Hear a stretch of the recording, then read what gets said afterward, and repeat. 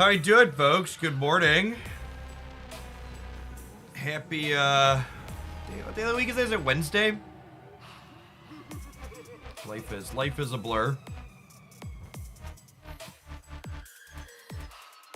Shall we start with some untapped metrics this morning? Juggernaut, thank you for the 53 months. I appreciate that. Welcome back.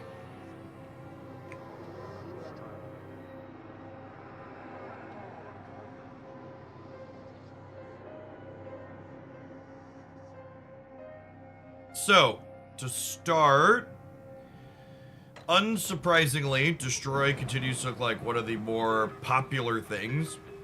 I think one of the first things to note when looking at these bits of data is that this Werewolf by Night category here at the bottom currently has 23.5%. And it has poor metrics, but I would assume all of the decks like Destroy and Loki, I expect those to get more popular as the patch matures, just because this data is largely people wanting to try new things.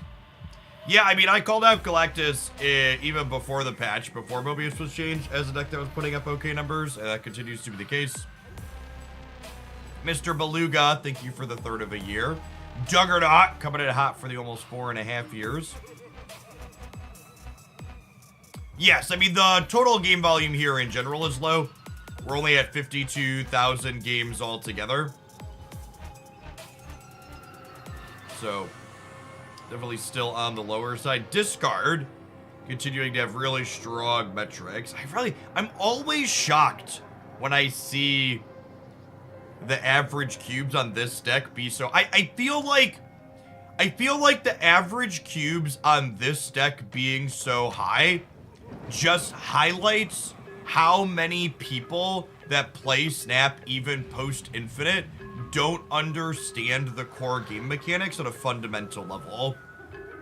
Because while this deck does consistently put up numbers, there's no way against good Marvel Snap players you have anywhere near this average cubes. I would believe you have a high win rate because the deck is good, but just like the amount of times this archetype must be winning games against people who don't retreat when they know deterministically that they're beat because your discard hand is face up, it's just like has to be astronomical.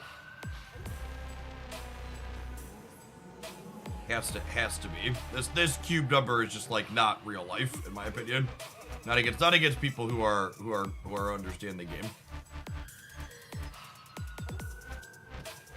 Alright, so let's look at the Loki stats, because the top Loki deck here does actually not have good metrics.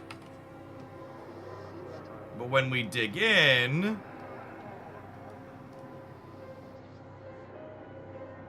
wow, there are just, I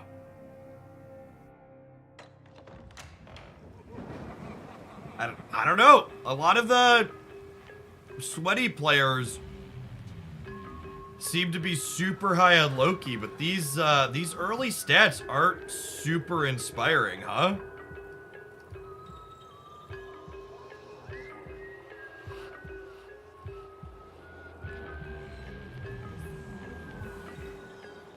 Like even this one where there's like a decent average cubes here in the 100 plus games. Yeah, I don't know, maybe there's some optimization to be doing. Yeah, maybe making Loki cost one more did the trick regardless. One thing I'd like to see.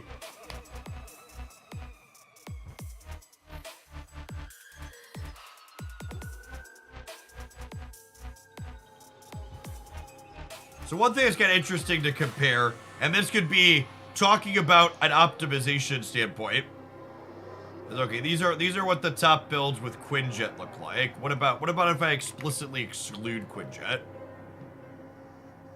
No, there's some good ones without Quinjet too.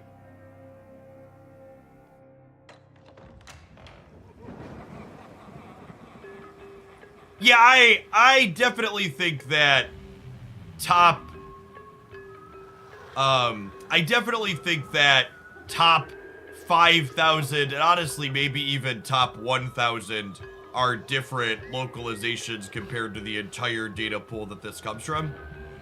And second Dinner has kind of acknowledged in the past that like Loki was a deck even before the changes that like had really strong stats at the higher levels, but it didn't it wasn't performing well at the lower levels. Echoplex, thank you for the 5 gifted subs. That's super generous. Happy Wednesday. Jeff, do you think Stature Hawk can be a top deck again after the Mobius nerf? Well, it's worth noting that before the Mobius nerf, the Stature deck actually had really good stats.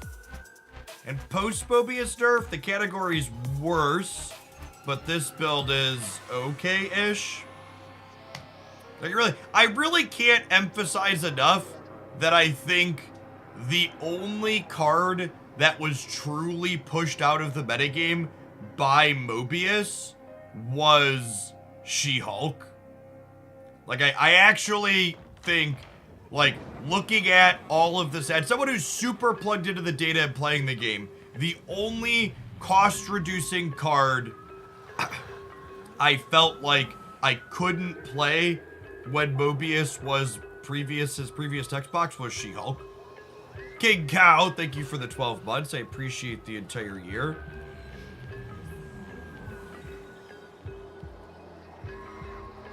Were we playing Death still before the patch? We were, Boneless. Literally, the most played deck was Destroy, and it was playing Death. And here's the interesting thing that someone brought this up yesterday, and I hadn't thought about it, but it's really very true. Oh, you're saying we were? Yeah. Mobius being good made Destroy better because Mobius competed with Armor in the 2 energy tech slot, and Armor is far worse for the Destroy deck than Mobius ever could dream of being, right? Hey, welcome back, Metroid.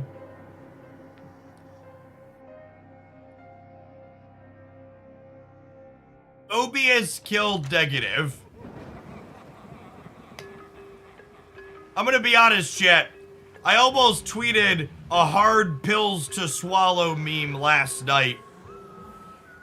And the hard pill to swallow, chat, is Negative sucked shit before Mobius released, and Negative also sucks after Mobius's change. Mobius is not the reason you're negative. I don't think that's true, Gap. I think the thing that's misleading is extrapolating that the top 1,000 player gameplay experience is the average gamer's gameplay experience. So I think you're right that people playing in the top 5,000, this meta screen probably isn't real life for them. But I also think that, like, it's real life for most people playing the game. Oh yeah, Infinite Conquest is open technically with the patch.t, right? Can we look at that?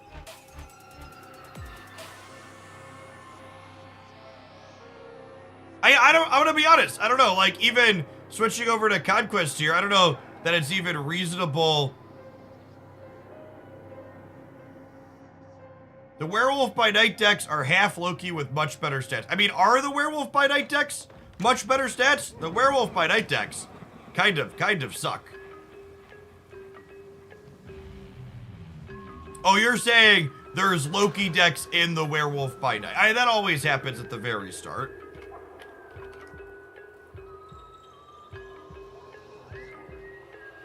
I mean, none of these Loki decks are really doing anything that insane. So, like, yeah, there's some Loki in here, and that should get sorted into the Loki category, but, like, it's not like this sample is going to suddenly take Loki and jettison it all the way to the top, right?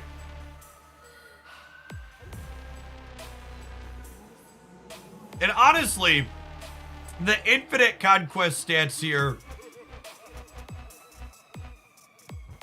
The Werewolf by Night deck is the best individually performing deck. Sure, but that's a single deck list. And actually, that's not true here, right? I sort by 200 plus games. I have discard at the top. I have discard and destroy above this, and the discard has a bigger sample size.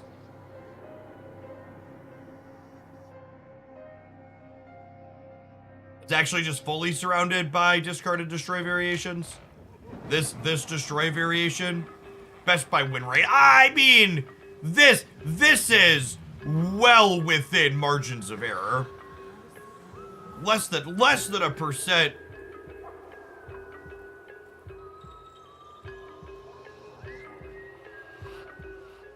Less than a percent and a half difference is like fully within a margin of error, right?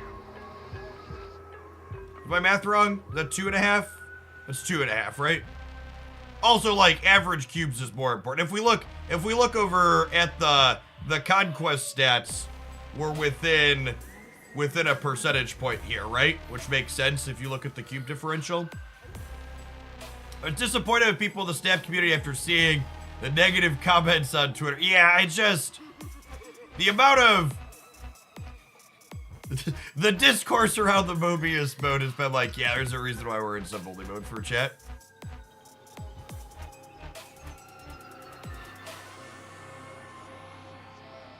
I mean, we just got done talking about how I think these discard stats don't hold up against better players.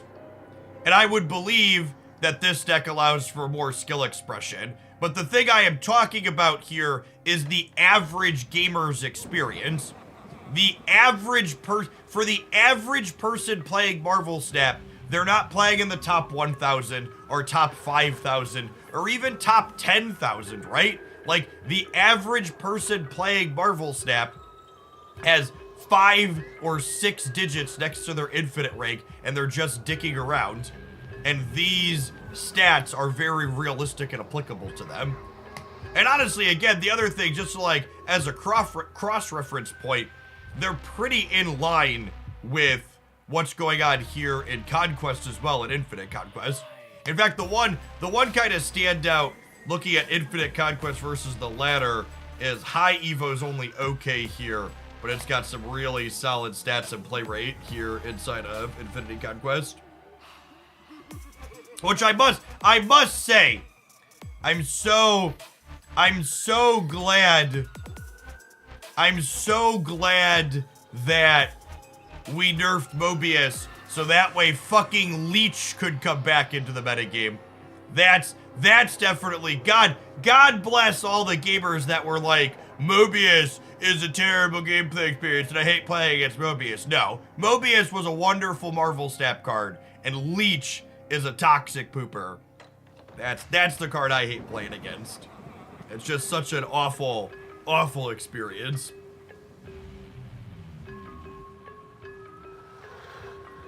I have heard people say, KM Best and others say that Precipic, that discard is good explicitly into Loki. So while your average cubes will be lower at the top, your win rate's still going to be good. Good morning, baby girl. Did you have a good sleep? My mom says I can have candy when I wake up. Your mom said you could have candy when you wake up. Yeah? Yep. That's the day after Halloween. Candy for breakfast is a tradition. This one has 2 in it. Yeah, you can have that one if you want. I'm gonna see if it has 2 in it. It does. You want me to open it for you? No, Jay doesn't need candy. You can have both of them. There's 2 for Haley. Thank you for trying to share those. Hey, this one. Red and orange. Red and ooh.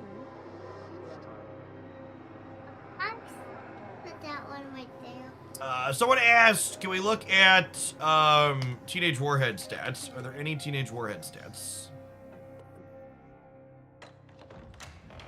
Why is Loki doing great on Conquest but not so good on the ladder? I mean, is it not doing good on the ladder? I got cereal. There's plenty of fine metrics here. I got shield. You do like my shield. You gonna be Captain America someday? Yeah. Yeah. I would catch bad guys. You'll catch bad guys? The Loki archetype only had 66 data points in Conquest. Oh, that's a good shout, too. Oh, yeah, this, well, the most popular one is 66. 7.6% of 4,600 is what?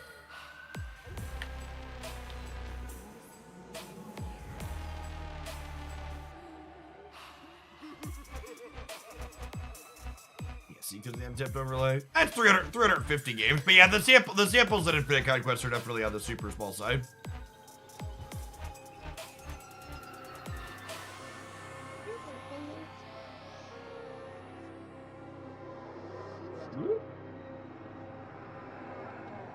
There are some Warhead enjoyers.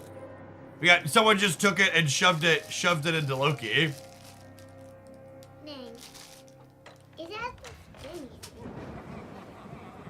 Surfer doing some numbers.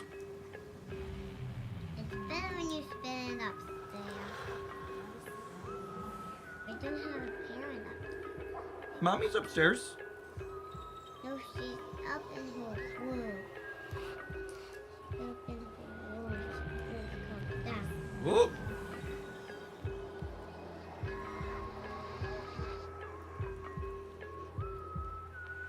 Oh yeah, all of these. I mean, everything is low-edge samples, chat. You really, if you're gonna write stuff off for low-edge samples, you just might as well not even watch the early data review. I do wish Untapped had a cleaner way to aggregate some of this data. Would be really useful. Like if I could look at, okay, what are the total stats on like building my own archetypes, where I could see like, okay, how are the overall stats from the just Loki Werewolf by Night decks, or just Surfer. Like I could do this so I only see Surfer decks, but it would be really nice if I could like see, okay, what are the total stats for this category? So instead of looking at a bunch of 68 and 20 game samples, I could see, okay, I've got X amount of games, and there's this many stats for them. I assume any change to Daredevil is a bug. People have been talking about Daredevil. I haven't seen exactly what it's doing, but I assume that it's bugged. They did a couple of visual changes, and a number of them are buggy in this patch. The Jesus Bash, thank you for the 11 months. Welcome back. Sneak and Teakin, thank you for the 10 months. There's an H on your computer. There is an H on my computer. What is H for? H for Haley. H is for Haley. Mobius out is the double She-Hulk deck worth playing. Maybe? The She-Hulk Infinite deck has been back putting up stats again with, with this one? Yeah, with Leech. Yeah, the kiddos had an alright time trick-or-treating. I was very cold with snow flurries last night here, so we didn't go out through that long.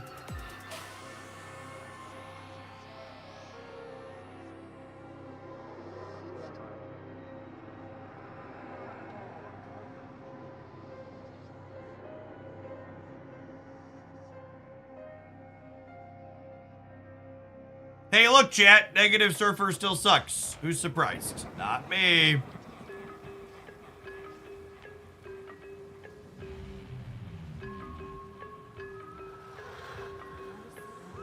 Oh my, which content creator posted this deck list?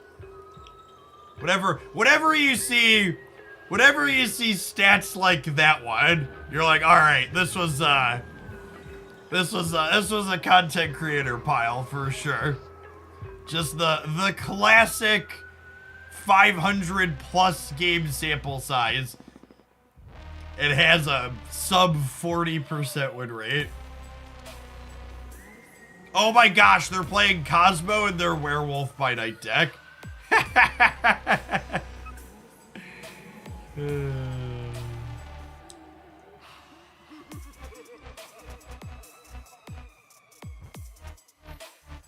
Haley. You want me to go upstairs and set the TV up for you? Yeah, okay. It's about time to take an ad roll anyways, gamers. I'm gonna go ahead and hit that. I'll be back in a couple of minutes. When we get back, we're gonna import some deck lists and play some games. I'm gonna go set her up with her morning water and get a show rolling. So mom's ready to take her over to school. And could you give me a snack? Yeah, we can get a snack. You can watch the show for a few minutes before mom takes you to school, okay? BRB gamers. Thanks. I have 2 more candies. You get to eat after I wait.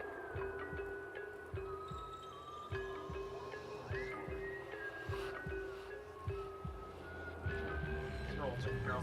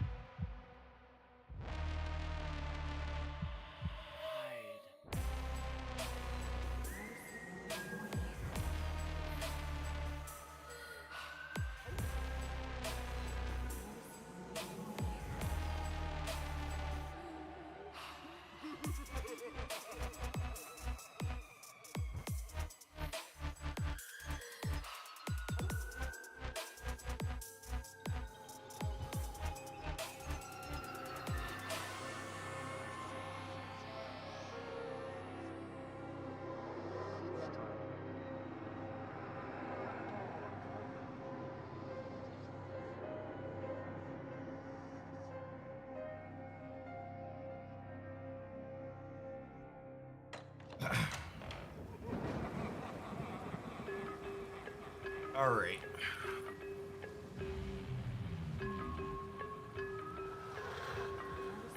That's a pile of cards. I'm ready to copy Werewolf by Night deck list yet. I think I wanna cook a little bit.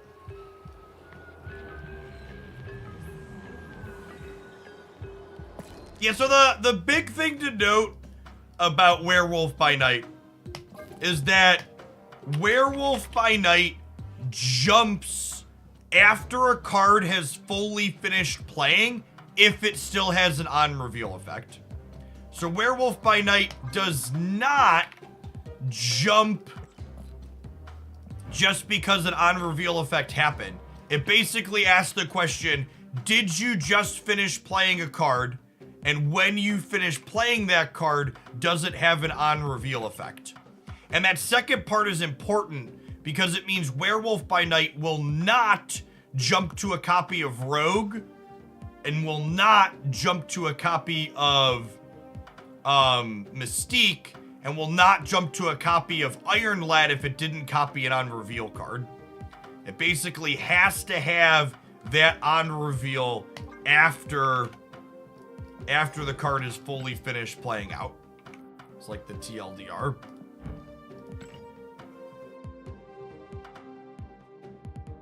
Yeah, it'll jump into deep space. It'll jump into nowhere. What if Hulkbuster hits a non-on reveal card? I actually don't know. I would imagine it doesn't jump.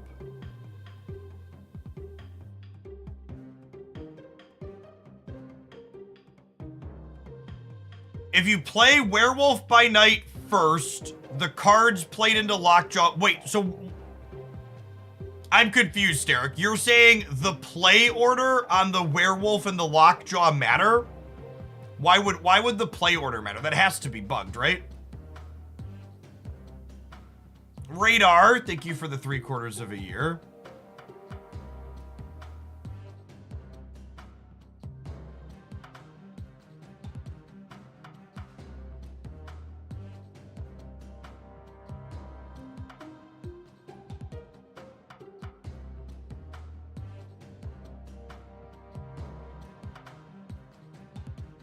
Pat and CD, thanks for the 1/3 of a year.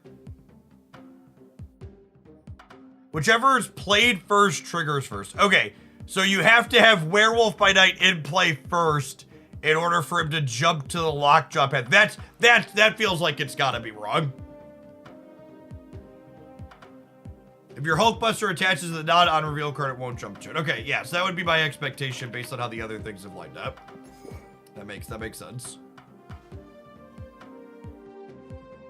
Yeah, I think one of the biggest inconsistencies is, we're talking about locations, is Luke's Bar and Death's Domain behave differently with cards. Ideally, I think Luke's Bar and Death's Domain should probably always have the same interactions, and they don't in a number of spots. There are a number of card interactions that don't behave the same way with those two locations.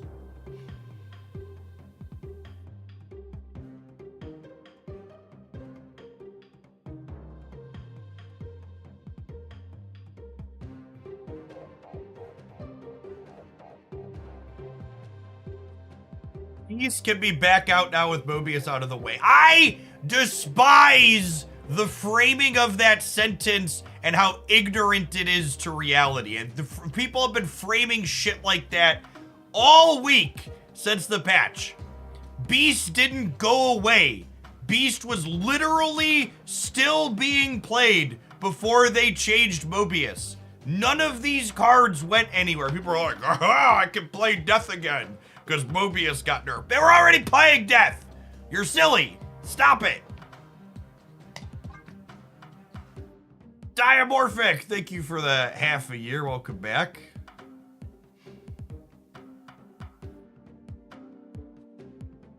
What else do I want to do with this? I kind of want to play something like this. What's my second stat stick?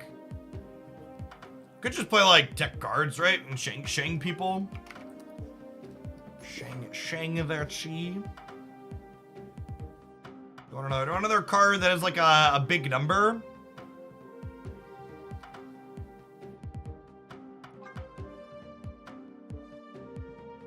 Like, can I play Jessica Jones, chat?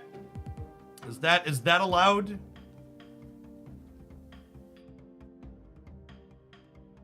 Rescue. I think Jones is better because with Rescue, I would then want to play into the Werewolf by Night path that extra, and I want to play out of the Werewolf by Night path, right? Spiderwoman's not a bad call. I also need a couple more Spiderwoman boosters, so that's good value.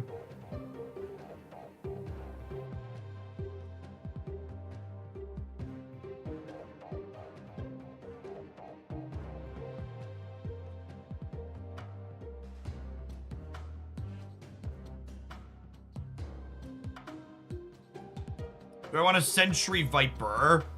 I guess Sentry is an on reveal, huh? That is another.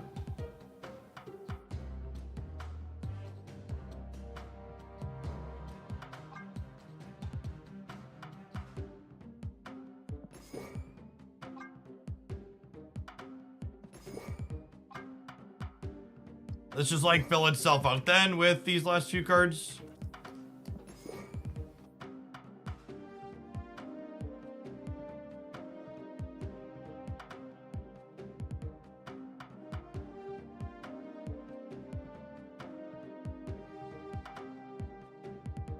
All that moving, do you need miles? I mean, by all that moving, you mean I have a singular card that moves? Is that what you're saying? I kind of feel like I want like another 2-drop in here. Or another 1-drop.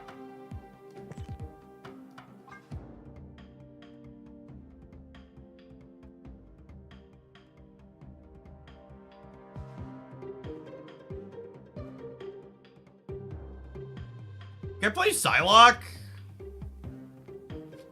We can play Mirage? I don't hate Mirage. I do enjoy Mirage gaming.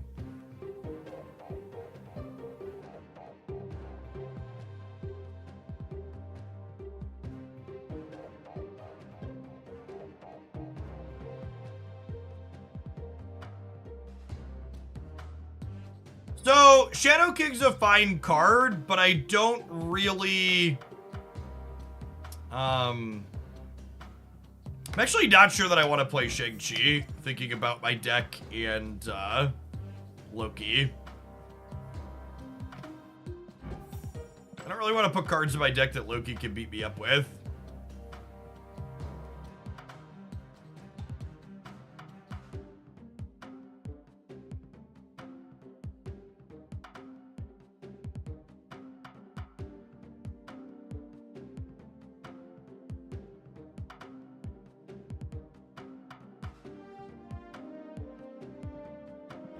Sure, if I like you.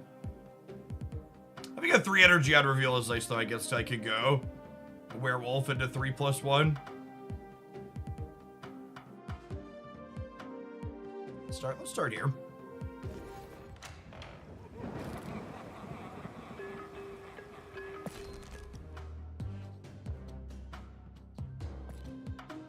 I really wish marking these various cosmetics as favorites made them default auto-equip when I make a new deck.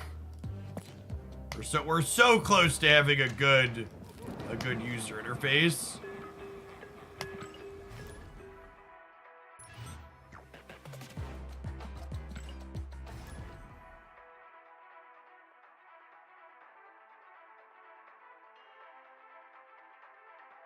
What else is the point of favorites? I believe it sorts them to the top.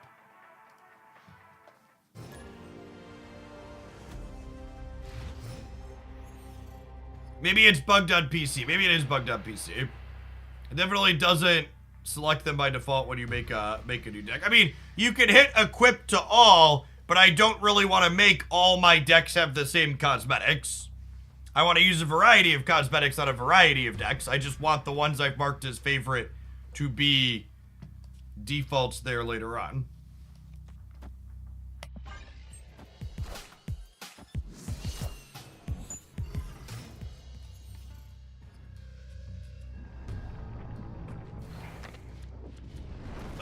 Immediately punished.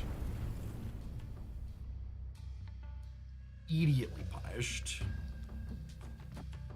All right, show me what you're working with.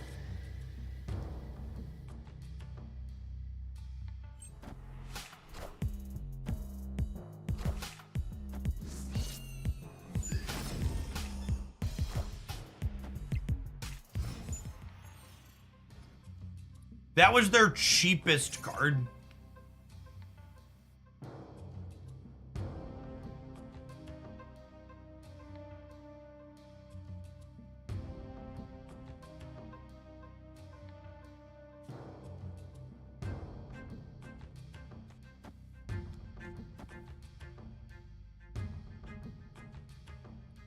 With the Bifrost, I think I want to just do this, right?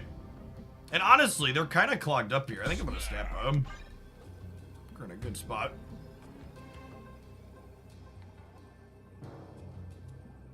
Oh, we got a copy of this because it only costs 2 for them with Quinjet. That's a good shout.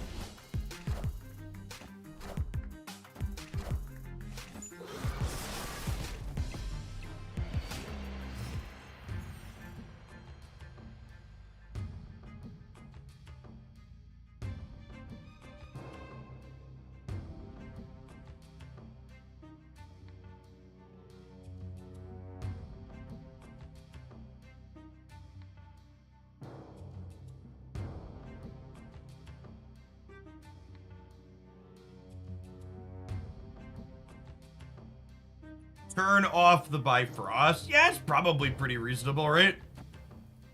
And then I can, like, Spider-Woman here and then Sentry over here.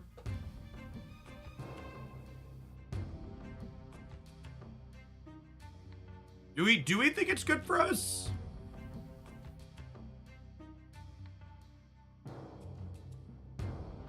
I don't know. It's kind of pushing us over too. I don't know. I think this wins it.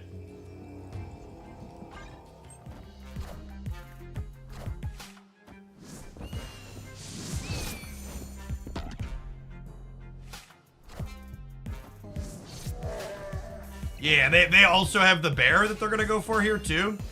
Yeah, this seems good for us. This seems ideal.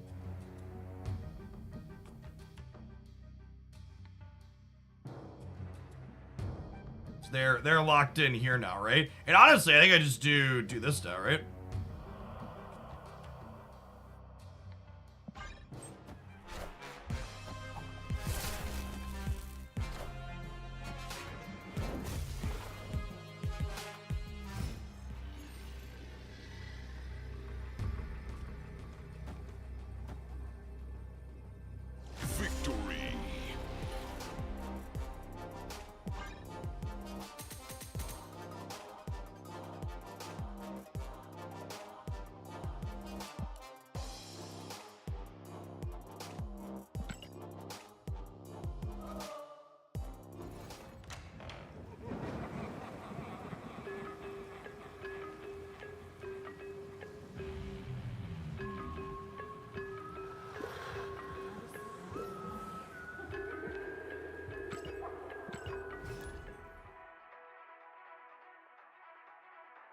Wicked? Yeah, life's well here.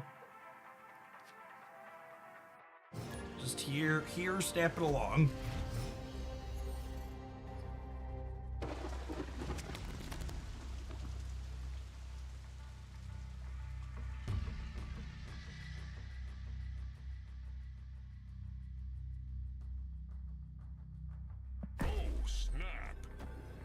Chat, we snap Nico into hood in this household. It kind of looks like I'm snapping the raft, which honestly, our deck's pretty good at playing into the raft. This particular Nico ability isn't, but the rest of it's pretty good for us.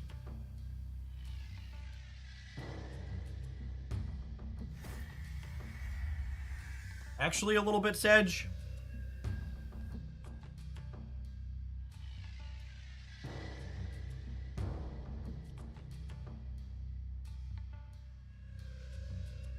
I guess I have Viper for Sentry now, huh?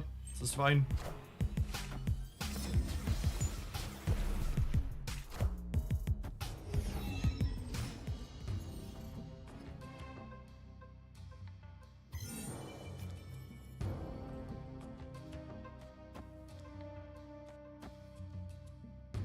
These two cards will give us a ton of information about what we're playing against here, which is great.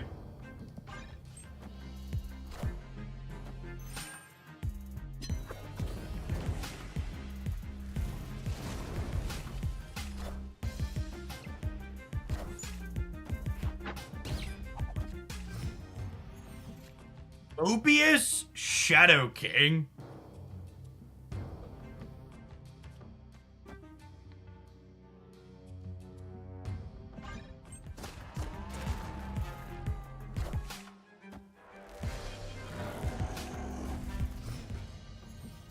Oh, they're playing Cerebro 3. Yeah, that's a good shout.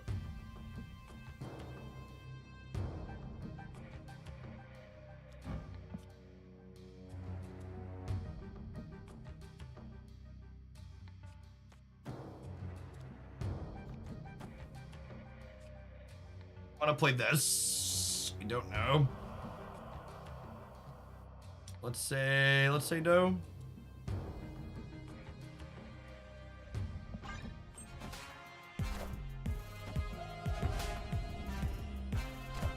Am I supposed to Viper over a bigger thing? Yeah, maybe.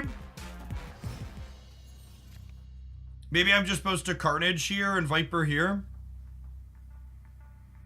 I could see that.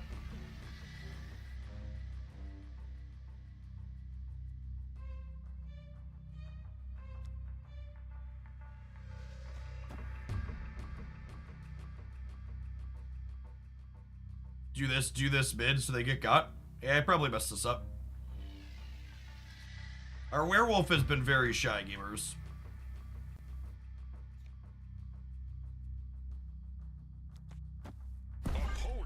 I think I have to leave because of the threat of Valkyrie. Escaped. Yeah, I should have vipered something else. Are these Cerebro 3 decks playing Valk? It's a good question actually. I'm gonna go look so we know for the future. On average, we're supposed to be playing around that card.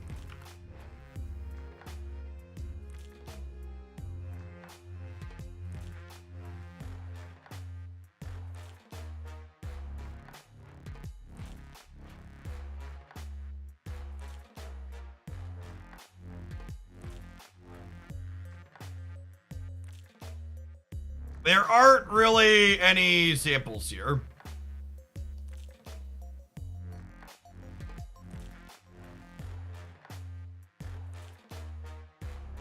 Nothing conclusive from that.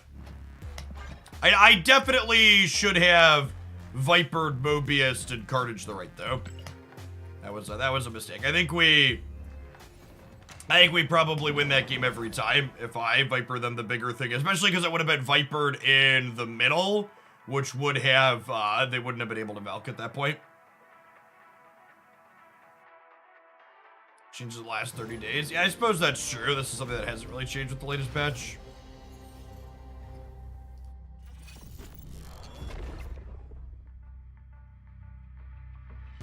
Yeah, it's just a mixed bag. Probably supposed to assume they have it. I'm gonna wait on Snowgarg, so if I draw Nico, I would like to sack it to draw cards or get a demon.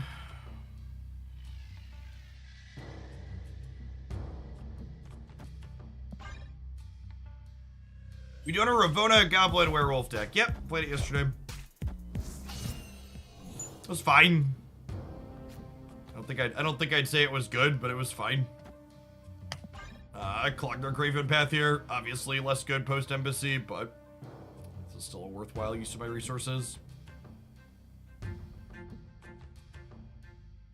The second deck on that list was Cerebro 3 with Professor X and Alioth. Yeah, that sounds about right.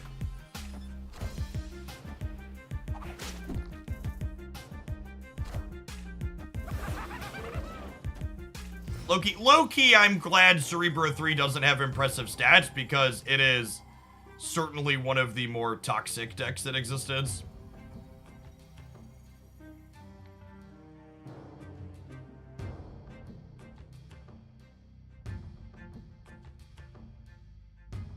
God, these locations suck for us, huh?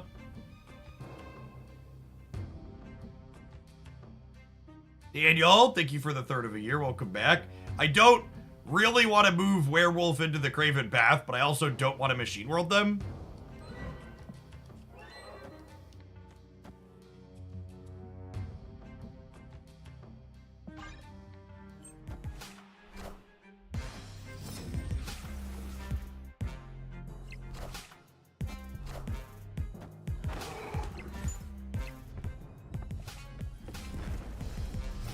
I think the play here is Snowguard, the Machine World, and then Carnage here.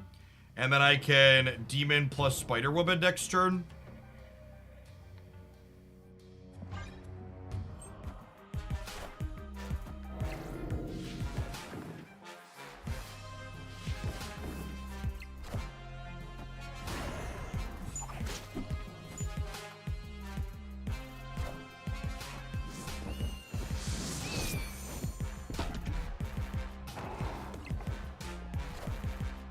I think a move Surfer last, most likely.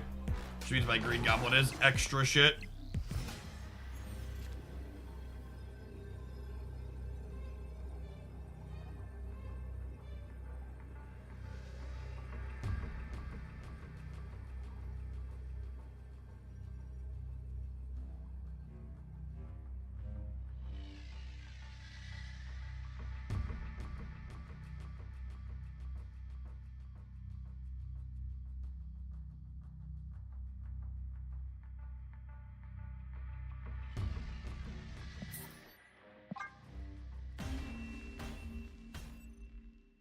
escaped. Patton, thank you for the 19 months. Radar, appreciate the 3/4 of a year, by the way. I missed a few of these in here. Jesus Fish, thank you for the 11. Scott McDougal, thanks for the 5 months. That seems like an especially bad assortment of cards for us to play into. Craven is good against opposing werewolves, and we gave them a goblin when they're a surfer deck. What's going on, Moobooz? Thanks for the primer. Appreciate it. Do I want to do these on curve? Really at least want to play Hood out.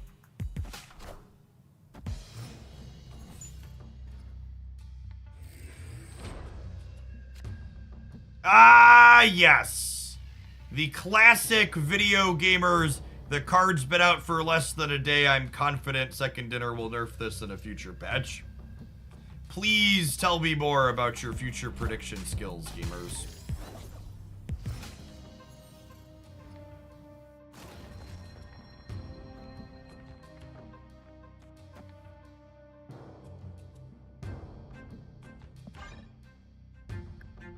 Julia is actually a little awkward for werewolf here. Restricts a little bit how we can bounce around.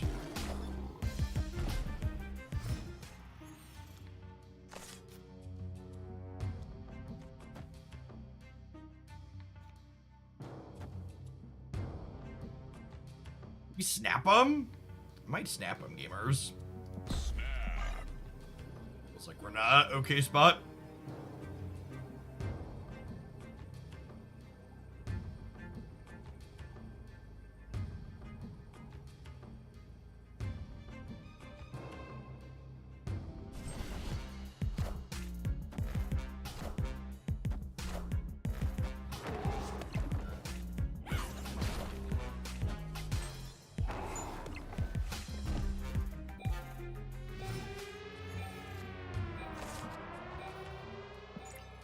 We're gonna mute them because we're being ghosted.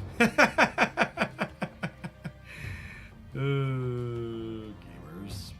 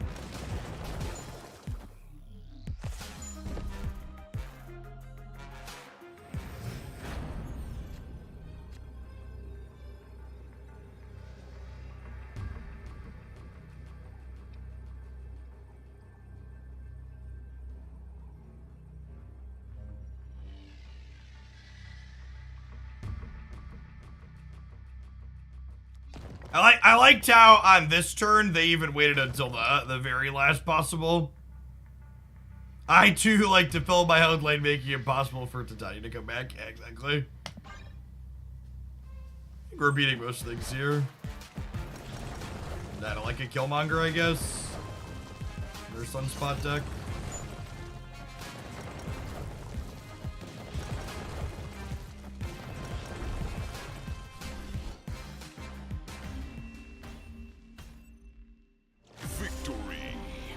Spiderwoman is +1. No, so Spiderwoman pulls Werewolf by Night out of the center. I don't know, chat. I was just salty over here. After this play, they're probably not ghosting. They're probably just slow. I don't know. The fact that everybody plays at such a glacial rate doesn't help with the paranoia. Yeah. The final play means they're probably not ghosting. Or maybe they were ghosting and they felt so shamed by it they decided to throw on the last turn. You never know what psychological level they're playing on. Yeah, filling left when there's a vault in the middle made absolutely no sense. agree with that. Don't understand. They could just be bad and slow.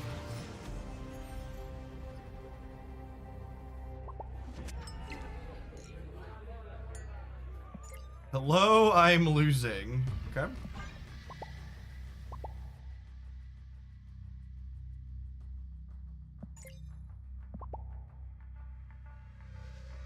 We'll give them a thing back here, but if they continue to emote spam, we will beat them. That's fine. It's fine if they just are a little bit excited to be on stream or whatever, but they're gonna keep doing it. It'll be annoying and we'll move along.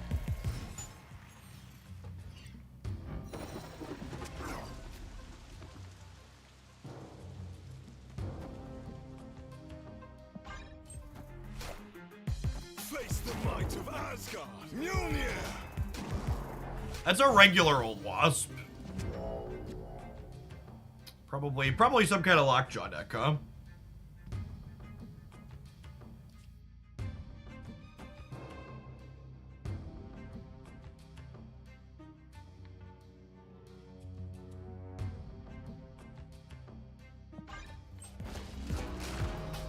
Be Cheerios, I suppose.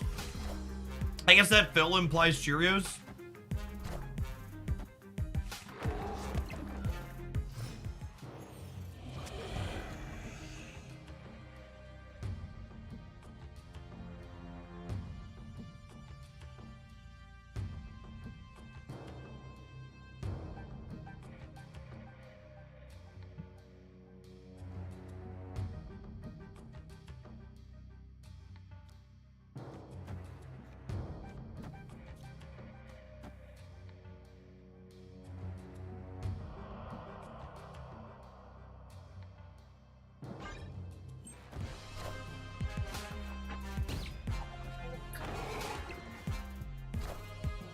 I probably should have snapped them here.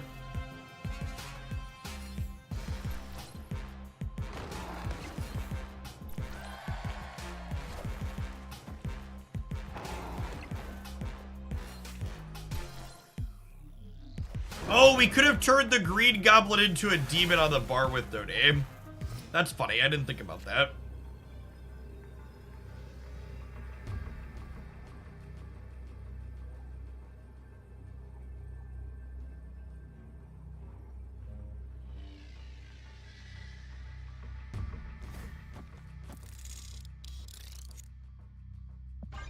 And this should be a win, right?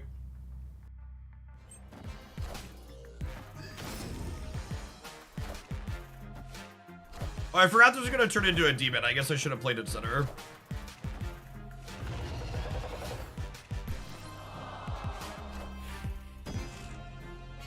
Mjolnir, to me.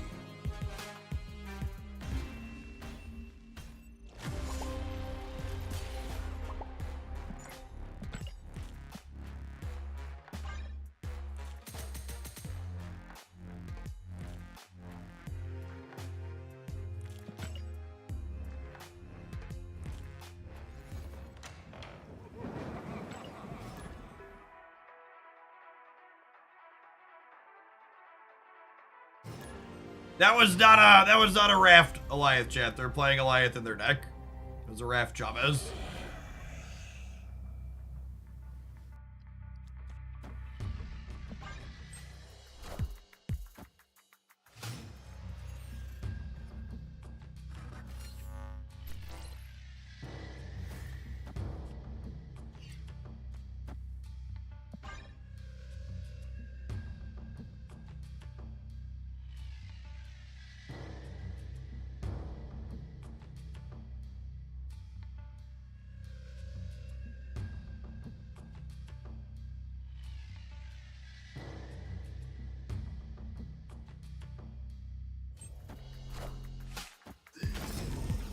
Yeah, it's honestly the most upsetting part about the patch is that Alioth essentially still has the same text box, while Alioth essentially still has the same text box, while they butchered Mobius. It's sort of in a good place here, right? It's just like this center. And honestly, our draw opener on Mojo here probably means we're just dead into the average Bucky Barnes deck, because the average Bucky Barnes deck is Killmonger. Blackstone, thank you for the brand new primer. Appreciate it.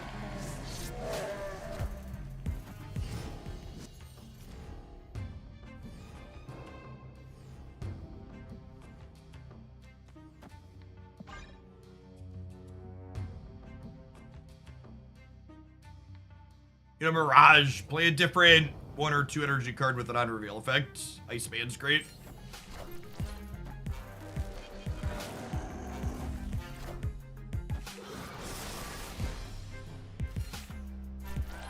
Hey, Viking, thanks for the sub-gift. Appreciate it.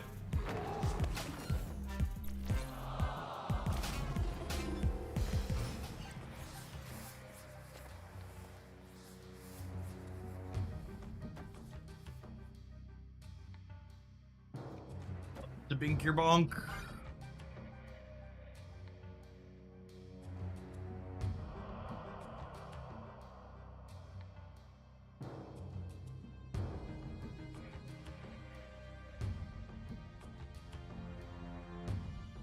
We've got 100 people watching on the YouTube side of the stream. Only 27 of you found the like button, though. Those 27 are far smarter and thinner than the other 73 of you.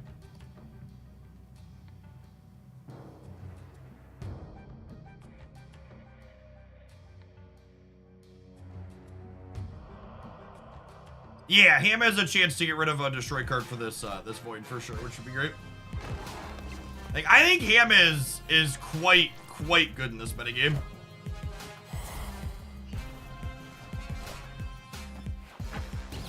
Ham has always been kind of good, I think, and was largely just held back by the fact that giving your opponent a free pig was not ideal.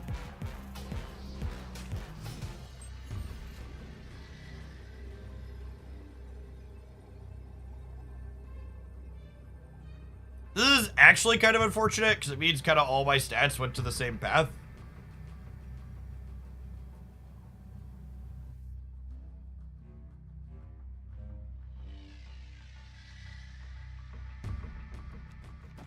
I guess I could do this. Limp in for one, but we wanted this void to go middle for sure.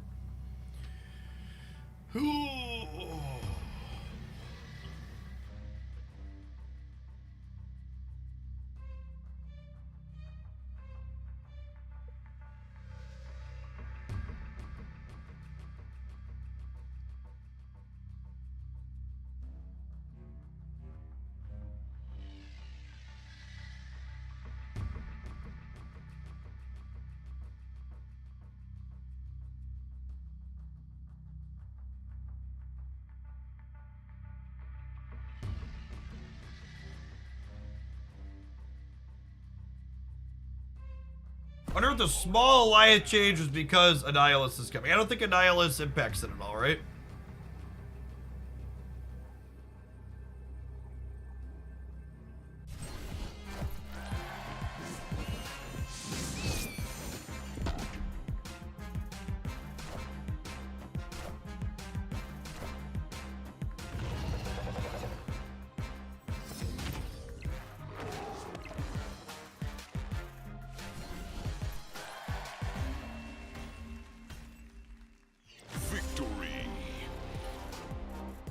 One, why is there an Alioth in your destroy deck? Two, how in the fuck do you boomer snap me in this position? Like, it's just actual brain rot. Who's shocked, by the way, that they're already muted? I mean, even if Alioth wasn't on reveal, they still lost the center.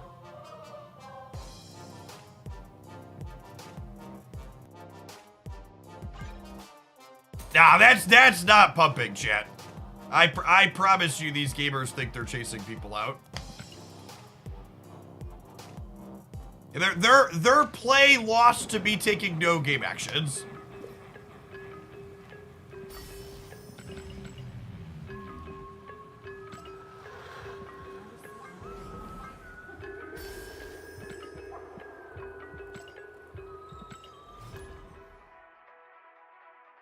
New bluff meta. Yeah, I guess. In order for a bluff to work, chat, there has to be a reasonable permutation of cards. And this is actually the other thing. When you're playing a brew, bluffing is often worse because in order for a bluff to work, your opponent has to believe there's a combination of cards you could realistically be playing that beats them in the position you're bluffing. And when you're playing a random pile of cards, that becomes less likely. Thornan, thank you for the third of the year. Appreciate the primer. Welcome back.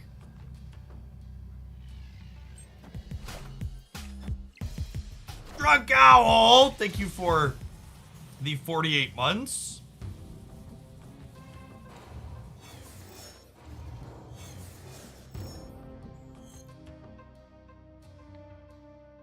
Okay, so they're Sandman. Which filling this is honestly pretty good for us. I don't expect Shang-Chi out of Sandman typically. Oh, snap.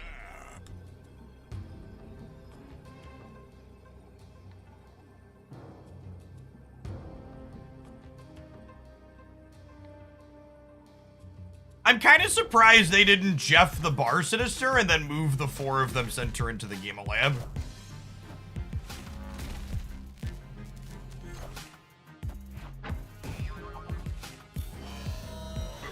Scratch Eye, thank you for the tier 1. I appreciate that. Welcome back. Victory. I'm telling you, chat, Spider-Ham is a real Marvel snap card. Like, I think it's like good in general, and it's extra good with Werewolf. Having a 1 energy on reveal is so good with him. But just in general, I think Ham is coming back. Pork is back on the menu. We porked their Sandman there when they conceded.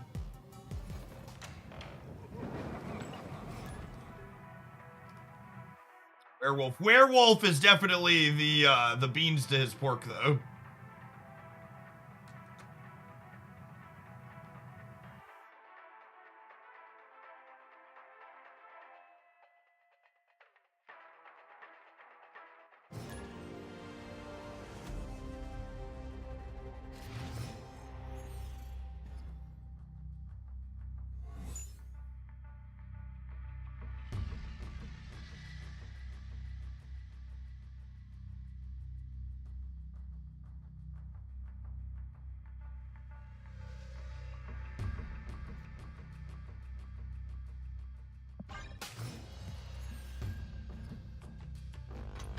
All right, gut thoughts on Werewolf. I've really been impressed with Werewolf.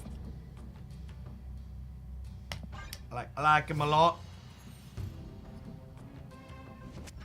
Spider-Ham doesn't know the definition of missing. It's true, you know.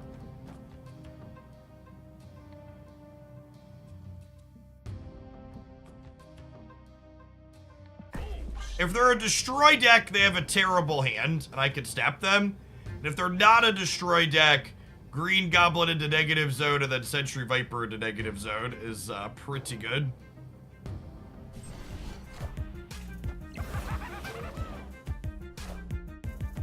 Wind, aid my hand. Does Sentry contest the flooding?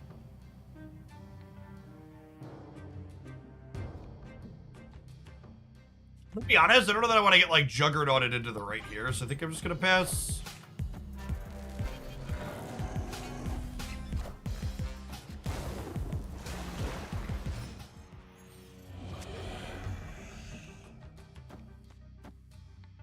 Okay, so there's Surfer.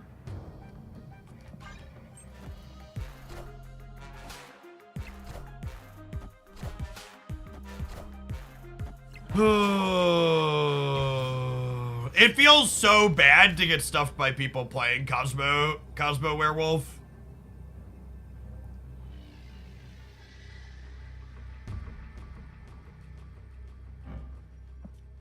Feels so bad to have my mediocre card get caught by mediocre deck building. Yeah, he still jumps. Escaped. If you didn't know, Werewolf by Night still jumps into things like Cosmo paths. That means you missed the Werewolf by Night highlight / early verdict video this morning on the YouTube side. Be sure to check that out for a number of tips and tricks. Yeah, I didn't play for center. We couldn't play for center anyways, right?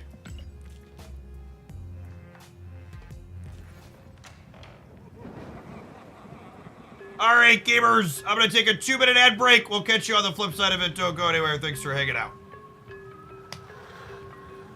Yeah, Werewolf by Night explicitly does not jump when you trigger it on reveal. He triggers when you play an on reveal card.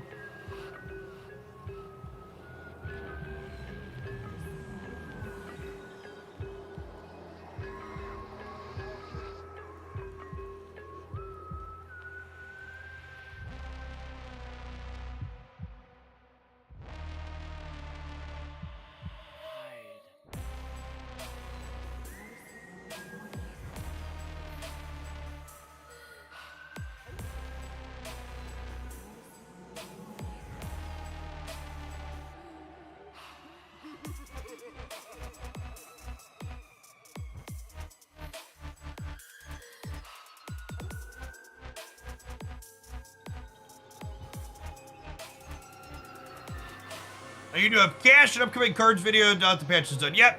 Upcoming card review is gonna be tomorrow morning, and then I think Spotlight cash review is gonna be like Monday. Where's my schedule? Yeah. Tomorrow's gonna be a double video day. We're gonna do data mine cards plus a deck highlight from today. Best decks on Friday once we have some data. Highlight Saturday, Spotlight review on Monday, and then Miss Marvel deck ideas Tuesday when the season rolls over.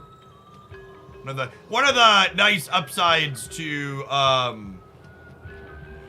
working with the editor is it's forced me to work a little bit further out when it comes to be a little bit more organized when it comes to what I'm doing when. Fully Tommy, thank you for the brand new prep, appreciate that. No, gamers. The wave change did not make wave suddenly combo with cost reduction again. It's so weird to me how so many people have asked that question. If they were changing her functionality, they would have explicitly called that out.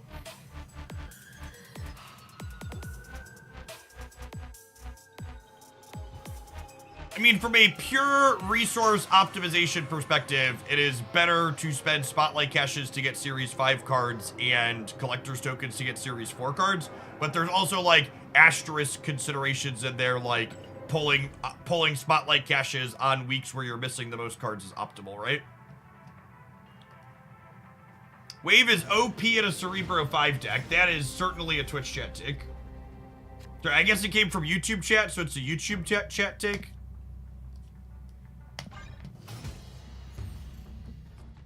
I would be incredibly surprised if Cerebro, what's it called, is anything better than mediocre. Cerebro 5. I don't like jamming him early. Not only can we sack him to Nico to draw cards later, potentially, but the longer you wait, the more likely it is you catch a more expensive, meaningful card on the left side of your opponent's hand. Which is nice. Nebula. Do I snap this goblin into this nebula? I might snap this goblin into this nebula, honestly. 1 November releases Series 4.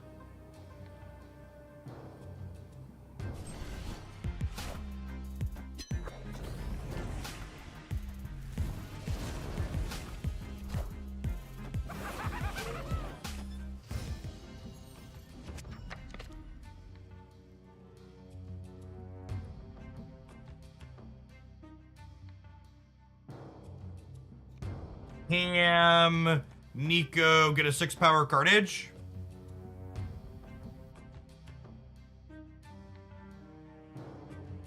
I suppose I get an 8-power Carnage if I feed Nico to it. That's probably better, right? And this is a Marvel stream, not a DC stream, so we can have Carnage eat Nico. It's fine.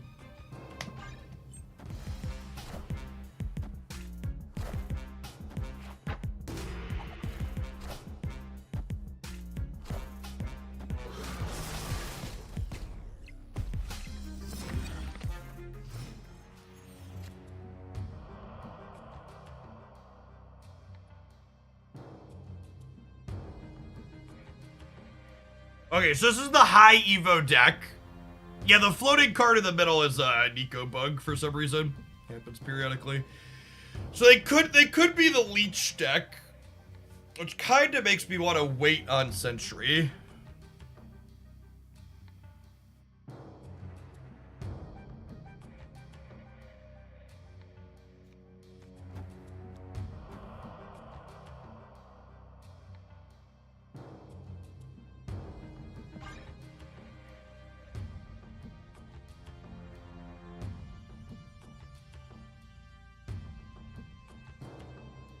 I think I'm gonna snow guard because there's a chance if they don't leech me, I want the option to rug pull here. I want them at least to have to play like I could rug pull them.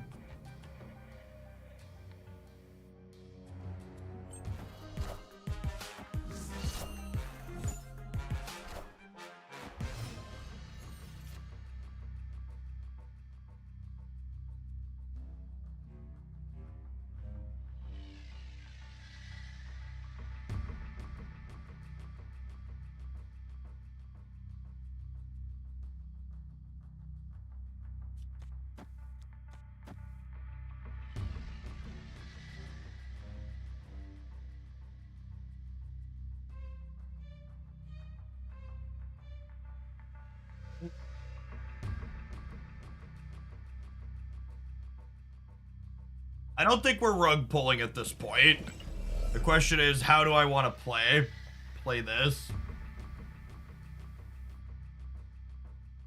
There's a world where we do like this, and then we go like bear into Sentry here, and that'll end me up on 10, 5, 7, 9, so I'd have 10, 10, 9 here. I'd be 29.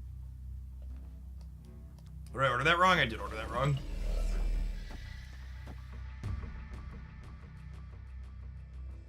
Think I'm setting myself up for this and not playing for Limbo?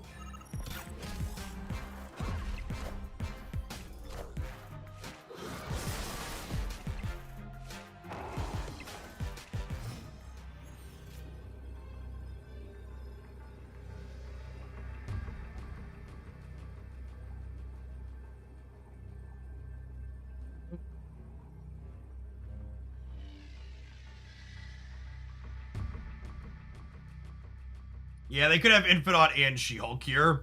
I'm trying to think, can I be better than a coin flip into Infinite She-Hulk? I mean, Kinda Dead is very bullshit. We could very much be a coin flip here, because I'm bigger than She-Hulk plus Pig on the left. With the wolf, I can beat. I can coin flip where the Infinite's going and where the She-Hulk's going.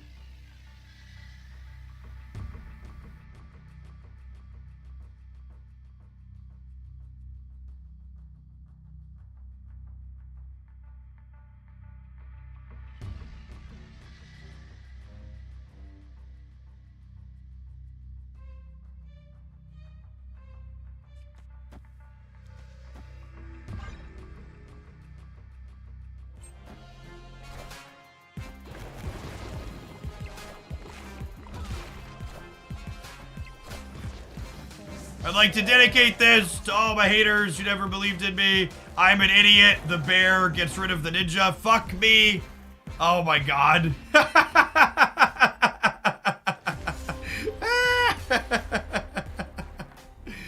Alright. Alright, I deserve that one. I deserve that one.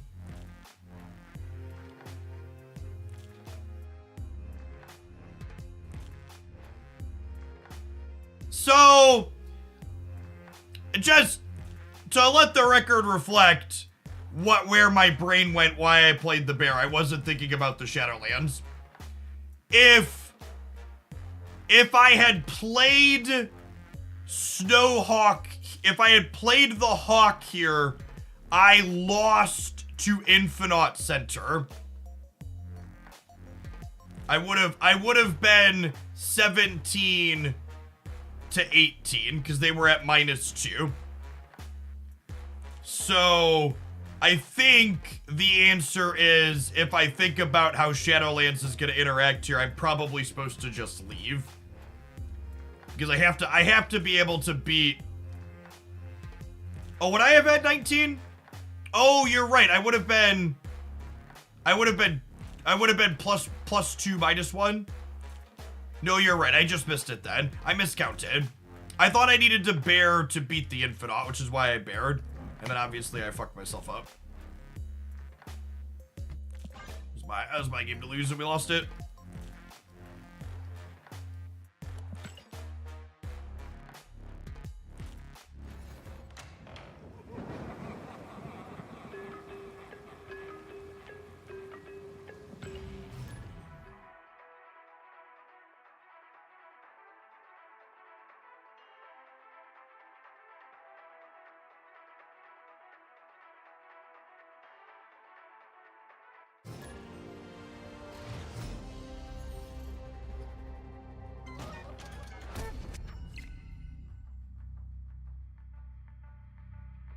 Do you think / know if they're ever doing series downgrades again? Dear Second Dinner, if any of you out there that are watching, myself and every other content creator is desperately tired of trying to tell people that series downgrades might be coming back. Please, for the love of God, throw us a fucking scrap of communication.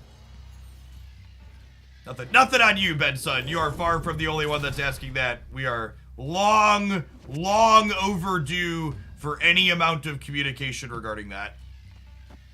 It is very much into the unacceptable range of lack of communication there. At this point, all I can say is that if they don't give us series downgrades back, it will be the first time Second Dinner has ever outright lied to us, because they told us they would come back eventually, but they've also just been radio silent since they posted that. And that's not just been radio silent in public.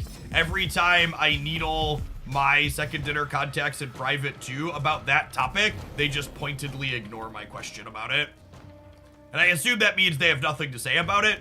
That, like, they don't know what they're doing yet, but the fact that they still don't know almost 6 months later is unacceptable at this point.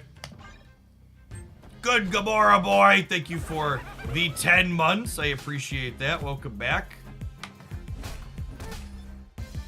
Titan Killer, thank you for the 3/4 of a year.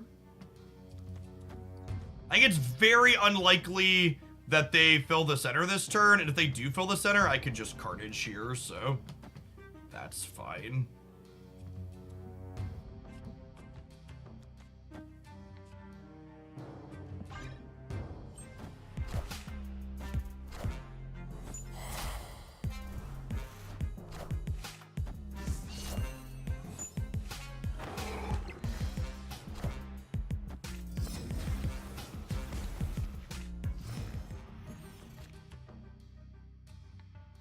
I actually, if I'm being honest, I think we hear you on series downgrades. We're still figuring it out. Be patient. I honestly think that that's kind of unacceptable at this point with how long we've gone as well.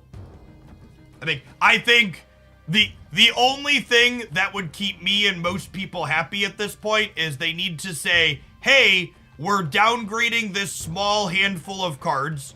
We don't know what consistency or if this is going to continue to happen, but while we figure that out, here, we're going to throw you a bone. They really just need some small amount of good faith on the in-between. Is like the TLDR in my opinion. Do the first edition badges count as lying? I don't know. Maybe you could argue I'm being too kind when I say it.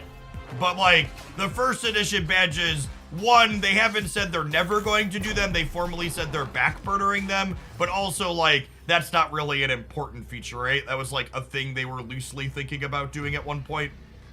Like, I don't really fault them for, hey, we may or may not be doing more of these again.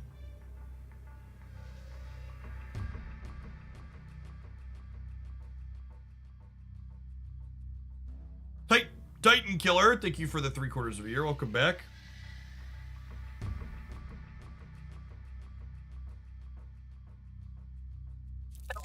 Think their deck can rug pull Nexus? Yeah, just leave it in. Victory.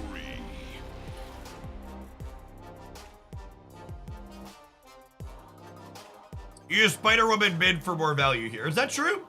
She's a minimum of, she's 11. The werewolf goes to 5 and then goes to 7. So this is technically more, right? Because if the wasp lives, I'm getting 11 in the middle while also getting 3 here. I guess it's the same.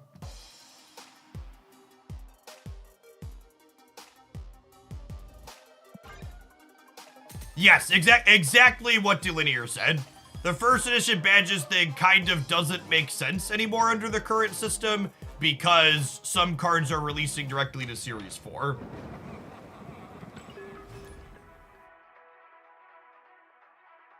Oh, did that wasp not have an unreveal ability? Maybe it didn't. You might be right.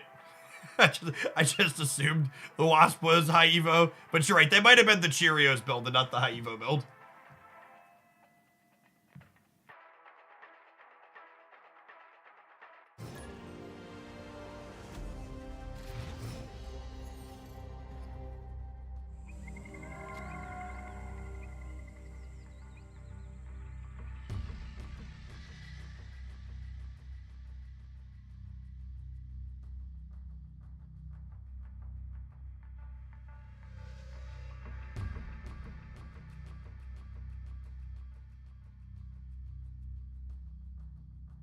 We're gonna vibe on Snow Guard since we have Werewolf in hand, I think.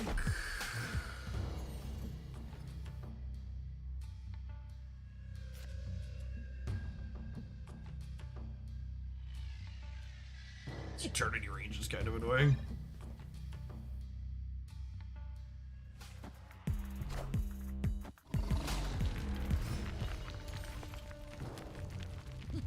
This land can never be fully known.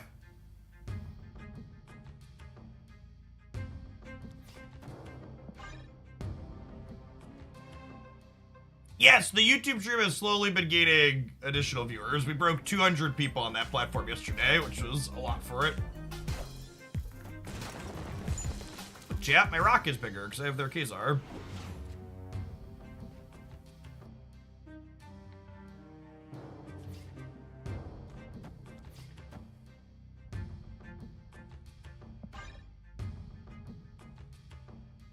I think they're probably just a lower collection level newer player.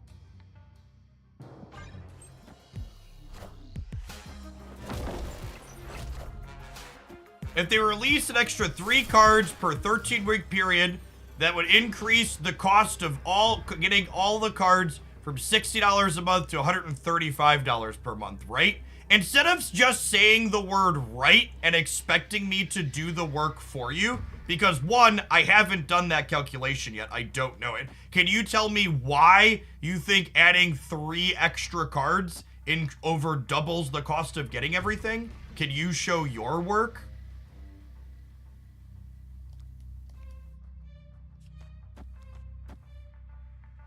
Alright, so if I play Khazar and I play Demon here, the Demon plus the Khazar ends up being 9 here altogether. So we could potentially win here. Use your YouTube. Yeah, but what part of my don't you dare cite my work as the reason for your, I'm telling you, show me the math. Don't say you used my video as your justification.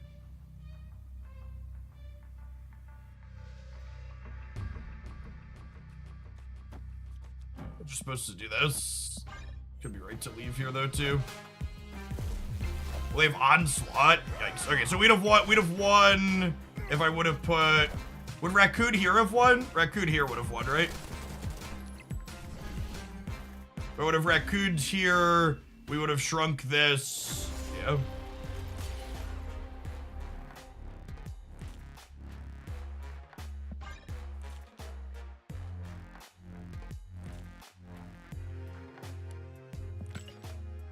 You got raccoon right, sentry left. Ooh, that's a good call. Yeah, that was the line. Raccoon right, sentry left. Would have. I was so focused on playing the demon.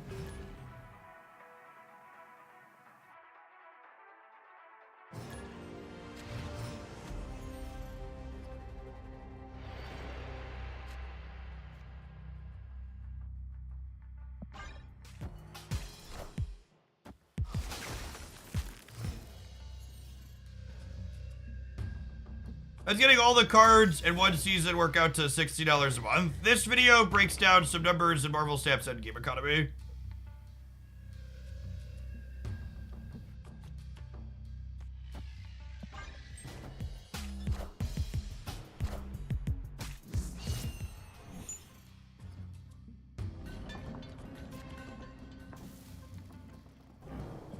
So yikes. I think I'm doing this, and then I'm like snow guard hawking to turn off the Bifrost so my hood doesn't slide into here.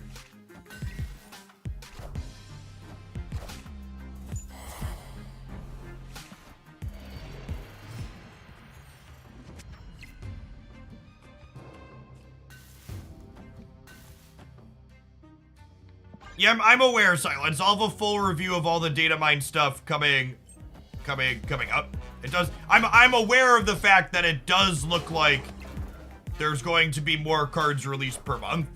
I wasn't questioning that. I'm informed and understand what's going on with Marvel Snap. I was questioning the how do you calculate one extra card per month equates to over doubling the price.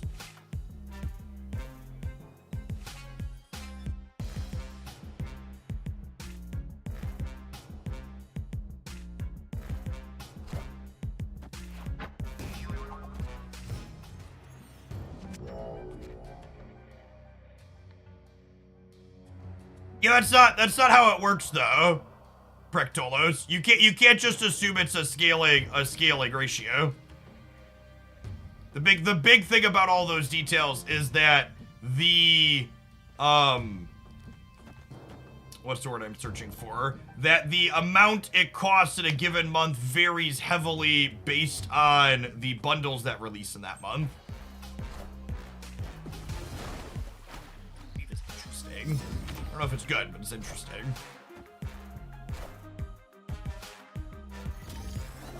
I kind of like your Shang-Chi on the right, I suppose.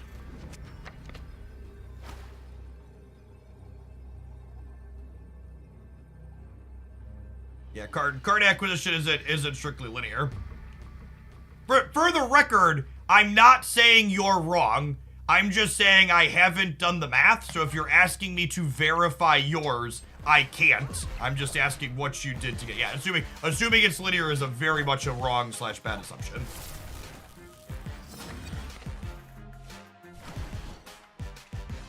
Yes, we actually have confirmation of that.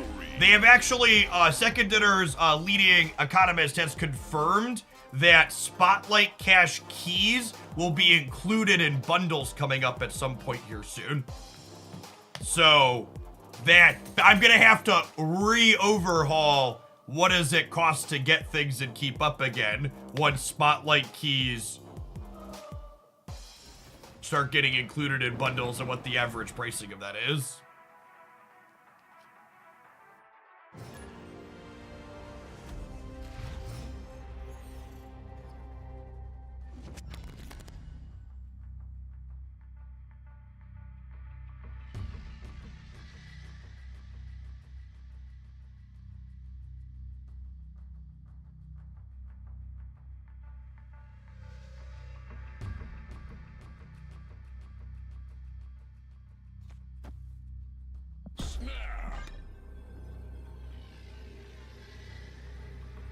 I will say one pleasant result of the recent balance patch, and this could be Werewolf by Night releasing too, but I honestly wasn't expecting it, is there hasn't been nearly as much Thanos prison. Which I personally am very happy about. I despise playing against the Thanos prison deck. I think I'm actually gonna Mirage, so that way I can, like, hood into Carnage or hood into Viper if we draw Viper here. You have to jinx it, Jeff. Yeah, maybe that'll change as, Mother of God. It's just good clean living right there, gamers. Oh gosh, that's super interesting now, huh?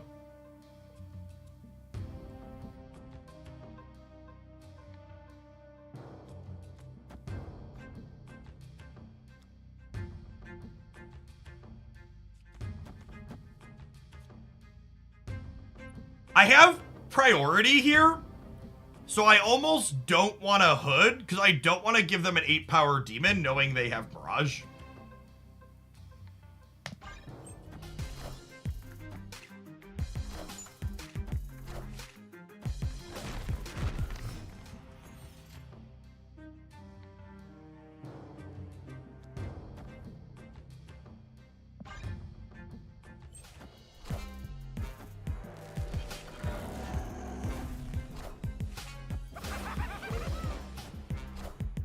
The idea how the bonus gold works. Typically speaking, bonus gold like that is a one-time purchase inside of mobile games like Snap. So the very first time you buy gold in any quantity, you will get that bonus amount. Gonna do this now. Be surprised if they could fill here. Gosh, they're snapping me. You know, we know they have Mirage. You need a bunch of cheap stuff to fill the right.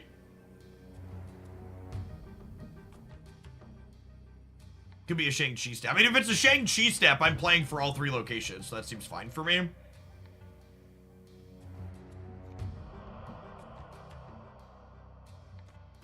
Yeah, I think maybe they're snapping because they porked my Carnage.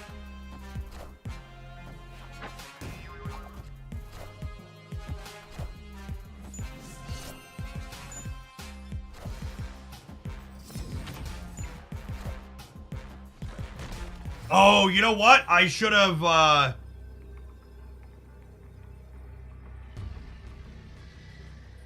should have...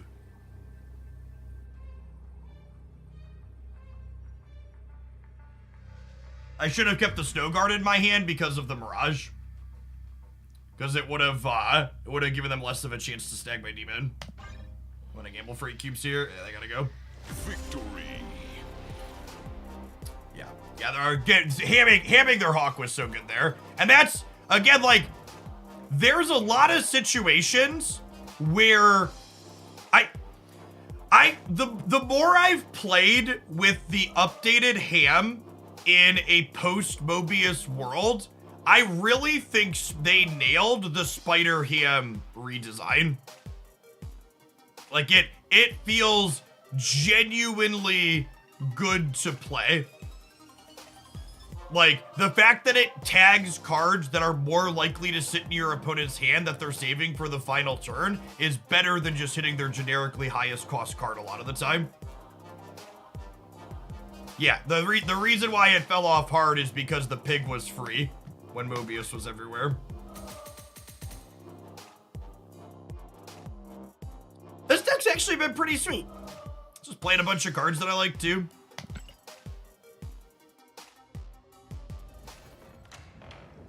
No, that's explicitly what I'm talking about, Mike. You basically never want to ham on one. The longer you wait to play ham, the more likely it is to tag a card they've been holding in their hand since the early game, since cards you have earlier filter to the left as you don't play them out. Meaning if you wait to play the ham, you're more likely to tag a card they've been sitting on.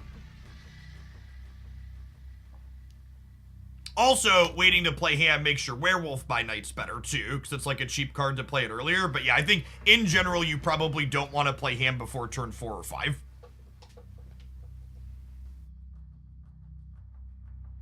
I think I want to copy anything. Holding ham is also good with Nico as well, because it gives you more chance to turn him into card draw or a demon. Devilish little pig. All right, something to note here that I think Second Dinner should probably fix / change / clean up. Werewolf by Night will jump into Death's Domain when you play an on-reveal card into it.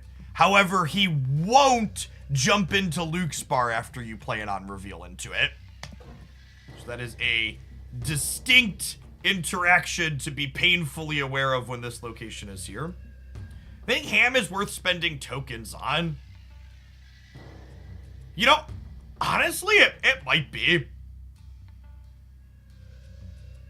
Plushie, thanks for the 10 months. I think Ham is probably just a generically good disruptive card.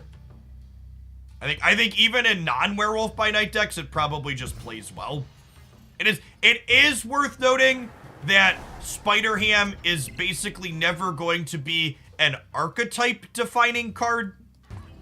So what I mean by that is you're basically never going to be like, oh, I can't play this deck without Ham. So I guess, yeah, I don't know. Maybe I take that back. Like in most decks like this one, for example, your win rate subbing Ham for Iceman is probably going to be kind of similar. Like Ham is the type of card that like gets you those extra percentage points. It doesn't make or break the deck that you're playing, if that makes sense.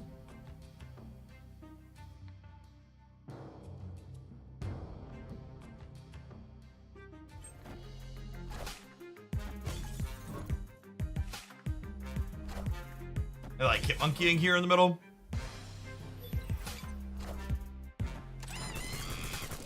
Too good.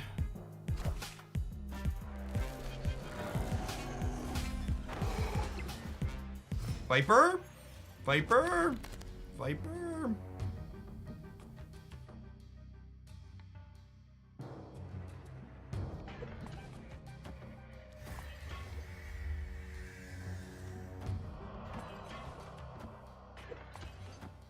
Man, what a Marvel snap turn, huh? Four Werewolf by Night triggers, a demon, draw 2 cards. What a sick turn 5.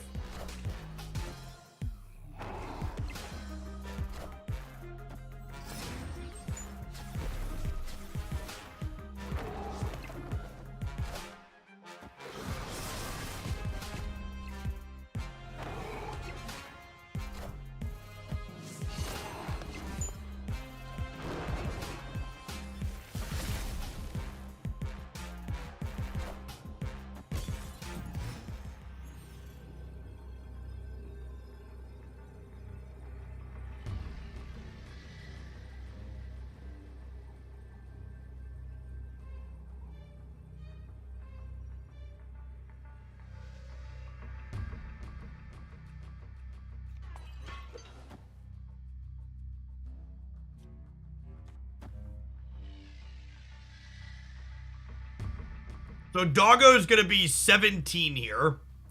They have a big Hitmonkey in their hand though too. I think I put 9 in the middle because I unfortunately have priority, so they're also gonna get into Luke's bar here. And they know that we could get into Luke's bar. But this leaves me 12 here, 9 here, and then 8, 25 here.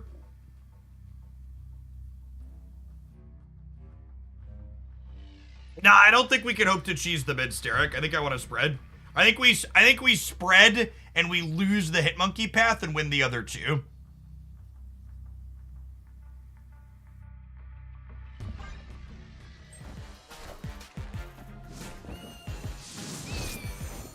Wow, they didn't play around the bird at all, huh?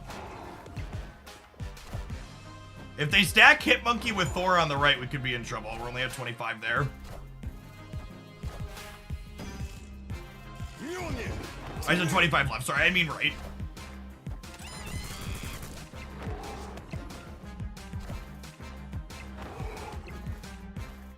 Woo! Close game. Victory.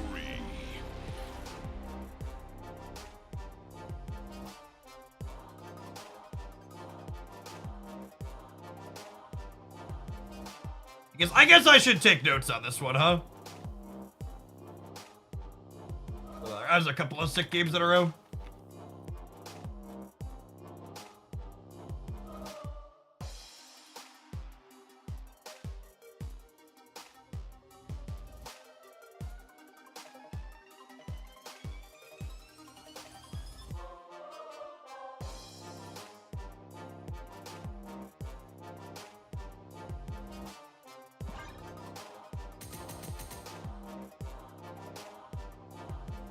Do you think Renslayer is good? Yeah. In fact, I think my video tomorrow is going to be a Renslayer Wolf deck. We played a little bit of that yesterday. It was pretty solid. We'll play some non-Wolf Renslayer decks too, but I honestly expect Renslayer to probably be a format staple. She opens up a new style of Darkhawk deck.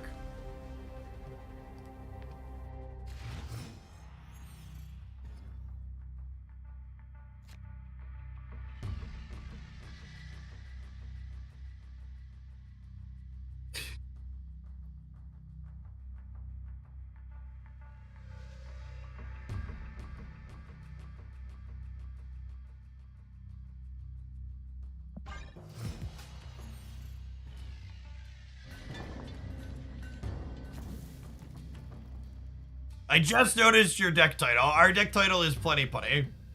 I never miss an opportunity for a good pun, gamers.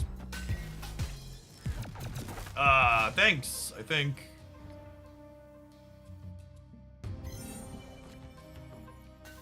Not a good board for, our Goblin, huh? Bad board for Widow's Bite. Worst board for Goblin.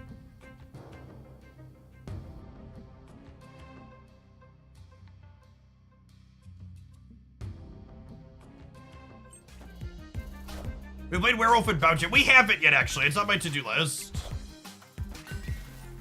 We'll probably do that next.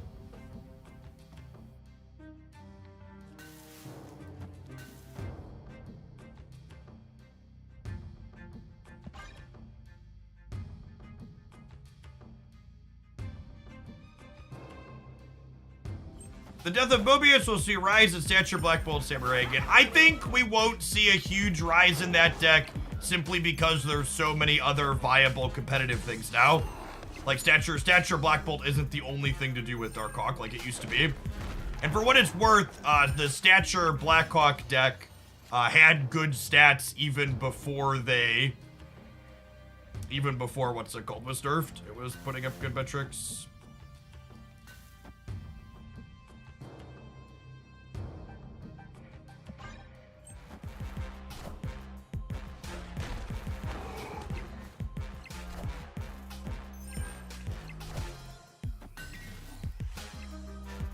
Mighty Big Hawk, gamers. Mighty Big Hawk. Mirage letting me know they have a second Mighty Big Hawk coming is rough.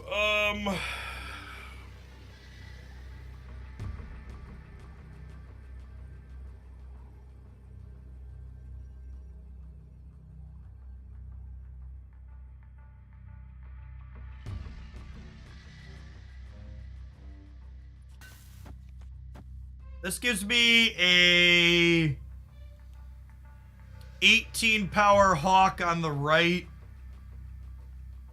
along with a 4 power Snow Guard.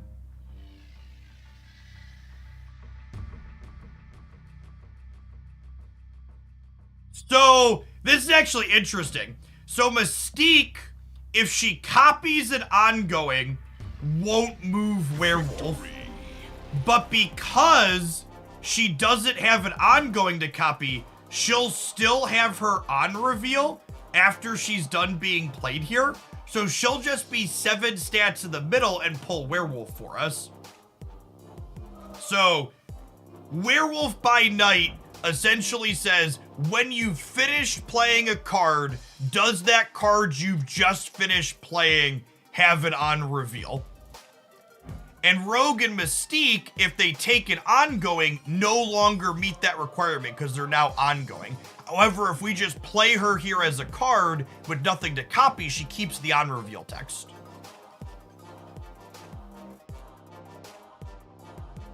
Yeah, I think there's a chance we stay. I think like they left. I think I was staying with this line. How does Hulkbuster work with that? So Hulkbuster only moves Werewolf by Night if it attaches to a card with an on-reveal effect. Yes, it also works similarly with Iron Lad. Iron Lad only moves Werewolf if it copies an on-reveal card. Again, the thing Werewolf by Night does, and I didn't realize this when I first read it. Werewolf by Night is not saying I move to an on-reveal effect.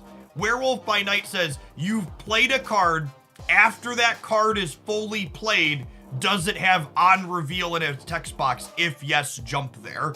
That's why Werewolf jumps into places like Deep Space, and he jumps into places like Cosmo and Nowhere. I assume that's intentional. So Luke's bar, I think Luke's bar is a bug. I think Luke's bar is related to the fact that when your card finishes resolving from Luke's bar, it's in your hand. Which is weird. And inconsistent from Deep Space removes the text box. So no, Deep Space keeps the text box but makes it not function. For example, Werewolf by Night jumping into Deep Space is consistent with ongoing cards in Deep Space still getting buffed by Spectrum. Because they're still ongoing, their ability just doesn't work there. Does turn 6 magic work with Werewolf by Night? Yes, it's still an on-reveal card. Alright, gamers, it's about that time. Let's go ahead and take a 2-minute ad break. When we get back, I think we're gonna try some bounce here with the Werewolf by Night. Thanks everybody for hanging out. Don't go anywhere.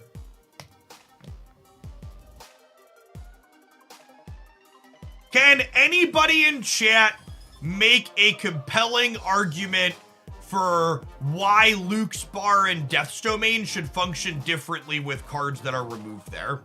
Like my expectation is that like things like Werewolf and Angela, for example, should work the same on Luke's bar and Death's Domain. But they don't currently. And I think they should adjust that from a consistency perspective.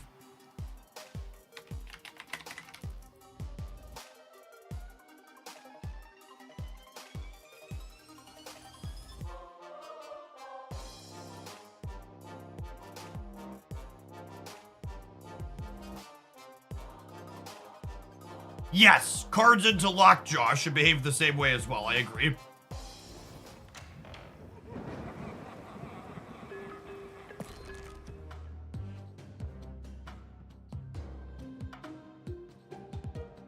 This deck was fun though. It's just playing a bunch of cards that I like. We unfortunately are still we're still 4 boosters short of getting her to gold on gold. That's fine. We'll probably play some more of this one later and get them. Bounce talk. Okay, so I have to decide to start with, if we're starting with Werewolf, we want to play Werewolf Bounce. Why are people playing Spiderham again? Because Mobius got nerfed. Spiderham was actually a card that Mobius pushed out of the metagame because Mobius made a pig free. This might be crazy, call me maybe, but if I'm going to fit Werewolf into this deck, am I supposed to cut Elsa?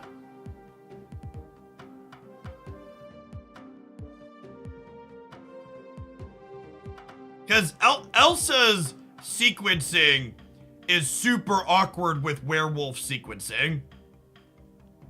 It's super awkward, right? Like, in order to get Elsa procs, you have to give up Werewolf procs and vice versa, right? So I think if this is good here, it probably excludes Elsa.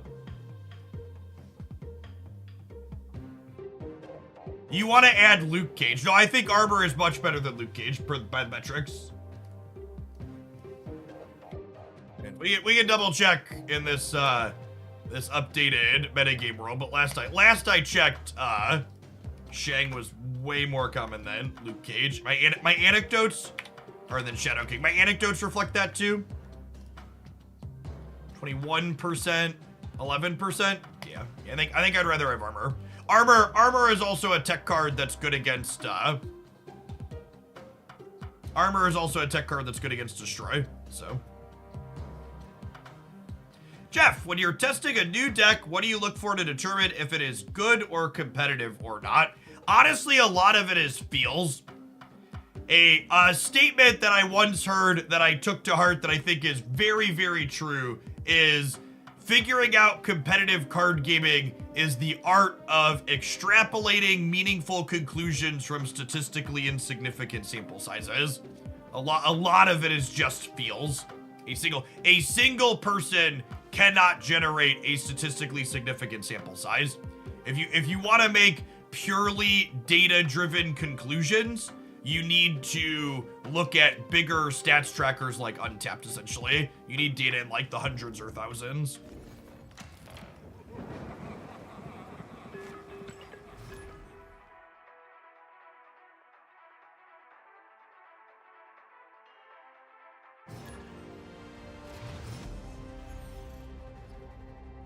This is a person who boomer snapped us on turn 6 last game and then lost to us literally taking no game action. So I want to keep that in mind when thinking about how they snap.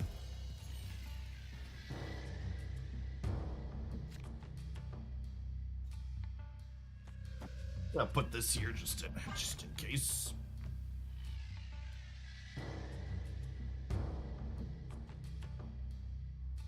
Yes, they also had Alioth in their Destroy deck. Actually, honestly, they were playing Destroy. Maybe I should save the armor.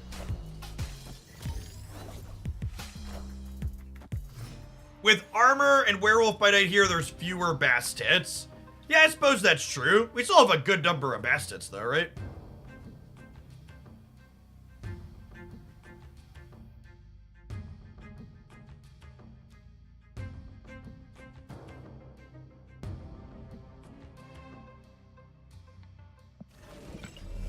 Is it just wolves everywhere? Maybe. Double wolves get a little awkward. At times, yeah.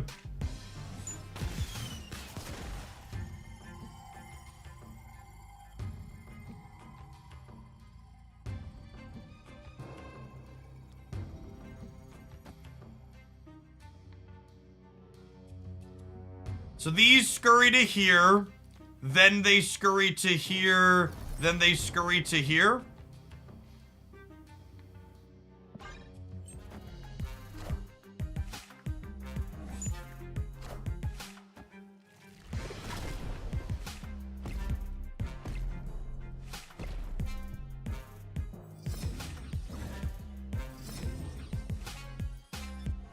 Yeah, scurry. Scurry is the appropriate nomenclature here.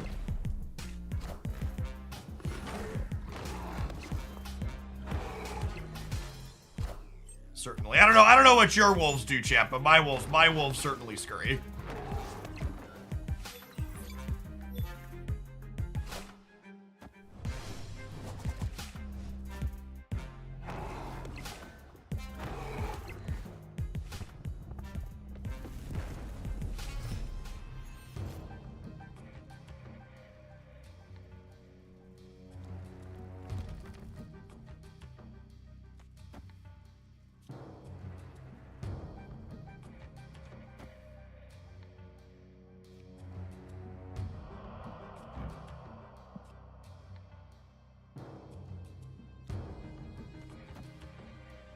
Wolves go here, wolves go here, wolves go here. There could be merit to hawking this turn, if only because they have Alioth. That makes my wolves a lot worse.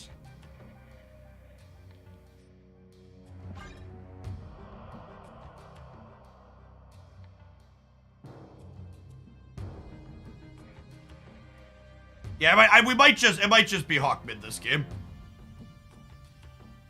Nico will be added middle too. That's not a guarantee, because the dogs are gonna go here, the dogs are gonna go here. Oh, she does add middle then, right? Because they'll be here before they jump here.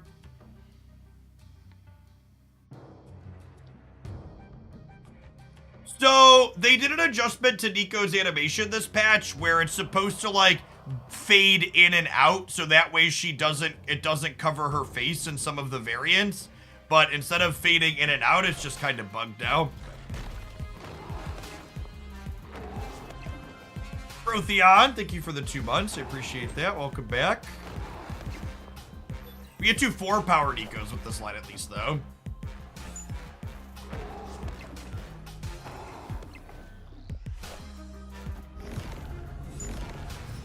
Fucking got me. Nice Alioth deck gamer.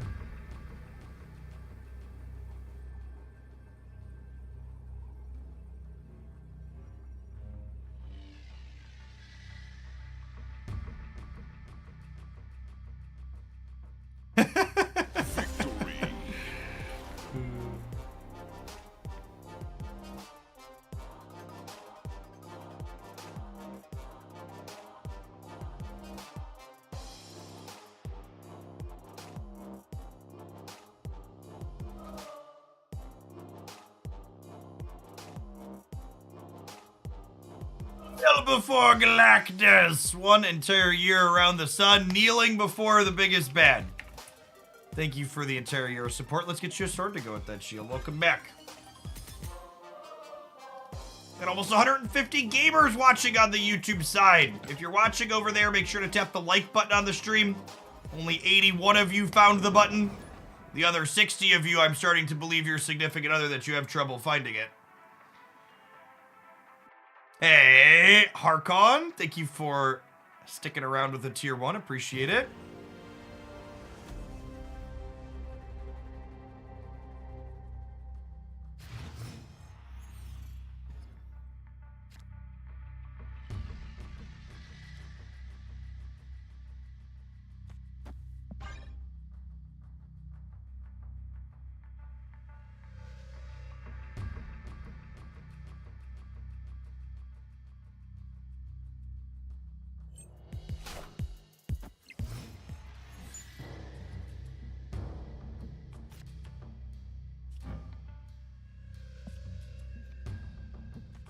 Piece of candy.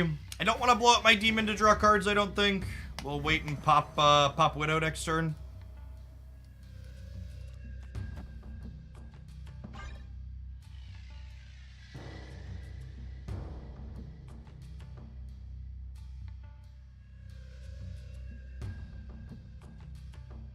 You know who won't be able to pop Widow though, chat? Those people we talked about having trouble finding the button a little bit ago. I'm gonna have a rough go of it.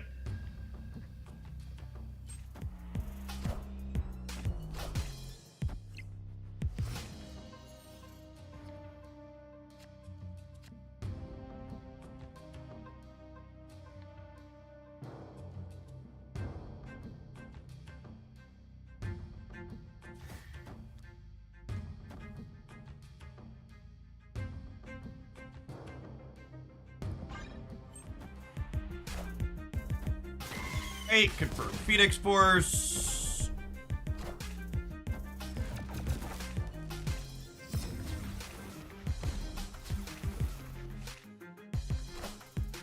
Hey, Monaco, thank you for the 3 months in advance. I plan to be here. Thanks for keeping me around.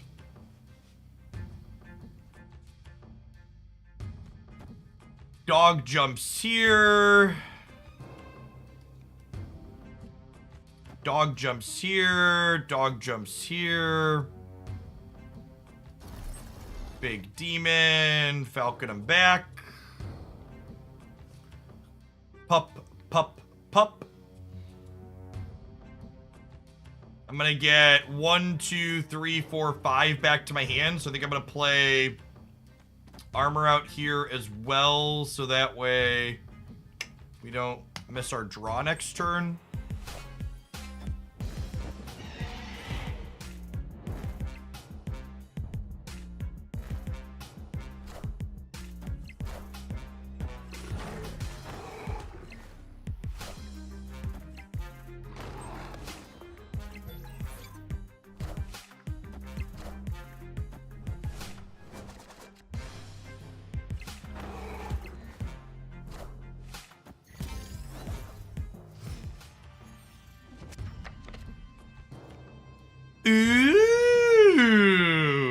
a Nico candy. Oh my god, this turn makes my brain melt. Holy shit. Okay, so Nico here. Dog gets let out. Hawk to copy. Bast. Dog goes here. Hood. Dog goes here. Forge. Dog goes here. Beast. Bounce these back to my hand. Dog goes here. Play Demon out to the right because I don't want to bast it. This deck made this card made this deck way more complicated, chat. And I don't know that it needed to be made more complicated.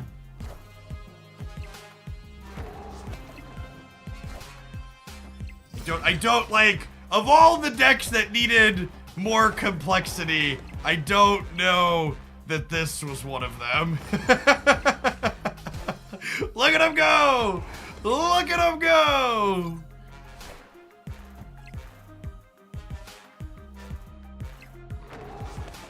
Ooh, let the dogs out! Ooh, ooh, ooh, ooh.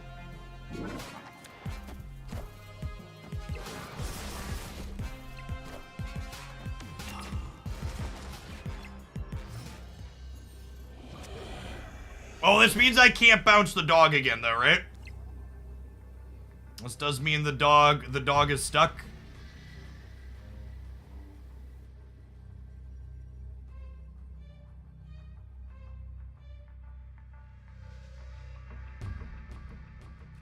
I definitely punted a little bit by not maximizing one drops here in the center.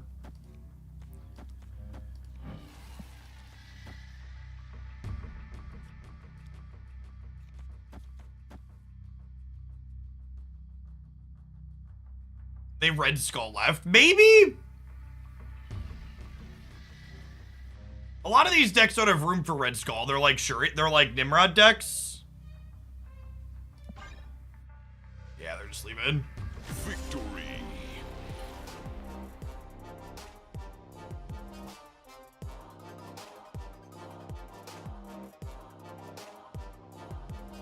Alright, my notes after our first two games with this deck are huge dogs and insane dog games, so probably needs to make its way over to YouTube at some point.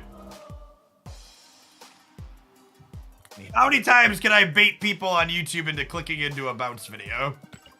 Hopefully at least one more.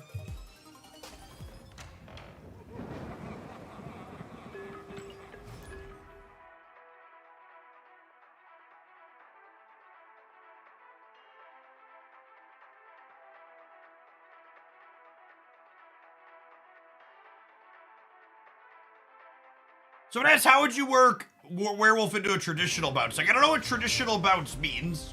So I think this core with Darkhawk is currently the best bounce build. So if you're doing something not this, I don't really know exactly what that looks like.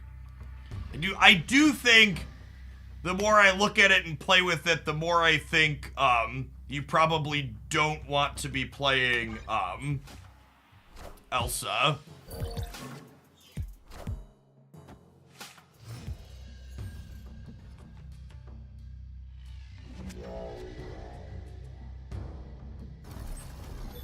We're lucky our pupper comes into play in the middle. Unlucky Falcon comes down.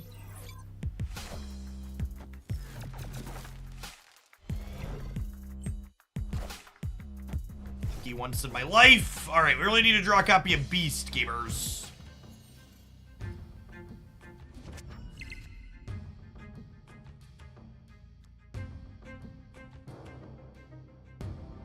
Oh, I guess Avengers Compound is kind of atrocious for this deck too, huh?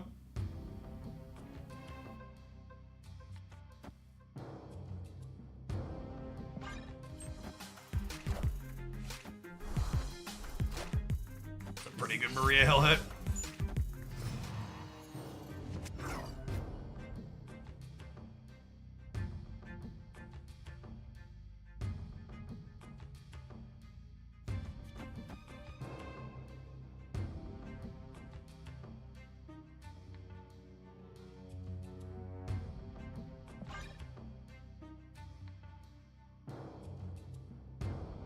The fact that bounce decks aren't playing Monkey, Bishop, Collector, etc. is weird. I think it's awesome.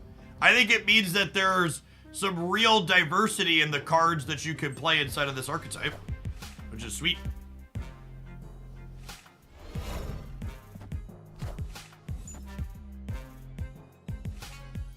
Earth Not Today, thanks for the primer, appreciate it. They're also about Schemer, yeah.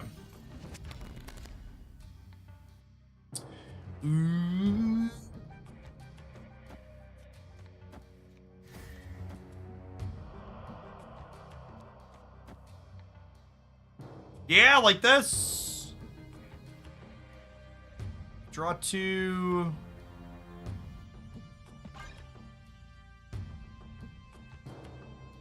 Our poor wolf is so restricted by these locations.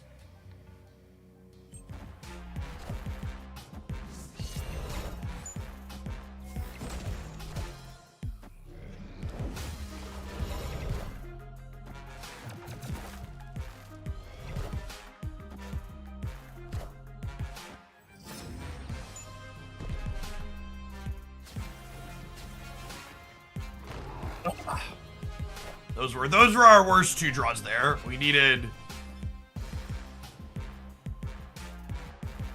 / wanted Hawk to come off the top.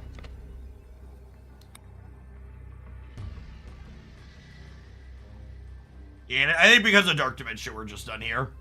I can't move the dog around the board appropriately. It's too constricted.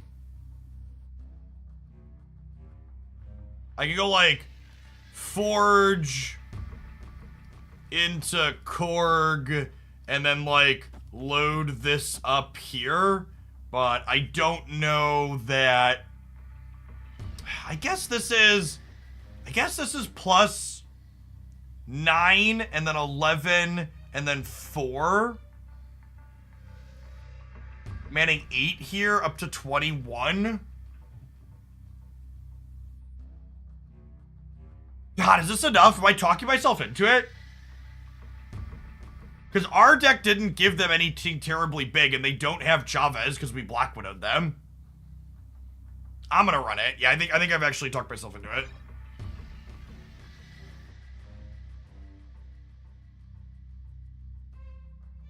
Yeah, I think we win left, and I think 15 has a real shot to win, right?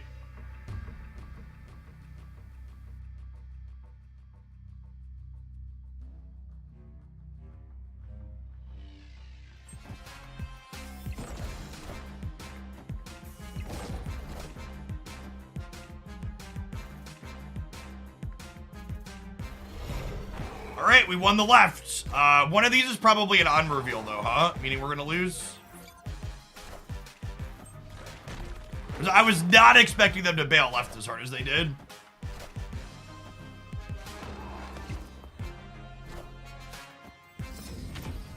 Oh my gosh, we got him! Holy crap. I do think this, and this is actually something that's interesting too, from is it worth it to cut Elsa to play Werewolf by night? Playing Werewolf in this deck, I think, makes it better into Loki. Because the Loki deck having 2 Elsas is unbeatable, whereas their board's clogged, they have a hard time using your Wolf Light. Yeah, interesting game. The Beast was Catcher, I don't know that it was.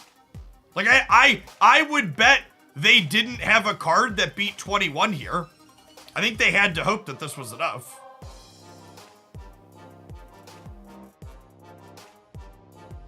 Could he have played harder for the right? Yeah, Burgle's a regular here. They're a very good player. They've been here for a long time. I think, so they could have beasted this away and had a 4 and then a 7 and then like a 2-power Nico. They could have, okay, they could have played Nico left and lost left, and then their beast would have been 6 and their kitty would have been 1 and their wolf would have been 5. So they would have been 6, 5 and 1, still losing to 15. It would have actually been less points than what they ended up with here.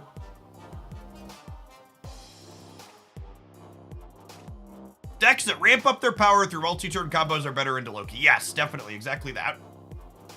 You know, I don't think they had outs there because the Widow on turn 5 was actually huge because it meant they couldn't draw Chavez to win left.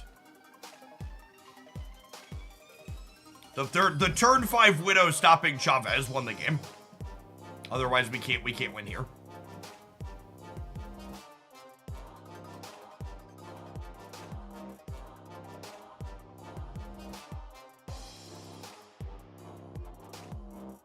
Grind Freedom, thank you for the half a year. I appreciate the prime. And Viction, thank you for the 27 months. So taking out Elsa from my deck is twofold. The first is that it makes you better into Loki, because Loki can't take your Elsa. And the second is that sequencing with Elsa is bad sequencing with Werewolf. Basically, when you have Wolf and Elsa together, to get 2 points on one, you have to give up 2 points on the other. Yeah, their plan beat exactly 2 demons. Yep.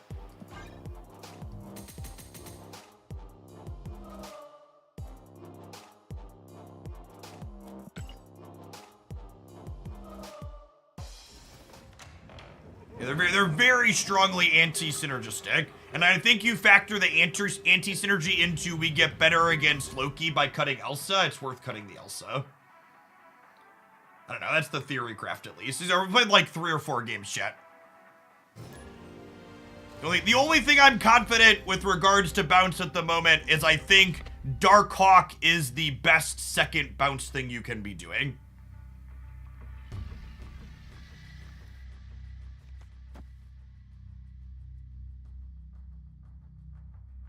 We'll put Nico here just in case Beast comes down. Actually, don't really want the copy water Nico. I'm gonna Korg just in case Beast comes down. We'll get an extra rock out of it. Hopefully one of our ones comes. Lost the 66%er. Every time. Every time, gamers.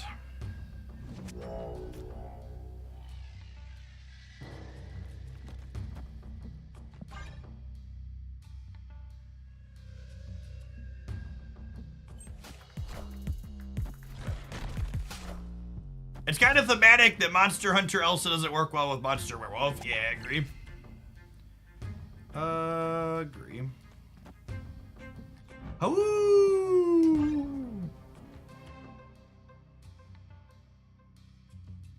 I will say, and this probably could / should impact people's decisions on pulling for caches. I know this isn't what a lot of people want to hear, but I do think Werewolf by Night is significantly worse if you didn't pull for Nico.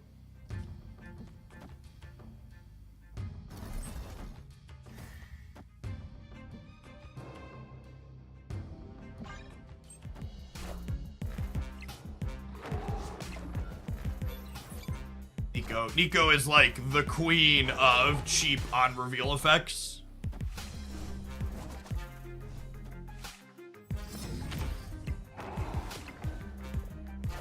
In a perfect world, we get the destroy mode on Nico here, so that way she can bring back whatever we destroy with Valley of the Hand. That's never lucky.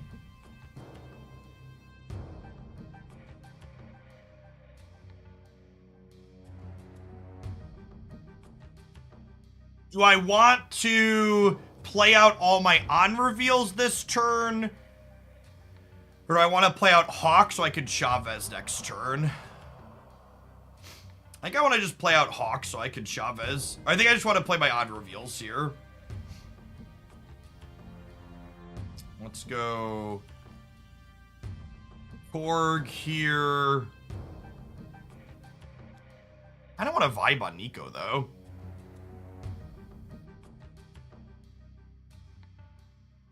Part of me wants to just do this, honestly.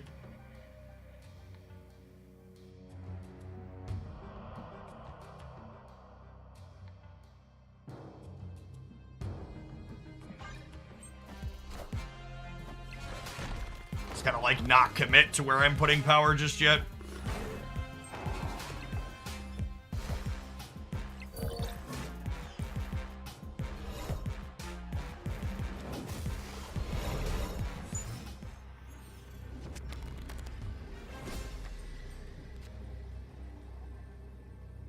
Okay, turn late on the Nico ability there, but that's fine. My Hawk is 18.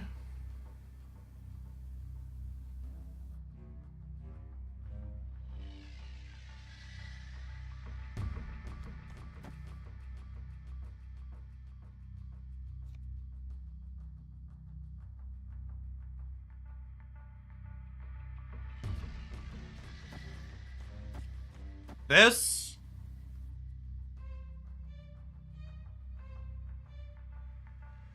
Final answer? Final answer. This gives me 15, 17 power Hawk in the middle. Plus this, so I'm going to 25 here. And then Nico on the right is 5. And then Werewolf is 17. So I'm adding 20 in the middle, and I'm adding 22 on the right. So we're into 25 and 26.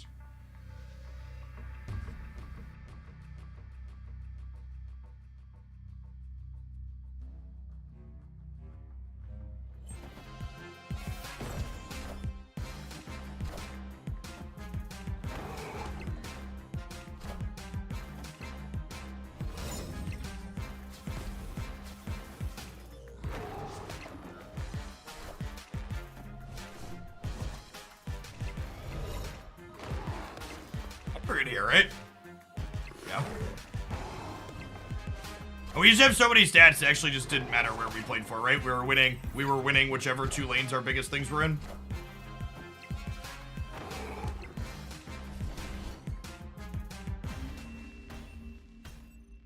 Oh, it's like, did I miscount my center? They drew 2 cards to make my Hawk smaller. I was like, I thought I said bigger than 21, but their Nico shrunk this by 4. Yes! Yeah, their Elsa also was awkward because they needed to enable Werewolf.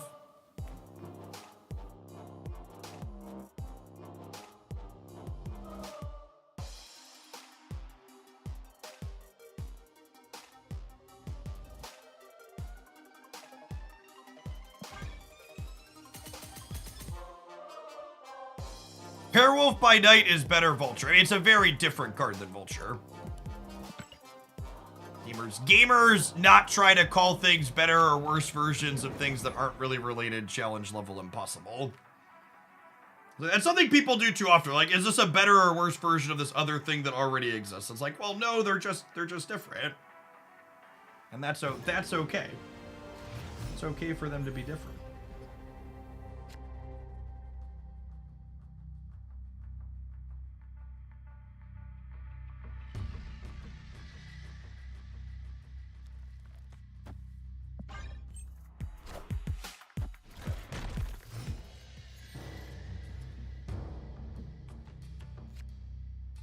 Yet another balance patch for my sweet 2099 variant goes to waste. If you missed it, yesterday morning's deck highlight on the Hooglandia Snap channel was a sweet, what's it called, deck?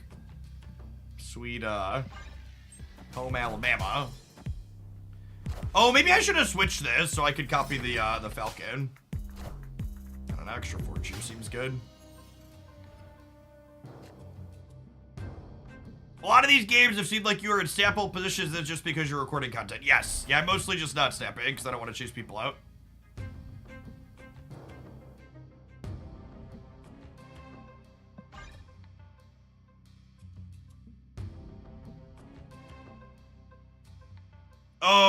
Oh, this is wrong. I got so caught up in what I was doing, I 100% should have beasted here.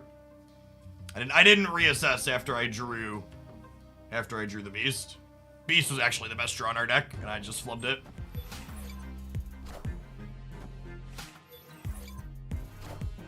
Finally got a job offer 3 months after being laid off. It's coming with a 40% raise. Hey, congrats, White Sticks. It's always great when good things happen to good people.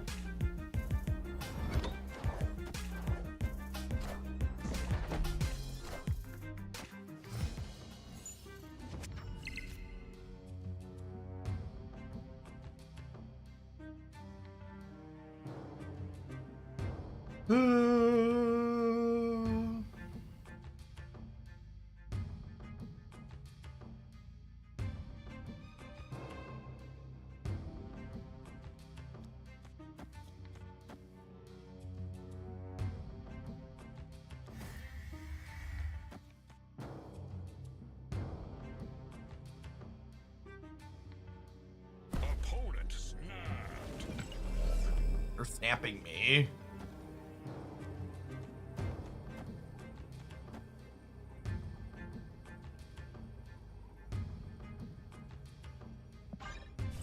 Stay. Rewarded for adjusting my sequencing, because Wolf jumps around now. Oh, I don't know that he jumps when the forge happens, though, right? He does not? Okay.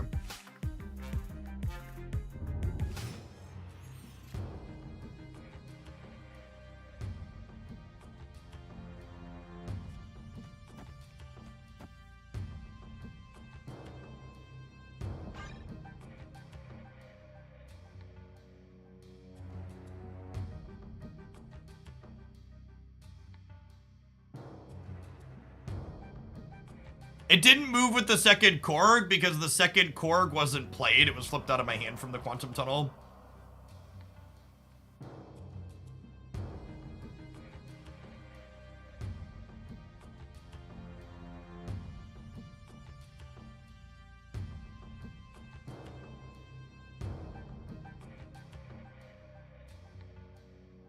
Which, for the record, I think that's silly and that it should definitely move when you play an on-reveal card into Lockjaw or Quantum Tunnel, but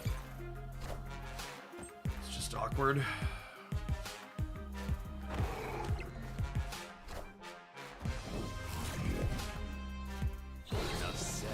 Alright, so we've lost the center. The question is going to be, can we compete on the left and the right?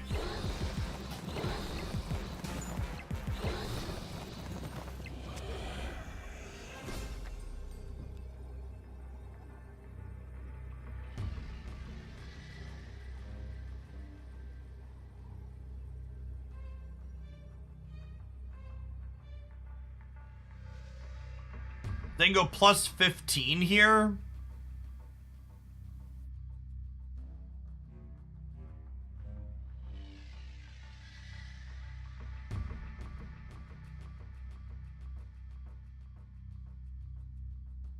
If I go this into this,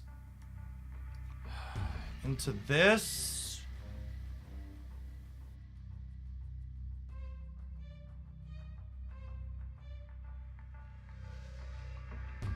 There's only 11 here.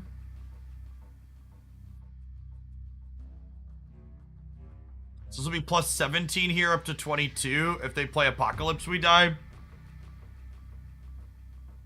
Yeah, they just let Chavez go to Dracula, right?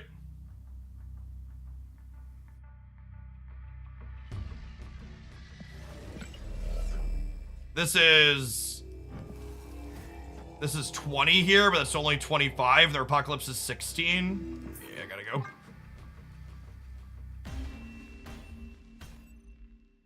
Escape. Werewolf not working with Quantum Tunnel, and the fact that Quantum Tunnel didn't go left was awkward.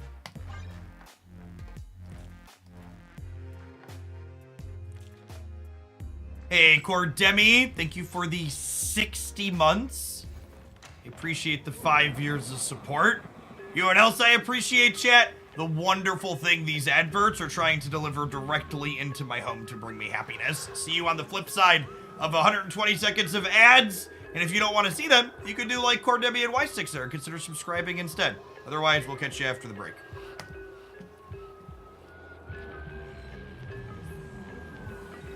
Watch on the YouTube side. You haven't done so already. Consider tapping the like button on the stream if you're hanging out. 162 people over there and 122 likes. And at least a few more button pressers we could rustle up, I imagine. Willing to leave a game you've invested in? What's that like, Jeff? Mighty Tauros, thank you for the primer. Appreciate that.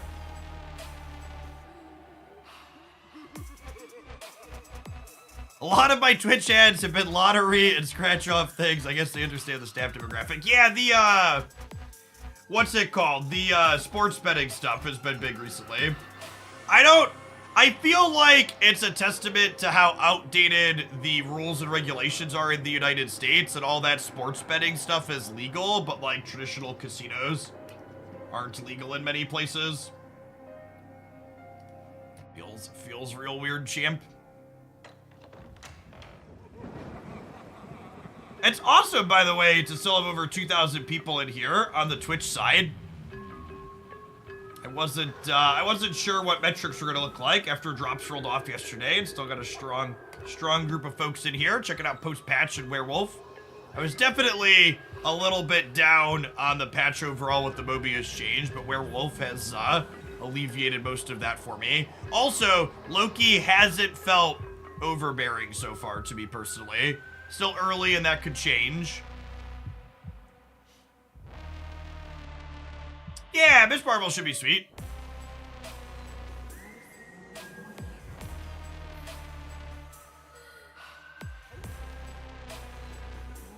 Loki calms down, I want to play She-Not. Yeah, I can see that. The Leech She-Not deck has been putting up stats for what it's worth.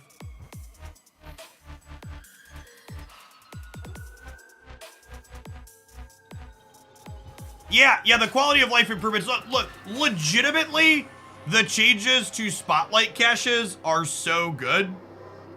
I'm also curious to see, they've confirmed that you're eventually going to be able to buy Spotlight keys in bundles. So I'm curious to see if Spotlight keys in bundles ends up making it cheaper in the long term. What would you replace Mobius with in Sarah Control? Just whatever other tech cards you want to play.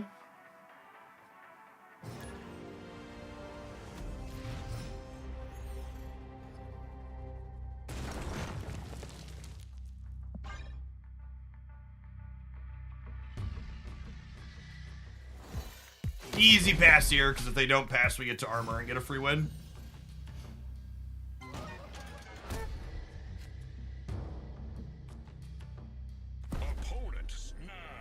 Will Widow this turn.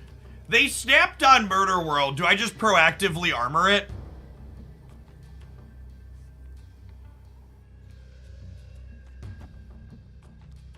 I'm gonna just block Widow.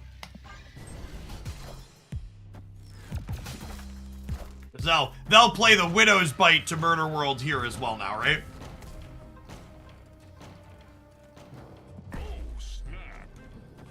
It's a little sad we can't clone the armor here, but stopping Wolverine and Widow's Bite from going away is too juicy.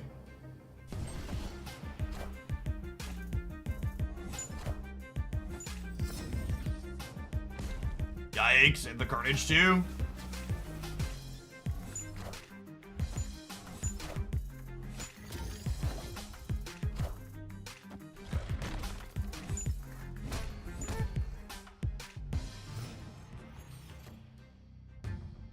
Oof.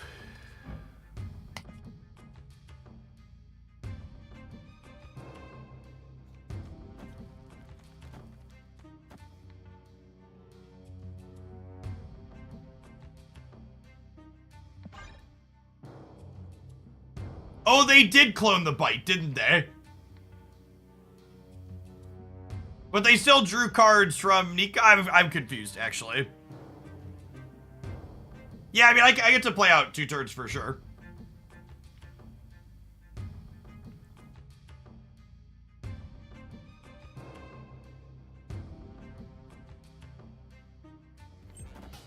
Yeah, the Bite goes to hand after the Nico, is my understanding.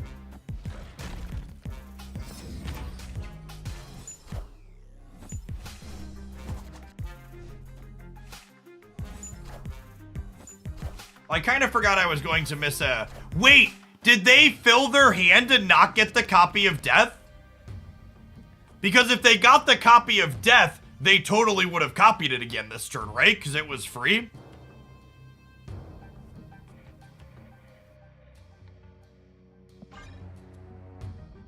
This is one of those spots where the lack of a screen telling me exactly what we should be able to know is such an incredible... Wow, what a fucking looker.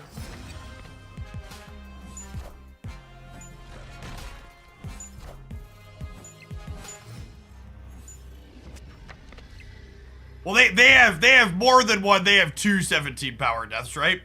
And they even played Nico here making it so they were 1 in 3 for that to happen instead of making it 1 in 2. All right, you're never beating someone that lucky, chat.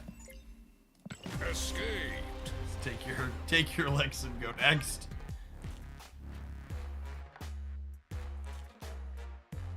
Took every possible line to lose that game and still just got us anyways because of variance.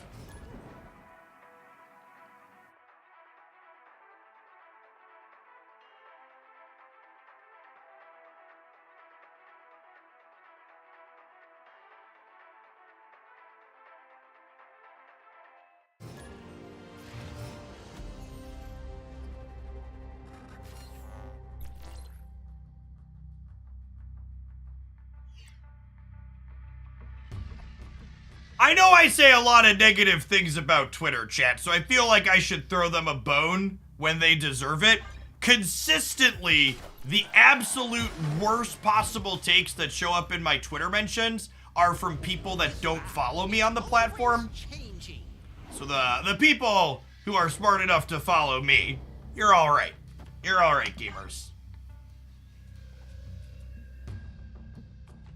Just like every time I click on something, I'm like, man, you are going to the Shadow Realm. It's just like, oh, you weren't following me anyways. No harm, no foul.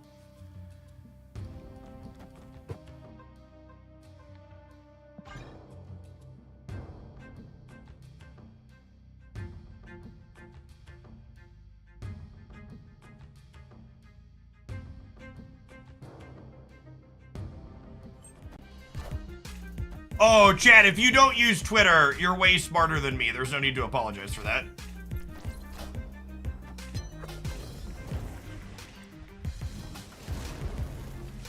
Wow, imagine having the option to get rid of Weird World and being like, nah, brah, I'm fine.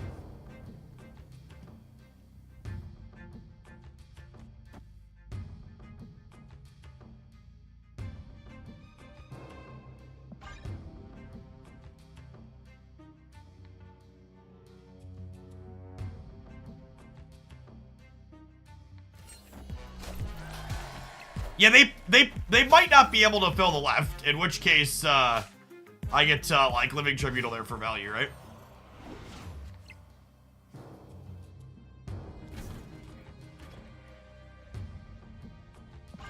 Are you mostly posting the same stuff on Twitter and Threads? I post more complainy stuff on Threads or Twitter, if I'm being honest. I am Iron Man. Oh, they're getting rid of Mojo World. That makes sense. Yeah.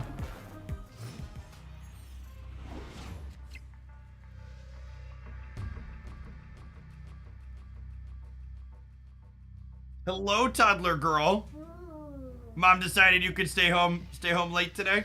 Yeah. Yep. I'm a ghost. You're a spooky ghost. Ooh.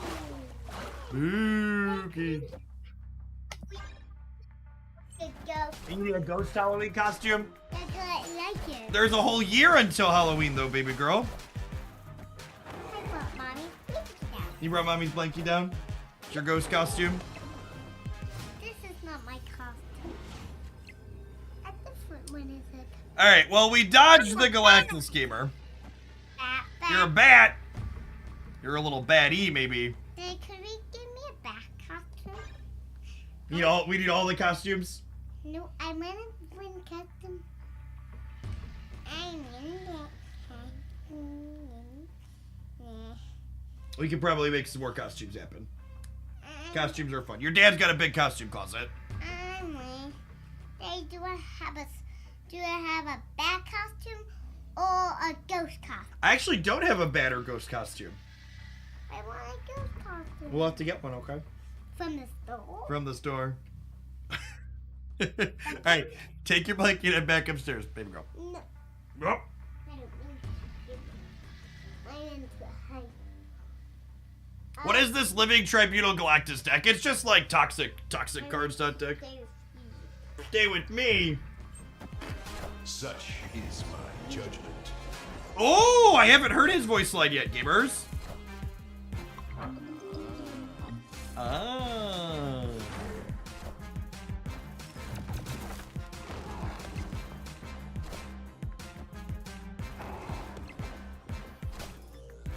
You need the camera bigger? Right, hold on just a second. Alright, gamer, she's requested the camera bigger. There, try it, Haley. But my face is like that. Your face is like that? That's what your face looks like. I don't like You don't like that face? Make a silly face. that. Hey, who's that? Mom? It's a little picture of Haley.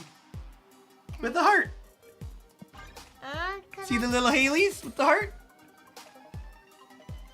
Oh, could we bring me a hot costume? You need a heart costume too? Alright, we're just making a giant list of costumes, chat. Yeah, I mean a hat costume. I want a bat in a hot costume. A bat and a heart costume? Yeah, a bat in a goose. And also a hot costume. I told you. Why do you still have this on? I was actually thinking of taking my sweater off because it's a little bit warm while I'm holding a toddler. Take off! I'm taking. Take a girl. Take off. Tackle. I have a shield. I have a shield. Pew, pew. Heck, we'll take the best on that.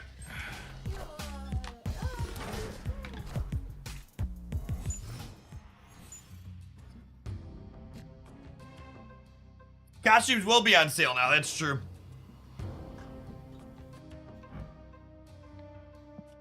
Well, your next card, give it +2 power.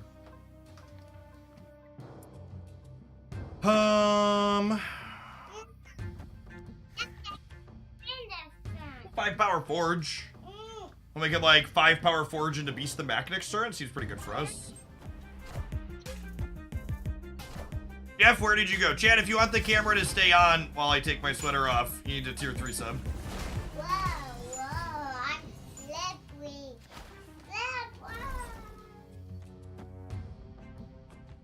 Alright, I'll get a forge back to my hand. These two will come back to my hand. And then Beast will come back to my hand. Yes, works perfect. Daddy, let me look at the shirt. Look at my shirt. What's on my shirt? Here we go. A tiger. I think it's a lion. Close enough, though. I want it. Daddy, I can't spin this thing.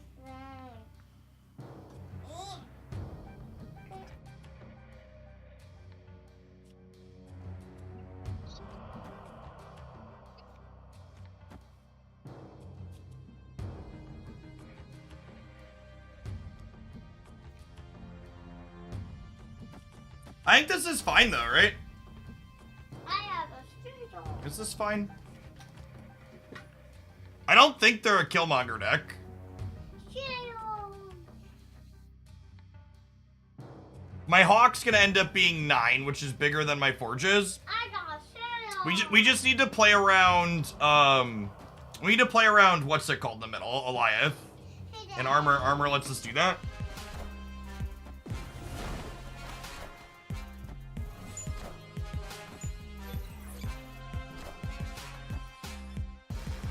Yeah, it feels like they're an Alioth gamer.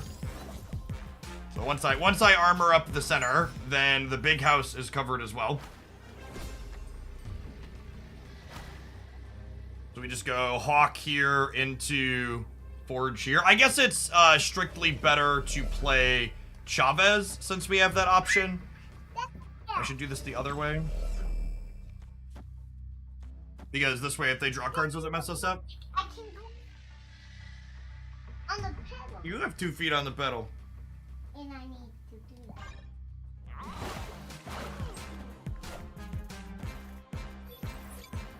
Are they playing like Killmonger? No way there's Killmonger in their Nebula deck, right? Yeah, not close. Nice scam. Victory.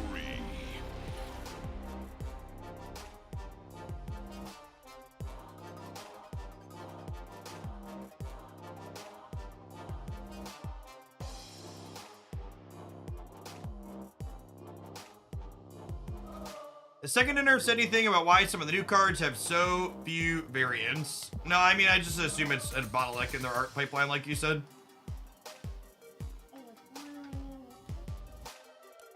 How do they play out 2 cards? Wave made Doctor Doom cost 4 and then Nebula cost 1. Same way we played Chavez at a 1-drop. Wave makes things cost a max of 4 now. I feel like people still don't understand New Wave. Yeah, it kind of feels that way. Or at the very least, people still just hate retreating, right? That is my teacup. No, it's empty.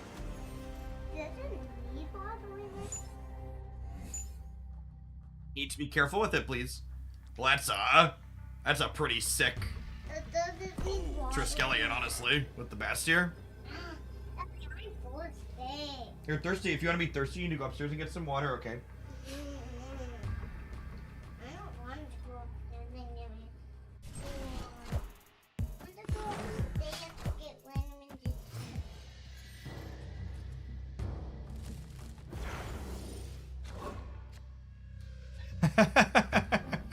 Sure. Why not? I want the virus.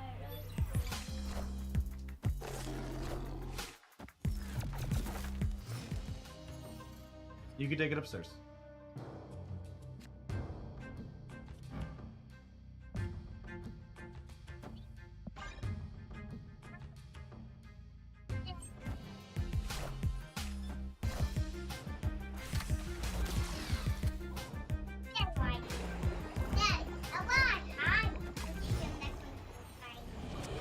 Okay, Haley.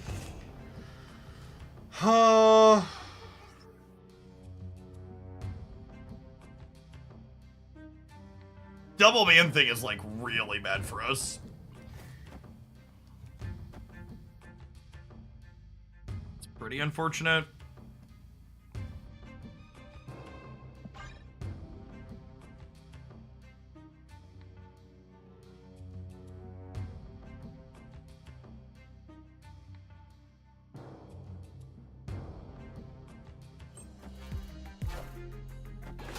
Series downgrades require a patch to happen. They also told us that when series downgrades are going to be scheduled to happen. Oh, Nico turning into a demon means it doesn't trigger Werewolf by Night. Yeah, that makes sense when I think about it. It's annoying, but it makes sense. What's the word I'm searching for? It also means that they also told us when we eventually do get series drops back again, if they happen, I suppose, at this point, that they'll give us 2 weeks notice.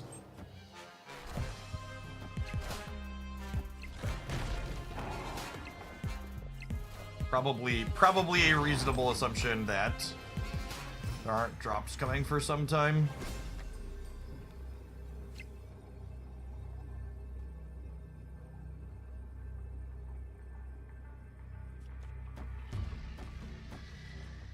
Am I living in a world where this ever wins the game?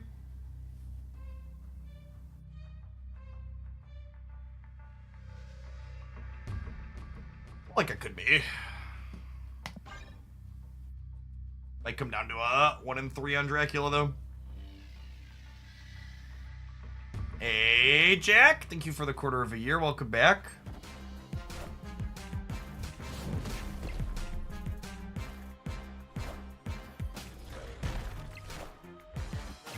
All right, gamers. 1 in 3. Oh, wait. Wait, that wins every time for us now, right? That's hilarious. No, it doesn't win because he's already at 3. Damn, I forgot. I was like, oh, he's already getting 3 here. We didn't. Right. So it's still 1 in 3 other. I forgot we had an Iron Fist trigger waiting to happen. It didn't change our odds, though. We were 1 in 3.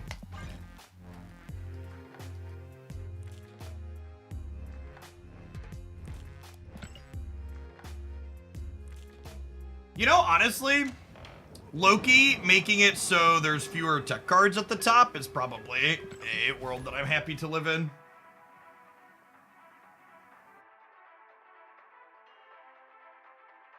Playing against less Shang-Chi is a blessing, not a curse.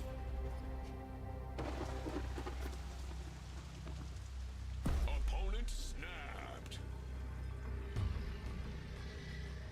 I didn't break my Marvel Snap branded teacup that the toddler left on my chair that I sat on top of. My fat posterior. Opponent snapped me on one. That's fine. I think we're fine into the island. Loki Gamer. Loki Gamer's in their turn 1 snaps chip.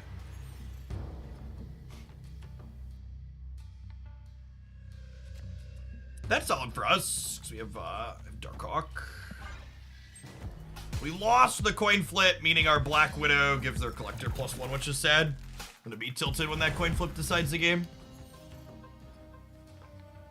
Have you heard the new High Evo voice line that they added? Yeah, we played High Evo, Werewolf by Night yesterday. It's the highlight this morning on the YouTube channel.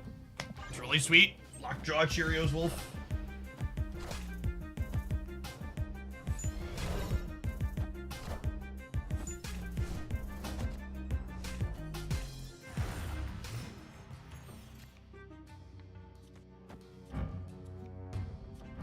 Them bugging Nico's ability is so annoying.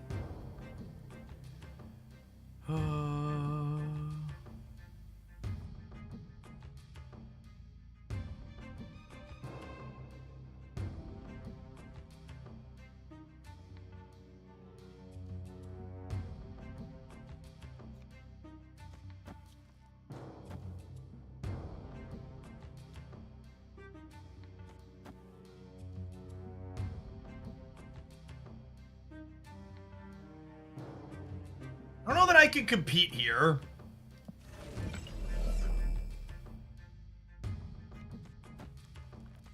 It might just be like this, kind of punting the island. I'm gonna do this for now and wait and see if we can hit a draw with this next turn, perhaps.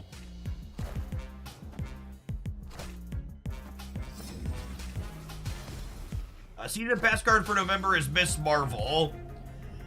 Tomorrow's gonna be a double video day on the channel, and the second video will be a full breakdown of all of the upcoming card releases.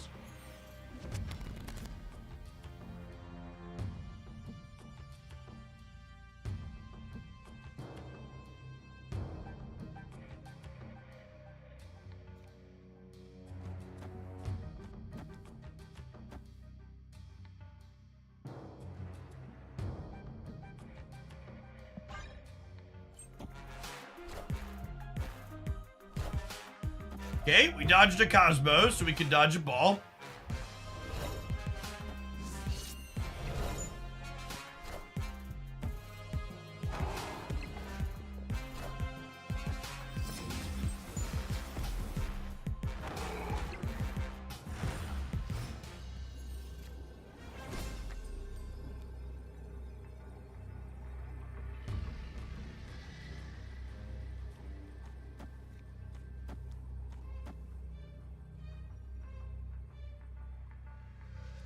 Power Hawks gotta be enough in the mid, right? We're into 21 and 23. I'm hiding down here. That's what I meant to do. You're hiding down here because that's what you want to do?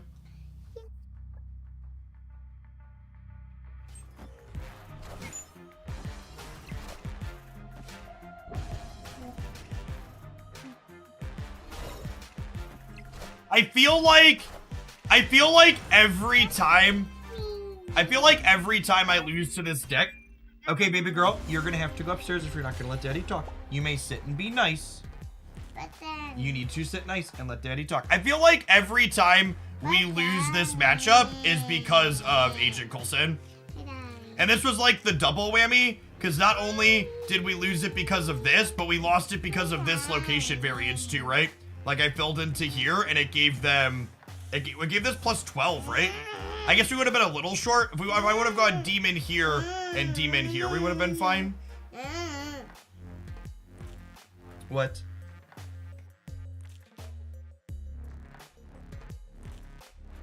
I am gonna go ahead and take an early ad break and carry you upstairs, and you're gonna need to stay upstairs until mommy decides it's time to go to school, okay?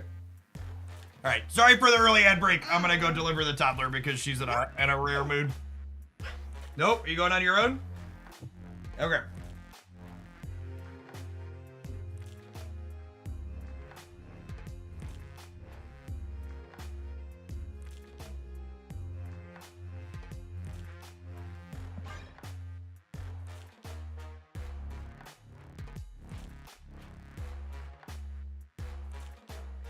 Going on, Vano? Thanks for the over 3 years. Welcome back. She's adorable, but she's incredibly distracting.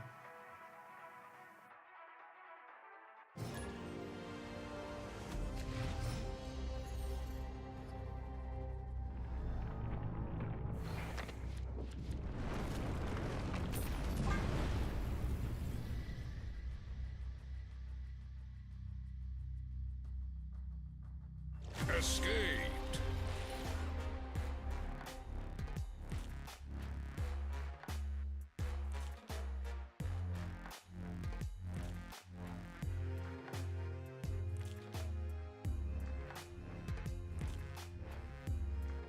Hey, Bootman, where did you see that screen from? Because I only see... Are you assume you're hanging out? You sent me that? When I look at Mobius, it only shows me last 30 days. I assume you're looking at it. Is there a way to filter this page to show me only current patch? Because it default stats here based on 30 days. I don't know that I've seen how to filter that. Oh, it goes off your settings from the meta page. Well, that's unintuitive and annoying.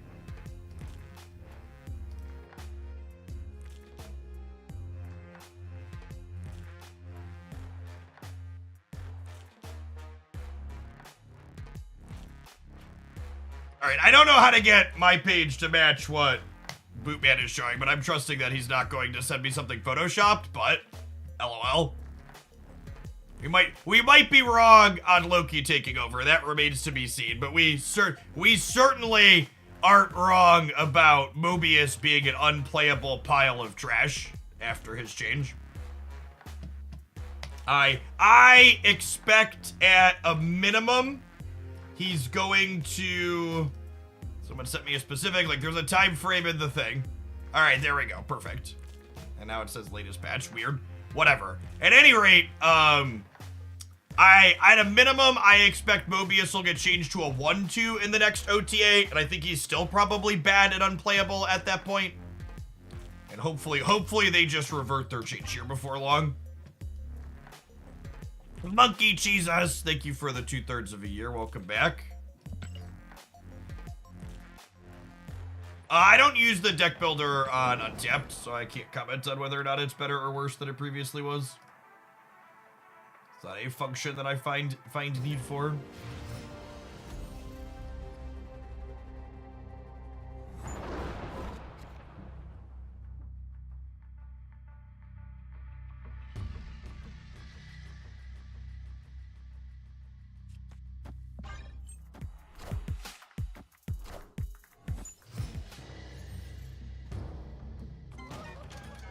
Oh, you're talking about the deck editor inside of the client.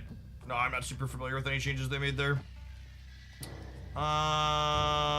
Yes.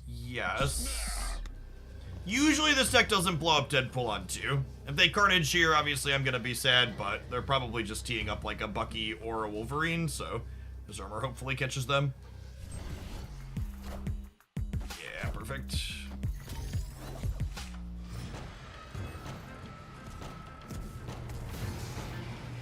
I'm gonna be honest. I've been blocking and banning people on I really don't understand how anybody could follow me and post conspiracy theories in my chat. Like, genuinely, what Twitch stream have you been watching for the last forever that you think a conspiracy theory about monetization that's nonsense is something that I'm going to let fly in my chat? The idea that they nerfed Mobius to sell more Peach She-Hulk bundles is absurd for a couple of reasons. The first reason it's absurd is because that Peach She-Hulk bundle is already one of the highest value bundles that's coming in the not too distant future.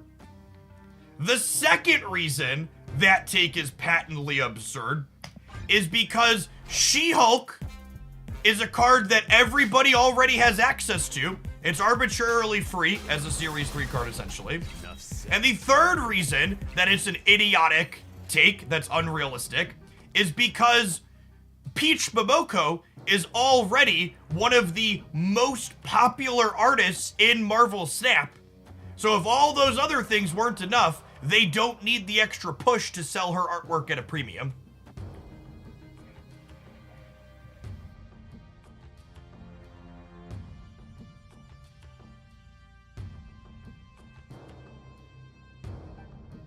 Now, something that is true, and they've verified and said that this is the case, and this is something that Glenn has alluded to as She-Hulk. She-Hulk's play rate has fallen off a cliff even before Mobius happened. So, Glenn did allude that there will be a She-Hulk buff likely coming in the future that will align with that bundle, but that's also not really pushing monetization so much as using cosmetics to optimize which changes happen when in their set of changes. They've mentioned multiple times in the past that they have a laundry list of changes that they want to implement to various cards in Snap, but they haven't gotten around to all of them yet. And they do let new content like that dictate which changes get pushed to the top of the queue, essentially.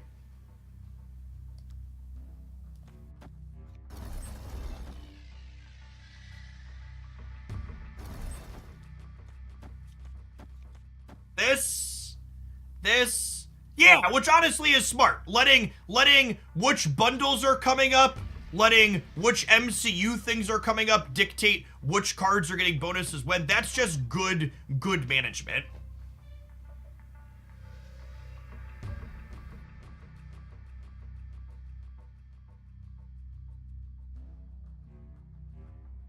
Victory. So how would we have ended up at here? We would have ended up with a 11, 13, 15 power wolf in the middle. We would have had 3, 8, would have had 14 power on the left, and a Korg would have kicked another rock in their deck, so I would have had a 15 power Hawk on the right.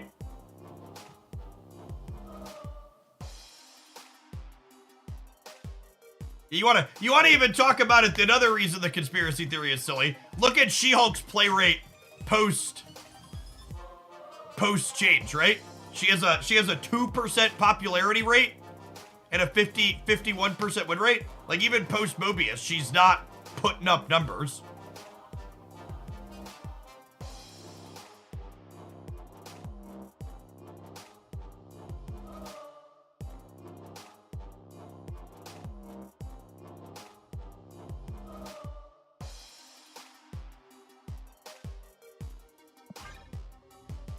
Since when is optimizing monetization in an honest and synergistic way a bad thing anyways? It's a bad thing when you're looking to interpret everything Second Dinner does in the least charitable way possible as an excuse to get mad at the company that makes the game that you spend way too much time playing. Because gamers have a hard time not being upset.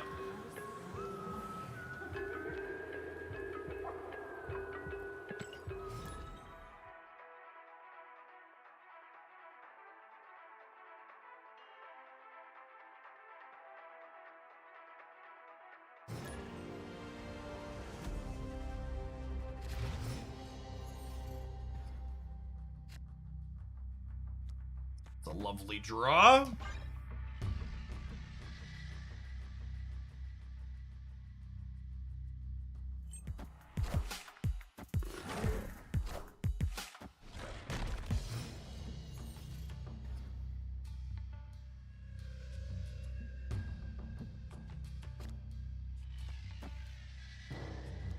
I think I'm actually gonna Black Widow in the middle, because I would like to set up Forge and Hood into the same path as her, so that way if I draw a Beast, we can Beast these three. Because beasting Bast doesn't really generate a lot of value, he says, before getting Scorpioned.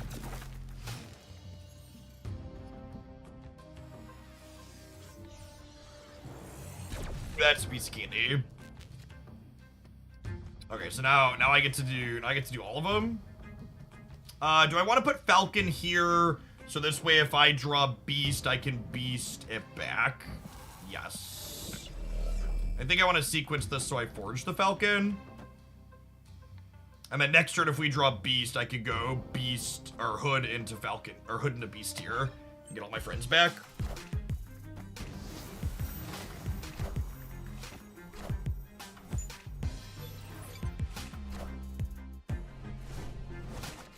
So Beast is our best draw here by a good margin. Darkhawk. Darkhawk actually is kind of only okay here because we don't have, what's the word that I'm searching for? We don't have a lot of ways to make it bigger. We don't have Korg that we bounce back. We've only hit them with Widow once.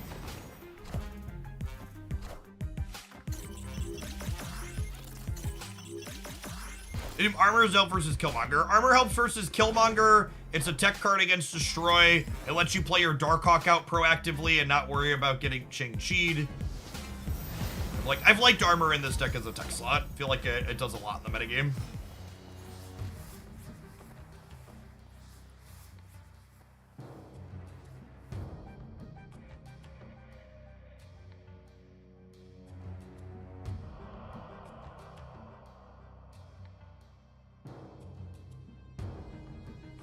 I think Black Widow is pretty good since her change. I thought Black Widow was underrated before her change. We're a pretty big Black Widow stan on this channel.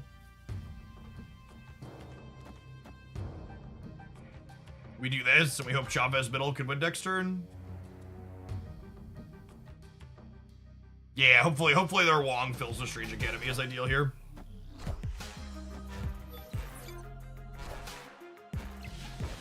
We're hoping their Wong fills, and we're hoping my right fills. Unlucky.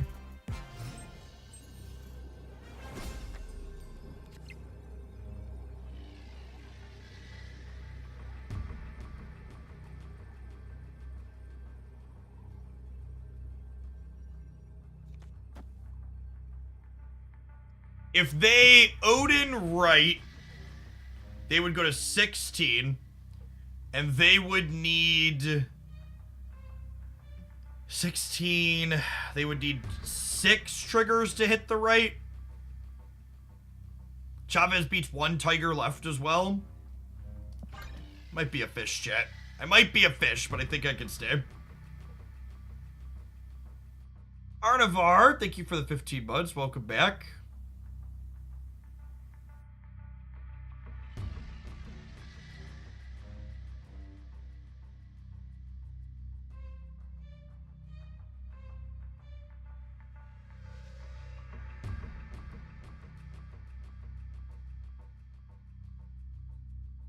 Yeah, I think if they Odin here, we only need to be a little bit lucky.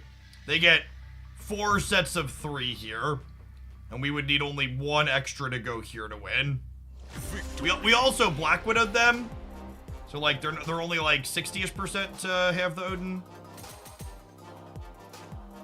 Oh, I miscounted too. Yeah, you're right. Odin only goes to 14. There's a good shout. I counted to 16. Yeah. Okay, yeah. So we were a solid favorite there.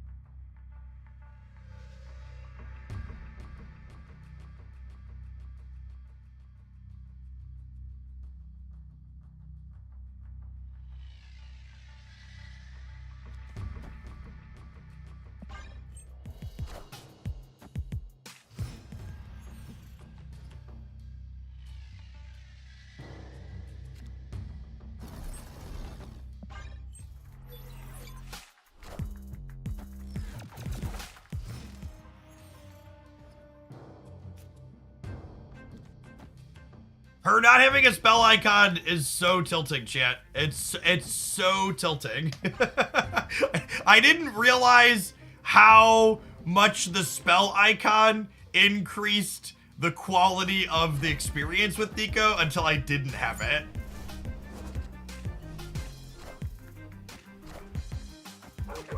I mean, the change for the icon is bugged, chat. They very clearly don't want. They very clearly want there to be an icon.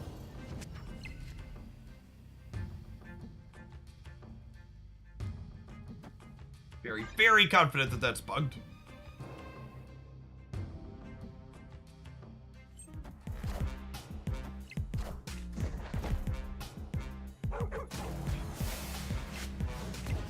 I would actually wager the icon pulsing is probably intended, because I would wager they,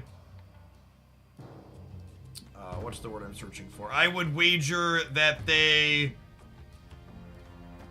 wanted it to be temporary, so that way it doesn't block the art all the time.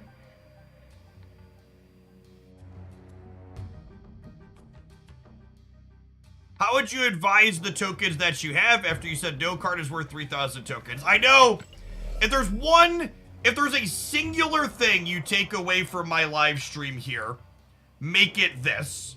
You know how I think you should use your tokens, chat? I think you should use your tokens on the cards that you would have the most fun playing. And I know the F word's a dirty word, and a lot of people don't want to hear it, but if everything is inoptimal, the only optimal thing is enjoying yourself.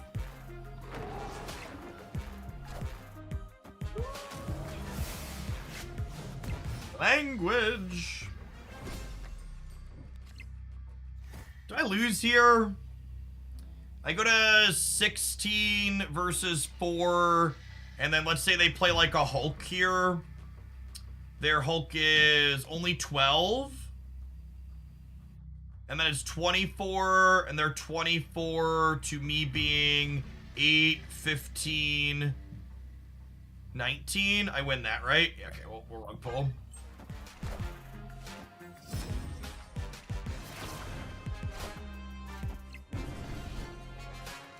It's the same as a Hulk. Not high Evo, yeah, so you don't have to worry about a super big one. Should they change Nico's draw 2 down to a draw 1, or is it fine? I think I don't personally have enough information to know if Nico is overperforming, but I would say if they have enough data to say she's overperforming, reducing her draw down to 1 would be the place I would start. But I don't know if she's overperforming or not.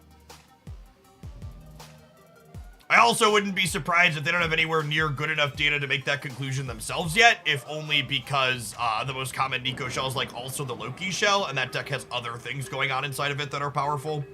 I'd want to look at specifically what does Nico's performance look like inside of the non-Loki decks. All right, gamers, it's about that time. We're gonna go ahead and take a 2-minute advert break. When we get back, we're gonna play a little bit more of the bounce deck. I've got like, I want like a handful more games. I think we're going to post a highlight with this one. Wolf has felt good in it. Catch you on the flip side as always. Remember, if you want to dodge the ads on the channel, subscribing is a great way to directly support while also doing that. Otherwise, see you in a minute. Nico is Death Rate Shaman. I mean, it has a lot of utility like that card, but I don't think it's quite that same power level.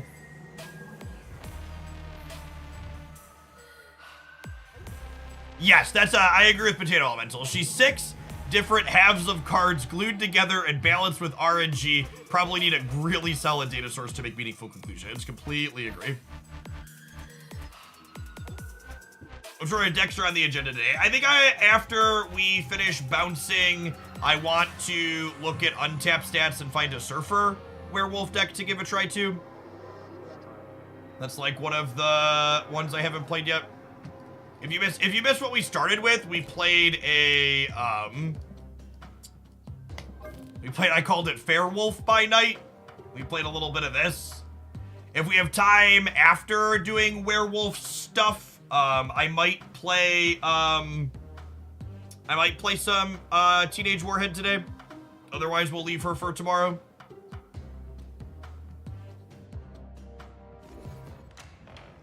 I can't run super late today. It's Wednesday night, which means it's chess club in the Hoagland household, so I gotta make sure we sign off in time to take the kids over, but that's still like 4 hours from now, so we got a lot of stream time coming up still.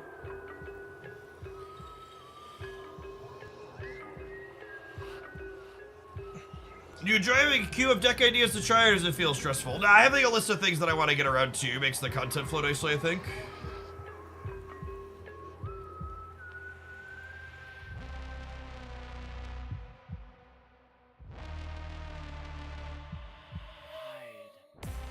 Was the first deck where you landed with a junk style deck with Wolf? Yeah, we played Goblins with Wolf yesterday. That felt okay.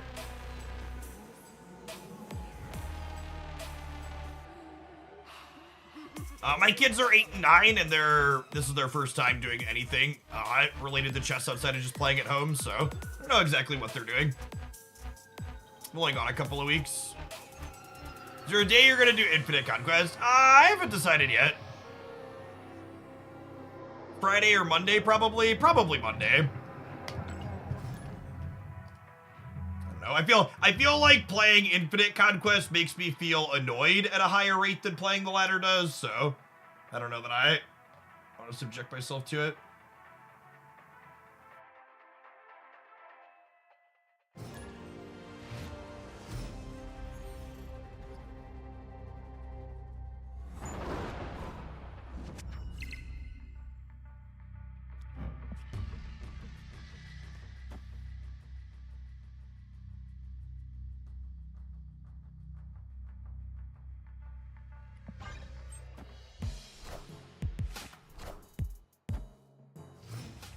About doing an infinite ticket every day to keep it more manageable. I actually would much rather sit there and just do all of my infinite tickets in a single day, because something that I think is really valuable when you're competing for things is having a particular mindset while you're doing it, and going in and out of that mindset daily will make you perform worse. So at least for me personally, that's how it is. So I would much rather sit there and hammer the same thing over and over and over again than not. I don't know what I want to do here. I think I want to just cut them off of more draws.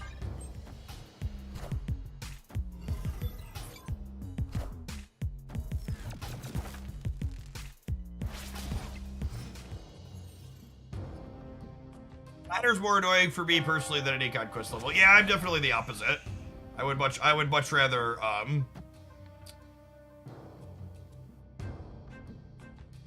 can I win this game with the cards that I have? Probably. It's like they're giving me the Widow's Bite back here, but also, oh, honestly, I can give it back to them. That's not the case anymore. We're probably gonna prioritize saving Nico to rug pull them at this point, right? Or we'll just get rid of it this turn.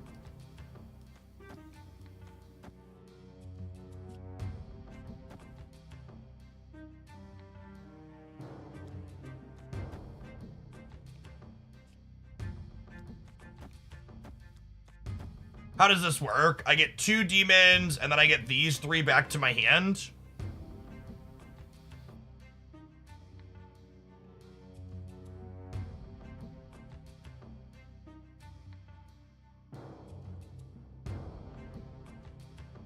I think that's ideal.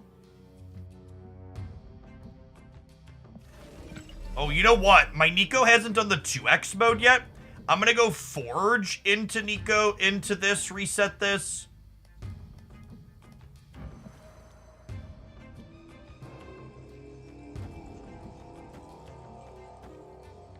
Finally, so this way my Nico hits the 2x mode. She gets huge. Oh my god, moving the Nico saved our ass. They Cosmo'd their limbo thinking it was safe, chat. Get out of here, gamer.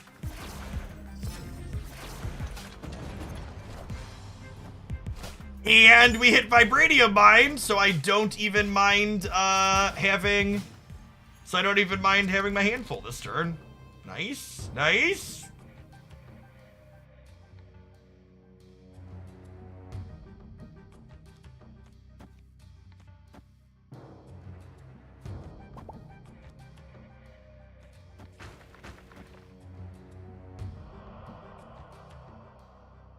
Actually, honestly,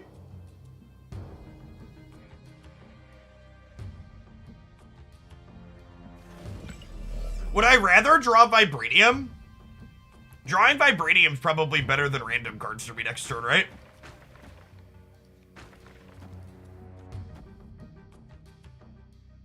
I mean, I'm drawing with Nico, chat. I'm drawing with Nico, chat. Don't tell me I'm drawing Chavez. You're wrong. You should feel bad for being wrong. And let's end on Forge, so that way my Forge triggers can spread out next turn how I want them to. Finally, sir.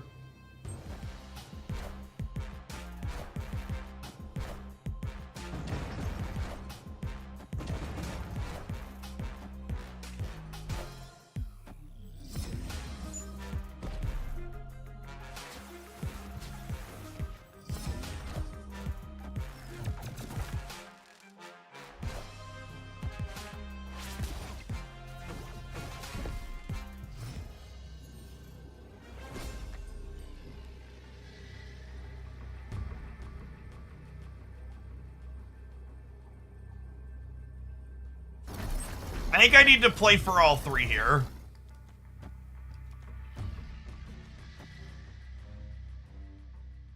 Yeah, I think we have double Forge waiting, so we'll go to 18 on the left, we'll go to 17 in the middle, and then we'll go to 14 on the right. And I don't think they can keep up. God, Nico is so good, chat. Pulling the Limbo out from under Cosmo is so slick.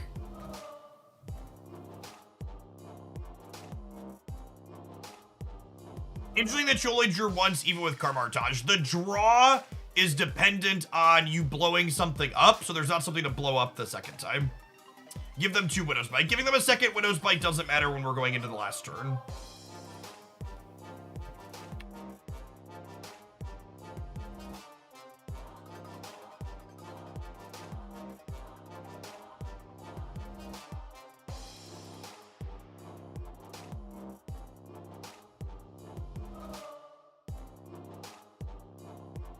No, if you play it into an armor path, you don't draw at all. Correct. Yeah, if you play it into somewhere or something can't blow up for some reason, you don't draw.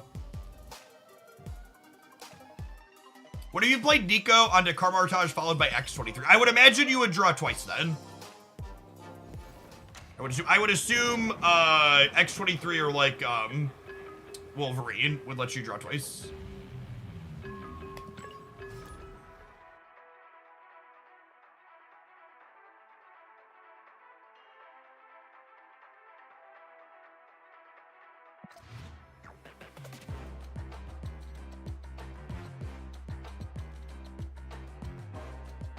Someone tagged me in a Team Answers thing that they said is relevant to stuff we've been talking about today. Notice the on-reveal card on Lockjaw with Werewolf doesn't jump to that location, but he still triggers in cards played behind a Cosmo, so he'll go to a Spider-Man original location, not where he moved. But Werewolf jumps to where on-revealed card was played, but if you play one into Lockjaw and it gets cycled, it doesn't register that intentional. This behavior is a quirk of a few effects that cause a card to change zones, so when Werewolf tries to swap, he sees a card in the deck and can't go there. However, we're working on some revisions to our triggers to account for these in a future patch. I also think it's actually more complicated than this. A couple people were commenting earlier that apparently if you play Werewolf by Night out first and then Lockjaw second, the Werewolf jump triggers before Lockjaw swaps the card. So the ordering matters there, so that's super inconsistent. And so that definitely feels like something that the order should be irrelevant for, right? And if you missed the sweet Werewolf by Night Lockjaw deck, it's the highlight this morning over on Hoaglandia Snap on YouTube. It's quite good and fun.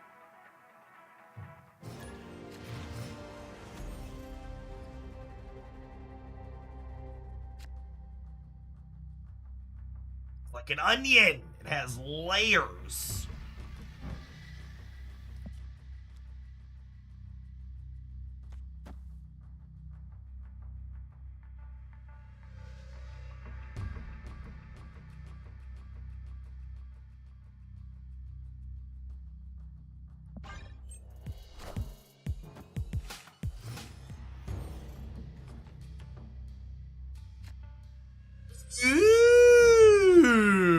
piece of candy.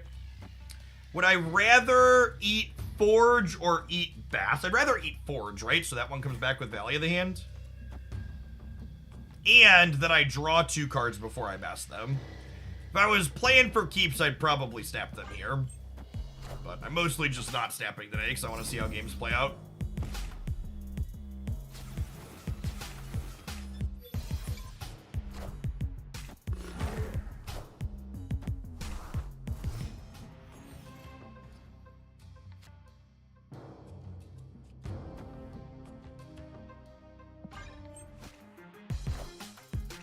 Wind, aid my hand.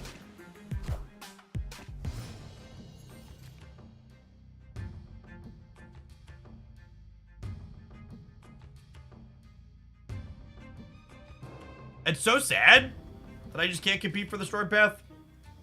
Now, one thing that is big upside here is, despite not being able to compete for the Storm Path, we will be reasonable into an Alioth thanks to armor if we can play for priority. I think I'm supposed to Hawk here. Nah, I think I just use Werewolf and Hawk to compete in these 2 paths in tandem with armor.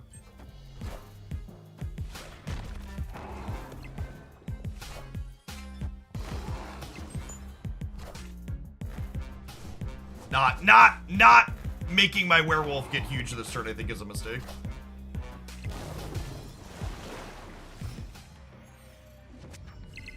Hawk risk getting junked into Clintar. I mean, Hawk getting junked into Clintar would have been fine, because Clintar takes the current ongoing power, which is, like, good for it.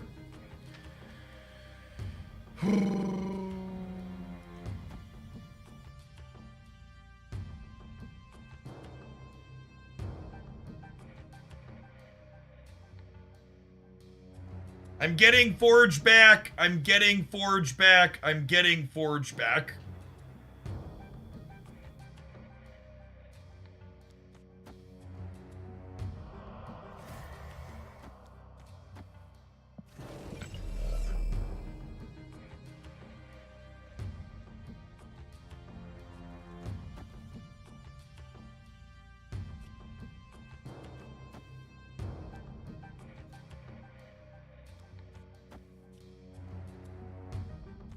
I think I might actually just do this so I can play for priority. It could be a Shang deck, though.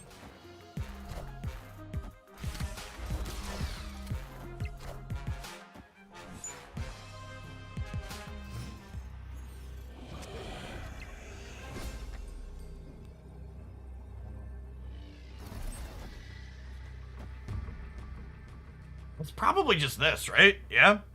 Victory. We're up by naked soul restrict to only 2 locations to play. Yeah, Storm restricts him a little bit, but the armor helps a lot with that.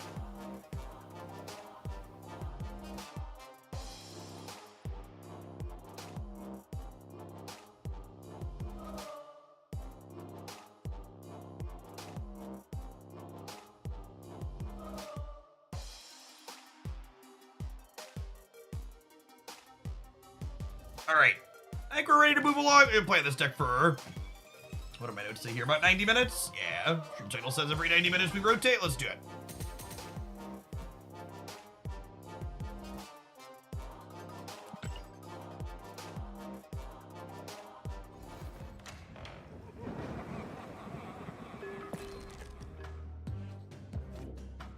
All right, I think I want to, we played a little bit of this yesterday. We could try some more of this build, or I could look for other builds people have been playing. This one's probably fine. We had a couple of solid games with it. Classic Broodless Surfer. Marvel Snap Staple. Let's give it a go.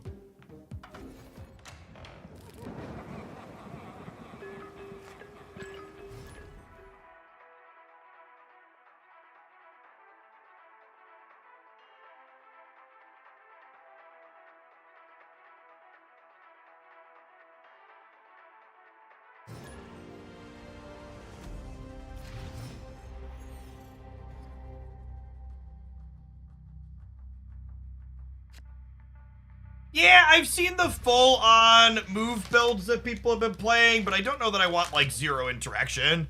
I think like, Ham and Shadow King and Juggernaut will go a long way.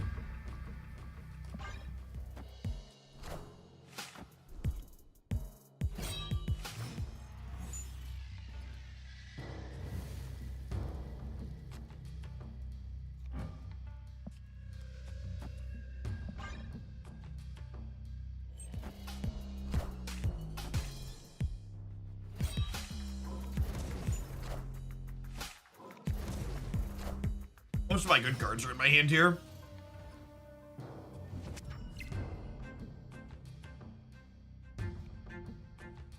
Just went into a random stream that looked interesting, immediately got an ad, and then left. So, something to be aware of when it comes to adverts on Twitch is that if you get an ad immediately when you join a stream, that means that streamer isn't likely constantly running ads.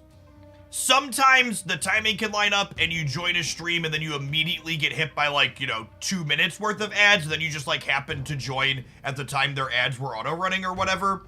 But in general, those pre-roll ads are not something a streamer can disable except by running lots of ads per hour. You have to run 3 minutes of ads per hour to disable those pre-rolls.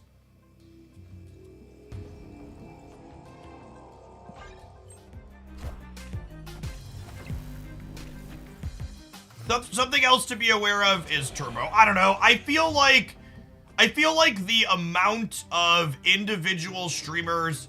Oh, Starlit Citadel's gonna move this. That's sad.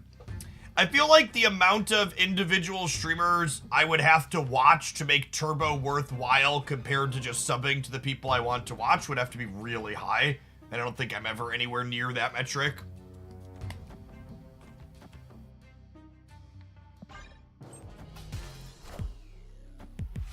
I've seen streams run 3 or more ads when I get into that normal. And so, the other thing that's kind of confusing to explain to people is that it's not the number of ads that you need to check to see if it's the streamer running versus a pre-roll. It's the length of them. So, if a stream has, a pre-roll ad will never be longer than 30 seconds. So if you're getting a minute or more worth of ads, that's something the streamer triggered to run. Sorry, is what I'm failing to articulate. I don't know how I win a second location, chat. I think we're dead here. We can probably win the Craven Path, but I don't know how we win outside of that.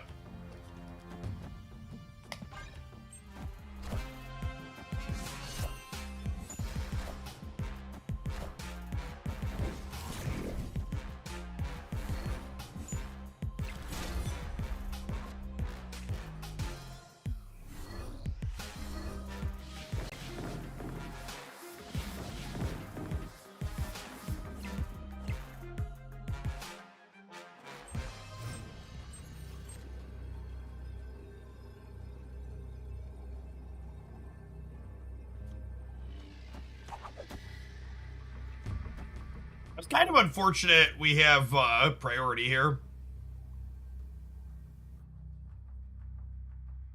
They only have 2 swarms. Does this ever win the game? This beats 2 swarms center. And then on the right side, I'm at 12 and they're at 8. They'd go to 14. And then I'm only at 13.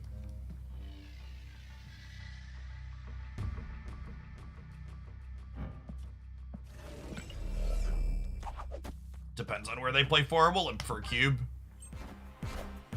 I bet this is 2 swarms that we lost. Yeah, rip. Lost the coin flip.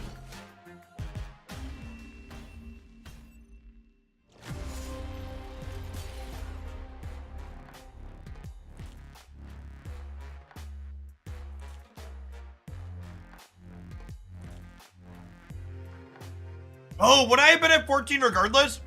But it still would have been a coin flip because I'd have lost the breaker, right? If I put Miles here and they put Swarm Apocalypse here, we would have been 14 to 14 And then I would have been 7 to 16, and we would have only been 25 to 28, so we'd be up 7, they'd be up 9. So we were still flipping against the apocalypse either way.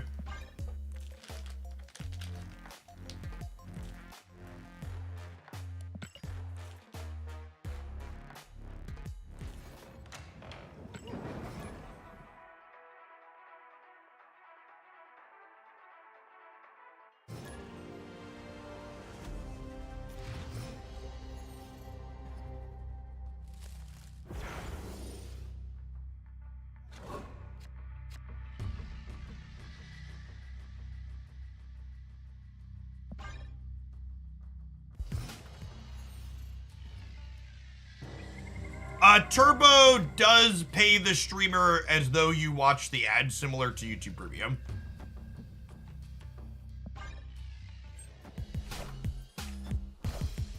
It's a rate similar to if they were, if I bought Twitch Turbo and watched every ad on a streamer's channel for an entire month, it would be less revenue for that streamer than if I just subscribed to their channel. Is the comparison. I think Turbo's like $13 a month now or something. So like I could basically subscribe to like 2.5, 3 streamers for the price of paying for Turbo. And I'm not usually watching more than 2 to 3 people at a time.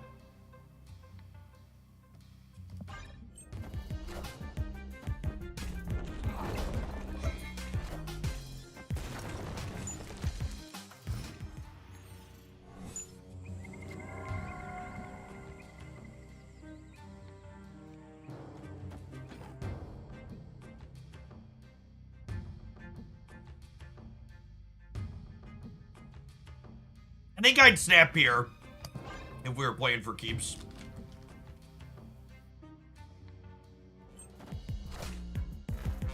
You know, maybe I should snow guard this turn, actually.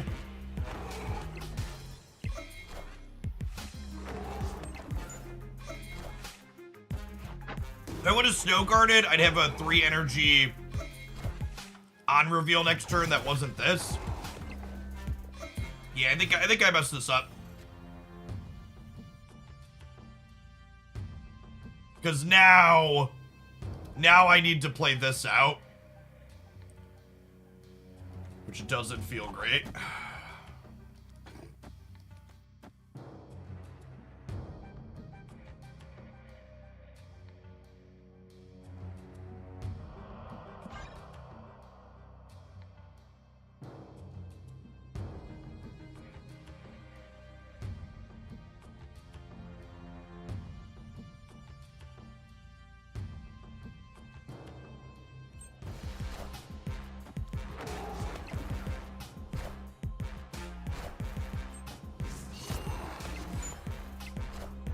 It sounds like a steal because it lets you explore other streams that might have bad ad placement. I mean, I would argue that if a stream has bad ad placement, I probably don't want to watch it personally.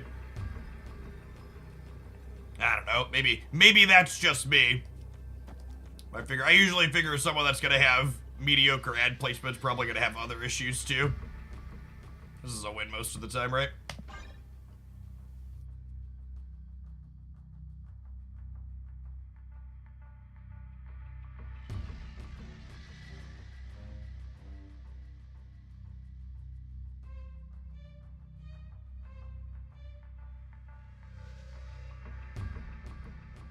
What happened to the sub goal to remove mid-roll ads?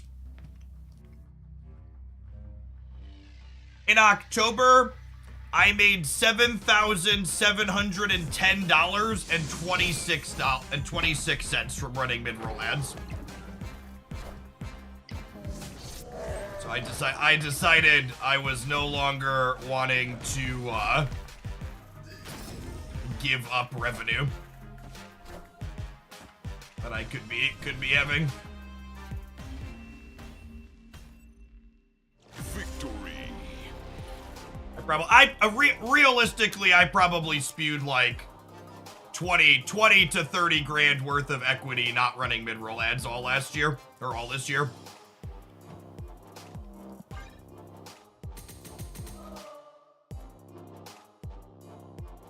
and make up for that moving forward. And people tolerate mid-roll ads from basically everybody else in the category, so.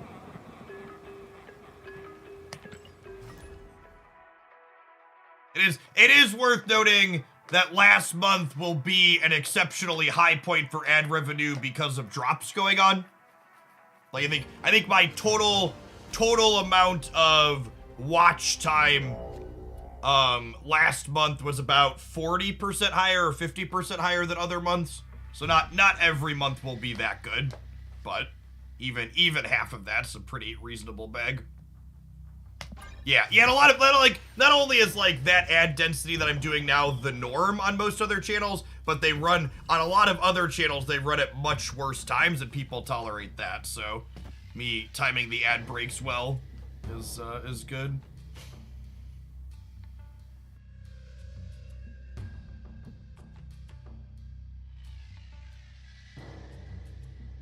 What is a mid-roll? Sorry, yeah, so verbiage. A mid-roll ad is when I manually run ads during the stream while the stream is going on. A pre-roll ad is when you get a short ad immediately when you join the stream at the start. Okay, so I think I want to do this, actually, so that we actually benefit from drawing with the Abby here.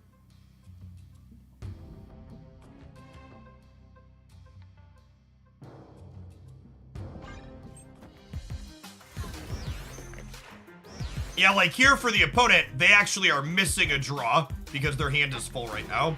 And we pork their Loki. Lovely.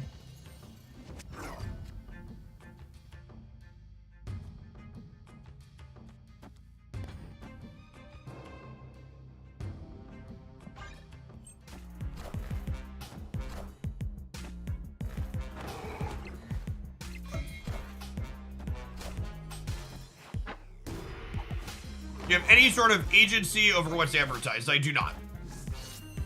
The ads that get served when I press the run ad button kind of are what they are.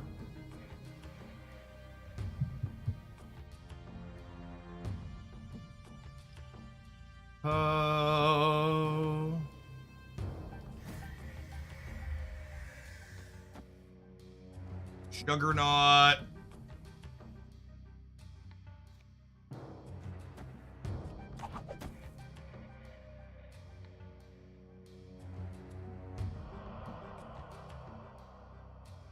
Yeah. Sick. And then this moves right into my Craven path. For anybody that's new to the channel, by the way, I know sometimes new people are weird when we're talking about money. You can and should talk about money, chat. Not talking about money is a capitalist ploy to pay you and your coworkers less. If you're interested in more information and talk about stuff like that on my my YouTube channel, I did a 1 year in review where I talked about how much money I've made doing Snap content this year, how much I've spent, how much money Marvel Snap has made it as a game, and lots of other good stuff. I have priority here. So they're probably losing here, because if they play any on reveal, their wolf jumps. What if I just do this?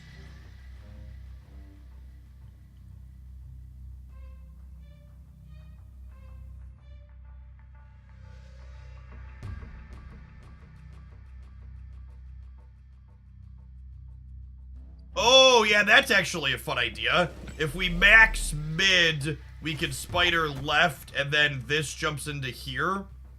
But I don't need to make the Craven bigger, right? I think it's just this. Victory.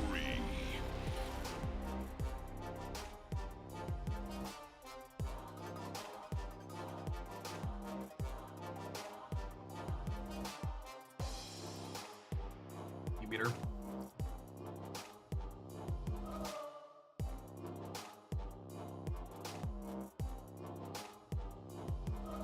So someone asked, where does your streamer management company fit into your earnings pre or post? So the numbers that I posted in the 1 year in review video, will have taxes taken out of them by the US government because Uncle Sam needs his cut. But my manager actually doesn't take anything from my Twitch or my YouTube revenue.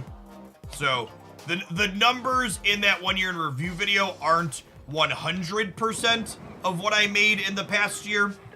There's outside ad deals that my manager manages, and my manager gets 25% of whatever outside ad deals he manages in a year. I didn't include a full breakdown on those because they weren't something I had access to the numbers offhand, and I had already put so much time into that video, and it was already kind of dragging, so I didn't want to include another section. But I made slightly more than what's listed from just Twitch and YouTube there. Yes! Yeah, talking about things that my manager ads are like our wonderful VPN sponsor right now. If you need to secure your connection, you can check out that Surfshark link. Save some money and get an extra 6 months for free with code Jeff Hoagland. Surfshark, Manscaped, when I do like sponsored mobile games or other games, etc. You think it's not awkward having both Shadow King and growing cards? Well, if my cards have grown, I just won't Shadow King. You have the option to only play Shadow King when it's good for you.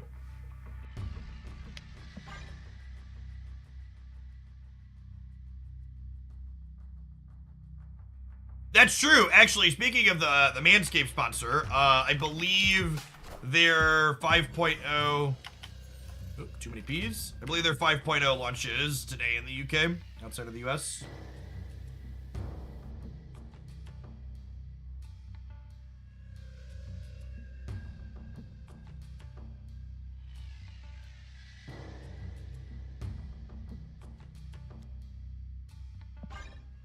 Crazy that by the numbers you showed your 1 year anniversary video, you'd be considered kind of rich in Spain. Not rich, but on the richer side of life. So, am I correct in my memory that Spain is a country that enjoys socialized medical care? Is that accurate? So, one thing to keep in mind, and this doesn't... It impacts my other family's decisions, but it is a little bit different for me than other people. It's everywhere except the US, right? So, to get political for a moment, when I had my first big year streaming on Twitch and it made me full-time income, my wife and I looked into replacing the healthcare she provides for our family at the job she currently works at. And she works for a Fortune 50 company, so the healthcare that we get from her family is like comparable to what you would get in. It's some of the better you could get in the US. And when we priced it out 6 years ago for my then family of 4, I think my hand is awkward enough here that we're supposed to leave. I don't know, it's pretty good. They're just cubes. When we priced it out for my then family of 4 6 years ago, it would have cost my family approximately 40,000 USD per year to replace the healthcare her company provided for our family on the open market.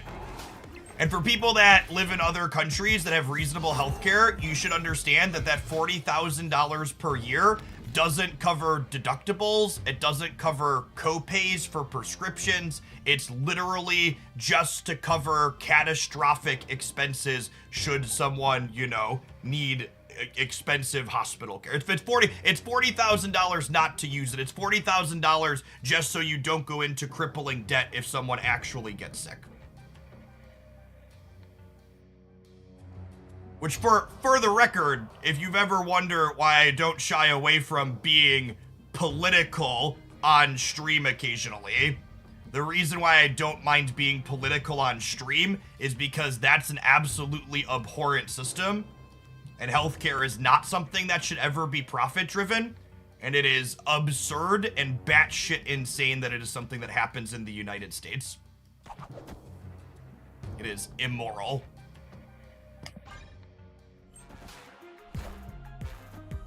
Yes, and if you do actually have to use it, the insurance company is a for-profit company that will do their best to make sure that they don't actually have to pay for the service that they have, because the health insurance company doesn't make money by paying out.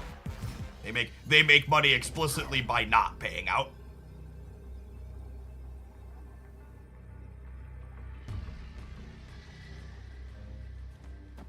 Is Maximus here and a Surfer here a win? This puts me to 14. They can have Surfer 2, but that puts them to 15, and I'm going to 16 with my Surfer, right? I'm gonna do it, gamers. I'm gonna do it. Spend them cubes. Hey, Ackman, thank you for the support. I appreciate it. Yes, prisons, education, healthcare. I would even argue utilities like the internet are things that shouldn't be privatized. They should not be profit-driven.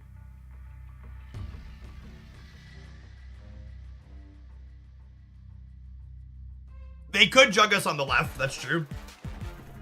Oh, rip. Oh, and he went middle. No, wait, are we good? I think we're still good, right? No, we lose because their wolf jumps to the bear. Wasted by our own petard ship.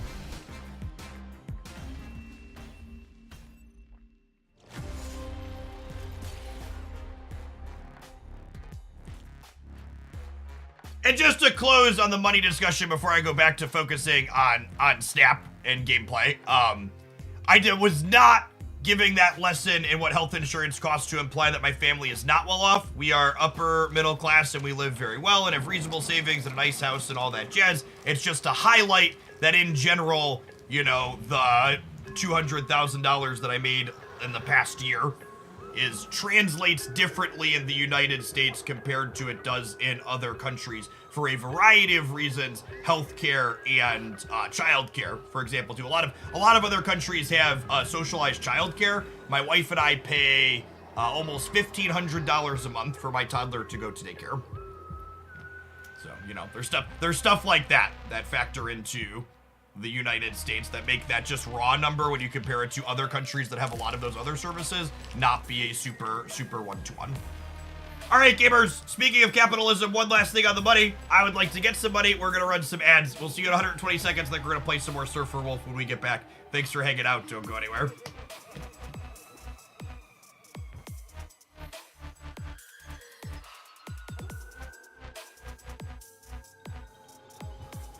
$2,000 a month for both our kids. That's cheap. Yeah.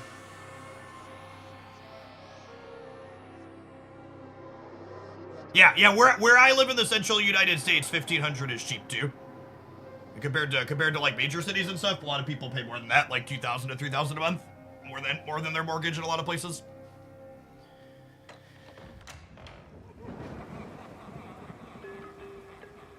I was told that the Juggernaut not triggering werewolf moving was a bug, by the way, that they were going to look into. I'm going to run to the bathroom really quick while these ads are rolling. BRB gamers.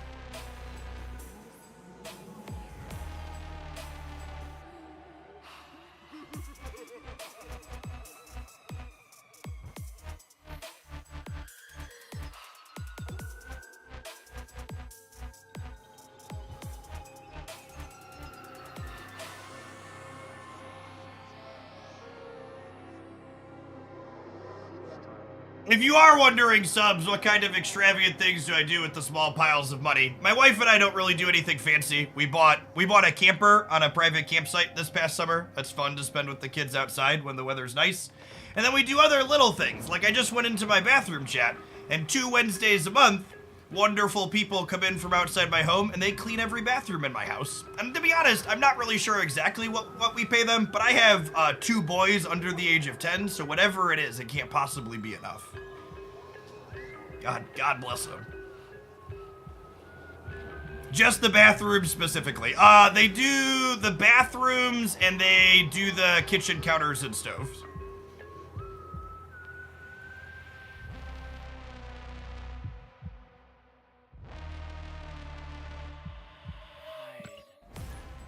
Those are the worst parts. Yeah, we straighten up out ourselves other than that, but like they come out twice a month and they take care of the nitty gritty. Yeah, luxury. Good solid luxury spend.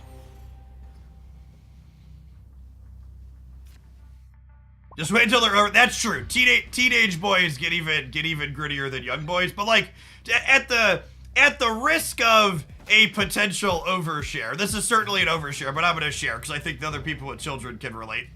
I was woken up over the weekend on Saturday morning when I normally, or was it Sunday morning? Yeah, it was normally when I get to sleep in, and the child wakes me up to let me know that one of them has clogged the toilet downstairs just simply by using the bathroom. And then, before I went downstairs to deal with that, I went to use the bathroom upstairs, and when I sat down at the upstairs bathroom, there was a puddle of pee on the floor that I didn't notice until obviously I stepped in it. So like, you know, sometimes being a parent of small children, you know, like, I'm sure there's some people that can relate to all that out there. Sometimes that's just how it goes.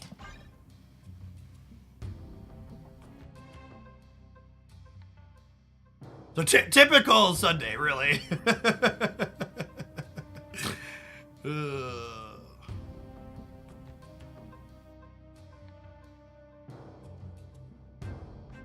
This is why I prefer cats to kids. Listen, gamers, don't you dare act for a moment like your animals don't wake you up and have you step in random bodily fluids multiple times a year.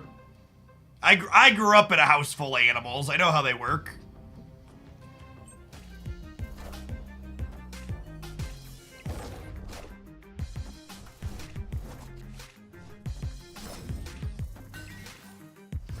All the time, cats are gross. Exactly. Alright, so the Polaris here means we'll disrupt their Elsa trigger on the right, which is good. Do you do anything to make money outside of work, like stocks and stuff? So my wife and I put money into Roth IRAs every year, but other than that, not really. Our mortgage was a high interest rate, so when we had a good year this year, we just paid our mortgage down rather than trying to do better on the open market. They keep predicting downturn / recession in the US at some point, so I've been weary of putting money into the markets.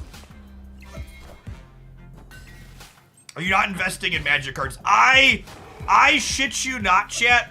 When I played Magic the Gathering, I knew a guy who cashed out his IRA for he cashed out his IRA to buy what's it called? He cashed out his IRAs to buy Power 9.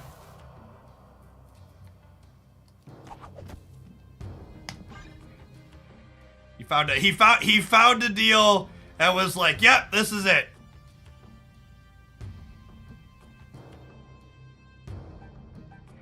So an IRA is a form of traditional retirement / investment engine in the United States, and you pay a penalty for cashing it out early. Because it's intended to be something that it's like, you get, I don't know the exact detail because I'm not a finance guy. I have a Roth IRA, but you get some kind of bonus / benefit in terms of taxes by waiting to cash it out. It stands for investment retirement account. There's a 25% penalty to pull it out early. There you go. There's the numbers, gamers.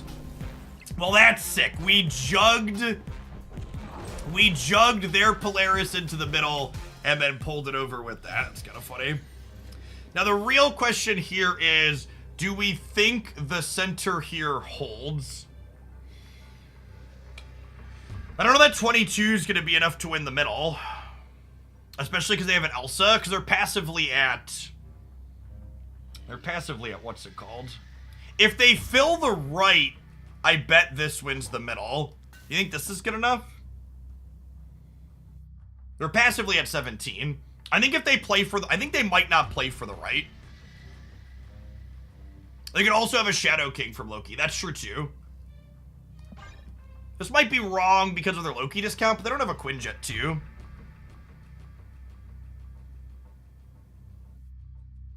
Surfer has a rough time wrestling. I don't know. And this deck is very different than like traditional Surfer historically speaking, so I think any historical matchup table of Loki into Surfer is probably not relevant for this build. Yeah, they could potentially Shadow King mid and fill right, but we'll see. They only have 5 cards and one of them is their Chavez. And one of their other cards should be another card from their deck from last turn. If we think they fill left, we could reactivate Monster Island. That's an interesting thought. I wonder if that was the line. I didn't think about reactivate Monster Island.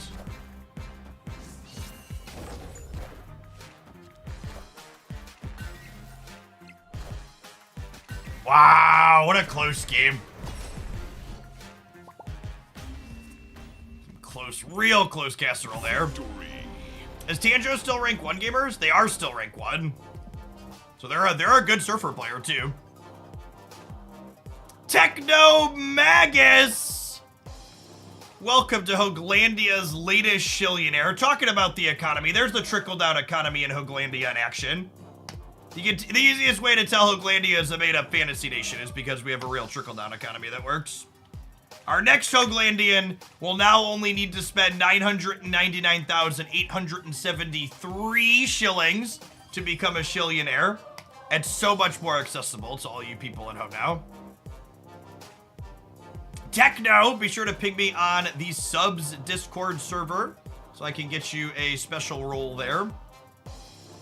Get you access to Beverly Shills. It is truly the place you want to be.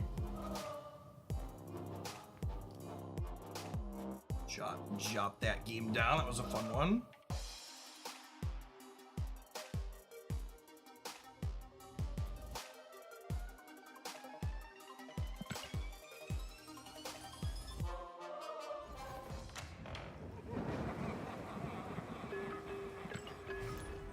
Someone asked, where is Werewolf by Night felt best so far? I think the deck I was most impressed with it in so far was the Bounce Hawk build that we played. But honestly, it's felt good in a variety of places.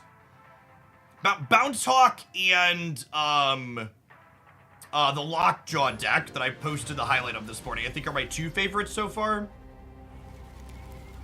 Live from the Daily The Goblins deck yesterday is fun too. I need to figure out, I don't know how many, typically I can't post too many highlights with a new card right in a row because people will stop clicking into them, but I have so many werewolf decks I've enjoyed. I might see how many I can get away with before the metrics tank.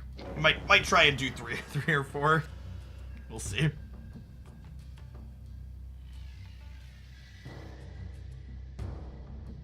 want to do this just to keep my hand size down a little bit. Do they all include Nico? They do pretty much all include Nico. Unfortunately, I think every optimal werewolf deck is going to include Nico. Because Nico is not only a cheap on-reveal card, but Nico wants you to play other cheap on-reveal cards to enable her draw and her demon, and those all work well with Werewolf. So I think if you're someone that passed on Nico, passing on Werewolf's probably a reasonable position. It's also worth noting, however, and you'll get a full review of this on my YouTubes tomorrow, but I do think that after a bunch of months of absolute bangers, like half the cards releasing next month are kind of mid. So I think spending on Werewolf is fine because you're going to have time to build back up.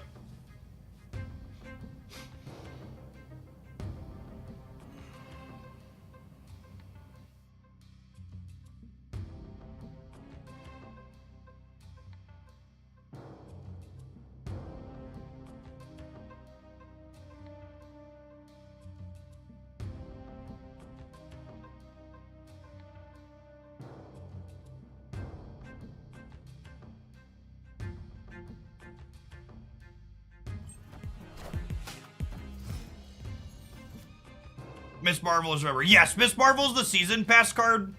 So I think Miss Marvel and I think Miss Marvel and Annihilus are both going to be super playable. I think Gladiator and Martyr are easy skips, unless you're someone that's a whale.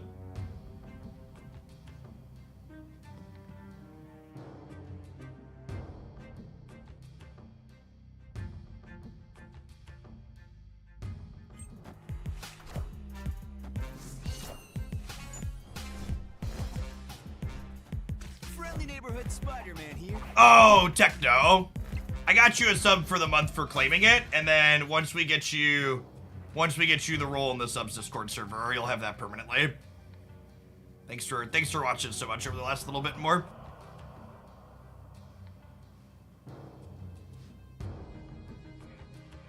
Opponent snapped. My hand's kind of mid, chat. What if I, like, do this? And then... Oh, these are going to be on reveals.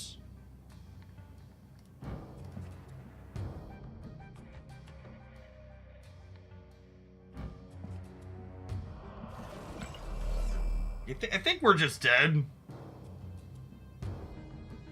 They updated cache. So they didn't really update the caches. They kind of just changed the interface and made it easier to click on. So the caches function exactly the same. You just collect keys. So you can claim everything off the track and not worry about misclicking. The one economy change that will eventually be coming because of the addition of keys is they've confirmed that we will get keys inside of bundles at some point in the future. Hey, what's going on, Koski? The other game modes are basically all the same, but like different steps and kind of a pseudo tournament thing. And it's basically you just play multiple games against the same person until one of you wins 10 cubes. Confirmed. Yes, it is confirmed by the second dinner economist that keys will be coming to bundles. I don't believe there were any bundles with keys in them in any of the data mines coming up, though. So I would also wager that bundle data mines are going to be changing in a future patch. Or maybe even before a future patch. So I might actually hold off on doing... I was going to do another bundle review kind of soon, but thinking about it, I probably want to wait till after keys are added to bundles. Because I imagine that's coming sooner rather than later.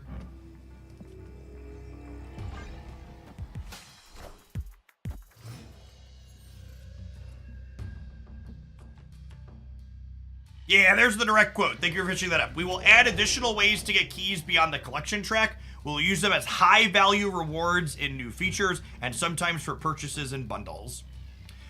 If I was a snapping man, I would snap Kraven into Strange Academy.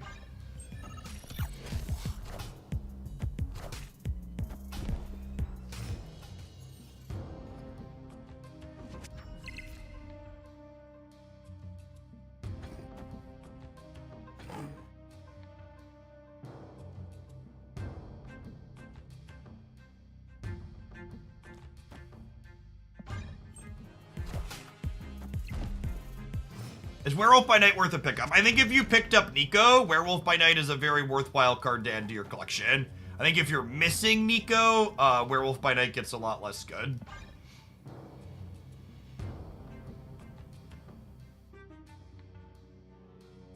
Valley of the Hand plus Nico could be good. I don't know. I might be Nicoing Spiderham here. We'll see what we draw.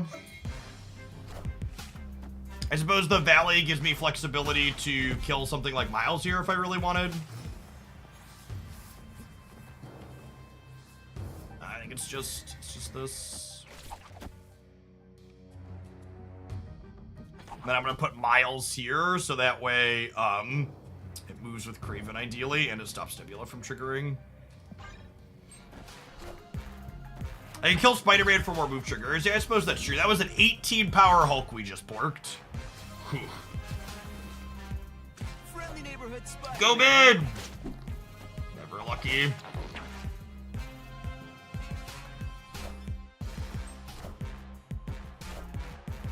All systems go. Alright, well, it would have been a 20 power Hulk.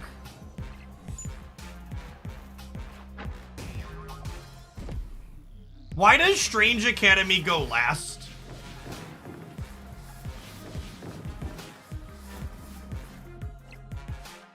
That feels super weird.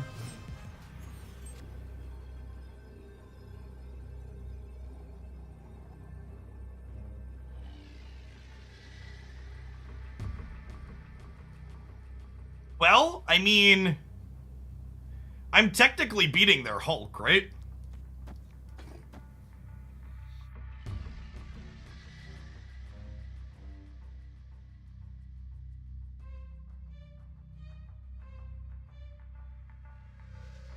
They only have 4 cards.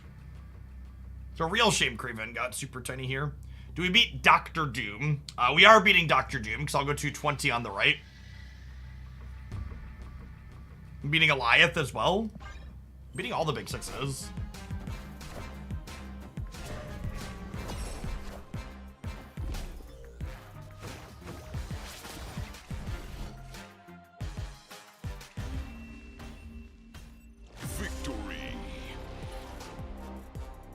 Maybe they didn't realize I was a Surfer deck? I could be pumping. It's only 1 more cube. They might have not realized I was a Surfer deck. Because this was winning here, and like they were counting on these to maybe win here. If I played for center only, this would have won them the game. They wanted to play for multiple locations there. Because they were definitely dead if they just hulked. I don't know. They're probably supposed to leave. It was 1 more cube, so who cares?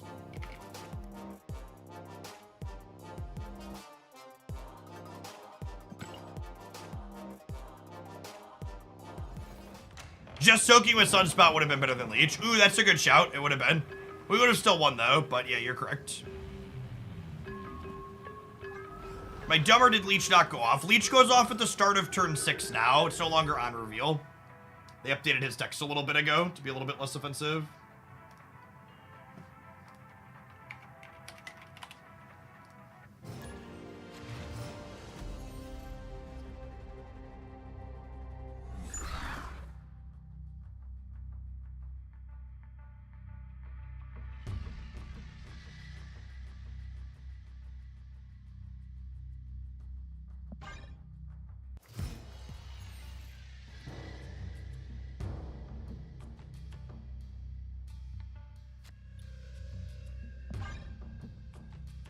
Rickety bridge. Our wolf is not good on shaky bridges, chat. He needs a firm foothold.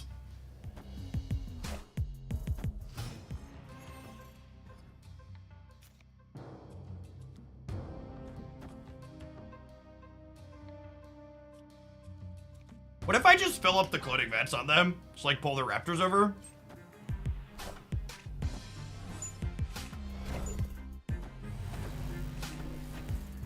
Do you like how Snap releases a new card every week, or do you prefer traditional card games every few months? I really prefer Snap's. I really like Snap's release model. So, as someone who played Magic the Gathering for 2 decades and was a content creator for a long time, from a content creation perspective especially, I really prefer Snap's model. There's a good place where to find best decks that are coming back. So, generally speaking, you can always come into my chat and type !best and grab a video. That being said, we did just have a pretty big change in the most recent patch, so the format's still settling a little bit. I'm planning to do an updated best decks video Friday, once we've had a little chance for a little bit of data to populate.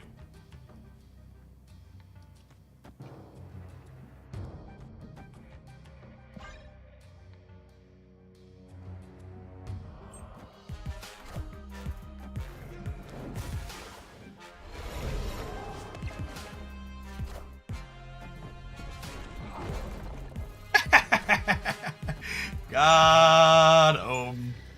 Got him.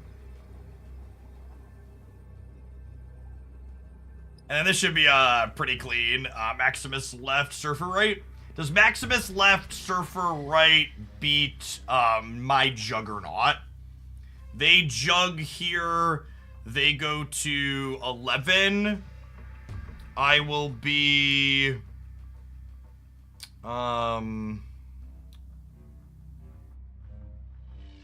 I will be at 13, 14, 15, 16, 17, 18, 19.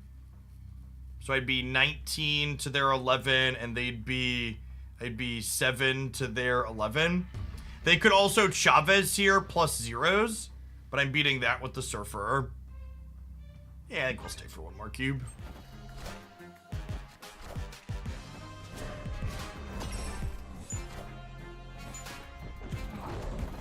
So it's going to depend on how many cards they generate here. I think that's all they can generate, right? They get a card out of their deck. No, and then we're up by 6 and they're up by 4, so we're good here.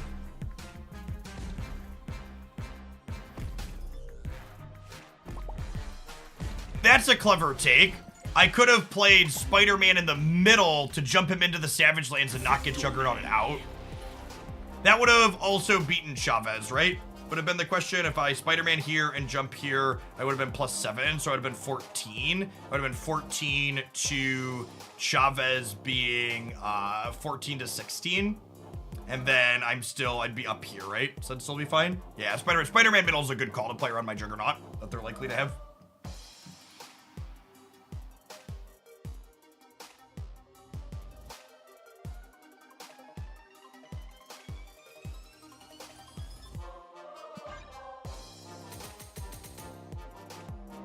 They got our Surfer, we could have been in trouble. Our Surfer would have only given them +2 on each side, right? And they would have also had to fill the middle so the wolves don't jump there. GG's, this tube.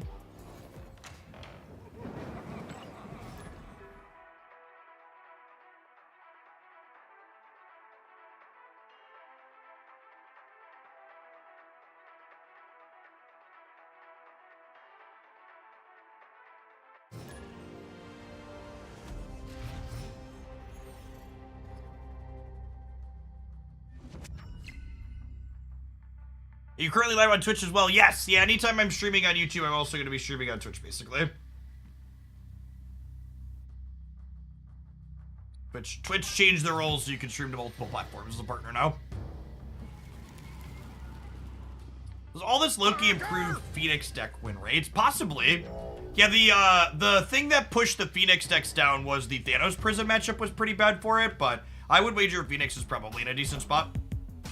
I think I'm probably gonna vibe on Werewolf by Night decks all day today, but we'll play some different things tomorrow for sure. Maybe we'll explore Phoenix Force and some Teenage Warhead and stuff. Yes, yeah, if you're a YouTube member or a Twitch subscriber, someone that supports directly, we have a very active Discord server. Lots of Snap channels, other games, politics, sports, food, all sorts of good stuff in there. I kinda don't need to draw cards because of Olympia, right?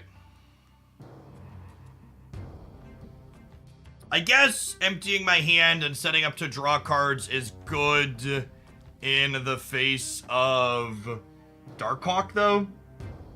Yeah, okay, I'm gonna do it because I wanna make their hawk small.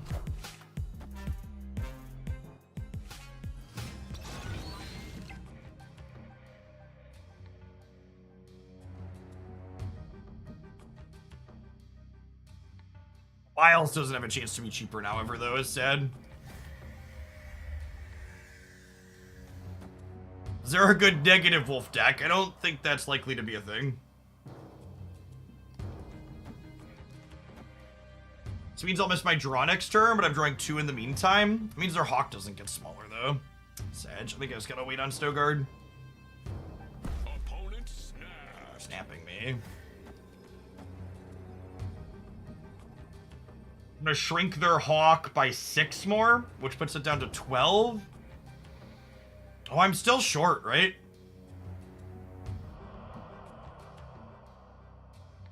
Bringing it by 6 only gets them to 12.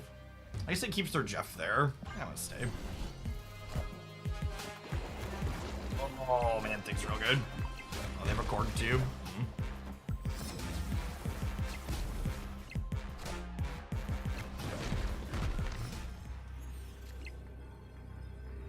I am a fish ship. I don't know. I think I might be over this one. escape. This one doesn't feel quite as powerful as the other builds I've played.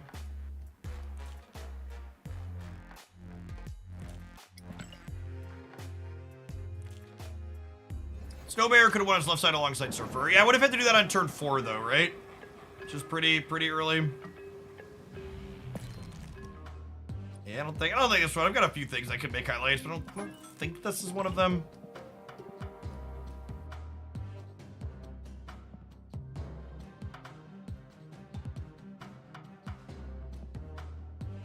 Yeah, maybe we'll play a few of the Lockjaw build. This is the build I had highlighted on the YouTube side this morning. It's one of my favorites so far. That or the Darkhawk bounce build have been my favorites, I think. Medic Butters, thanks for the brand new primer. Appreciate it.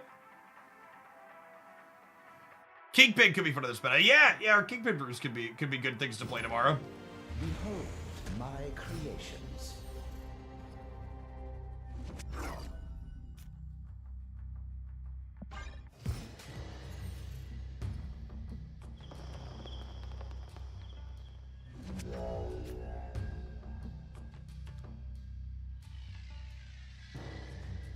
I think I need to play another card here. Probably not. So, I mean, this will mean they get to draw 2, but I think that's fine.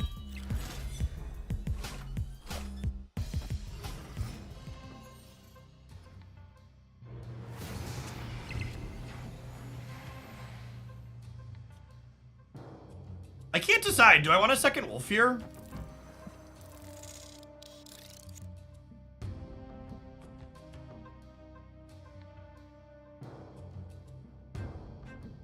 Think we'll ever have a viable high evo deck with one evolved card? Or will we ever have... Or do I want a second wasp in my deck? Yeah, that might actually be better, honestly.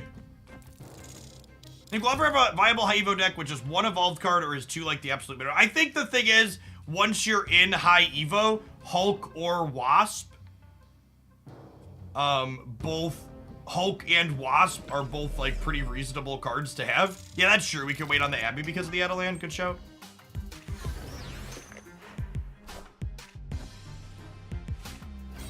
Enough said, Bob.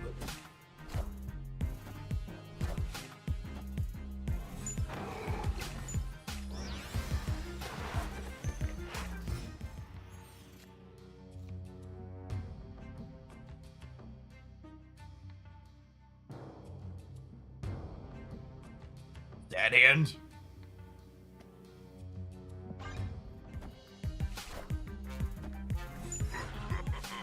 They have 2 Draculas, probably dead. This might be better or worse if you played Hitmonkey over the Yellow Jacket. Well, I mean, obviously I think it would be worse. That's why I'm not playing it. It's the kind of blunt answer to your question.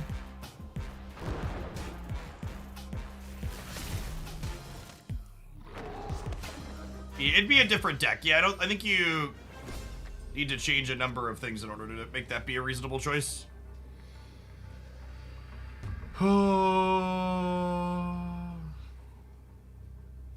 Would you recommend instead of ham? Iceman.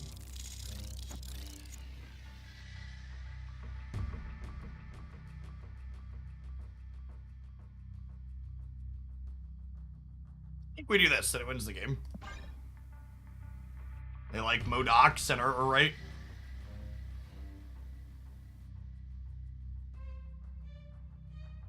I actually don't think you want to play Mysterio with your Werewolf by Night, because the way Mysterio plays out entirely to the board ends up being super awkward for a deck like this in a lot of situations.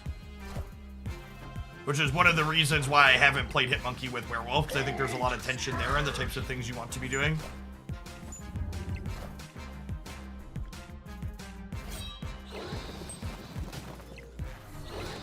That's a 16 power Apocalypse. That ain't enough. Clean. Hey, Benjen. Thank you for the quarter of a year. Welcome back. Victory. And this Dracula was always discarding first because they played it first, and they were unlikely to play here because they don't want to put other bad cards in their hand. So I think we were winning this most of the time with the 17 here.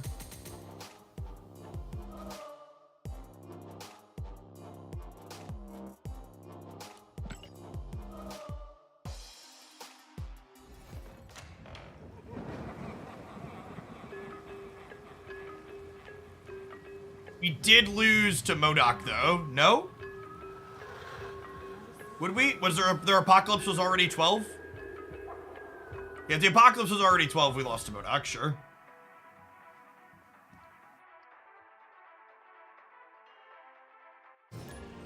Behold my creations. I cannot get enough of your strong guy Hellcow deck. No one respects the strong guy. He is a wonderful lad, to be fair. Another Cloning Vats game. Life's a batch and then you die, chat. Never forget.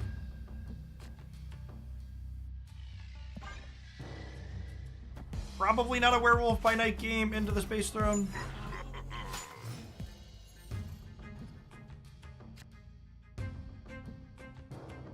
That's super sad. I mean, I guess Jane didn't get hit at least. I think I'm doing this. Am I doing this? I can't decide if I'm doing this, chat. I think I am. We're gonna like ping pong back and forth. We'll win the space throne with the Hulk, and we'll win one of the others.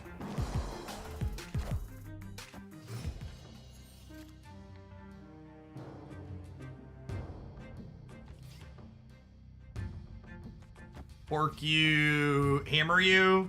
Jane draws hammers, we hammer, and then we Hulk.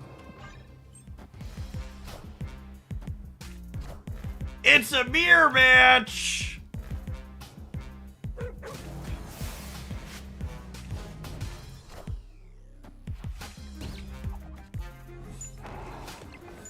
Face the might of Asgard, Mjolnir!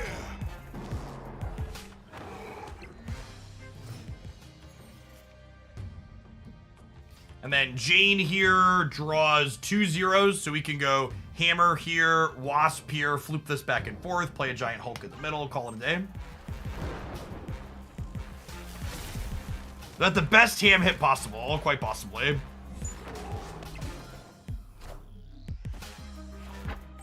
Okay, porking Hulk doesn't matter at this point. He wasn't getting bigger. Crazy that Wolf's always a 10 plus card. I mean, he's only a 10 plus cost card if you build your deck around him appropriately, right?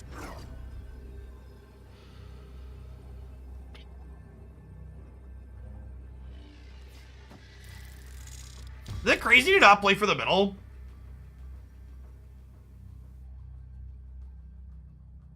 Yeah, probably.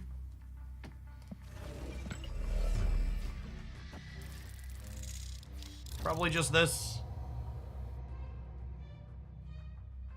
How big is their Hulk bags? Well, if they Hulk, they just only have Wasp as their other card, right? Order for Wolf. Do I want the Wolf to end up here so I play for all 3, chat? I'm explicitly ordering here into here because I want the Wolf to be here. So I don't win this with just the hammer. Victory! Sometimes on the last turn, especially when there's an awkward location like Space Throne, you have to explicitly give up a point to have Wolf end up in the place where you want him to end up at.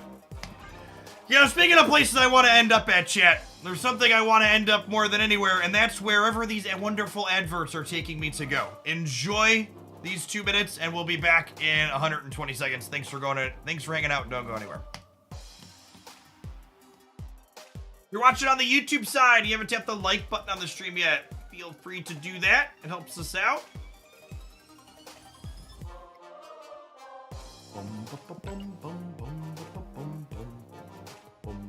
The segue was reasonable. I fumbled my words. My mouth noises fumbled a little bit. But the transition to the mouth noises were good if I had flubbed them less.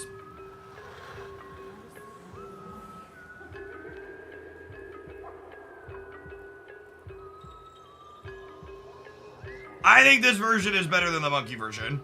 The monkey version, especially with Mysterio, has a really hard time leveraging Werewolf by Night. Putting Werewolf by Night into the build with Hitmonkey and Mysterio really just feels like the classic, we took the new card and shoved it into an existing good deck, so it's kind of okay, not because the new card is good here, but because the rest of the deck was kind of okay.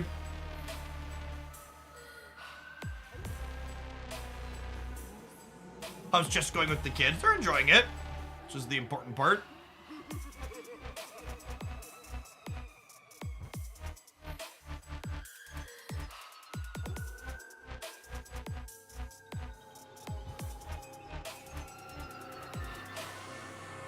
You're getting ads while subbed. Refresh your browser or hard Control-Shift-R.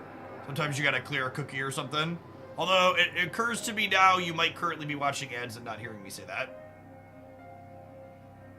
My kids dress up as anything. Yeah! I think I have pictures. It was kind of cold out.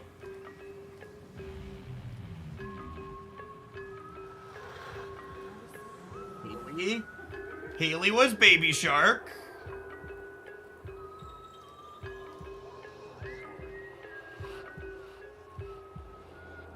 They're not fantastic pictures, so forgive me. Declan was Mario. And Jacob was a headless horseman. He was very happy with this one. A little bit of a texture difference between Baby Shark and the Headless Horseman. This one's a little gruesome. Yeah, we didn't let him wear that one to school. He really wanted to, and I was like, nah, it's probably not appropriate for 4th grade.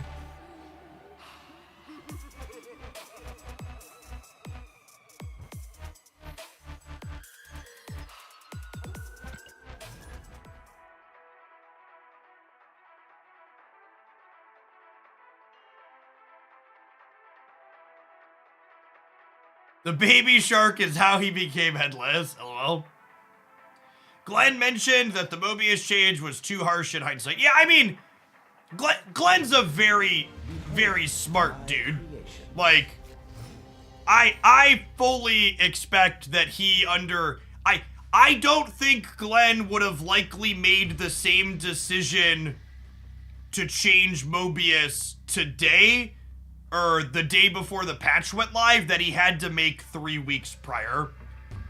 I think the mistake that happened was entirely because they felt like they had to make a big change based on the early data because they lock their patch changes in 3 weeks in advance. And now that was a big people that are newer to Marvel Snap, you might not remember before we had regular over-the-air updates, a super big problem we had at the start of the year was the dev team was constantly chasing their own tail because the balance patches were so delayed. It was regularly a problem that the patch would happen and it would address a metagame that was 3 weeks or a month old because that's how far in advance that they were working. The over-the-air updates are a lot more flexible and fluid, and they were a big deal when we got them.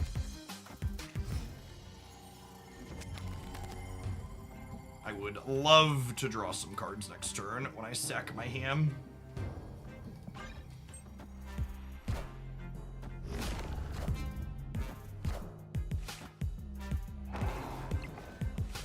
So this is the interaction we were talking about earlier that feels awkward and weird. If you play Werewolf by Night before Lockjaw, it will jump to the Lockjaw path. Nico having the same spell is interesting because she wasn't in my hand to change at the end of turn. Do I Nico first and then ham? Yeah, probably. We go Nico, this blows up, draws cards. Spider-Ham can't blow up and draw cards, but moves back, so it's probably fine. And then, like, Thor here to ping-pong them back and forth.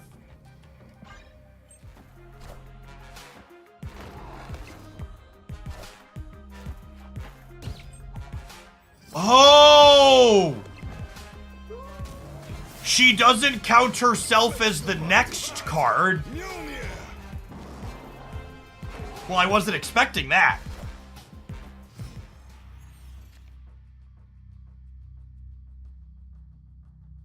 That's interesting.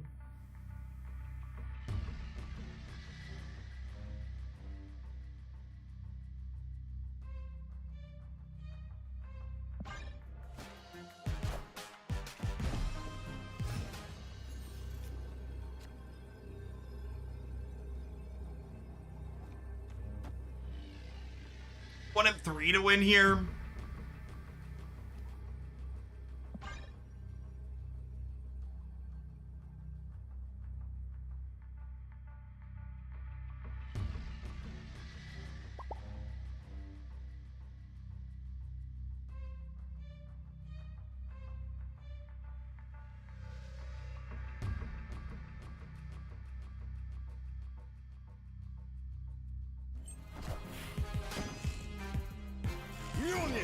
To me. Okay.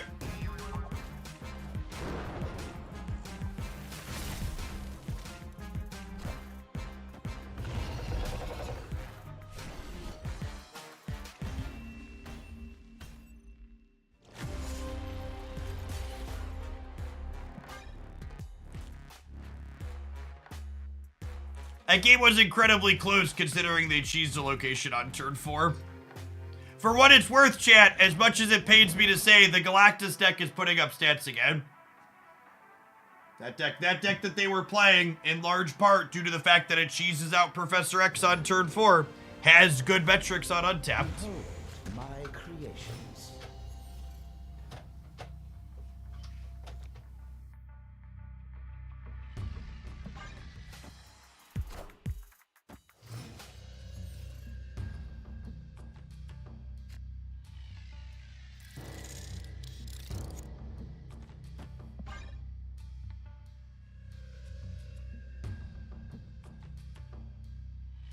Daredevil being borked lowers Professor X a smidge. Literally never in the history of Marvel Snap has a top Professor X deck been playing Daredevil.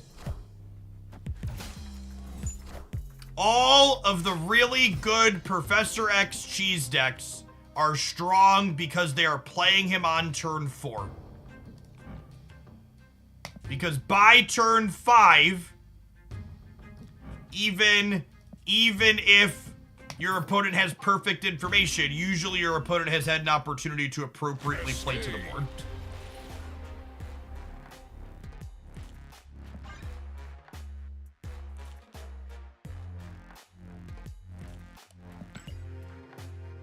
Fairly typical Jane Wasp jacket opener. To be fair, having all of those in your hand is fine if you have pick Peel Lockjaw or what's it called? The Wolf in a couple.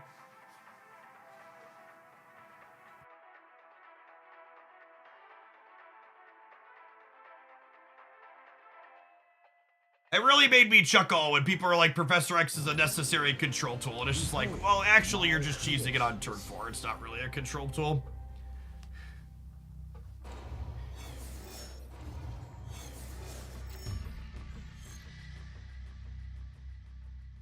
Daredevil signals Professor X, so there's a ton of information to get ahead on turn 5. I don't even know if that's strictly it.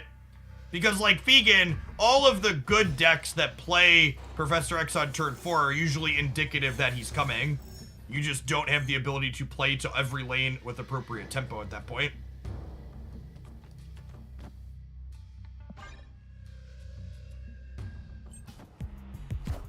Yeah, I would like if they rework Professor X to give him the leech treatment. Just make him not work when he ramps out and let him start later.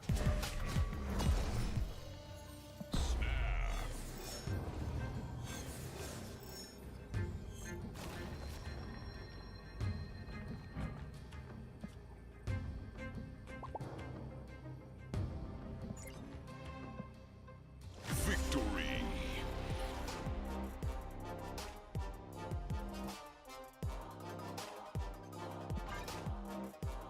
Or can't be played. I think the can't be played before turn X is silly.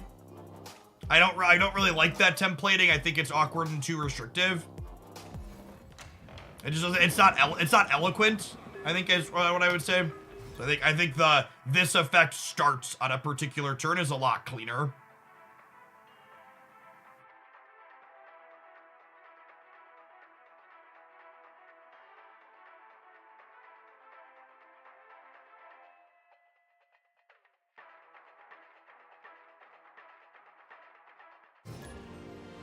Behold my creations.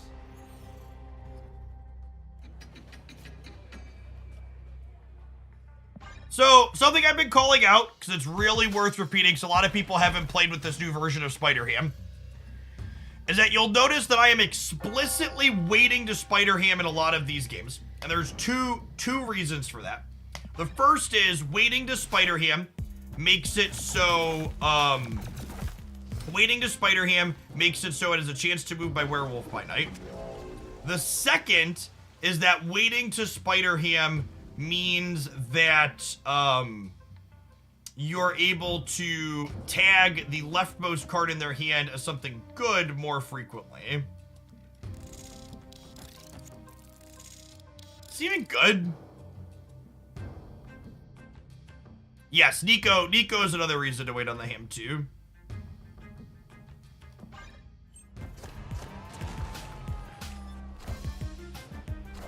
Do you have a favorite Ravona build? I don't. I haven't played enough with her to really have a strong opinion on it. I have taken a look at the data mines, and my video tomorrow on the YouTube side will be a full breakdown of all of the data mine stuff coming up.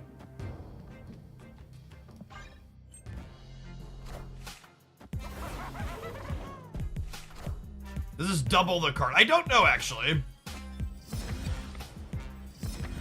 Yes, is the answer.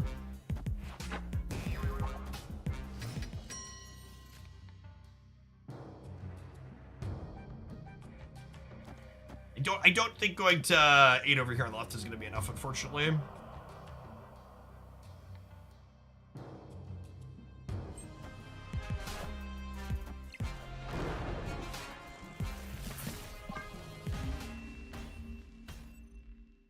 Escaped. Awkward drop for us that was made worse by their Renslayer.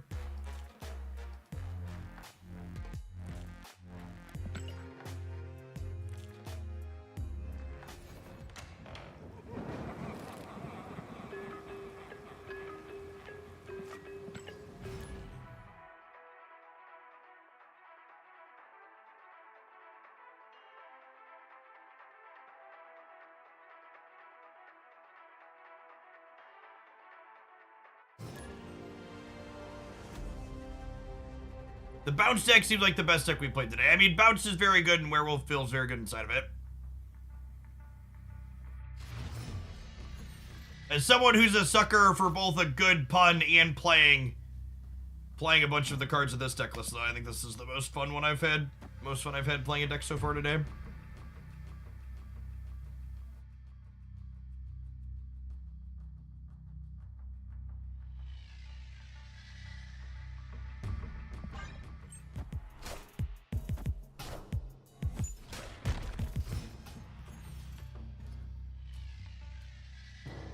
Our upcoming video discuss the increase of cards releasing in relation to the season. I do talk about how it looks like there's going to be an increase in cards coming up, yeah.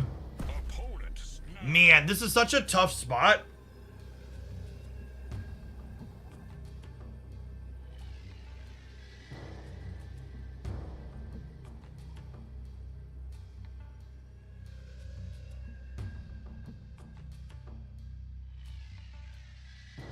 I really want to draw 2 cards in this matchup, right?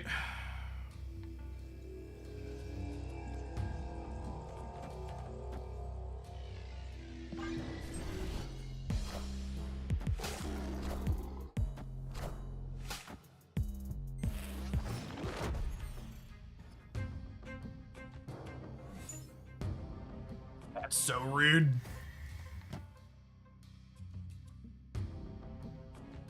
Is their Darkhawk bigger?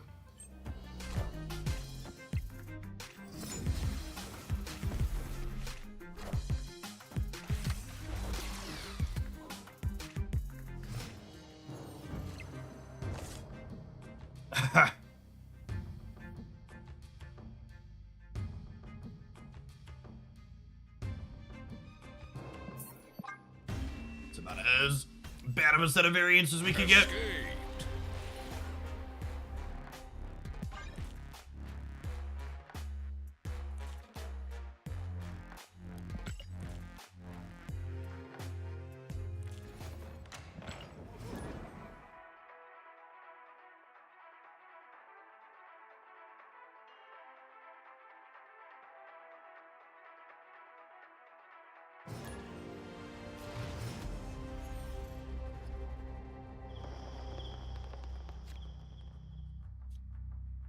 We're gonna break by don't play him early rule to get into the Abbey.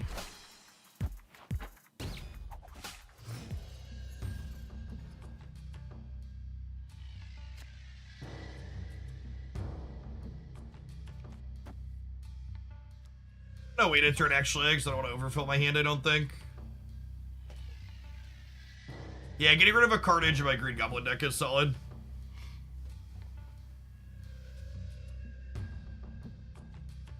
Oh, this is the Destroy Professor X Alioth person we played a couple of times today. It's a good shout.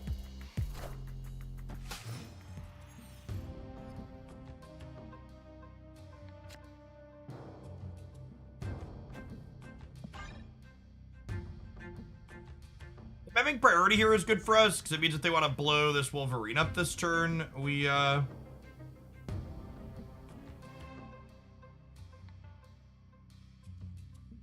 send the Goblin over after.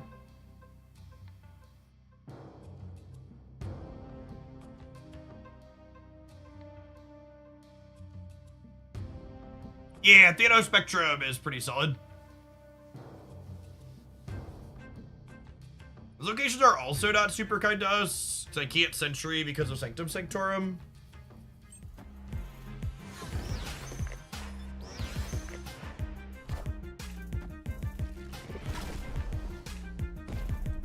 Enough said. Okay, them committing Venom here and the Wolverine jumping mid makes them destroying the left a lot less appealing, which is great for us.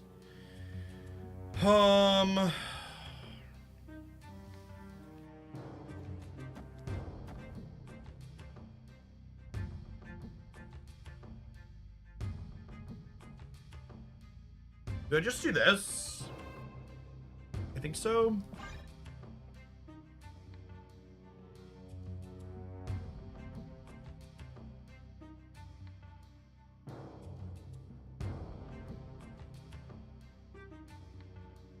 Yeah, playing the Snow Guard gives me the option to Hawk next turn to get into Sanctum. That's nice.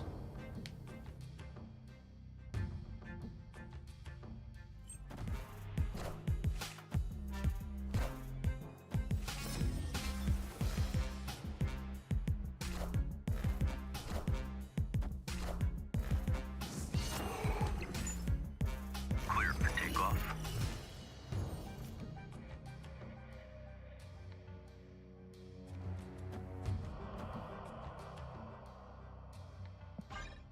They could Professor X this in the center.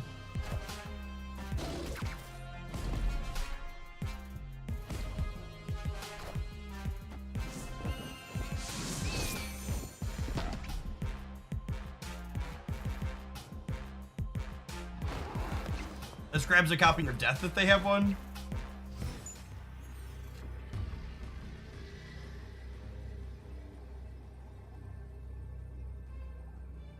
Sweet.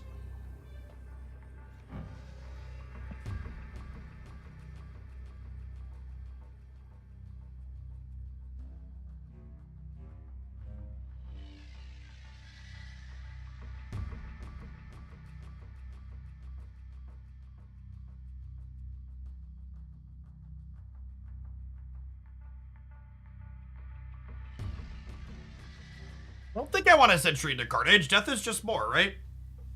Yeah, I don't think we're better than a coin flip, unfortunately.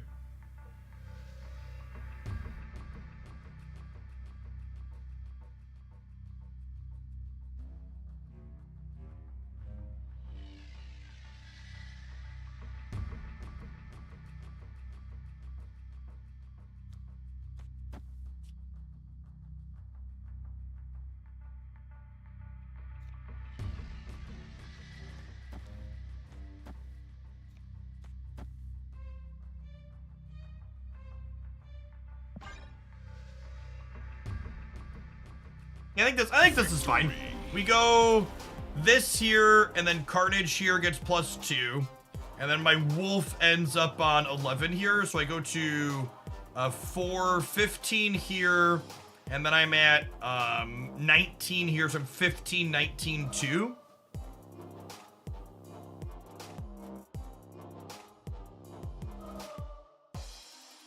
I guess that would be awkward. I would lose either of these to their death, and then they could play another smaller thing here. It's definitely just a flip. Immigrant Supporter, thank you for the 11 months, by the way. Appreciate that. Good morning, good morning.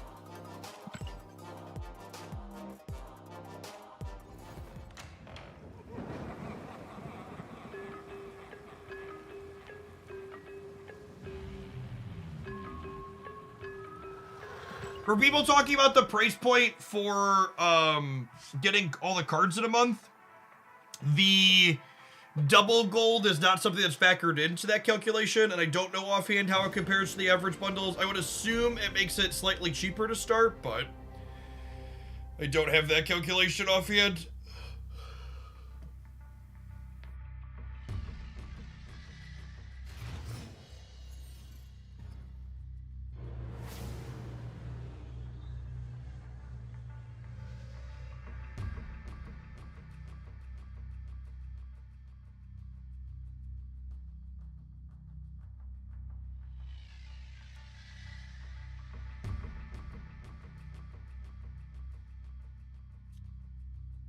I suppose if I snow guard, I can make Adeline not happen on 3.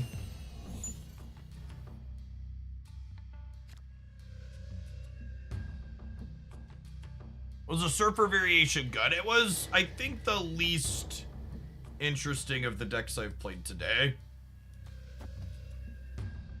Not gonna say it was bad, but I'm gonna say least interesting.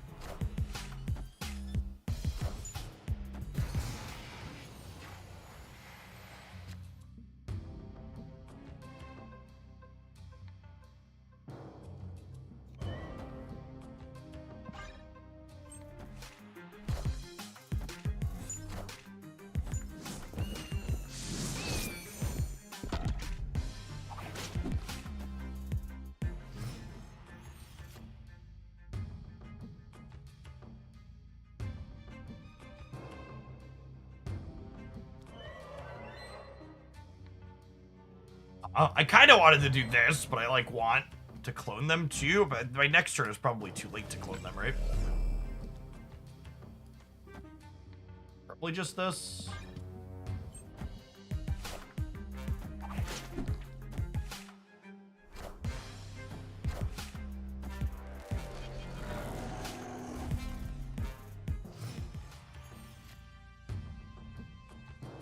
Which I wanted for Christmas.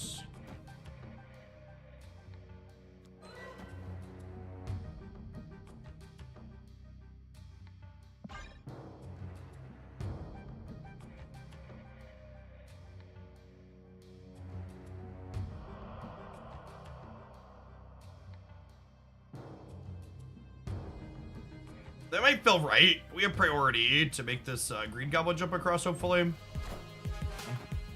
It's a real shame we didn't draw Carnage. If we didn't run Carnage, we would have got like Hood Carnage over here. Friendly neighborhood Spider-Man here. Sick. Won that quick flip.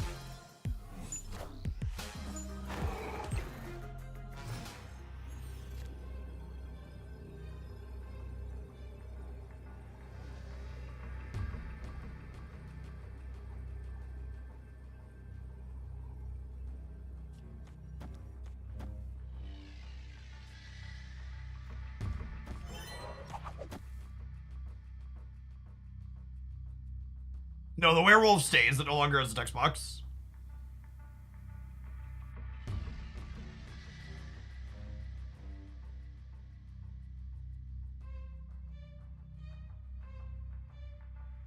You want me to try and Viper right?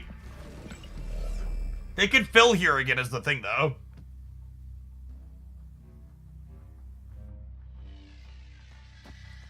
I could do this. And then they have to fill here and beat a 10-point swing here. I don't hate that. Friendly neighborhood Spider-Man here.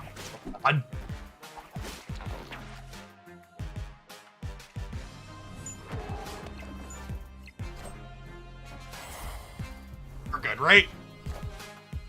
We're good, right? And butt cheek clench moment there when the Spider-Man flipped up. Victory. Alright, this is... Whew! Wait, the void is like, I live on the right, I don't move.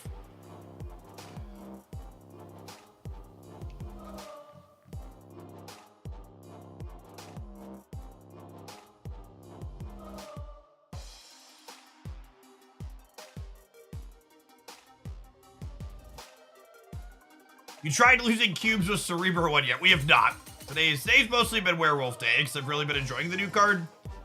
I think we're gonna explore Teenage Warhead and Ravona and other stuff tomorrow. Just gonna keep vibing with different wolf decks today. Remember when movement archetypes were considered unplayable? To be fair, the core movement cards, Vulture, Human Torch, Dagger, like those cards are all still pretty terrible, right?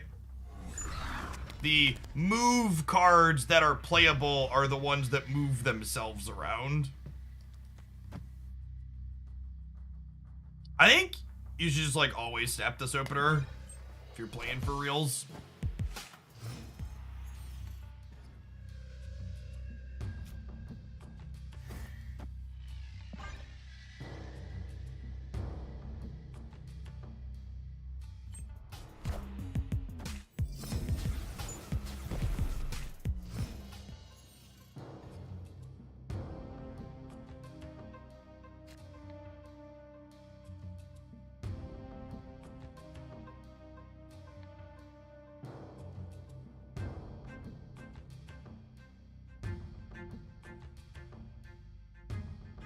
It's just this one.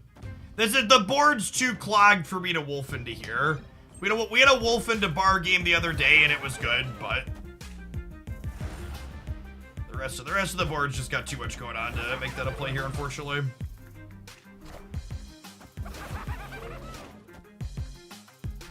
Oh, this person is rank 4. Yeah, we keep queuing into like single digit people.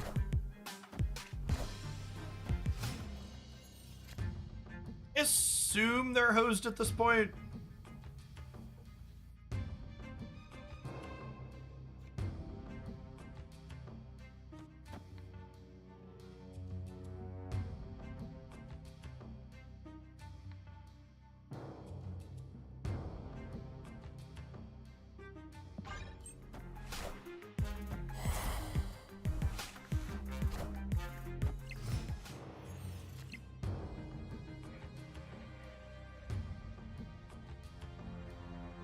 Victory.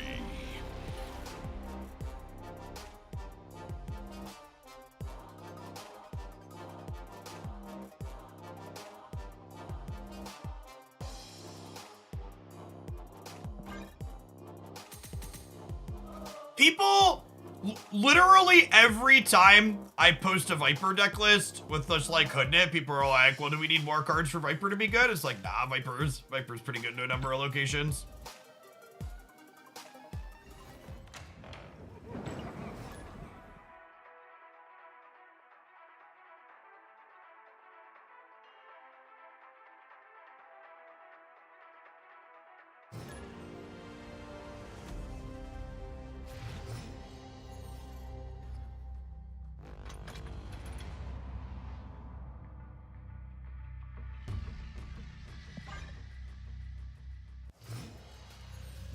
Do I like Hood or Nico more? Nico's my favorite card in Marvel Step. She's lovely. Did you get a Quake redesign? Glenn Jones answered a post in the team answers section the other day implying that a Quake redesign was imminent.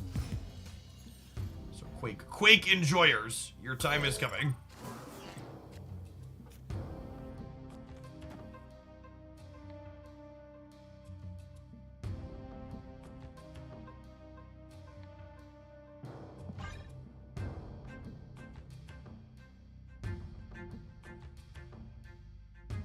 My favorite build. Favorite as in most fun to play? Yes, because I like mediocre disruptive piles of cards. Most powerful, I would probably say, is that a hub Killmonger? What a lucker. Most powerful wolf deck I played is probably, oh, I'm blanking on it now, gamers.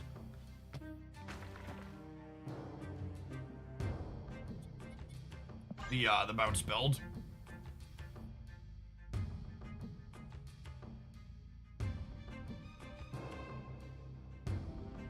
I think we go Jones into Hood Sentry, and then we could Carnage clean this up.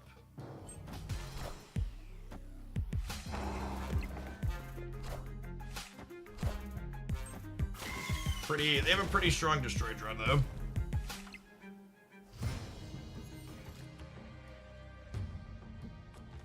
That's true. Their null is gonna get shrinkadinked.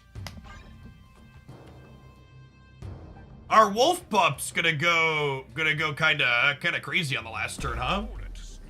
God, I wanna stay. I wanna stay, chat. I wanna stay and I wanna spew. Fine, take my cubes.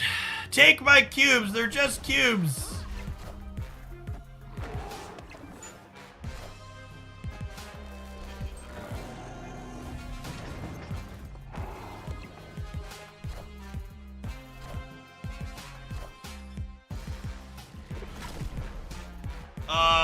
Bud, your Deathlock's gonna kill your Venom. Maybe they know that? And I guess their null will stay big now.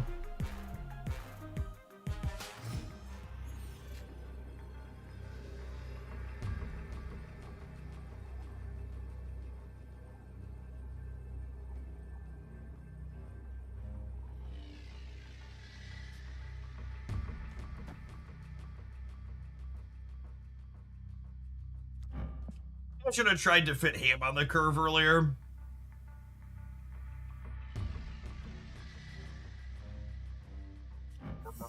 Or both. It's probably the answer.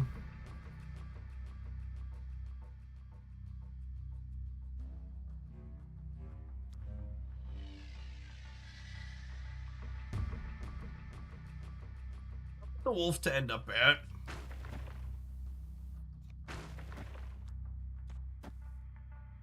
Is this enough to beat the Deadpool?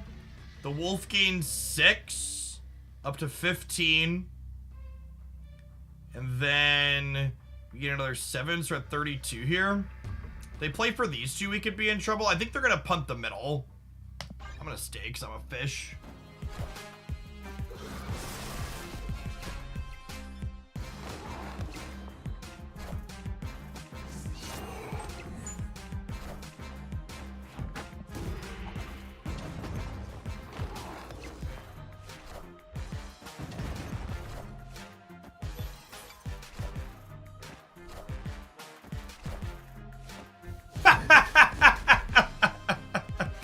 Just completely swung and missed.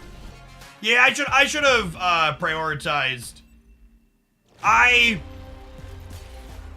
lost this game because I was too focused on executing my own game plan, and I should have been focused on how my cards interacted with theirs. If I would have fit in Mirage and Spiderham on turn 5, I think we probably win this, because statistically we probably take their death and get rid of their death. And then we're probably in a pretty good spot. That L was on me for sure. Ham and Mirage are both quite good in this matchup, but I did not prioritize using either of them.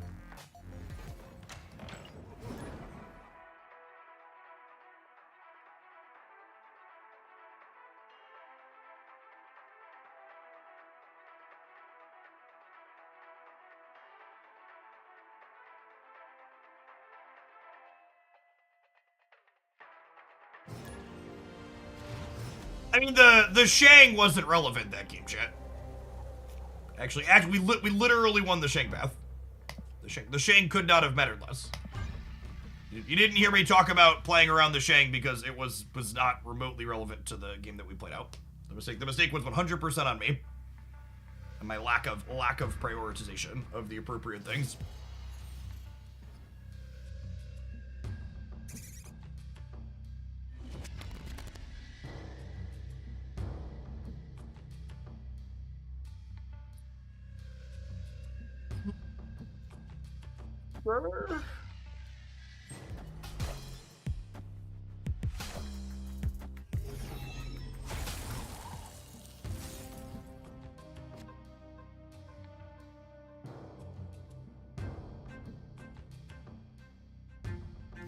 How does this work?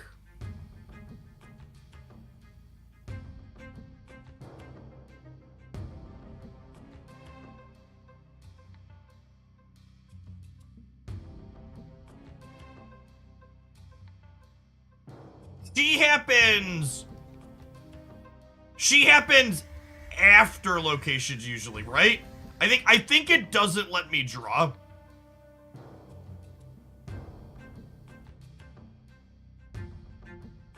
I feel obligated to try it, but I'm pretty sure I don't draw and I get a Lockjaw Quantum Tunnel card. Nope, wrong. Okay. Wrong.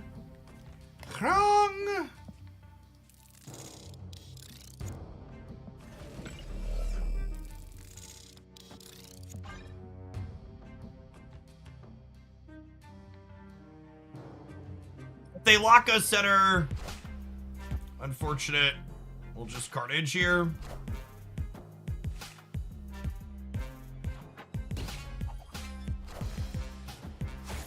I was hoping to Carnage left, but, you know, what you gonna do about it?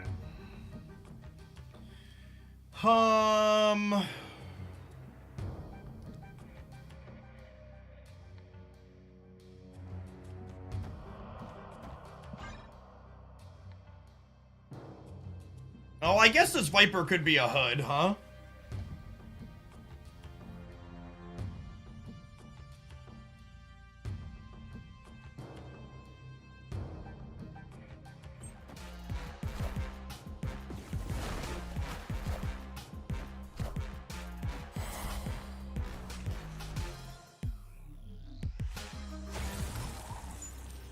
Oh, and it doesn't trigger the werewolf because werewolf is inconsistent and buggy. Oh, I forgot about that. I thought we were pulling the werewolf into there. Escape. We ran into that earlier. I knew that somewhere in my brain.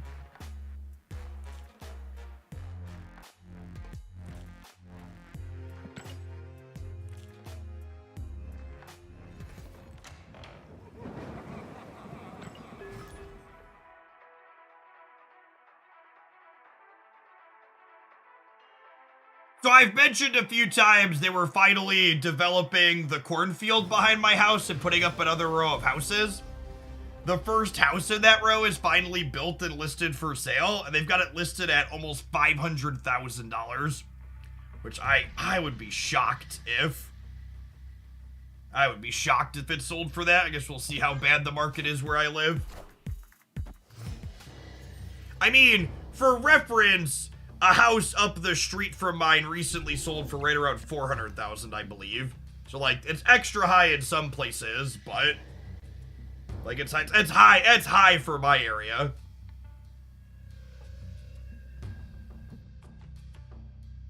I get that it's new construction, but yeah, I mean, like, it's a big house, like most of the things around where I live. Like, it's a 4,000 square foot home with a 4 bedroom, 3 bath, 2 car garage. It doesn't even have a 3 car garage, chat. A lot of things in my area are 3 car garages.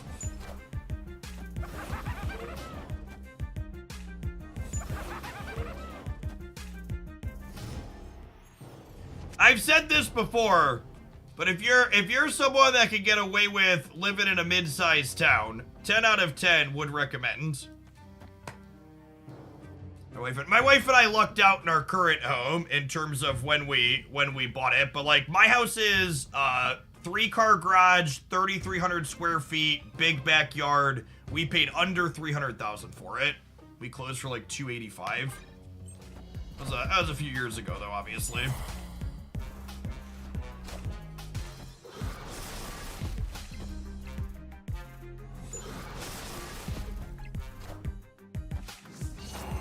To give you a small bit of insight into my current personal life, my 3 car garage currently holds 0 cars.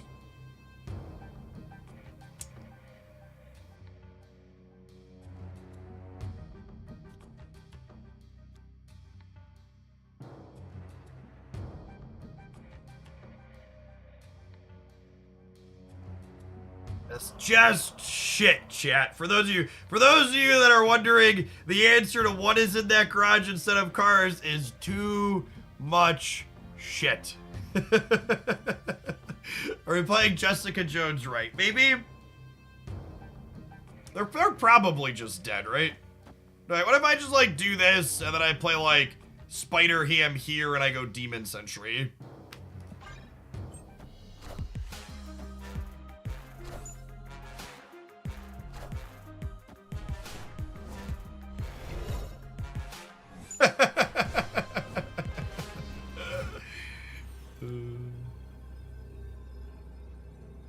Victory. The last 2 days have been the first days in a while where we woke up to frost on the windows, so we're gonna have to finagle it so I can put 1 car in the garage here soon. So I hate having frost on the window when I wake up in the morning. Alright, gamers, it's about that time. We're gonna take a 2-minute ad break. As always, if you want to dodge those, you can subscribe to the channel either with your own dollar dues or for free with Twit Prime Gaming. Otherwise, we'll see you in 120 seconds. Thanks for hanging out. We have been cyberbullying Burgle a little bit today.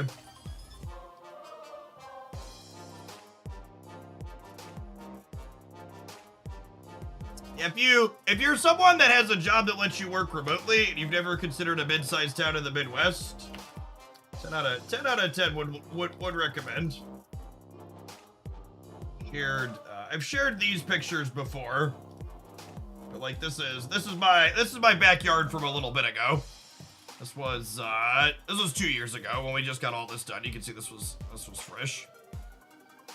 So the new house that they just put up is like over here. They've like knocked the cornfield down up until about here, and I assume they're gonna put 3 or 4 more houses in here along with that one. What's underneath the playground? They're rubber tiles that are designed to cushion impact from up to 6 feet.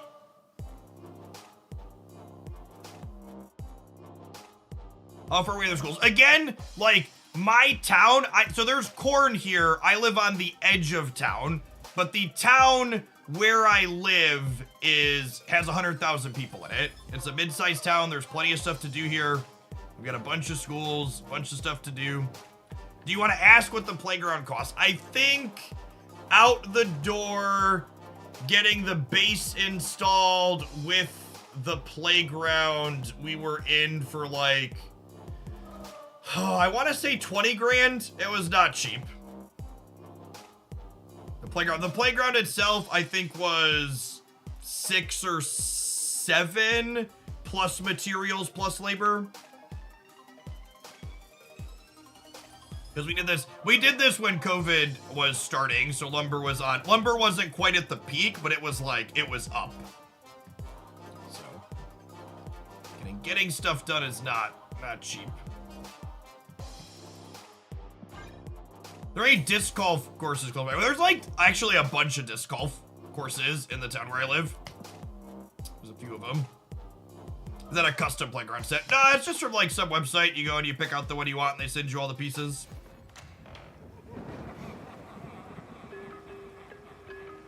Kids these days are soft. Back in my day, we'd fall on wood chips and get splitters. Truth.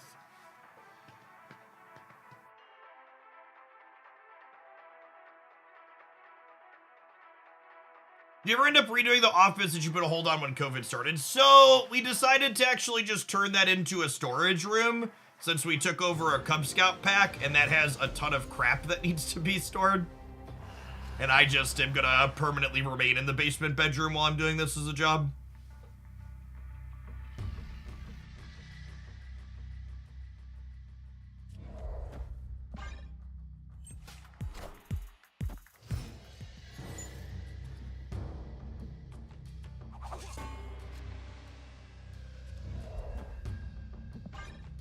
Noteworthy, if you play an on-reveal card into Death's Domain, Werewolf by Night will jump into there.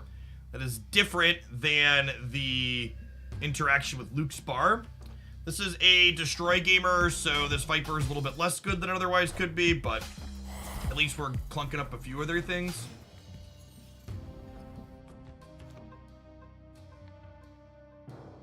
Wait, a garage is storage and a whole bedroom. Jeff, you might have too much stuff. Chad, I have 3 children. They come with a lot of accessories.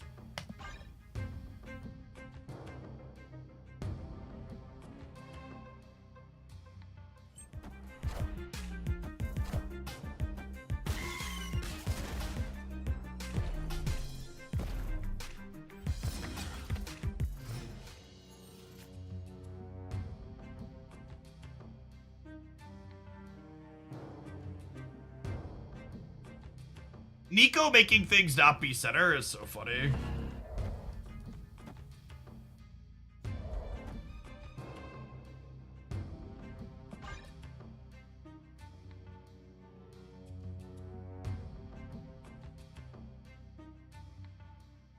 Every time my kids tell me they're bored, I tell them to go choose a toy to donate. So no joke, my older 2 are like solidly past the age where they really play with toys. They're just like board games and chess and video games.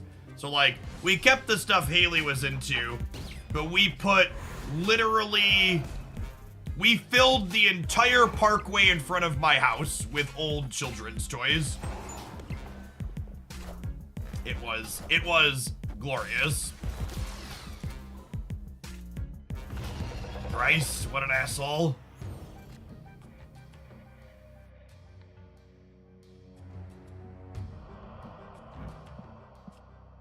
Smelly purple asshole, chat.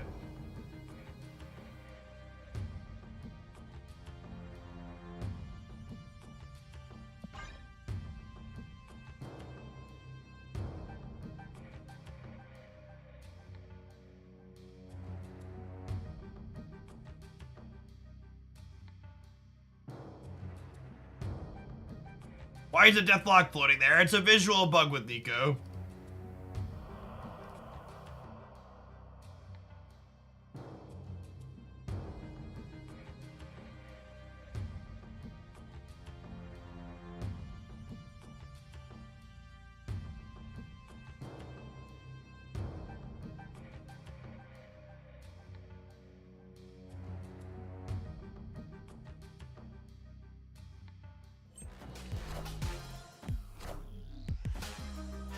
Yeah, all she's really doing is her switching her tablet. Yeah, exactly. That's the point we were at with the boys, solidly.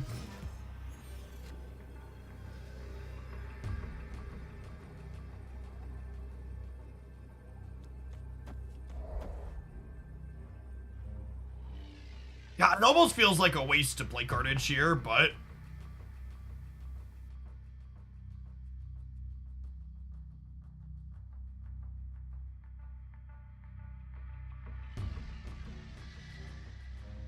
I'm gonna gain 4 in the center. So we lose these, but we're still ahead here.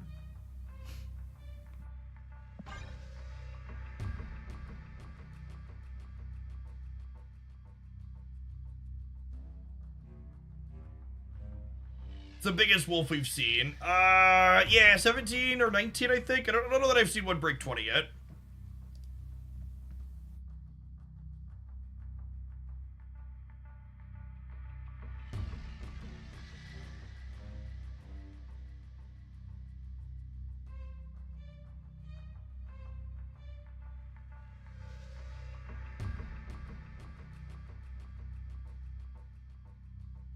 Oh, this gamer is so slow every time we play them. Just glacial.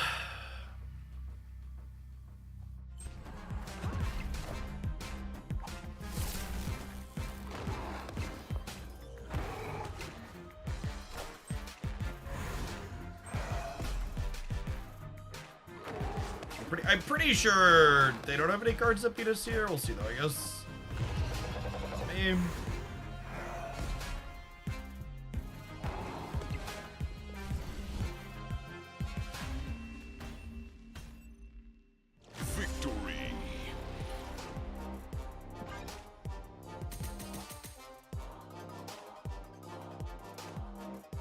Here are my last 4 Spiderwoman boosters, chat. I want to get my Spiderwoman to gold on gold. We're going to play this until I get Spiderwoman to gold on gold. And then, once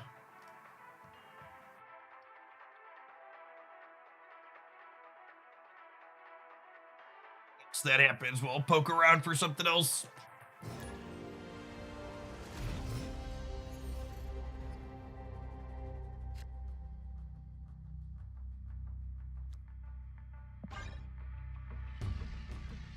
The difference between Untapped and Marvel Snap Zone. Yeah, Untapped's website isn't choked to death by adverts. Untapped also has larger sample sizes on their data sources last I checked. Snap.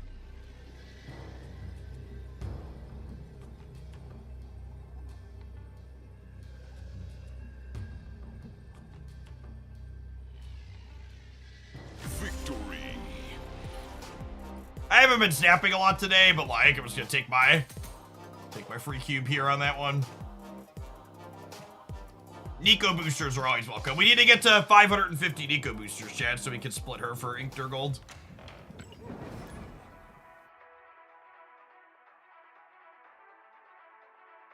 I think changing Alioth so it doesn't destroy cards if you don't have priority would be a welcome change. It would make a little bit of actual risk to go with the high reward that that card has.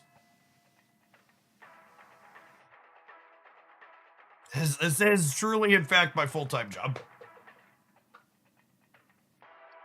Truly and completely.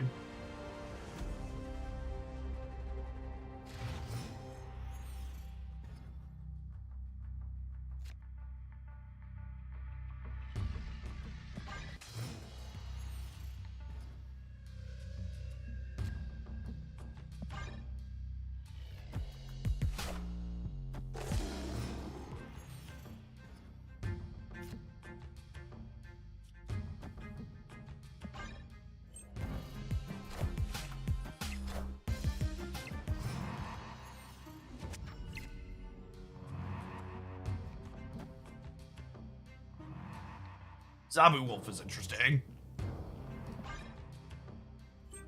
Are they a Hawk deck? They are. Okay.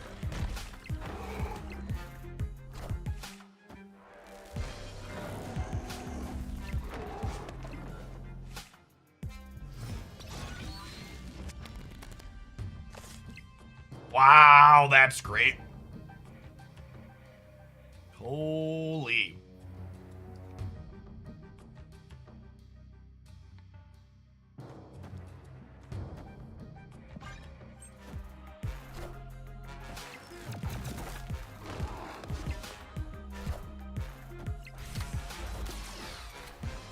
$15 and $5 with this deck list so far. I love this style of deck too. Definitely my favorite kind of just like generically kind of fair good stuff. Oh, they deny my Nico. Draw, that's sad. That's fine. I still get a demon, right? Opponent snapped. That's so sad. God, the boomer snapped me too.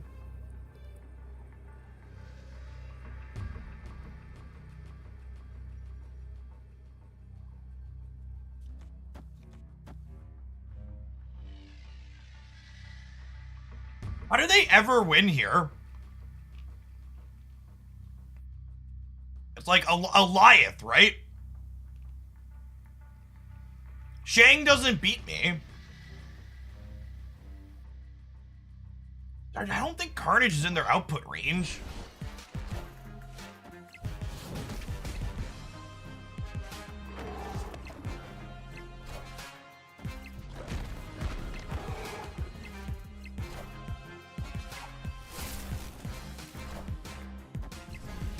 Double wolf with the Shang.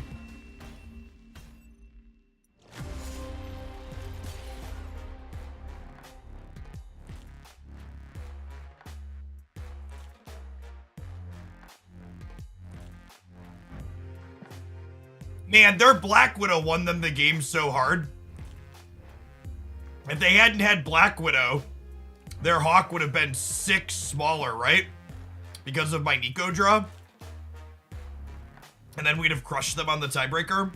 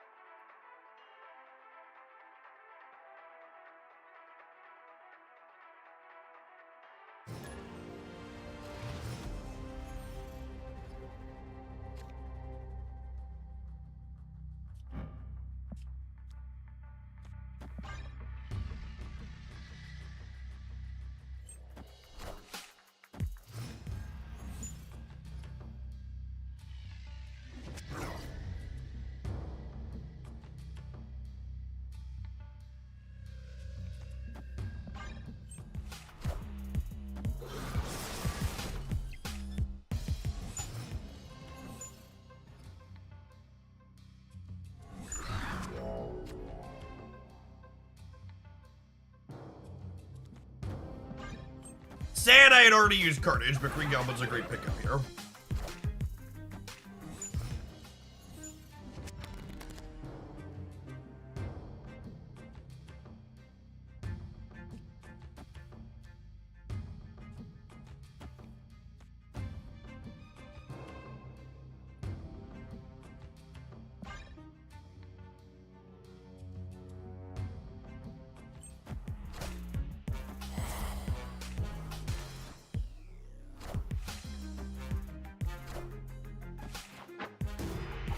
Teenage Warhead Enjoyer. Okay.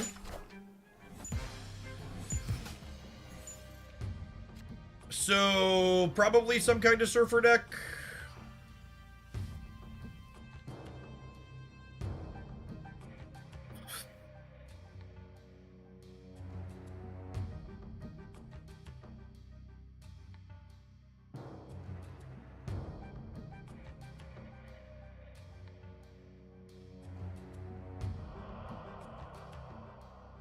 They can buff the Goblin, that's a good shout. Do I want to play for here or here? I think I want to play for here.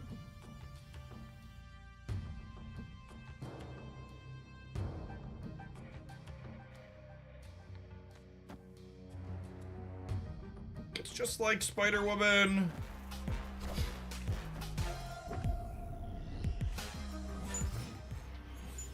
Oh.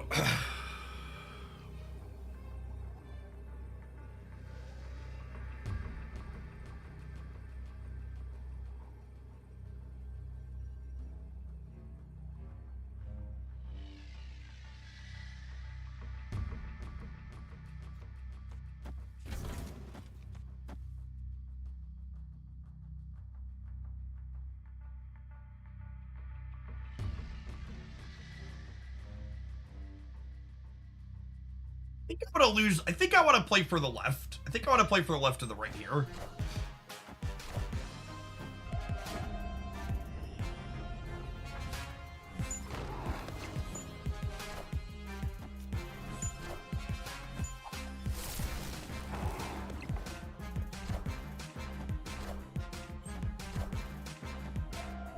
Our Killmonger build. Do they have it? Doesn't matter.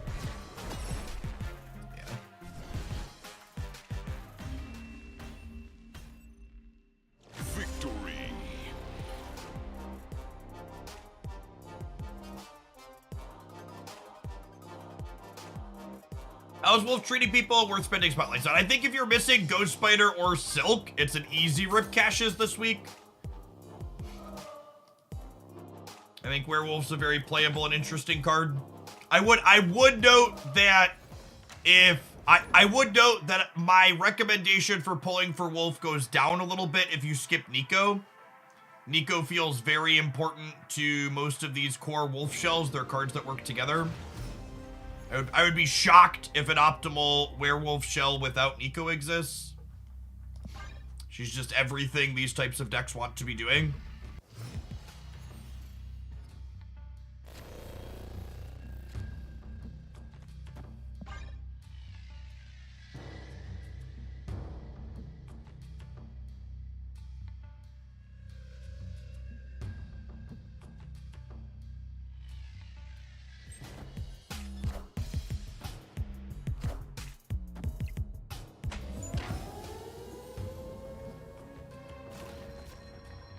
Hit Werewolf and Silk is the only two I was missing with 2 keys. Yeah. Running hot.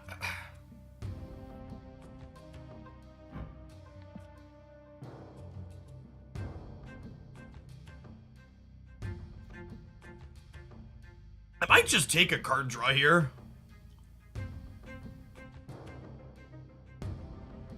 Just pass. It's kind of awkward. Snowguard's been a real mixed bag in this deck. It's made drawing with Nico awkward on occasion, but her utility's also been good. It's nice that she provides multiple on reveals for the Wolf.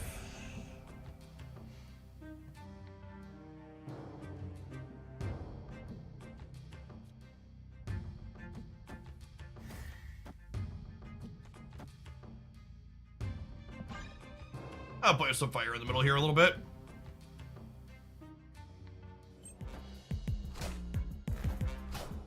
Would you recommend Renslayer deck be? I don't know that I have one yet. We only experimented her with for a very little bit before we moved to playing werewolf stuff yesterday. We played her in negative a little bit. I don't know that I'd recommend that. This is gonna come as a shocker to many of you, I'm sure, but I think Mr. Negative is probably still bad. Mobius isn't what was keeping Mr. Negative down. Mr. Negative was keeping Mr. Negative down.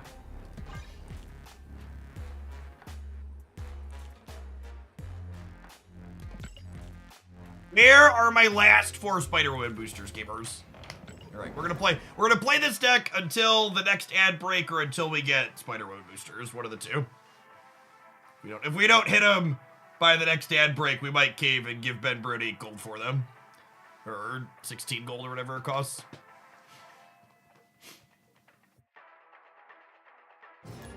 We did play Ravonna and Wolf together. Tomorrow's highlight might actually be Ravonna Wolf. It's either that or Bounce. I haven't decided yet. The Ravona Wolf deck is sweeter, but the bounce deck's probably more powerful. You should just Teenage Warhead or Ham with the tokens. I haven't played a lot of Teenage Warhead yet, post-change, but I'd be surprised if she's better than Ham. I think Ham's a very good disruptive card in his current state.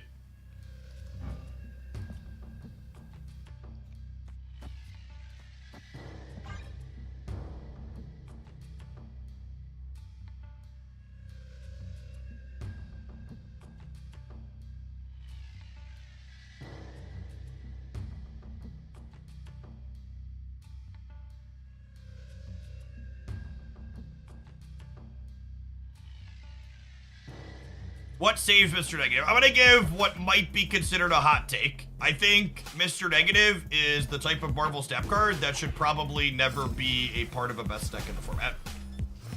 I think it is A-okay if Mr. Negative is kind of medium minus. It's easily the best pair of draws in our deck here. And obviously we were drawing a bunch extra, so we were likely to have that best set of draws. I would snap at on these draws if we were playing for keeps.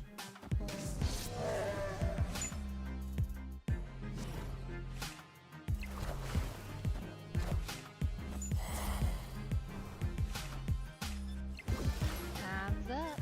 Time's up.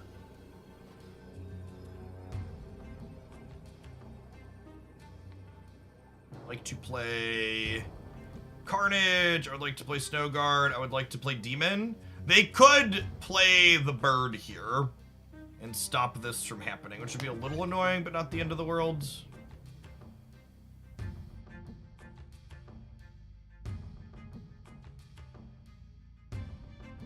In your video today, you mentioned playing Chavez in a Darkhawk deck was a choice. Can you explain it like I5? I run Chavez in my Darkhawk deck and I want to learn. So the number one mistake a lot of people make when choosing to put America Chavez in their decks, in my opinion, is they choose to put Chavez in their deck based on whether or not they have particular cards they want to draw early.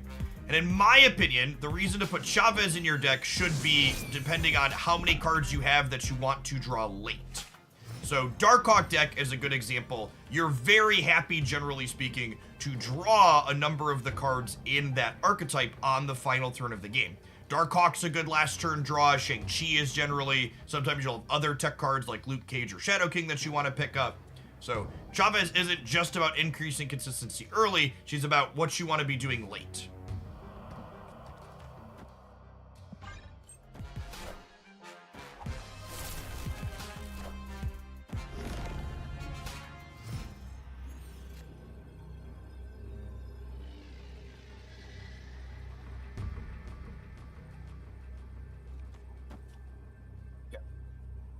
Victory.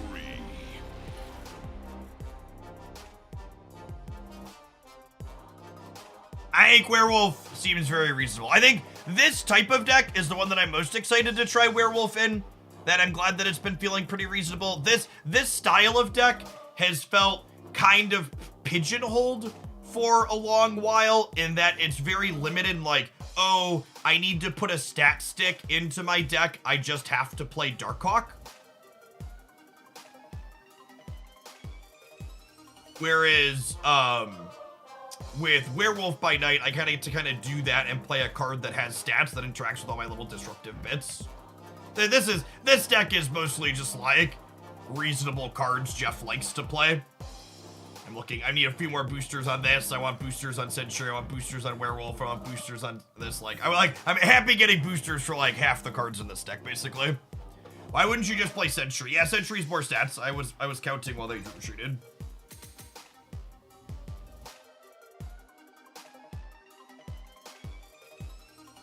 Split towards Inked and Gold on our beautiful Mirage chat. Not Spiderwoman boosters, but at least there's boosters for something else that I need. Ping a Pop, I think I missed your sub a little bit ago. Apologies for that. Thanks for the brand new primer. And Philitron, thank you as well. As I covered in my 1 year in review video, those Prime subs are a big chunk of my income here. They're a big part of why I'm able to do what I do, so thanks for the support. So, I just got to Infinite, and now I'm getting wrecked because I don't have any powerful decks. I assume you're someone that's like sub-collection level 600. You're like a new player. Unfortunately, if you're someone that's like good enough to get to Infinite with the early series cards, the answer to if you just don't want to get beat up by fully powered decks is probably just play Conquest. The Proving Grounds has collection level based matchmaking similar to the pre-Infinite ladder. So if you just play in there, you'll have a similar experience to what your pre-Infinite ladder was. But they forego collection level based matchmaking inside of Infinite because they don't want people at super low collection levels climbing to the tippy top just because their collection is small. You can feel good at being in the minority of people that make it all the way up to Infinite while you're starting out, though. A lot of people can't do that, so you're probably a pretty solid card gamer.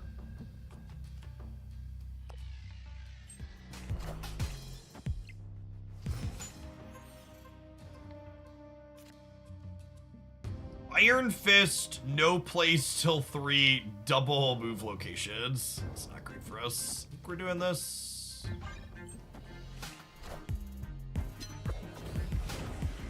They're a Phoenix Force deck with magic, I would venture to guess. No? Weird. I have no idea what we're doing. Our opponent is fully baked gamers.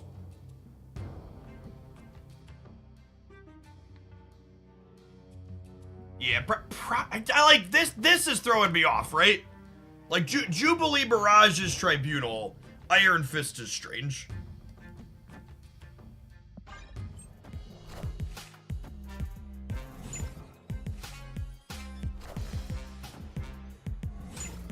Cosmo now, too?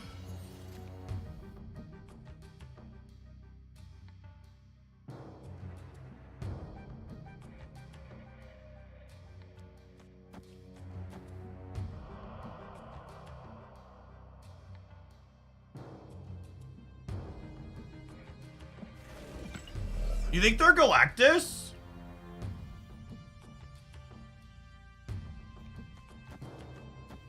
Could be, I guess. Any recommended beginner decks for Conquest? Conquest really doesn't have that much of different decks than the regular ladder.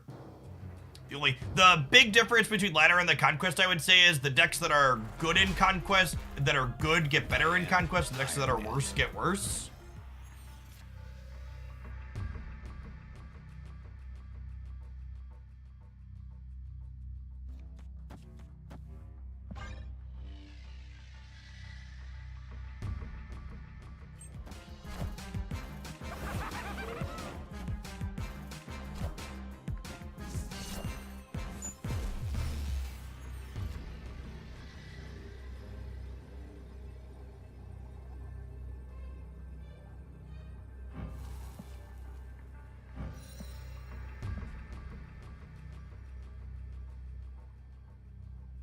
If they play Living Tribunal,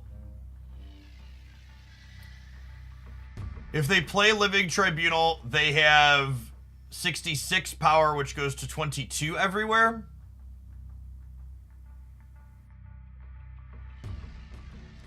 So this beats Living Tribunal. It says 9, 19, 23.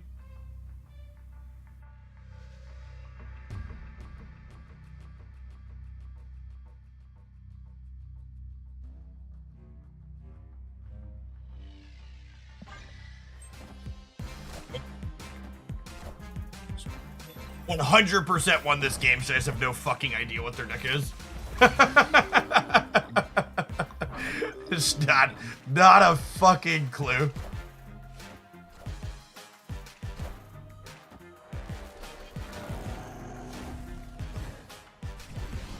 More power to you, gamer. Yeah. Just they might honestly be booster farming, looking at the qualities of cards that they're playing. Because obviously Spiderwoman crushed them here, but like we were playing for Living Tribute, like we pigged a Jubilee. There's a Jubilee in this pile of cards too. Yeah, that was a Howard that the Iron Lad picked up. I think they're booster farming. And this is the type of deck that we're playing, like a deck that's trying to like metagame people is like gonna be awful into that. Decks like Bounce or decks that like linearly put big numbers into play are pretty good into just random piles of cards.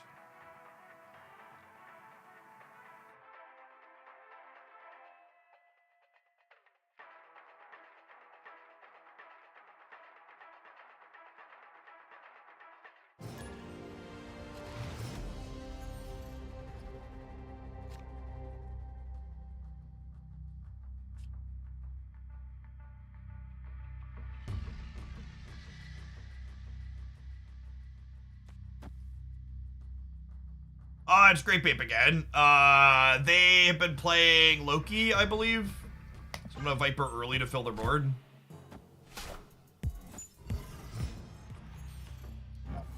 Wait, Jet Split.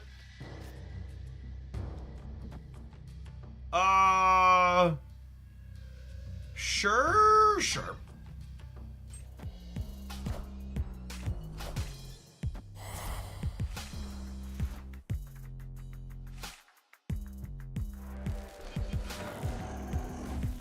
That was one of our worst things we could roll there.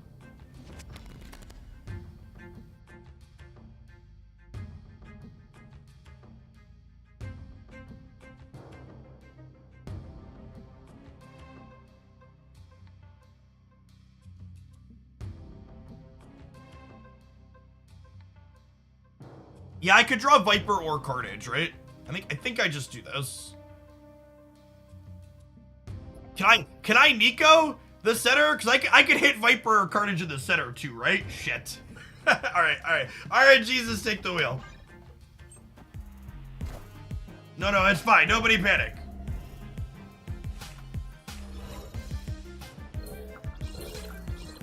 Is he gonna pull Viper and give them Sentry? Okay, cool. Everything worked out. Oh, I guess I lose a card draw here.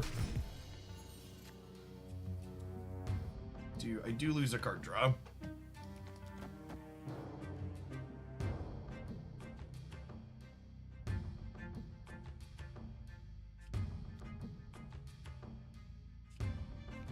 Without Carnage, at least. We didn't catastrophically fail the task. We're on the Shank build. Okay.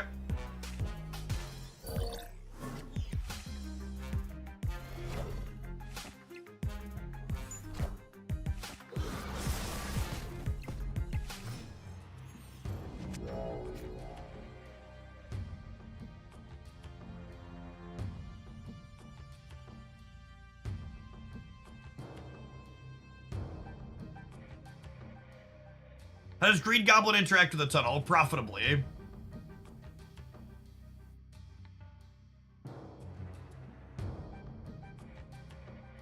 Spiderwoman mid wins no matter what she flips. Ooh, that's true, actually.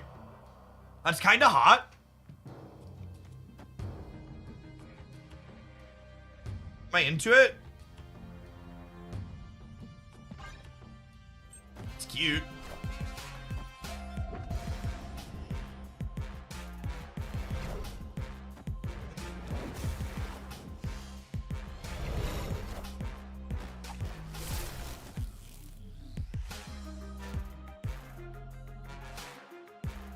Oh no!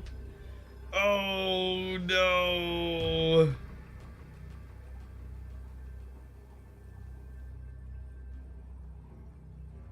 Alright, you got us, test tube dude. We are finally did. Spiderwoman boosties! Spiderwoman boosties! Gimme. My 1100th Green Goblin booster. That's basically the same, honestly. What do you think about it?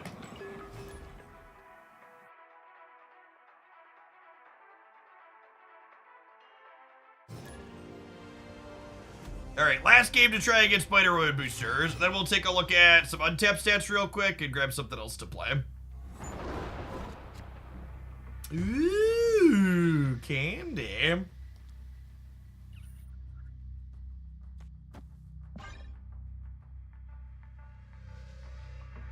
It is almost shop o'clock as well, it's true. How the boost for me go with Conquest medals? I didn't get boosters for any cards I'm like currently trying to split, but I got some boosters for a number of cards that I don't have premium splits on yet, so that's nice.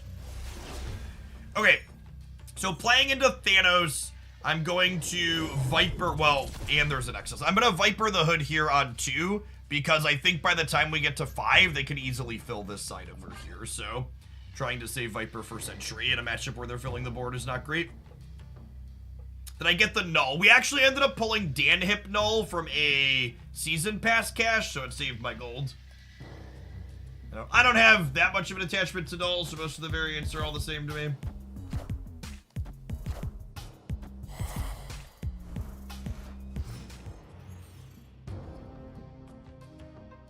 They ramped on 1 and 3. Interesting. I wonder if there are somebody who's maybe a little bit newer to playing the Thanos deck.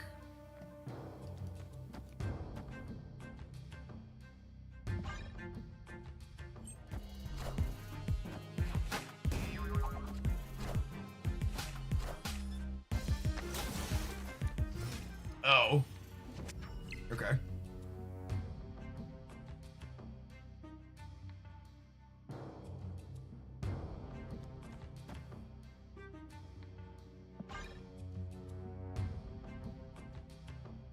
Is this a meme? There's been a handful of players that took the stock good Thanos control deck and shoved Mr. Negative and Iron Man in it.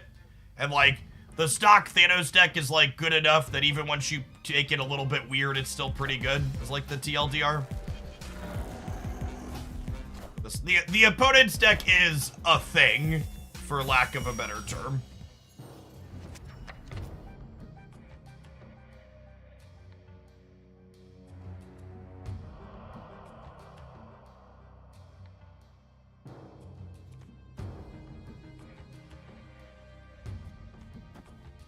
Am I crazy, chat?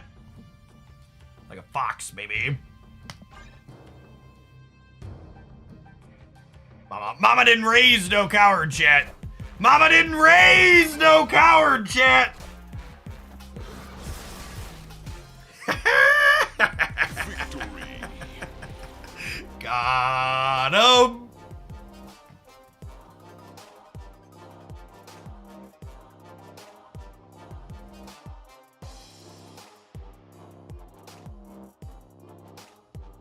All right, Spiderwoman boosters. Give them to me. All right, I need Sentry boosters too, chat. Mama raised a fool, baby, but definitely not a coward. All right, we'll take some of the money we're gonna get from running these adverts here in a second, and we'll use them to split Spiderwoman.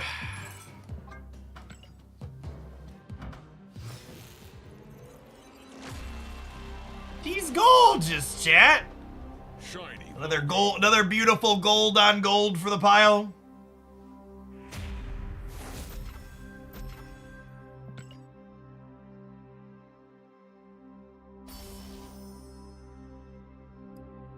Hey, Woodgacker, thank you for the primer. Ghost boosters. Hopefully she's on the list to get a rework at some point. Go home, second dinner. You're drunk. All right. We'll catch you on the flip side of a 2-minute break, chat. We're gonna grab something else from Untapped to play for a little bit. We're gonna keep doing some werewolf by night stuff, though, I think. Thanks for hanging out. Card's a lot of fun. If you're watching on the YouTube side, you haven't done so already, consider tapping the like button. It doesn't cost you anything, and it helps the channel a little bit. Ghost Hero, thank you for the brand new primer. All right, Untapped to the Untapped mobile.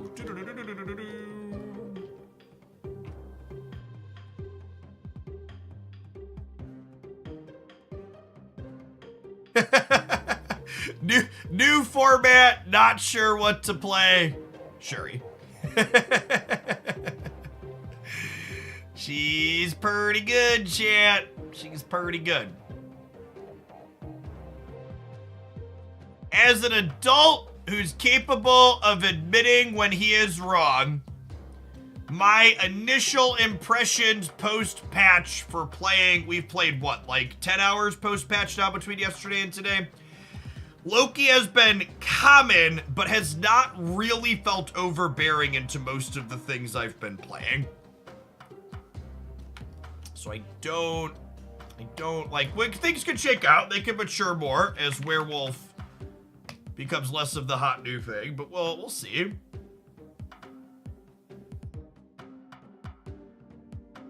Whoa, is that the surfer build we've been playing? It's kind of funny.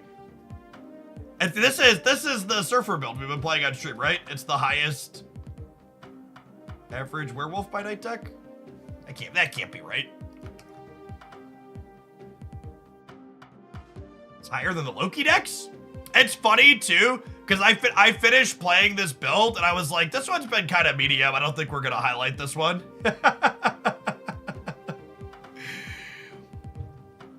Were my stats okay with it? I forget what my personal stats were like. Last 7 days.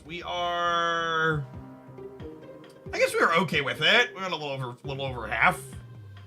Hopefully people are having fun with it.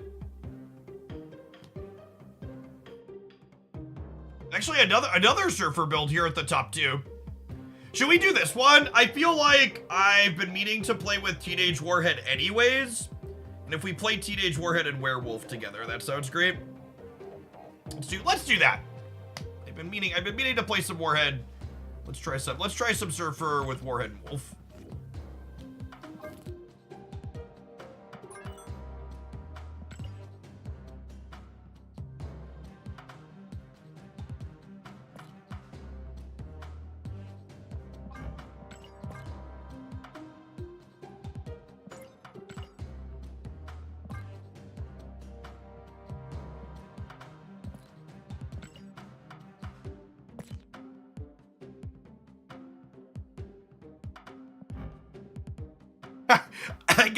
I guess I'm gonna need to get a variant for her at some point, huh?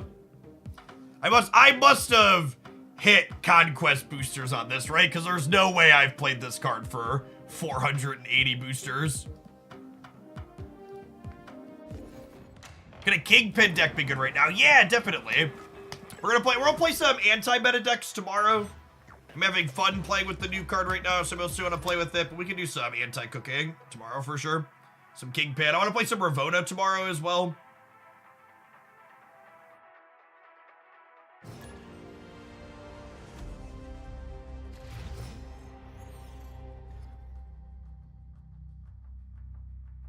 The Warhead deck submission pre-patch. Here's the rest of what I own. What's going on, Sir Missalot? Thanks for the biddies. Appreciate it.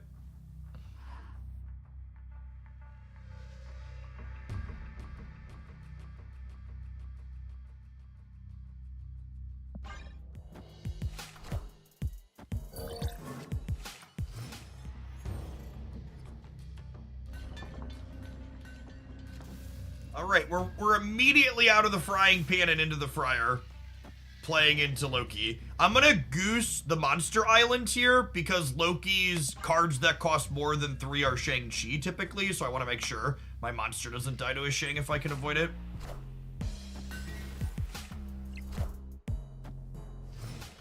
Do you have any tips for winning Infinity Conquest? Because what do you do if you run into a hard counter deck on game 4 or so? You fucking die if you run into a hard counter deck.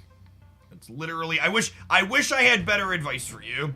If you hang out here, especially on Monday when we're gonna do my Infinity Conquest, you're gonna hear me complain about Infinity Conquest and the structure multiple times. I think the lack of multi-deck and lack of sideboards inside of Conquest is deeply frustrating and often disappointing. Yeah, it's part of the reason why the best things to play in Conquest are the ones that just like don't have hard counters to them, right?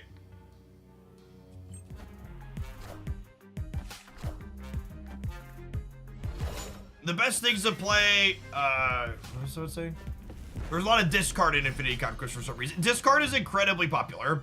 It's both incredibly popular and incredibly good.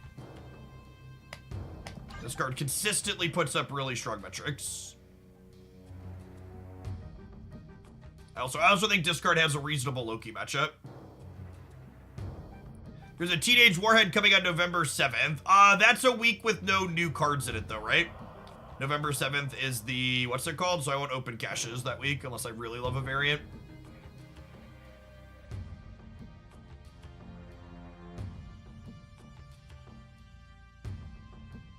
I think between polarizing matchups being extra frustrating and the games taking extra long, especially if you hit someone that's roping you a bunch, Conquest loses a lot of the appeal that Marvel Snap has as a game. Where, like, the fast games are a big part of what makes it good. And one of the things that's really kind of just ingenious about Marvel Snap's design is that, like, the fast games make it so when you hit a polarized matchup, you're like, oh, I can just bounce and not feel bad about bouncing because I was smart for leaving. And inside of Conquest, you don't get to have that feel smart moment. We're just super dead here, right? And this is one of the things where this deck list seems like it has a really bad Loki matchup on paper. So we'll play it. We'll play it a little bit, but if we just spew, we might bounce.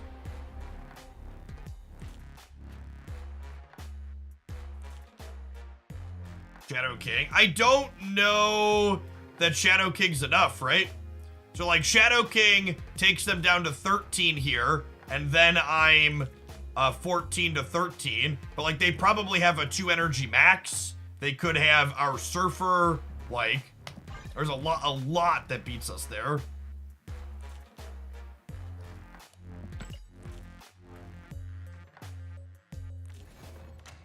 Yeah, God forbid they have Quinjet out and they get a 1 cost max. Am I a fish? Am I gonna buy this? No way, right? 1,000 gold, 1,500 credits. It's like 25. It's 2,200 gold for 20 bucks. That's an alright ratio. It's better than buying gold per 100 without the bonus. Maybe, chat. I am famously a fish.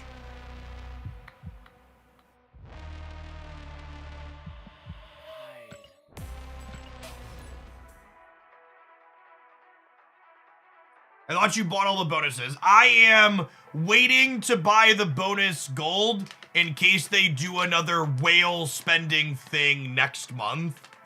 So like, you know how they had the you spend $200, you get bonus things?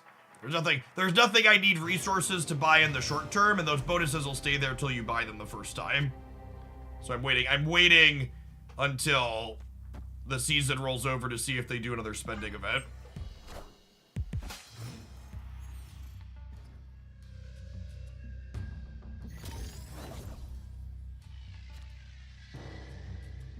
You are not the only one reporting issues and lag and periodic crashes on the mobile client.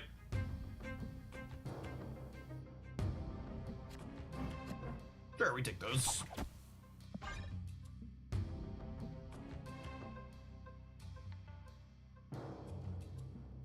Players are currently unable to open the big card view for Daredevil revealed cards. Daredevil still shows you the presence of the cards and the game doesn't crash. We don't have any plans to disable Daredevil and this issue can't be resolved without a client-side patch. We're sorry for the inconvenience. So FYI, Second Dinner has acknowledged the current Daredevil bug. And it's gonna be there for a month, it sounds like. Client-side patch. Sometimes they do bug fix patches in between the feature patches, but could be there for as much as a month.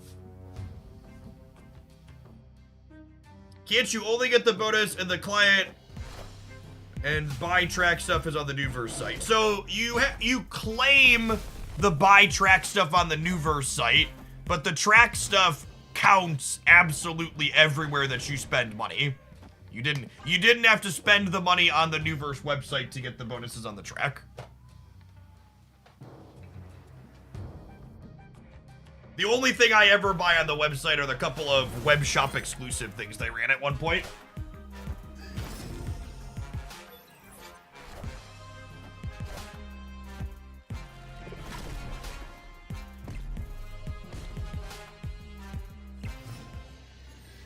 Is there a bonus gold offer right now? So they changed it in the most recent patch.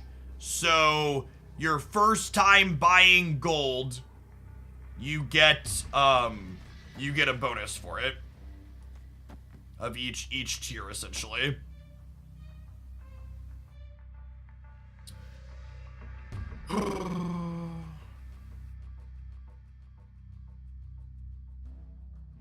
Need to Killmonger here. They're gonna play like a Bucky or something here anyways, right?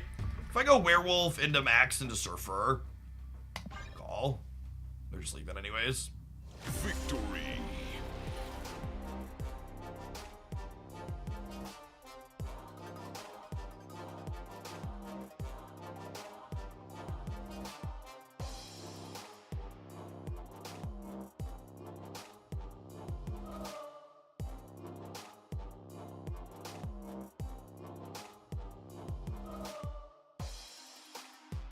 Infinite Conquest, they gave you like 10 games and you only had to win 7 of them to get the thing. To make it more skillful. I mean, that would make it more skillful.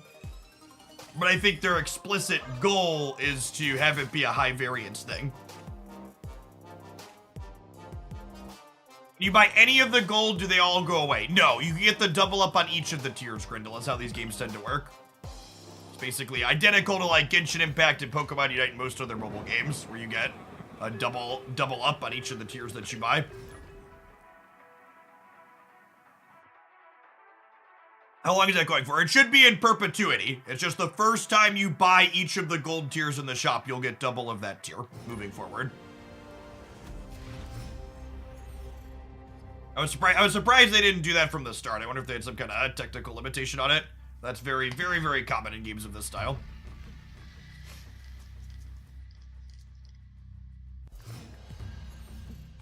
That's true. In some other games, they reset the double up bonus at the end of each year or the start of each year.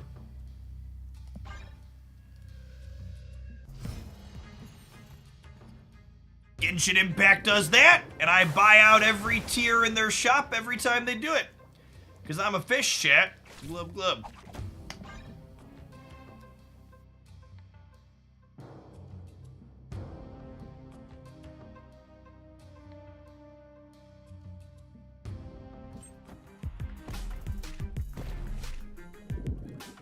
That's funny. That's a funny Lamaria interaction. I didn't think about that one, but that is 100% how that works. The Darkhawk thing deck good against Loki. I don't have enough experience with any decks or with Loki to know or authoritatively state what Loki's matchup tables look like.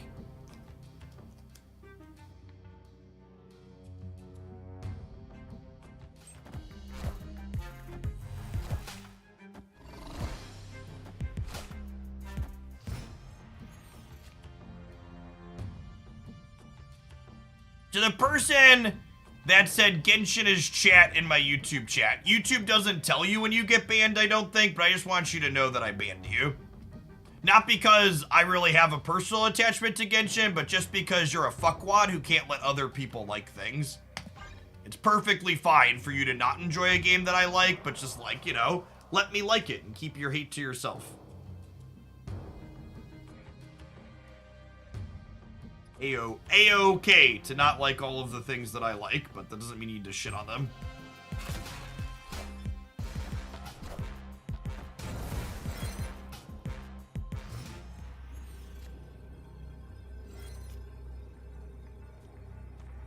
Killmonger, Cat.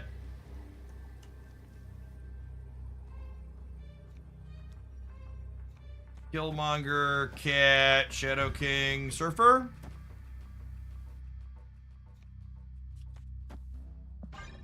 They're gonna armor the center every time, right? Oh, they're playing Scarlet Witch. Weird.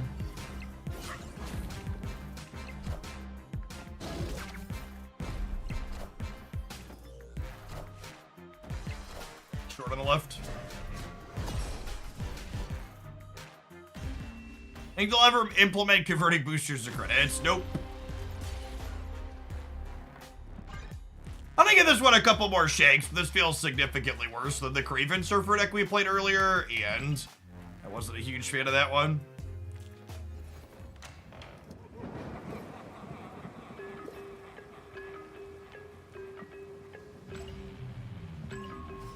It's probably the same person of a category. It was the same variant last time too. I don't remember the username, but I'm top 500, and usually you play the same kind of smaller pool of people on the ladder. What is Genshin? Genshin is a open world third-party action RPG on mobile, PlayStation, and PC.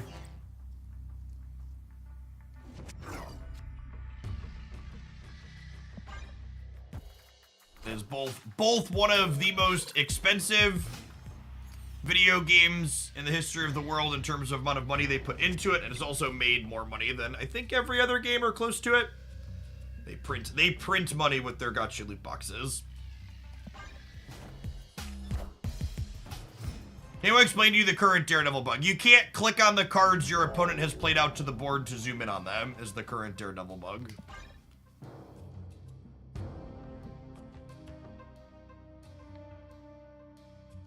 You have a January data mine vid coming. Yeah, tomorrow's video is going to cover updated November cards with the latest text boxes, and then review December and January as well.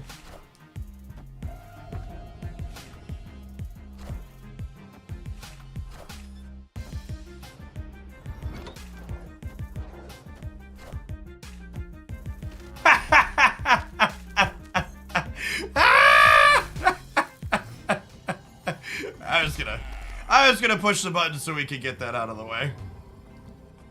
We're done here, right? Yeah, okay. Victory. Expansion. Yeah, Warhead and Cerebro 2 is on my list of things to try. Tomorrow we're gonna build anti-meta decks and other new cards that aren't Wolf.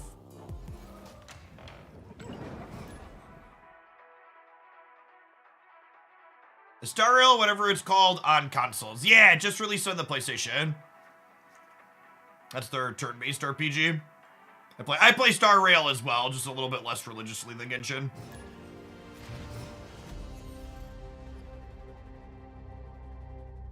My Star Rail spending is still only in the triple digits. My Genshin spending, not so much.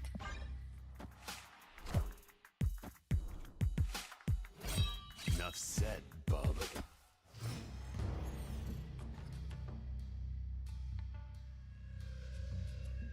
Hey, congrats on your Infinite Conquest, Birdman.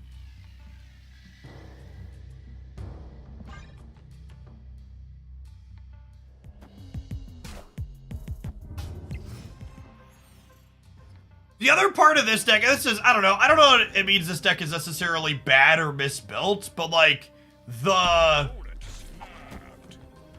this deck just does nothing until turn 3 so much of the time feels so clunky and awkward. Like, this deck only has 3 cards that cost less than 3, and Shadow King is not a card you play turn 2 on curve, right?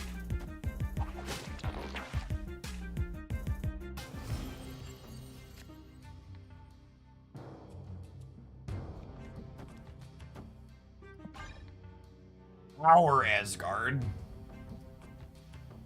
I think your Kingpin Nimrod deck is more relevant now that Werewolf is out there. I mean, Kingpin's definitely sweet into Werewolf. Limits their plays a little bit. Yikes! Oh my gosh, chat. Oh my gosh, we gave the discard deck their entire deck. Oh no. Oh no. The other thing about Warhead in this deck that feels super awkward is, like, I feel like when I kind of want to brew with Warhead eventually, I want it to be in a deck where I have priority going into the last turn of the game, and this deck's inability to make meaningful plays early means that we basically never have priority, right? We might still win this game. We have Rogue for Mobius, Killmonger to crack the Nova, and then Silver Surfer. So we'll see. But, like, literally their entire deck is in their hands right now.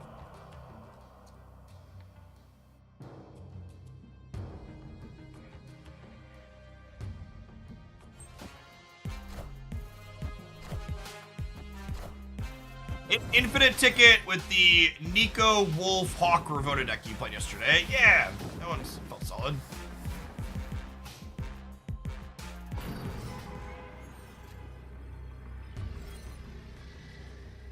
Oh, they played the Shard to block their thing, assuming I'm going to Killmonger them.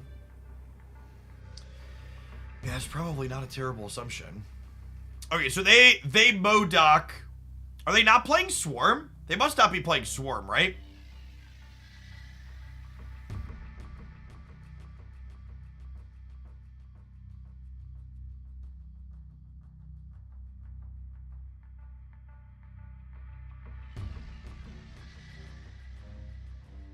Oh, they did discard Modoc. I missed that. Well then.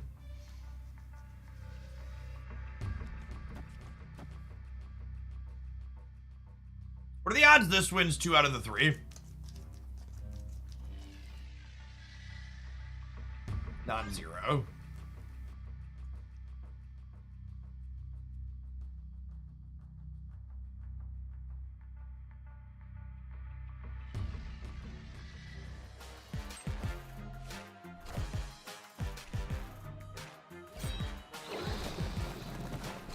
We should win right and left now, right?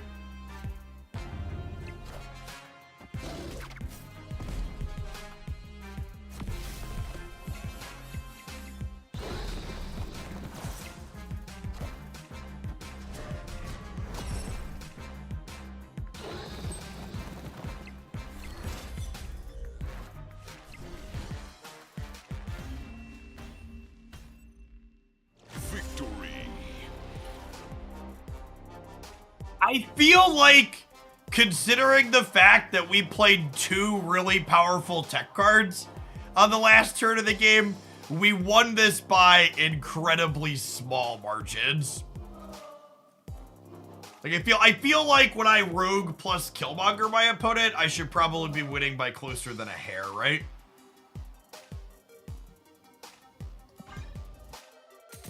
That's true. They did also draw 4 extra cards, but they also discarded their best card.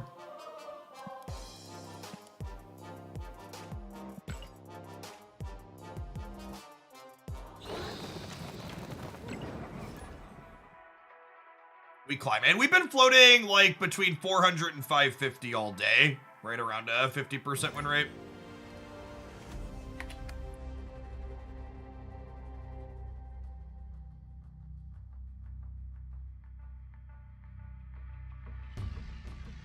That lets me look at my most recent session.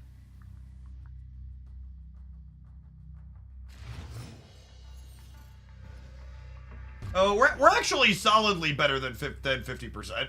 We are we're 40 and 27 today, right around 60% actually. I didn't realize the Fairwolf by Night actually did that well. We went 18 and 13 with that one, almost 60%er. Probably put a highlight with that one because it's sweet.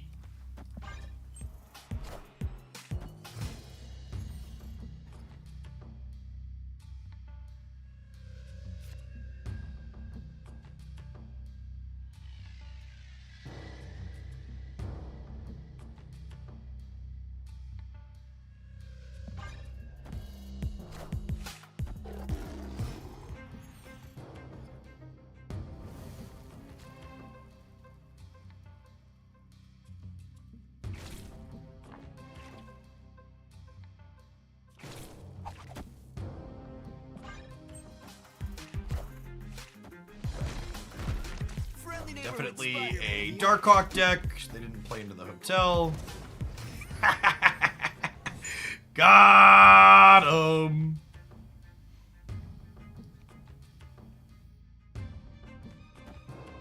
Darkhawk deck anymore, nerd.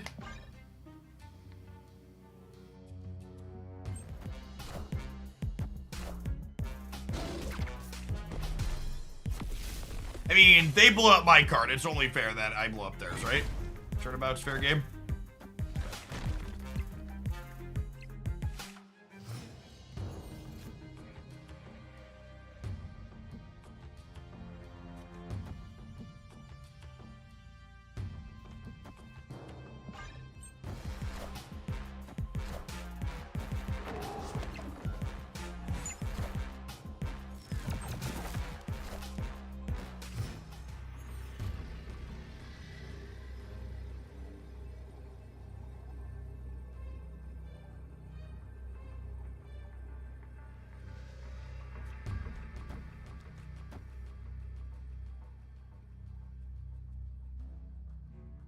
I guess.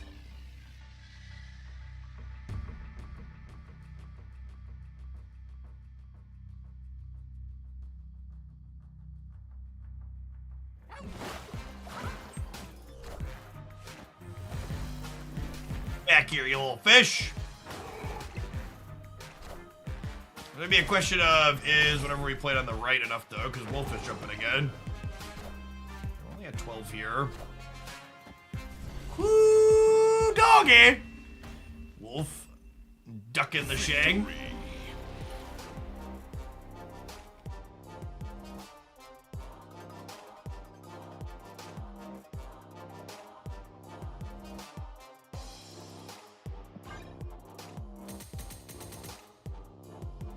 Their Jeff not get buffed by Cudlet. He technically was never fully moved there. He was only visually staged there. They never had priority for him to move over. The visuals and when cards technically move to locations is super awkward and inconsistent.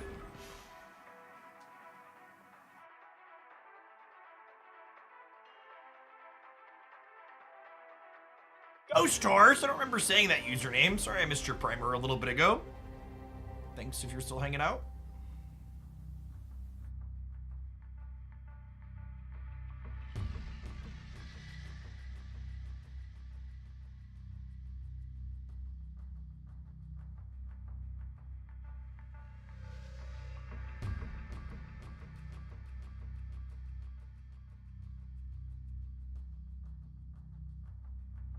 After, I think the Typhoid Mary Shell is still going to be good in the post-change landscape. I don't know. The Manscaped promo is still live. Grab that.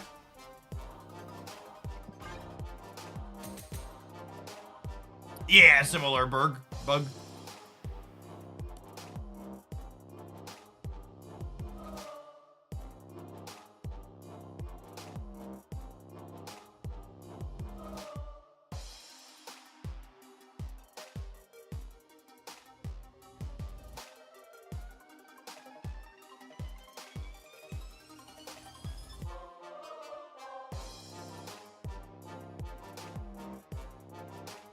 Got the same error last night. Fun fact. When this message comes up, Ben Brood sends you an email telling you to go touch some grass, so I'm sure that'll be hitting my inbox any moment.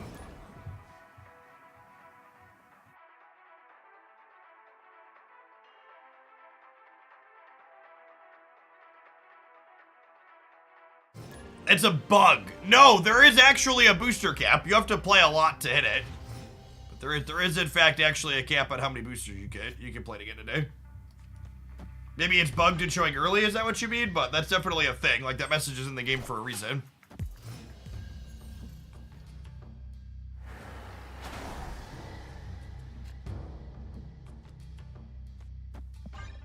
Crimson Cosmos! Crimson Cosmos! Crimson Cosmos!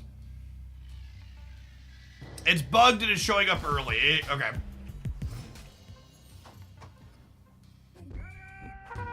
Hello, toddler girl. Uppy. Uppy. How are you doing today? I'm a junk. You're a what? I'm a junk. A junk? Yeah, junk. What's a junk? A junk does this and spits his tongue out. Friendly neighborhood Did Spider-Man it once. Oh, okay. Dad's not hip with the lingo, so you gotta help me out.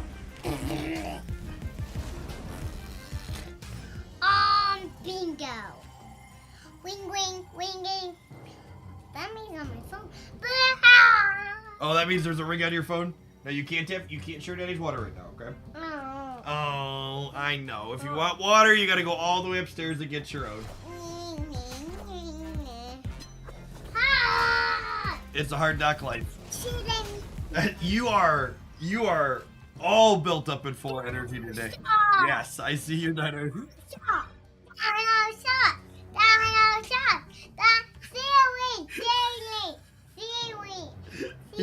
She is. I mean, like, she's 3, so, like, you know, this isn't, like, too far. Yeah, how much Halloween candy have you had today? So many.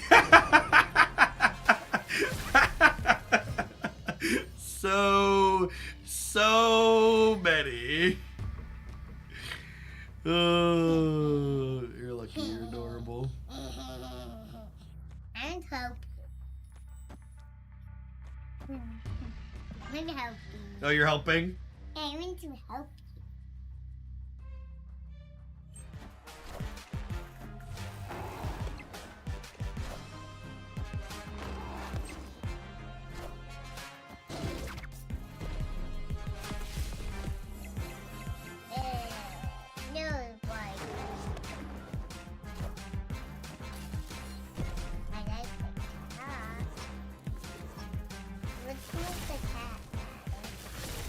You like the cat?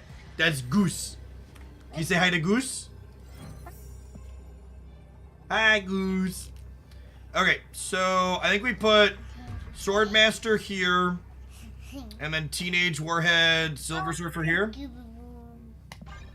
You're a silly goose. You're a silly goose. You're a silly goose. Okay, you gotta let Daddy do the mouse if you're gonna hang out for a minute. But Haley. Oh, that is you. Yeah, Mommy sent me a picture of you earlier. That was made of suckers. I was eating a green one when I was... You're about to destroy your own surfer. No, Teenage Warhead is one-sided now as part of her update. I was opening the apple. Let's reload snap here real quick. Get that updated.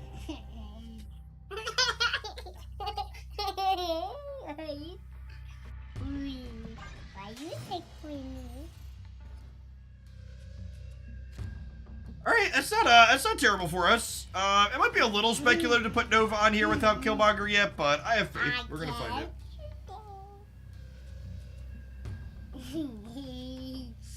I put the bow up. You have cards played into Lockjaw, says Luke's Bar, Trigger, Angela. They do, I don't think Luke's Bar does. I think Lockjaw does. Maybe? Oh, can I stay here, gamers? I don't know if I can stay here. I think I just gotta go. I wanted to Sweaty. You wanted to point at you?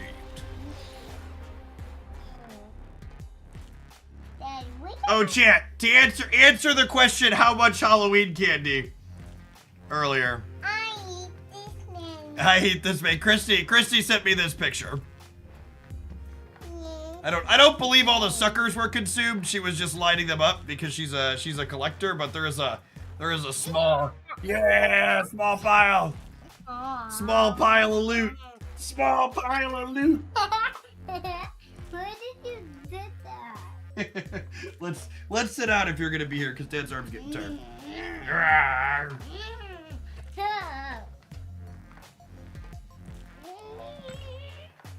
I push it. I pushed it down. You did push it down.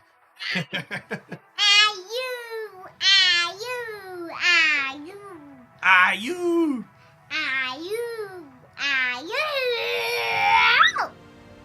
A camera.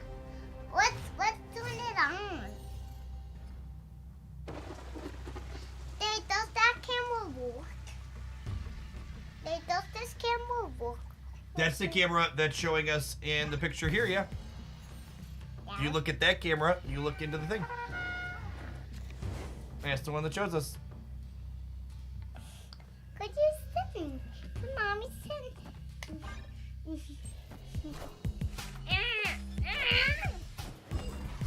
Shocker! It is Buggy, chat! Is that the actual card that we get back from what's it called? For Mobius being nerfed? We can play Buggy, Shocker?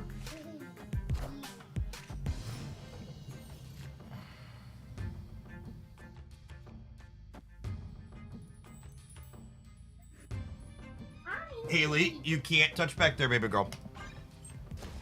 And you should come back out, please. Thank you. Okay. Thank you. Killmonger is lovely. Let's me clear out the Nova, and we have the Surfer teed up already.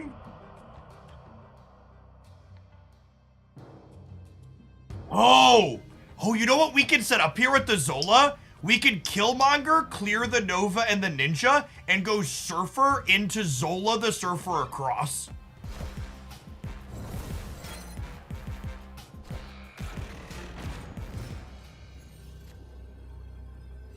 So I get to go Killmonger, Polaris, Surfer, Zola, Surfer.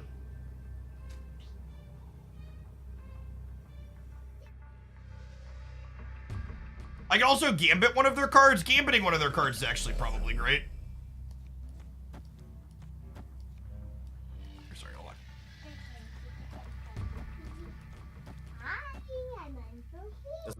This is a Marvel Snap turn. Yeah, I see you, baby girl. Blanky. Got your blankie. Blanky.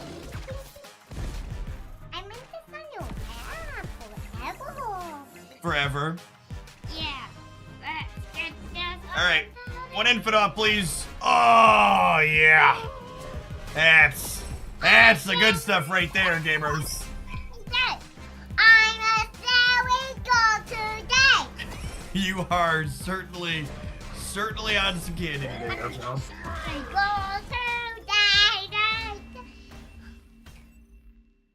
I don't know why it's made a pickle today. I made a pickle today. All right, gamers. We're going to play some more of this when we get back. It's growing on me. It's time to take an ad break, and I'm going to run the toddler upstairs while we do that. Catch you on the backside in 2 minutes. BRB. Ow! I want to do it. All right, toddler girl. I don't want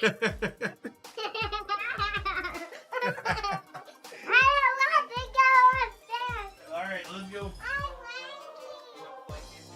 Yeah, and also my star. Blanky in your spinner. All right, Blanky in your spinner. Up we go.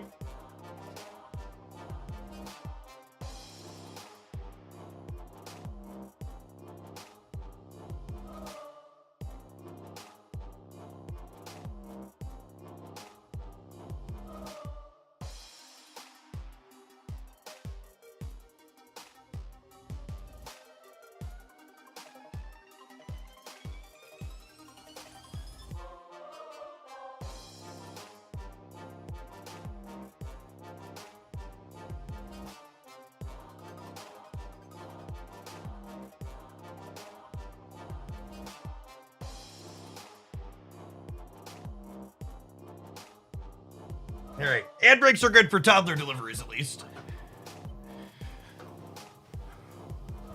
I don't know that Teenage Warhead has impressed me at all yet. That could change though. It's a quality piece of content game though.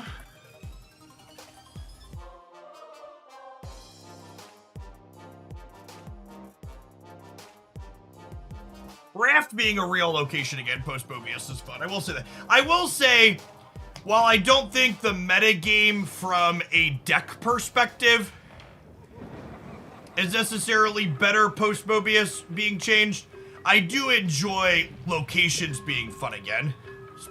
Specifically, the Raft and Elysium were locations that were markedly less fun in a world where Mobius had its previous design. I don't know. Maybe early data here has shown that maybe Loki's not going to be overbearing. Hopefully that remains the case.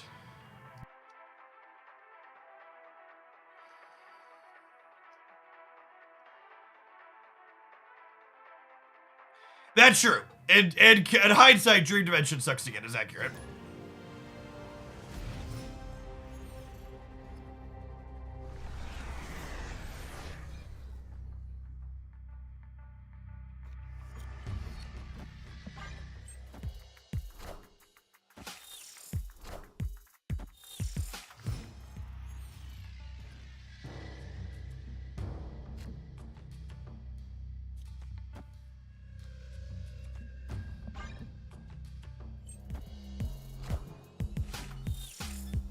All right, can we win a priority coin flip to Warhead the center?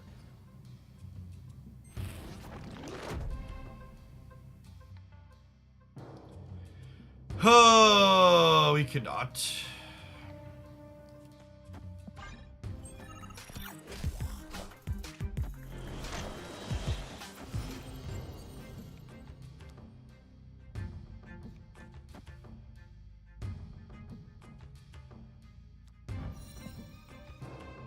I just do this, right? I need to open up the left. I would snap here if we were playing for keeps.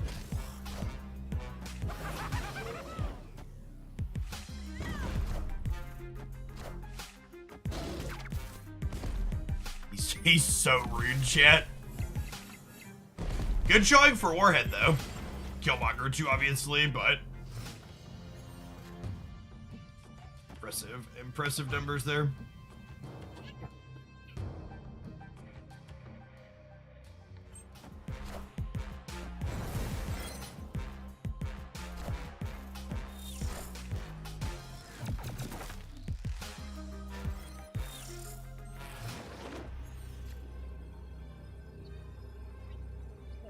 Okay. The toddler's back, but she brought me lunch in a basket, so we'll allow her past the door. We brought you a muffin. Thank you, baby girl. Come on. And a plum. Thank you. Yeah, I had to wait a second. Victory. Daddy, you can put the garbage in this blue basket. No, I won't put garbage in your basket. You can take your basket back upstairs. Thank you, baby girl. Daddy, I'm gonna put it right here so you can put the garbage. Okay, go back upstairs and play, okay?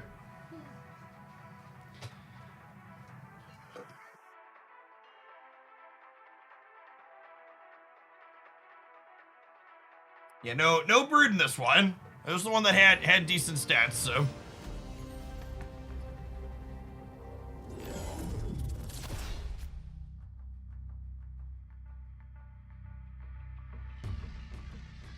Opponent snapped.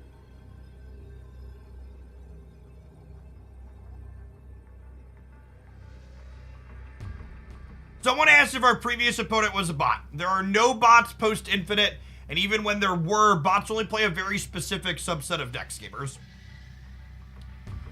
Oh, if this hand's good enough to stay, I'm just gonna leave. Escaped.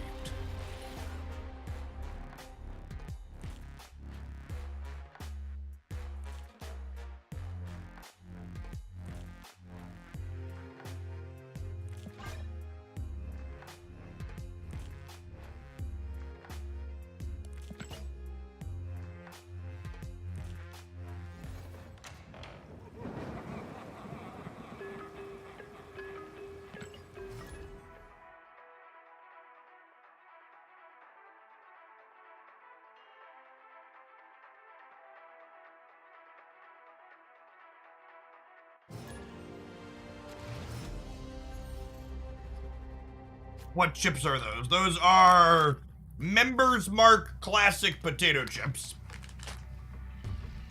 Classic, gamers. What's on the sandwich? It's just peanut butter and jelly.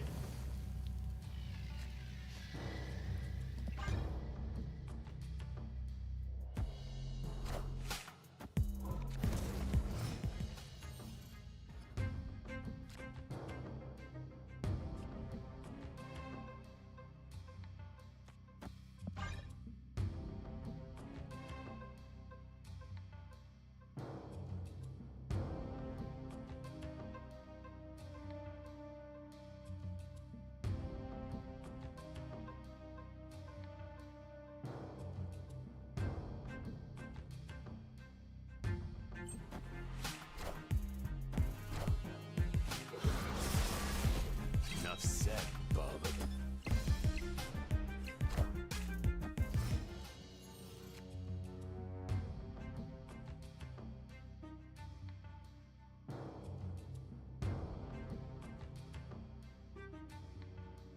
Man, it sucks that we don't have priority here. Shadow King's gonna be a premium piece of interaction here later, though.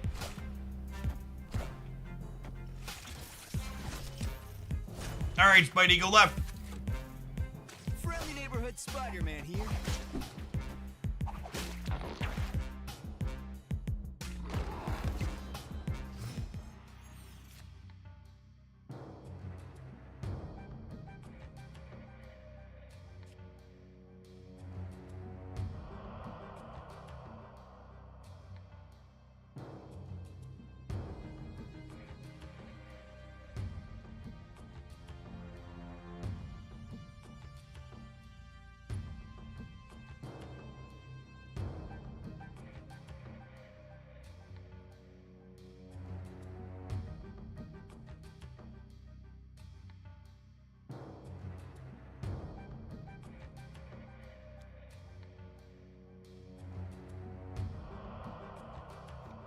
Gosh, I kind of feel like I have to... Warhead this turn. And I have to Shadow King so I can play 2/3s next turn, but it's not exciting.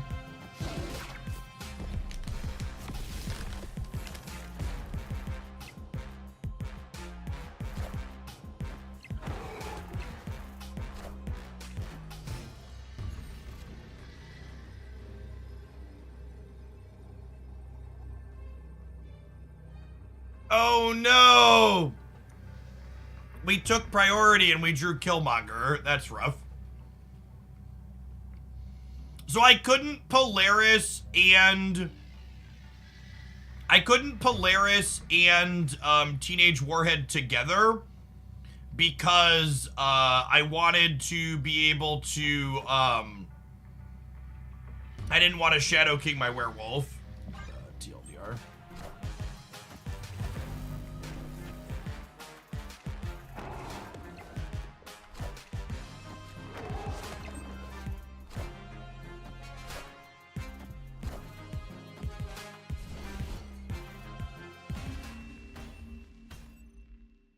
Victory. I think this game was probably won by Warhead, right? I don't think they wanted to play into the throne room here. Oh, Nico was on the destroy mode, so they couldn't play her into there. Yeah, I think Teenage Warhead. Obviously, Werewolf was excellent too, but Warhead was part of it, crucial to win the right there.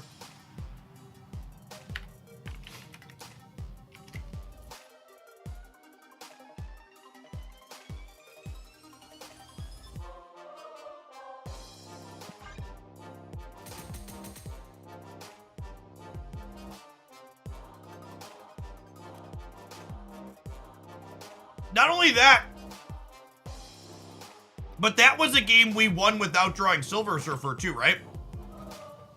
Whenever new cards come out, one of the big questions I always ask, like, okay, if you're going to put them into a new deck, what problem does that deck have that you're solving by making that addition to it? And Werewolf in Surfer does kind of solve the problem this archetype has always had of not having a really big stat stick, right? Traditionally speaking, this archetype struggles to deal with single lanes that go really tall. And Werewolf is consistently pumping out, you know, double digits worth of stats, and it kind of lets you fight on that axis nicely.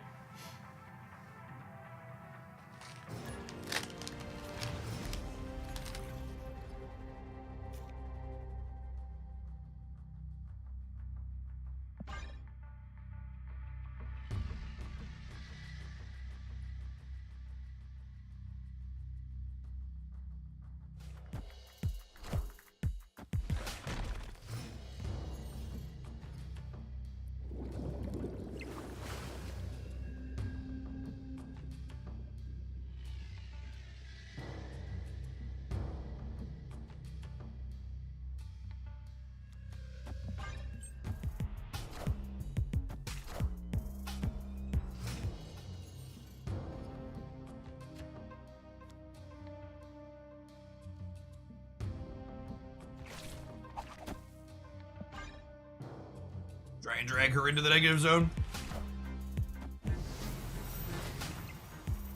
Friendly neighborhood Spider-Man here.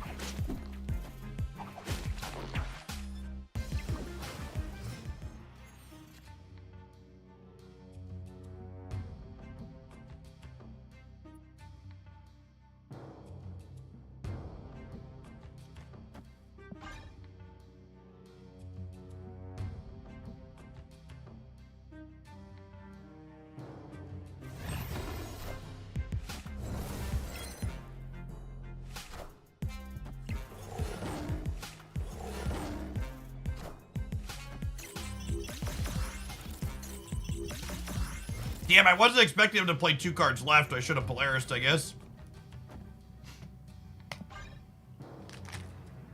Figured I'd want to wait a turn.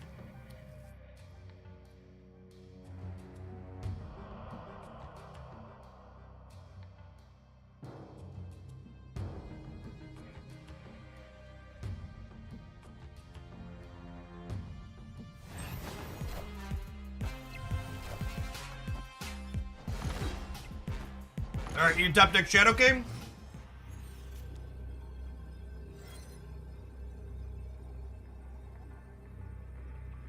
Wait, did we win anyways?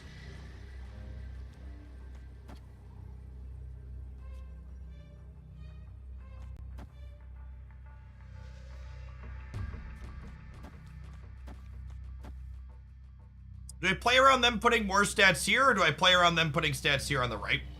So it's gonna be 5, 6, 7, 8, 9, 10, 11.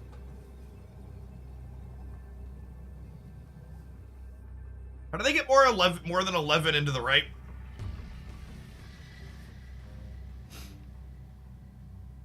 Alioth doesn't get under Goose. Iron Man could get under Goose. I feel like I need to play around Blue Marvel. No, they can't Blue Marvel. What on earth could they play to get more points over here? Because just Killmonger into Surfer is 7 here. They can have a Surfer of their own. I don't think they're Surfer with Ravonna and White Tiger. I don't know, maybe I'm wrong.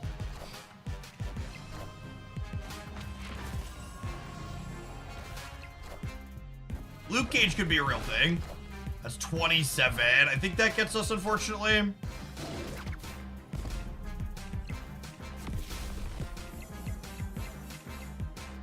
Yeah, we're just a little bit short. It's only 21. Damn. I hate paying out a Boomer Snapper. That had to be the only combination of cards in their deck that do that, right? Maybe there's a Luke Cage hiding, but...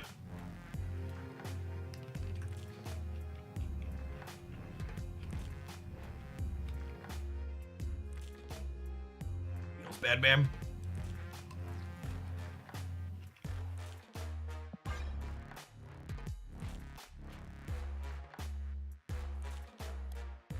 Nice amount of werewolf boosties.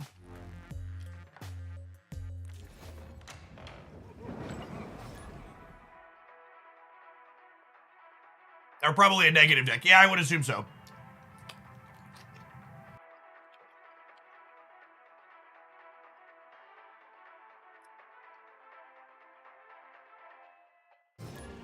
Oh yeah, the booster message must have been a bug. Good shout.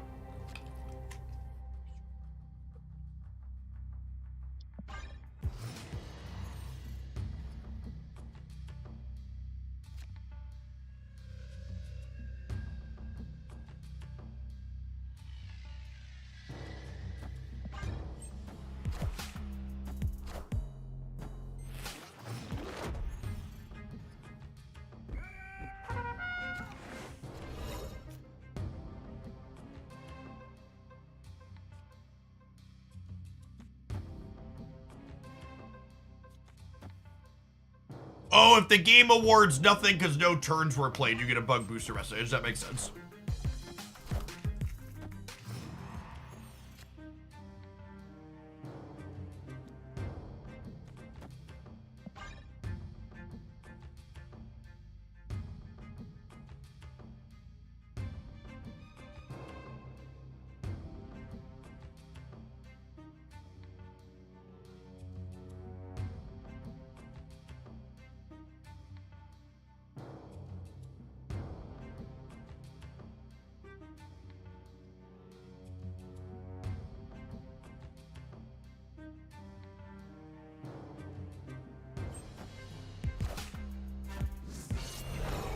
This triple on reveal? Oh god.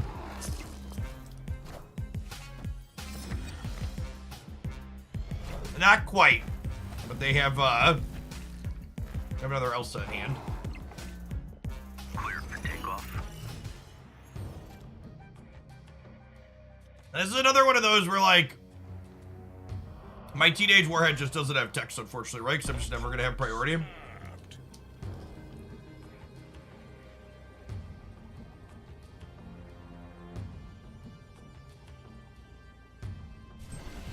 Fish, let's try Killmonger.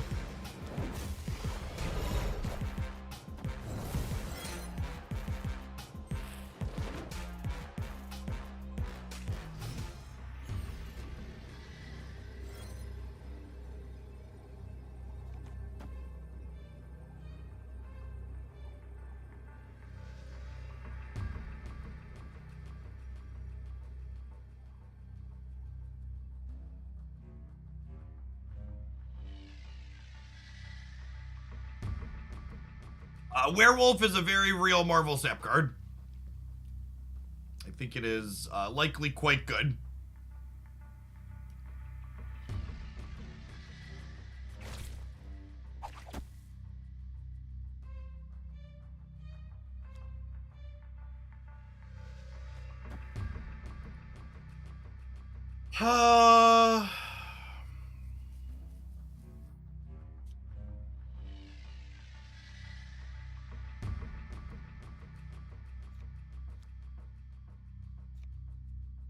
So pull this here, pull Wolf here, pull Wolf here, have Spider-Man blast off to somewhere else and have Wolf end here.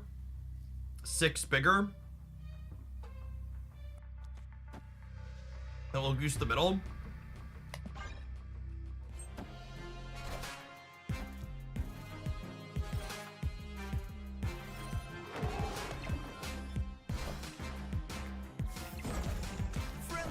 Spider-Man here.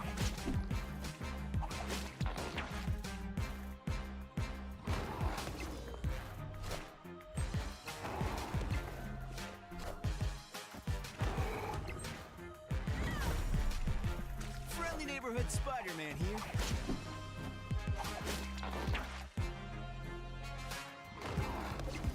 We lost so many coin flips. Brutal. Teenage Warhead didn't matter at least.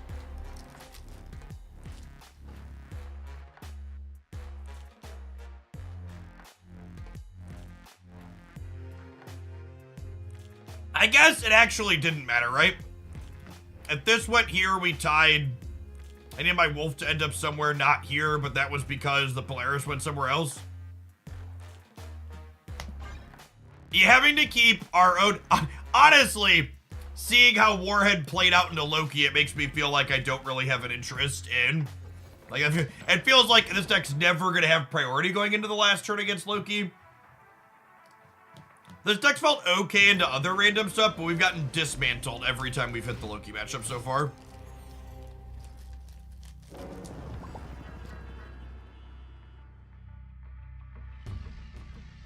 Yeah, none of my notes here have us beating Loki.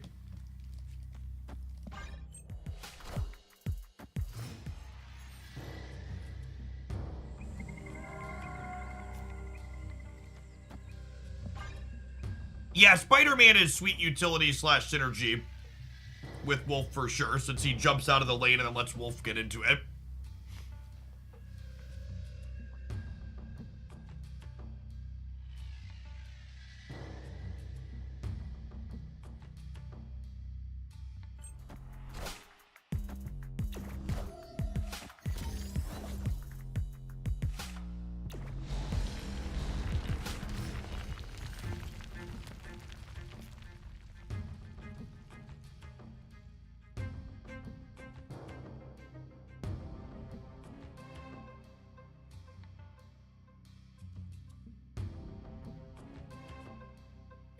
Oof.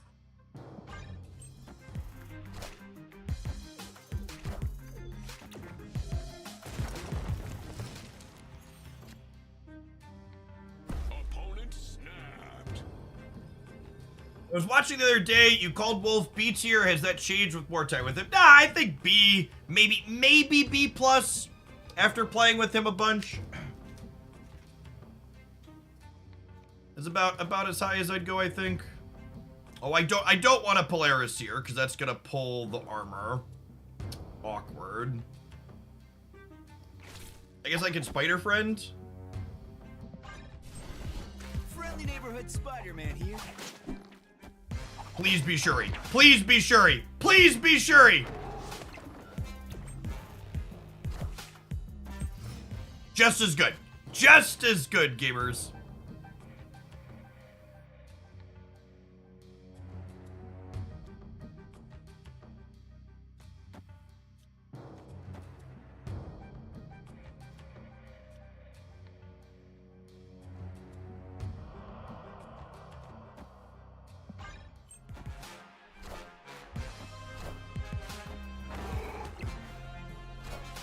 See, you're writing down notes. Is that an every game thing?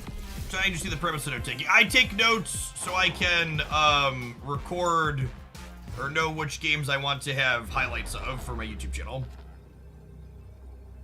Leech remains a fun and interesting Marvel Snap card. Said no one ever.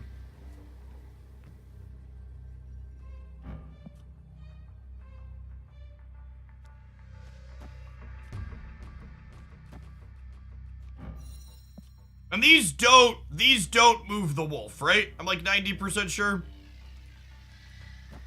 So I guess we'll do this just in case, but I'm pretty sure they don't move the wolf. Victory.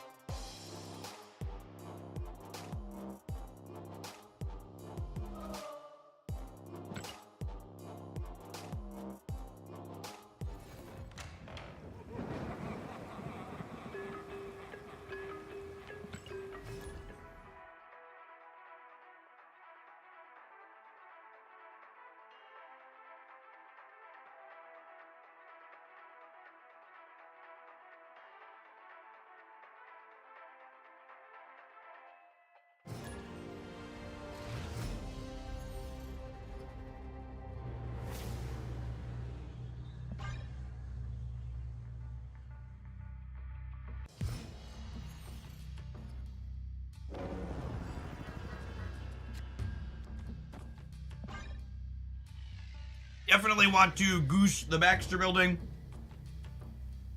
We do not have big things that want to get in there. An opponent likely will.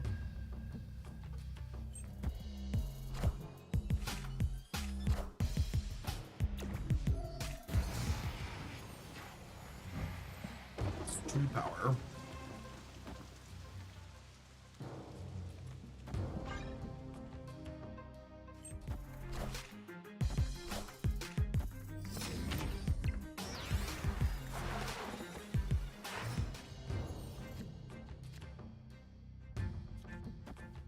I'm just gonna preempt this into the Baxter building, I think.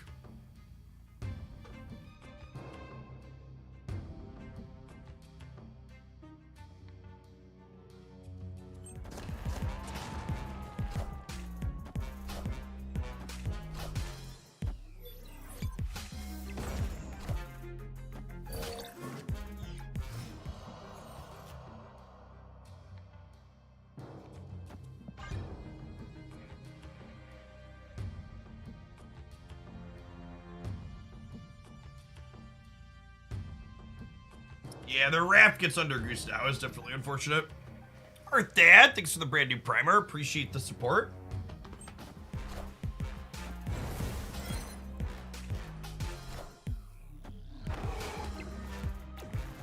They're on a heater.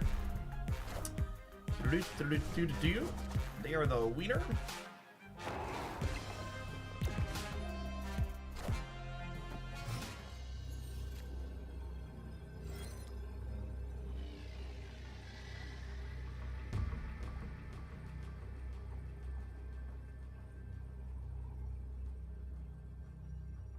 Oh.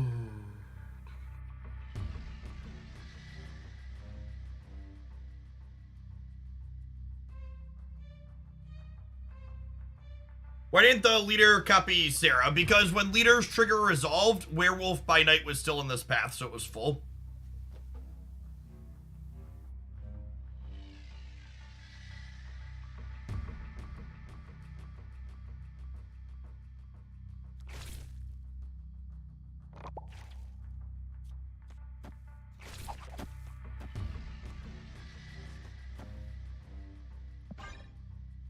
You? No, they're leaving. Victory. Okay. So they didn't like how things line up. I'll be really curious to see a couple of weeks or a month from now, even once things have been optimized a bit more, if Elsa Bloodstone and Werewolf by Night remain in the same deck list together.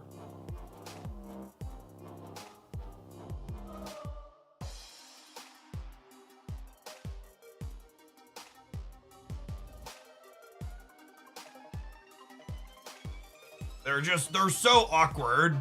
You know, I don't think that they do. Yeah, my gut says they probably don't belong in the same deck. Which is honestly a good thing, because they're both individually powerful cards. You think they both belong in Loki? Yeah, that's what I'll be interested to see, Gap. I think that might be wrong.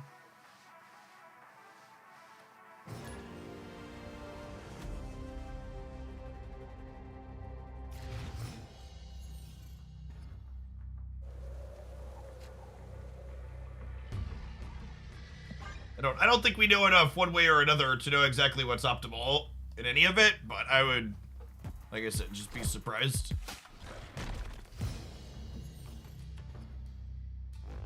Loki Surfer is not really a thing anymore, Twilight Storm. It was like barely a thing at the start of this, at original, and now Loki's a 4-drop now.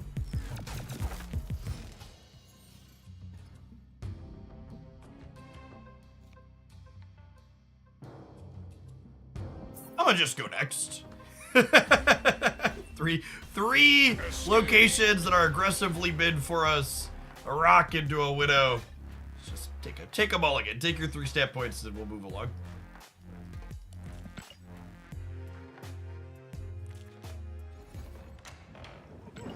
Yeah, I think either of them could fit really well in Loki, but I'm not convinced that you should be playing both of them at the same time. We played Bounce with Werewolf by Night earlier, and it felt really clean, and I cut Elsa from it, because she felt real clunky with Wolf. Basically, triggering Elsa gives up points on Wolf, and triggering Wolf gives up points on Elsa. So you're just, like, never working them together.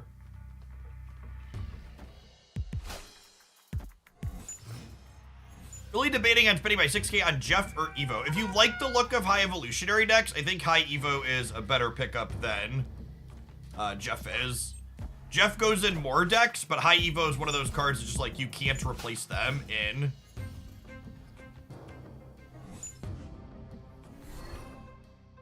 KM's latest video, he cut Elsa from Loki for that reason. Yeah, like I said, I believe it. I'd believe it.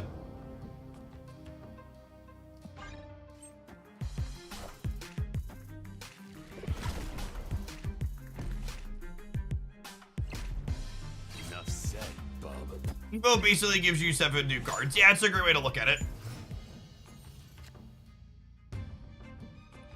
We should mulligan this game too. I mean, this game, especially with a draw like Shadow King, like I still have some gameplay choices to make here, right?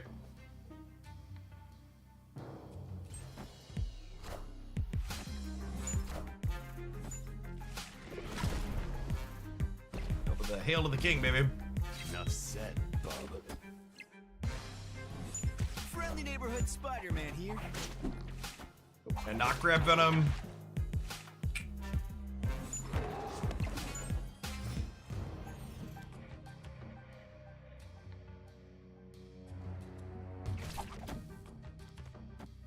I think this is a no Sarah game. Lamburo's running, we're up at 8 and Loki and Bounce. I mean, the card's been out for like barely a day, right? So, like, obviously, people are going to start by just adding it to the established deck, which is why I explicitly said I'd be interested to see, like, a week or a month from now, once things are able to actually be optimized, right? So starting there seems fine. You need to figure out in practice if what the theory is works out.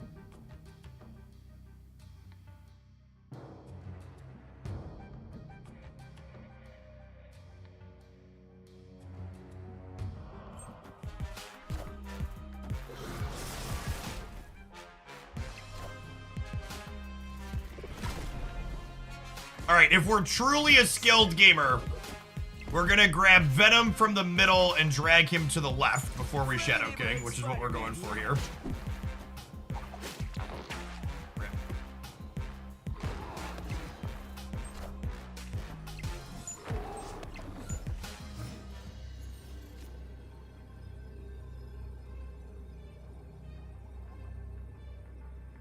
I think we have a shot, gamers. Is it cope? Is it cope to think that this wins the game ever?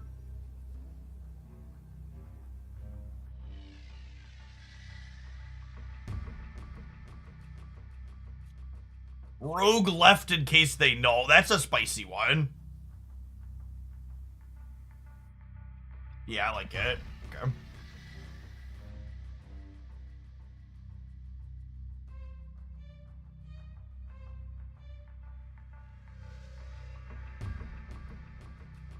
You think they're gonna null left? No, I think they null right, if they null.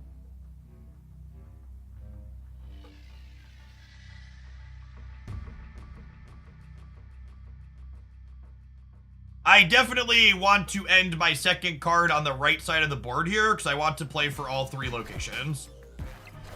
Guys, gals, and non-binary pals, we got 'em! Because when Rogue takes the ongoing, she no longer triggers Werewolf by Night. So this is like the perfect juke, because if she misses null, Werewolf jumps to support. And if she hits null, Werewolf stays in the middle. What a sicko game.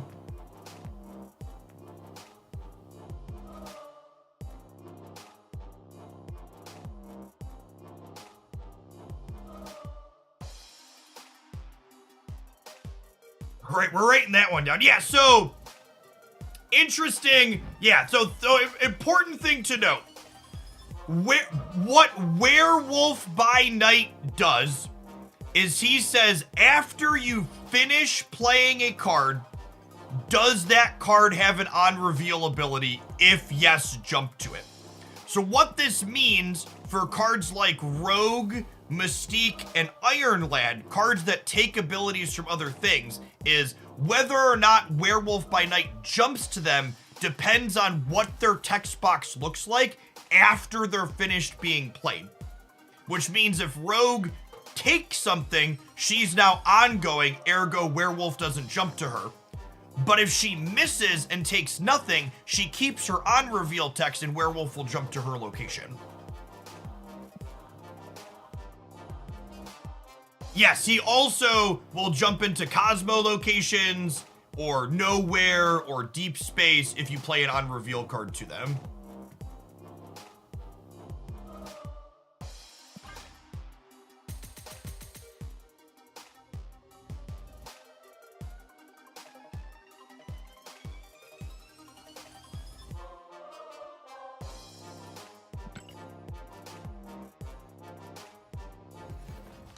How do you explain Luke's Bar and Death's Domain? Luke's Bar and Death Domain honestly feels like a bug to me that they don't work together. So, on reveals into Death's Domain, the wolf jumps into it. On reveals into Luke's Bar, the wolf doesn't move. And I assume one of those is a bug. Luke's Bar feels like the bug, but I don't know. Maybe it's intended. Rule Egg, thank you for the 3/4 of a year. Welcome back. Appreciate that. All right, gamers, you know what else I appreciate? All the wonderful things these adverts have for sale. We'll catch you in 120 seconds. Thanks for hanging out. Don't go anywhere. So, Lockjaw is actually more complicated than I implied this morning in my video. In my video this morning, I was wrong slightly when I said he doesn't work with Lockjaw. Lockjaw is a confusing clusterfuck, because Lockjaw is timestamp dependent.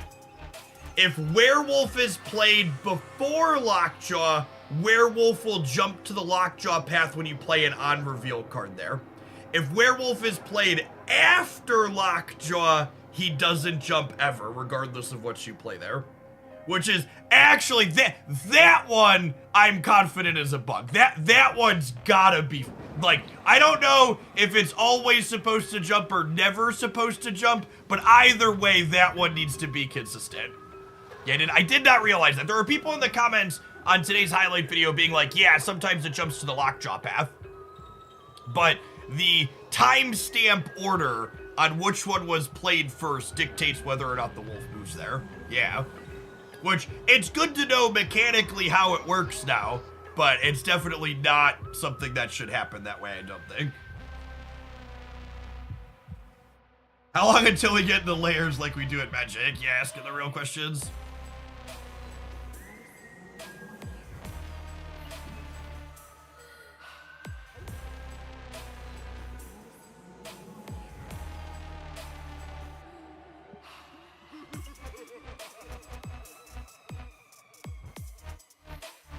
I wonder if you somehow get Wolf out early before Luke's bar flips if it's the same behavior. Well, I would assume locations and cards typically apply in different batches or states or layers or whatever you want to call it. So I would assume that one's consistent and it shouldn't matter on timestamps. The Switch Prime auto resub. Switch Prime does not auto resub, Rulig. You are currently subbed with Prime though.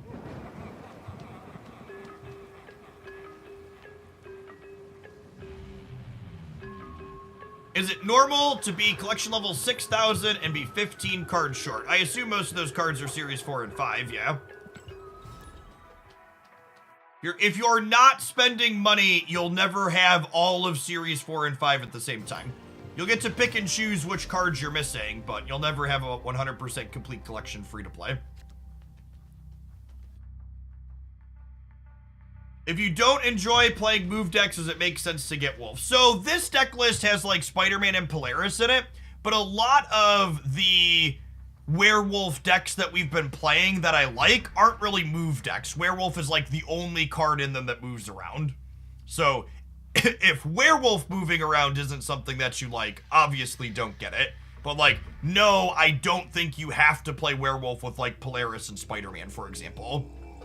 The highlight I was talking about this morning was a Lockjaw high Evo deck for an example. That felt really good. Is the Wolfsbane bundle worth it? Well, I would remind people that nothing you can buy in Marvel Snap is worth buying. You're literally paying for pixels. That being said, some things are less bad than others. I don't believe that bundle is terrible, but I have a full breakdown on bundle stuff here on the YouTube side that you can check out. If you're into that sort of thing. They are very pretty pixel. Listen, chat, I'm someone who's super into paying for pixels. Do it on the regular.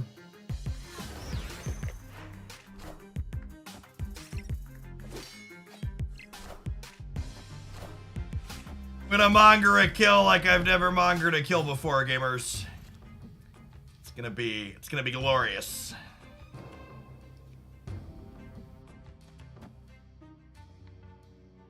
This Teenage Warrior doesn't do anything. I'm just gonna play this out to trigger my my what's it called? Oh yeah, that's the good stuff right there. Sha.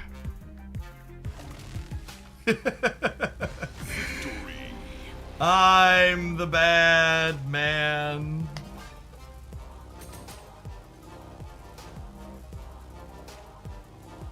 Killmonger is the most toxic card in Marvel Snap. Full stop.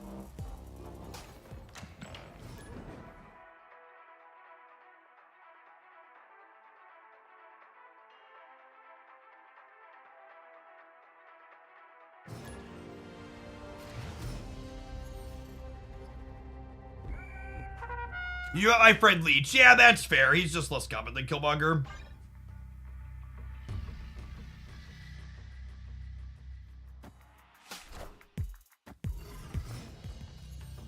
We are finally getting a Killmonger counter card in January. I'm looking forward to it.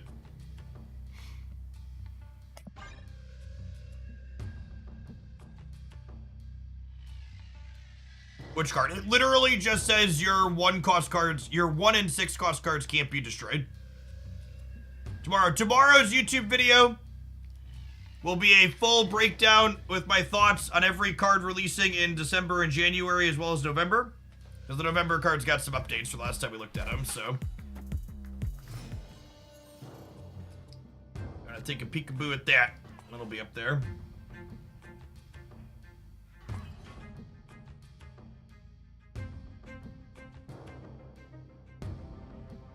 Well, I mean,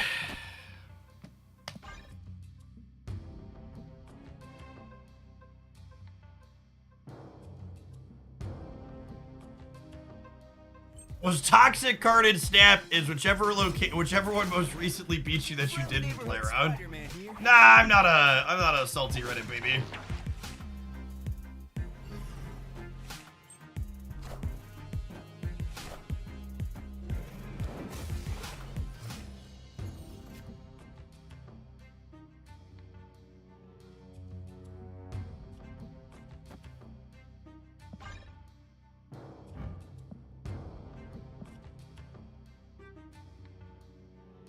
As a quality Sicard diff.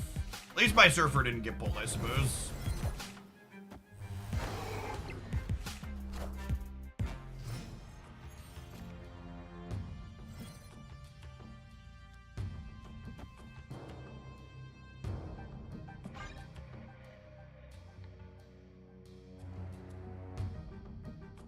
I'm surprised they didn't play Sarah into Crimson Cosmos. They plan to win that with Chavez then?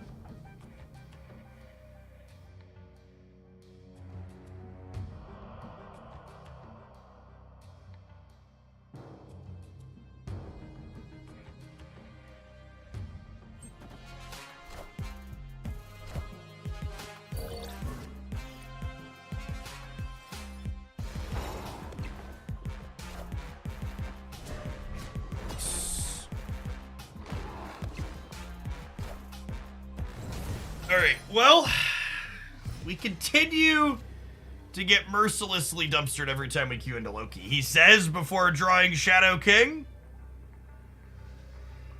Is that it, gamers? Is that the one the legends foretold of?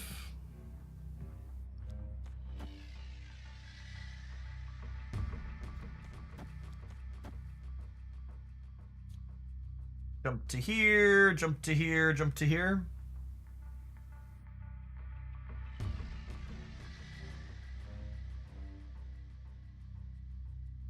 That'll give me 11, 13 here in the middle.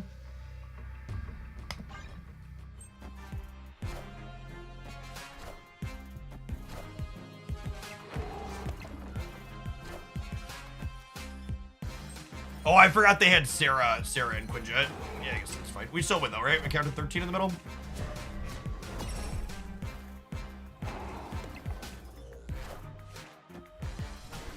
Oh, 13, 15. Math and stuff. Victory. All right, we're finally on the scoreboard against Loki, gamers.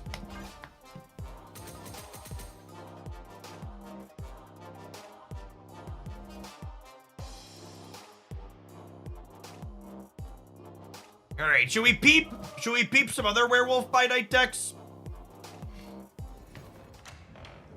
Let's go take a look. This one was at the very top of the list when we went to look last time, but we just grabbed it and been playing it.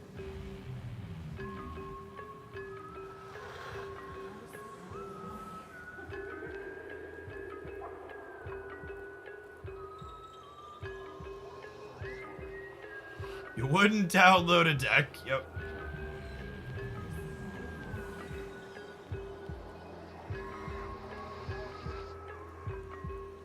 Ooh, the other Surfer build. Did the other Surfer build fall off? Yeah, it did. Has it got played more? Is there a Bounce Wolf deck? Yeah, we played Bounce Wolf earlier today. Felt really good.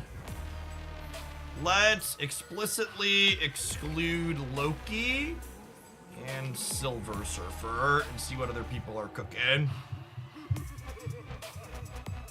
This is this morning's deck highlight. Pretty reasonable stats for a new thing over a solid sample size here. Like this build a lot. Although we're gonna play more of that, but I think it's very reasonable. Oh, this is the other build we played. This one might be tomorrow's highlight. Has a really solid win rate over 1,400 games, actually. Just the Ravona mashup. Low average cubes though.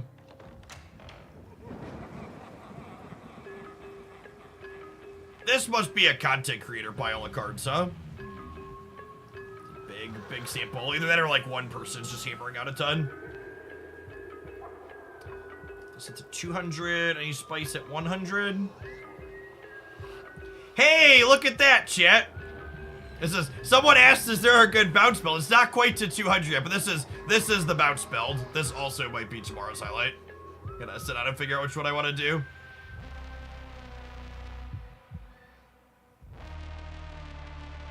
We cut Elsa from the Hawk bounce deck and slotted Wolf in, and Wolf, honestly, I think Wolf is better. The hell is this? Gambit, Silk, Human Torch, Deadpool. This is one of those there's been a few of these I've called them out, where like, there has to be something wrong or something amiss with these stats in this random collection of cards. I don't know if they've triggered some kind of anti-cheat protection and they're queuing into bots, or if they're win trading at a very specific low MMR, but like, there's been, for the last month or so, there's been, you look at them and it's just like this completely nonsense pile of cards with like 60 to 70% win rates and decent cubes. Hey, thanks for keeping me around playing card games, Odie. Appreciate the quarter of a year.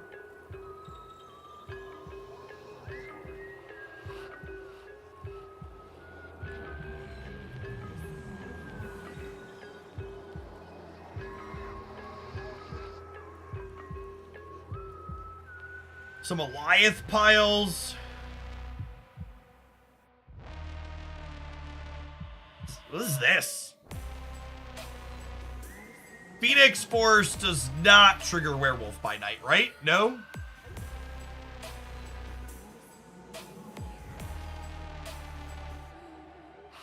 Weird.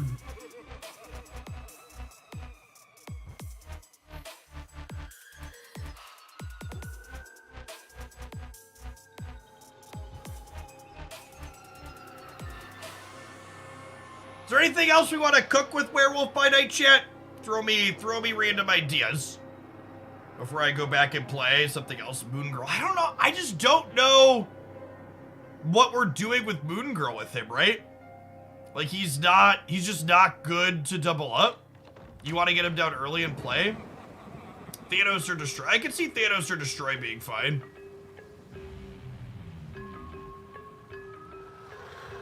This is a sweet pile of cards.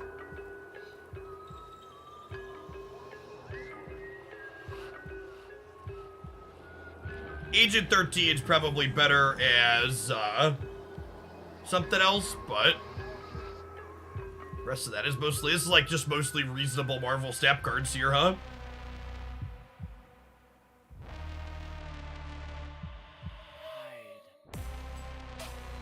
Ham, yes, Ham is good in this style of deck.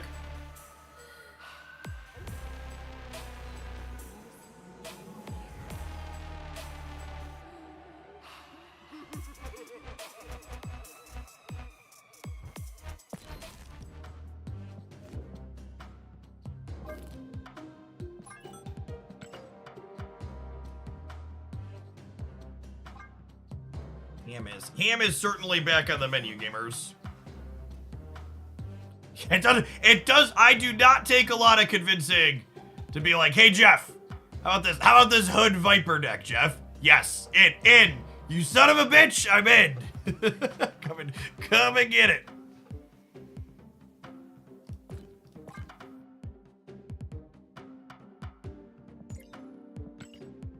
I don't think Storm's a very good Marvel Snap card. I also think it's exceptionally bad with Werewolf by Night. You do not want to restrict where you can play your Wolf to and where you can move it around to.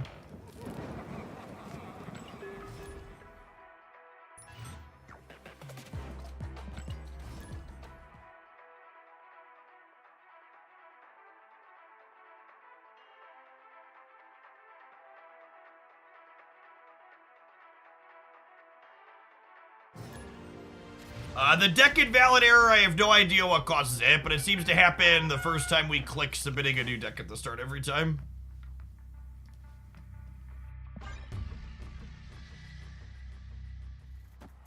No, it's not Werewolf by Night. It was happening with, it started happening before Werewolf by Night released.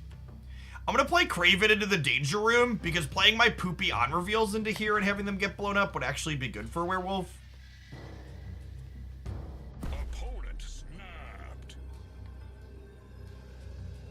I'm gonna chill. Let's see how our deck plays.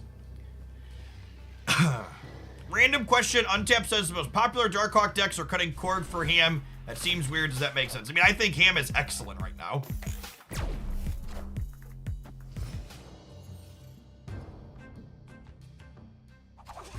Part of me wants to snap them back, but God, that's such a good draw too. Do I do it? Do I do it, gamers? They might leave, though. I don't want them to leave. Or draw sweet. Button. We want to draw one of our 1 energy cards next turn, so I could go like Ham, Widow, into 1 energy play. Although I guess I wouldn't mind drawing Viper either. I feel like the werewolf showing up in whatever lane Spiderham was played to is flavorful, because the wolf almost assuredly wants to take a bite out of him.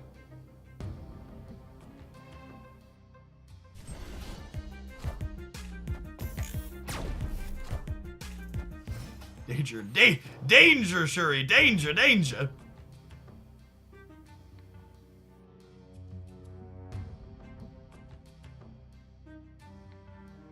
You know, I actually think I probably want to wait to Ham until turn 5 when I'm more likely to tag their Taskmaster, right? I think it's this. There's a reasonable chance if they go Shuri that this Ham tags their Red Skull right now. Because your more expensive cards tend to drift towards the left, and I don't want to Ham a Red Skull. So I'm gonna do this, and then we'll set ourselves up to Pork next turn when it's more likely to find Taskmaster.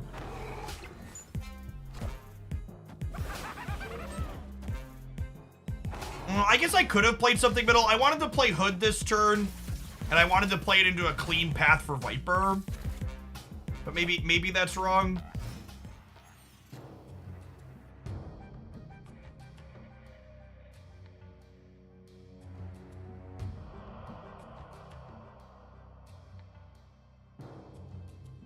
Okay, with that line,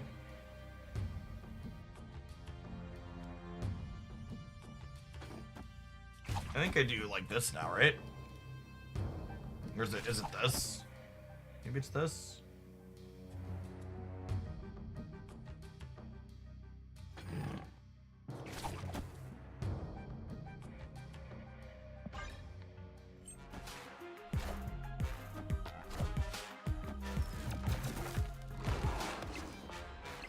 Friendly neighborhood Spider-Man here.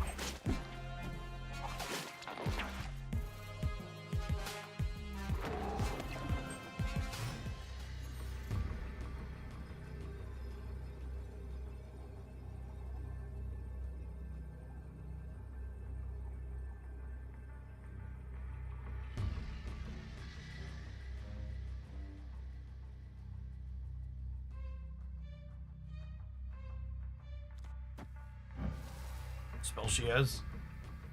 Play your next card, double this power. Okay, so this would pull Nico here. I think I just spread out and play for all 3, right? I think it's like Ham into the middle. Ham into the middle. Cable left. Nico right. Demon left.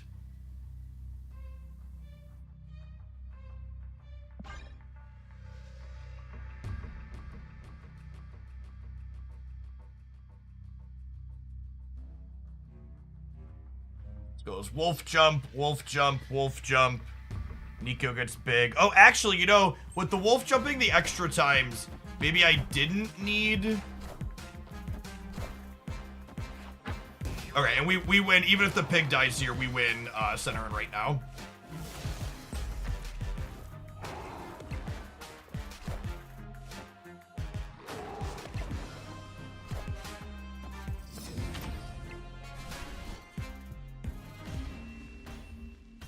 Maybe Cable Mid. Maybe? I don't know. I kind of like spreading out and playing for all 3, I think, but I am playing through here by a pretty narrow margin. I'm 2 cubes off Infinite Jam in the Wolf Cheerios deck. Nice! If it is a good run for you. Yeah, Craven bouncing it out with the Wolf is solid here. Werewolf has regularly been getting to like 13, 15, 17 points of power.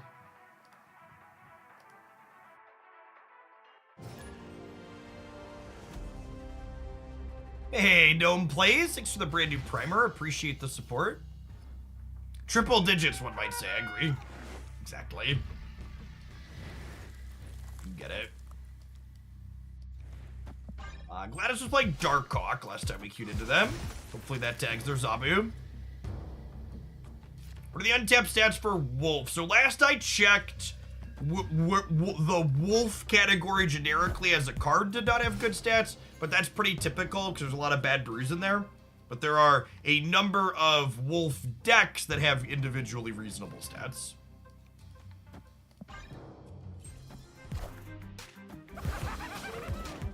$8K bonus with gold or pro bundle. The gold is technically better, especially if you consider the fact that you'll be able to spend that gold to buy high value gold bundles.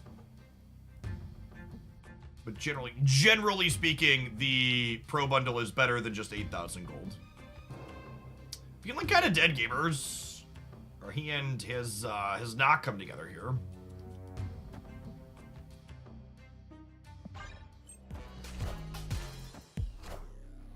Oh, that was a random Lockjaw.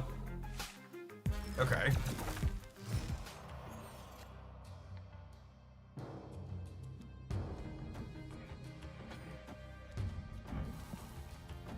I counter with random Hitmonkey.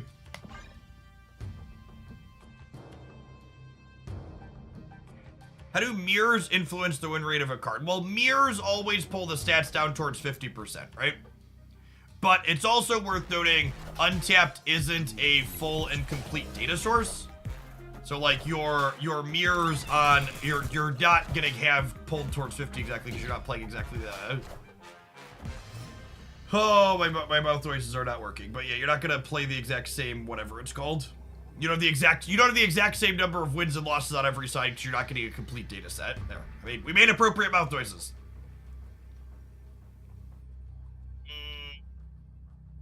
So I porked their Hawk.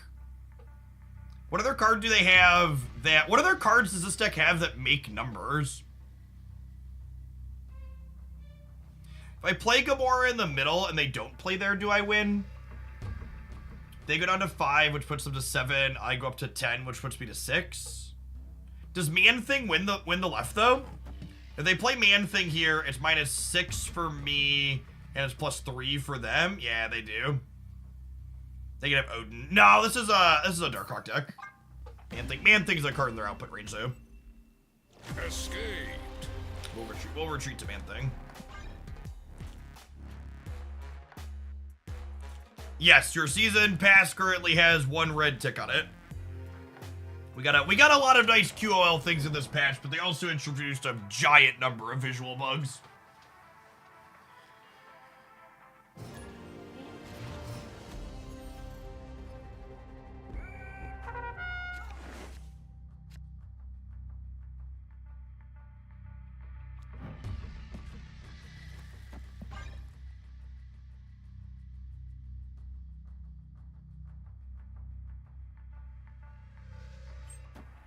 What do you say is the best deck to win an Infinite Conquest, Loki? And Loki, the answer is Loki, not just because Loki's a really good deck. It is, it's a really good deck. But Loki is also a really good deck that doesn't have any polarized matchups or individual tech cards that turn it off. Which that's the one big difference between Conquest and Ladder, right? Conquest is a single elimination tournament where you can't just retreat your bad matchups for a single cube.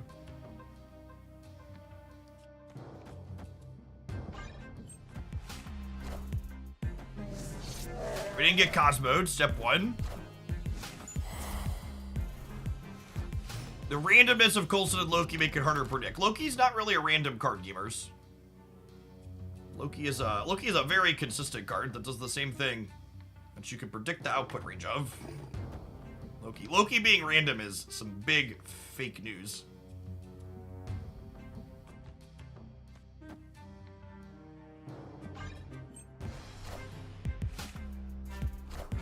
You have a favorite Loki deck right now? Nah, I explicitly don't really play best decks on this stream. Recommend checking out whatever KM Best or Lambi are playing.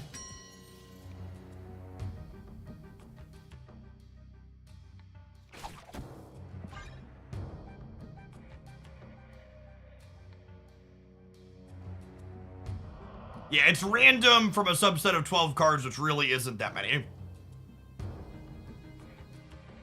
I'm more meant in Conquest and predicting their play. I mean, I think for bad players, Loki is really hard to predict, yeah. Friendly neighborhood Spider-Man here.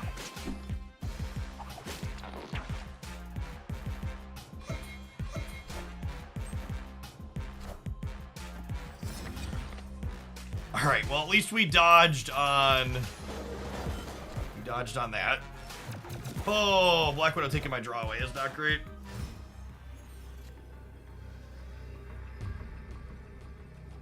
Oh, man.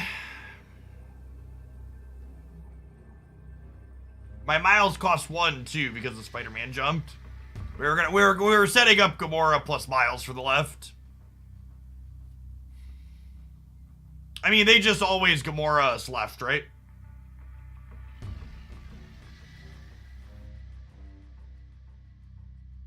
The question is, do they have a 2-drop? They do. They played Sentinel, so we die.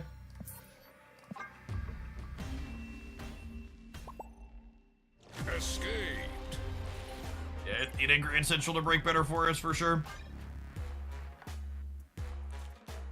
They played Gamora, do they have 2? Yeah, chat, they copied the Gamora with Nico.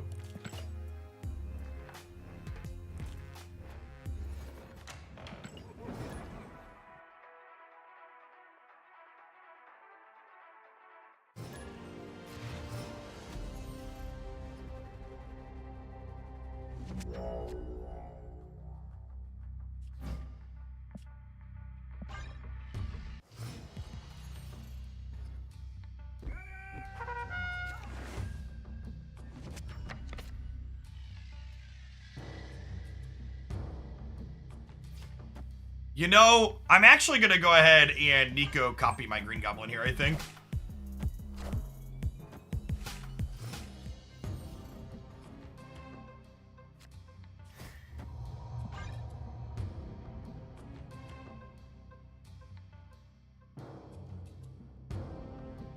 Yeah, you can snap the Goblin in the throne here, but this is Atrix, and his chat is usually telling him the contents of my hands and my plays.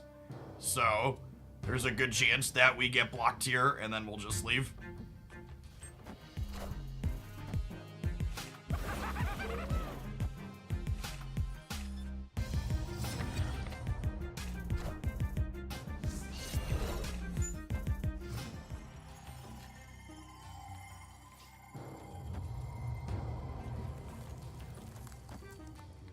I think it's possible to climb up the rank ladder with a low collection level. Yeah, so Marvel Snap has what's called collection level based matchmaking up until a certain point. So it explicitly pairs you into other people who are similar collection level to you.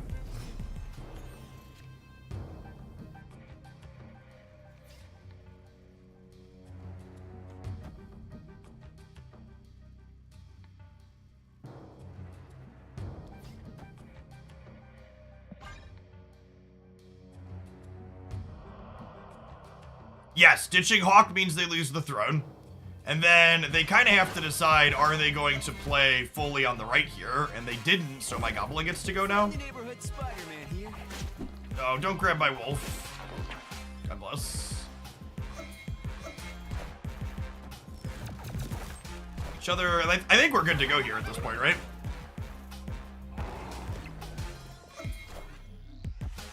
Just play a card into the left, and then they're filled on the right.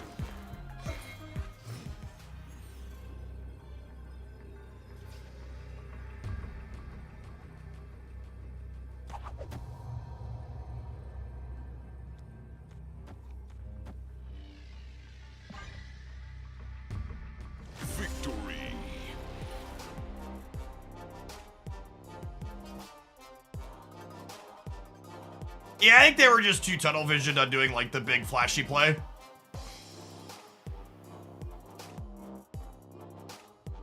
Yes, once you are inside of Infinite, you're not going to be able to climb up the Infinite ladder at you're not going to be able to climb up the Infinite ladder with a low ranked.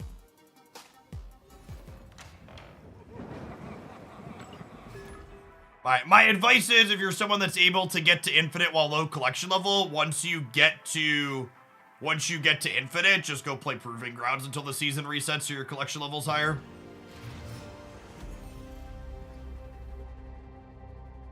You buy Thanos with tokens in the shop. Yeah, every series 4 and 5 cards rotates through the token shop, Rubio. They all in there.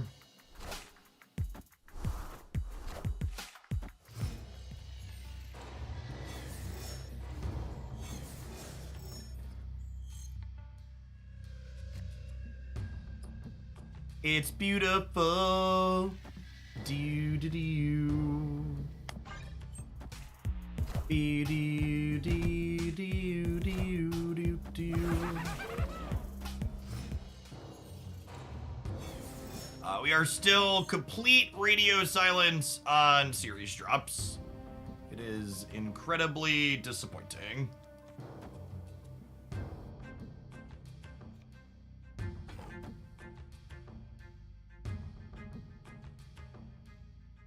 Trying to compete for middle. I think so.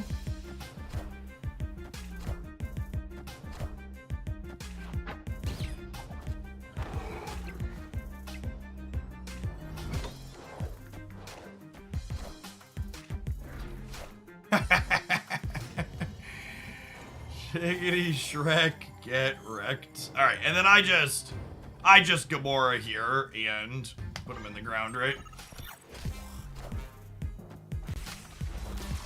For fuck's sake!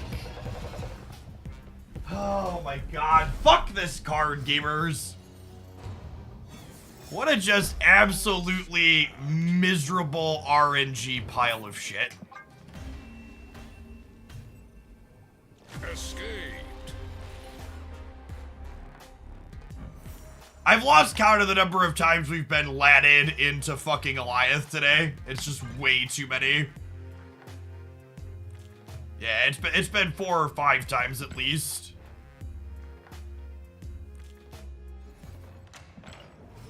It's like played really well. Our deck has put us in a good position to be over the top.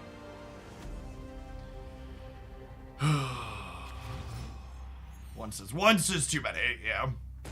I agree.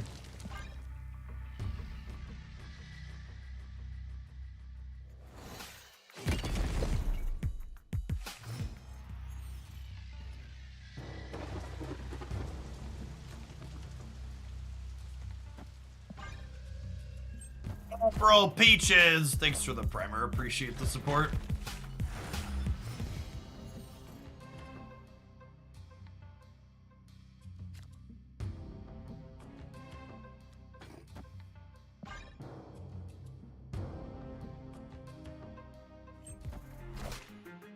Oh. Not me.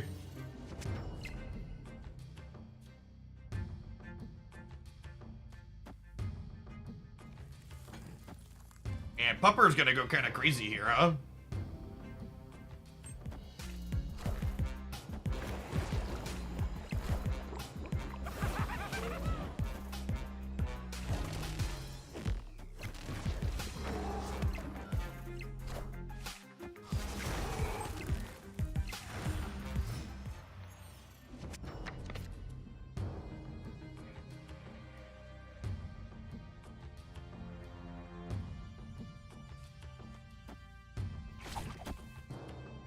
I want to do this.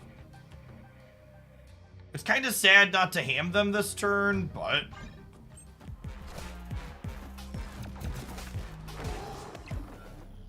Friendly neighborhood Spider-Man here.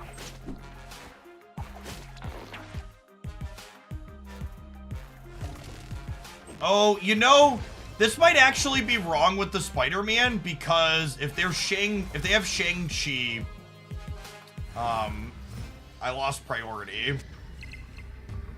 So they can Shang me center now. They didn't draw Darkhawk because what's the word I'm searching for? They didn't draw Darkhawk because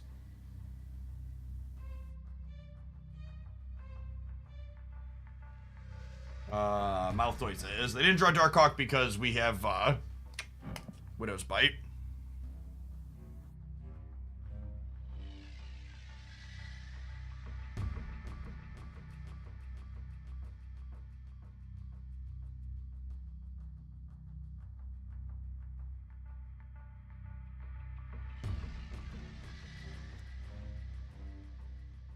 This plus 12?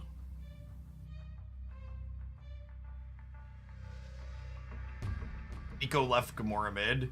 Yeah, I guess their Shang ends up going to the right, huh? I kind of want to do this, actually.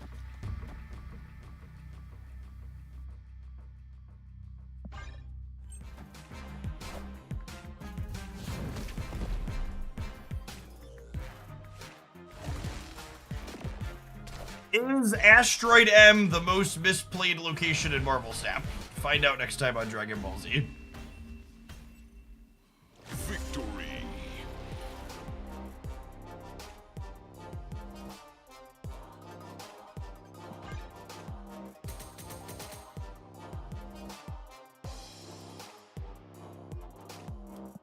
Certainly was a play. Yep, of all the plays, that was one you were allowed to make. You know what else you can make, chat? Excellent, fantastical purchases of all the things in these wonderful adverts. Thanks for hanging out. Don't go anywhere. We'll see you in 120 seconds for some more werewolf action. Subs, I'm gonna run to the bathroom really quick and fill my water bottle. BRB.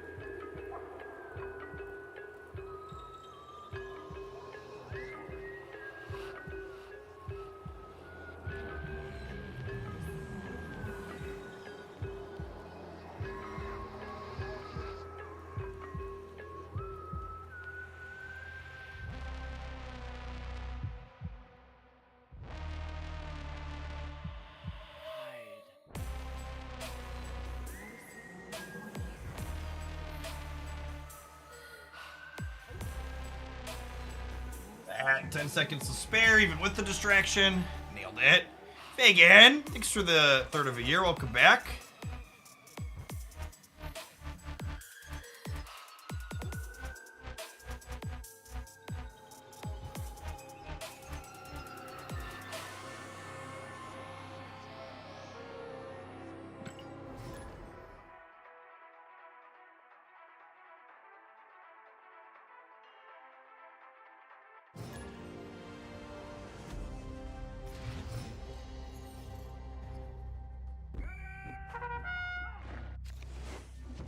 Donna!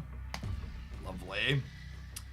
With that Werewolf by Night in hand, I'm gonna lead on Iceman on 1. We'll vibe on the Hood just in case Nico hits the Demon or Destroy modes. Speaking of the Demon mode.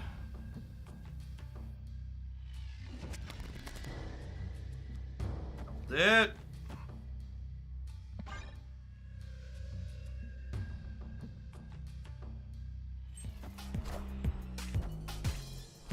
I really love that Werewolf by Night has provided this top-end package for, well, they have a 1/8 demon. That's sad. I really love that Werewolf by Night has provided this top-end package for these cheap on-reveal cards that I love playing with.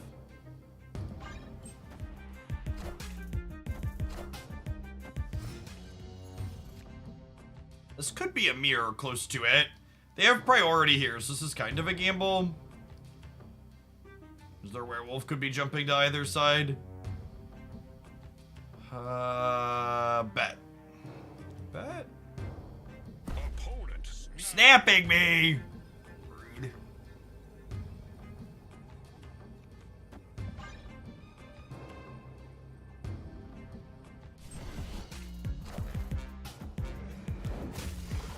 Oh, it's not a mirror, they're just a Loki deck.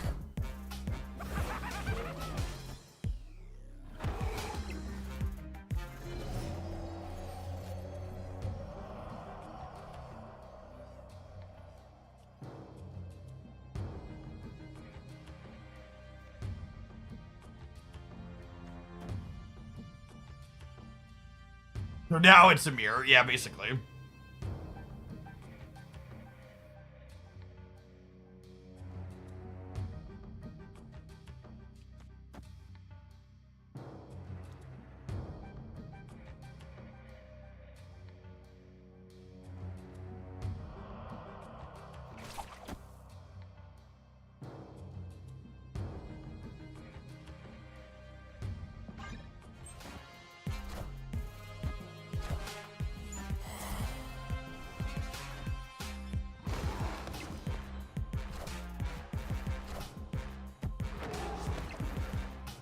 Friendly neighborhood Spider-Man here.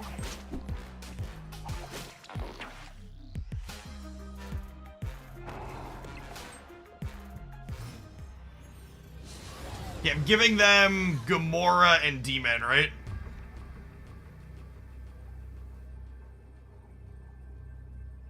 Gamora, Demon is 18. They go to 21. Yeah, dead, right?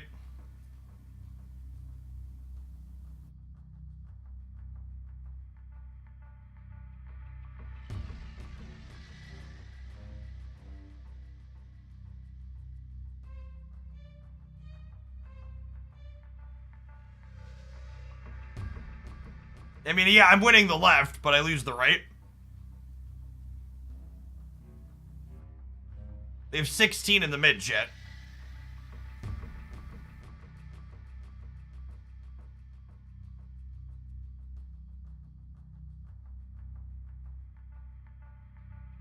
Yeah, Gamora Demon puts them to 16 here.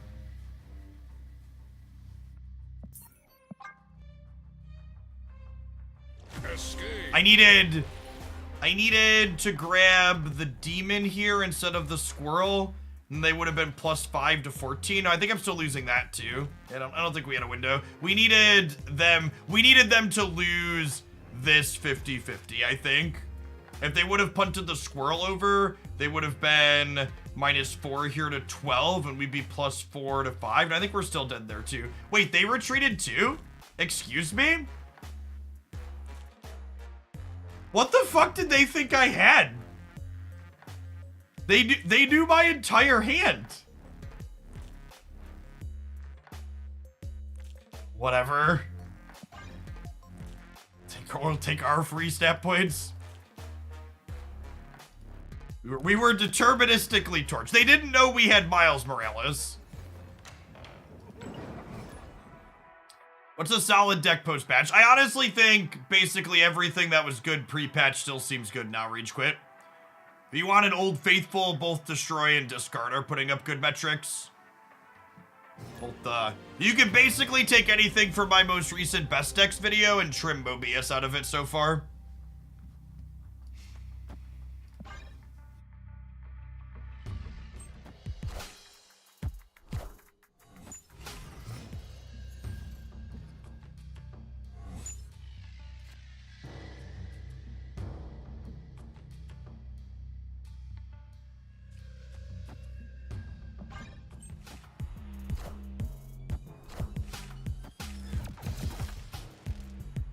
Werewolf by Night is super fun, I agree.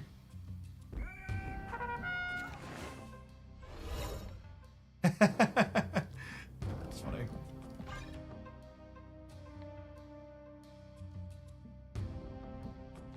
Yeah, I mean, if they want to Widow's Bite me, I will Widow's Bite them right back. Your thing, boss.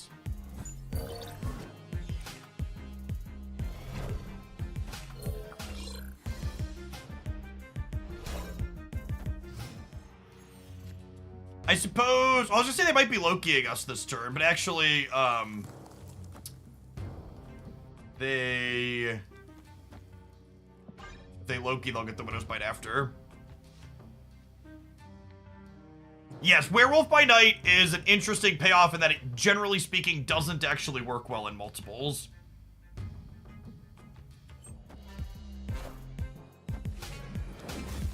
So they Loki'd for 6 here. We've locked up the center.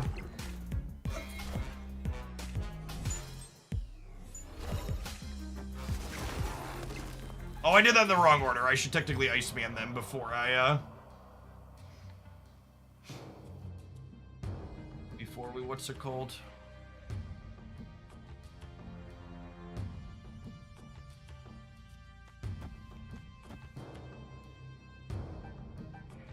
Am I playing a second werewolf, chat?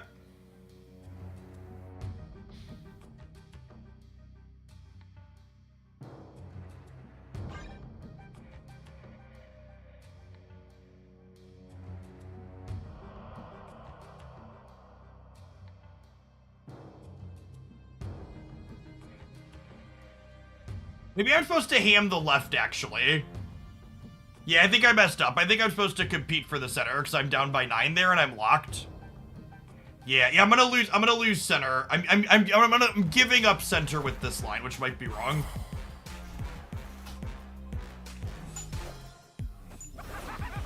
Wow. Oof. Neighborhood Spider-Man here.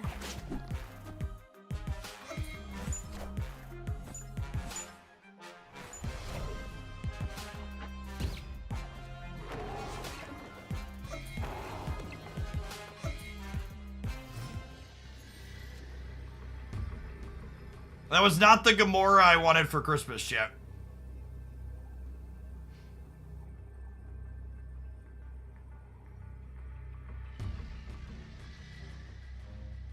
Have to go, unfortunately.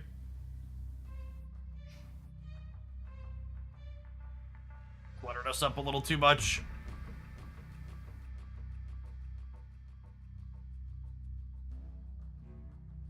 Does Viper left, Spider-Man right do it? Oh, maybe? I'm willing to spend a cube to find out. Oh, rip.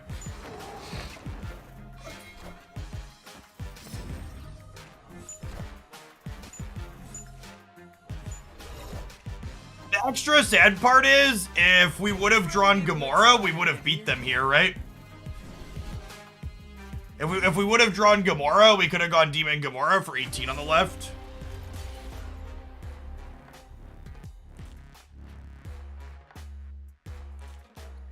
If you don't play the Demon, you pull the bigger wolf and then Spider goes middle.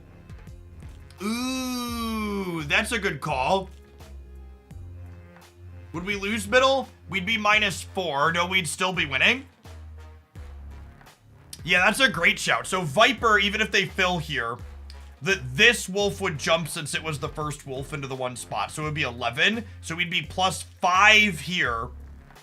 So we'd be 12. And then Spider-Man would jump to here after he flips up here, making us -4, which would be, we'd be 12 to 11 and 8 to 6.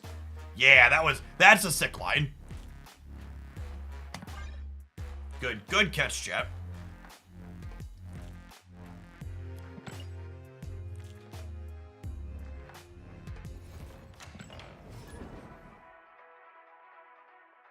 Oh, wouldn't Wolf go to Spider-Man's location?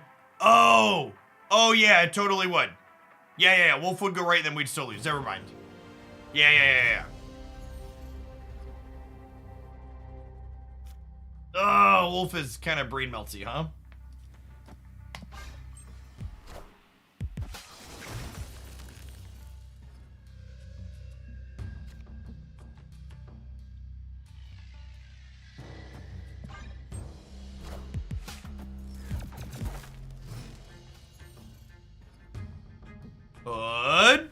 Good. You're late, Gamora.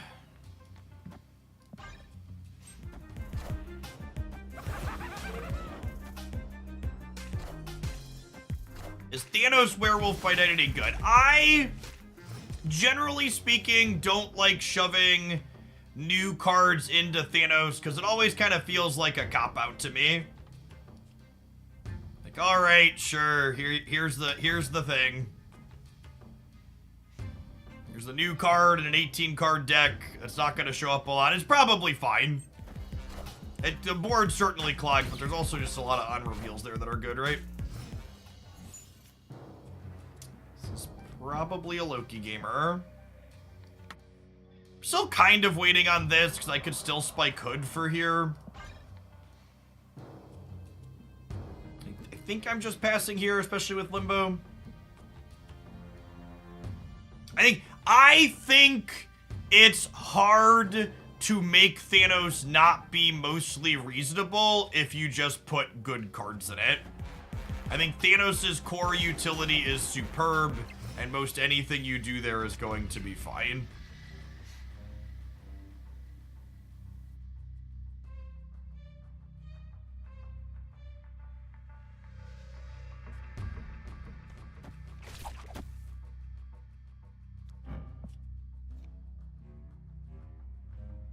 I want to give my next card +2, probably.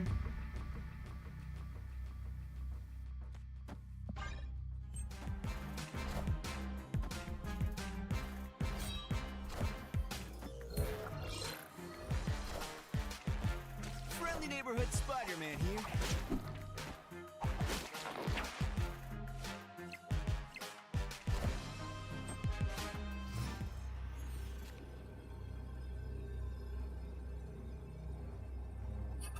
Right on time, Hood. Welcome to the party.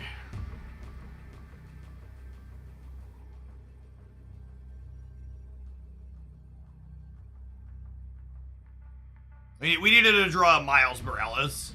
If we would have drawn Miles Morales, he would have been 7 on the left thanks to the Nico bonus. Then I could have played Gamora for 12 on the right. I think we're just dead as is. There's like maybe a world where we do this and then 8 wins over here, but just like did do it, Chavez. Escaped.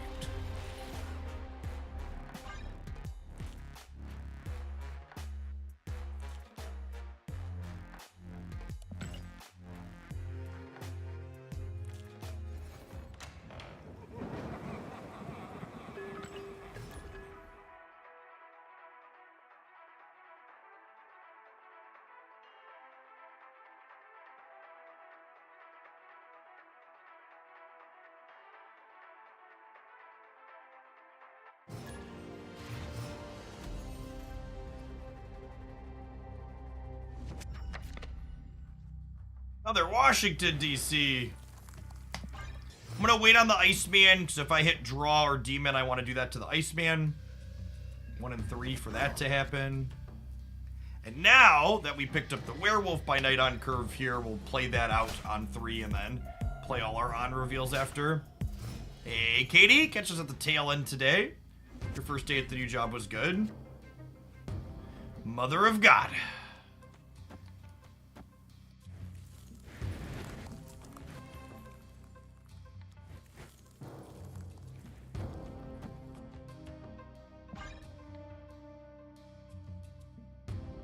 Oh, Iceman a lot less good at Elysium, obviously.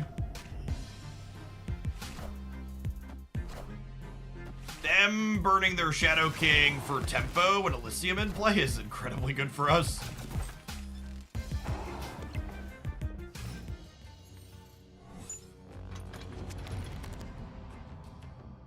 Likes to draw some cards, please. Thank you.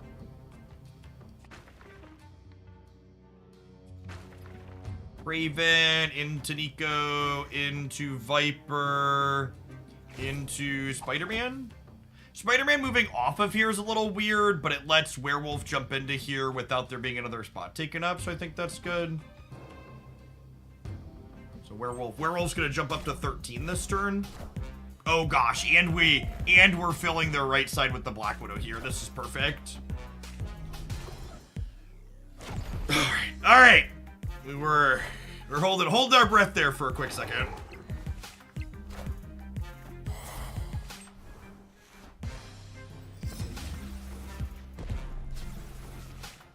Definitely a clinch.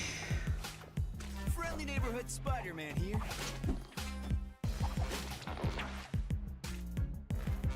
Oh, they're Cerebro 3. Yeah, that's totally what they are, aren't they?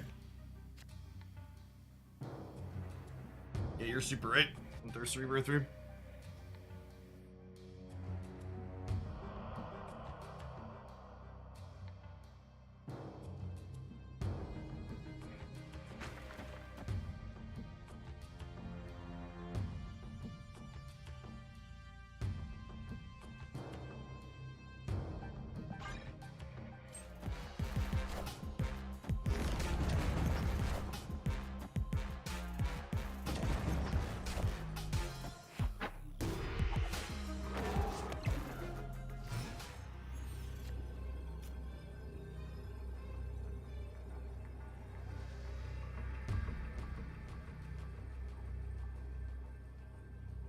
Oh, I suppose this is awkward, huh?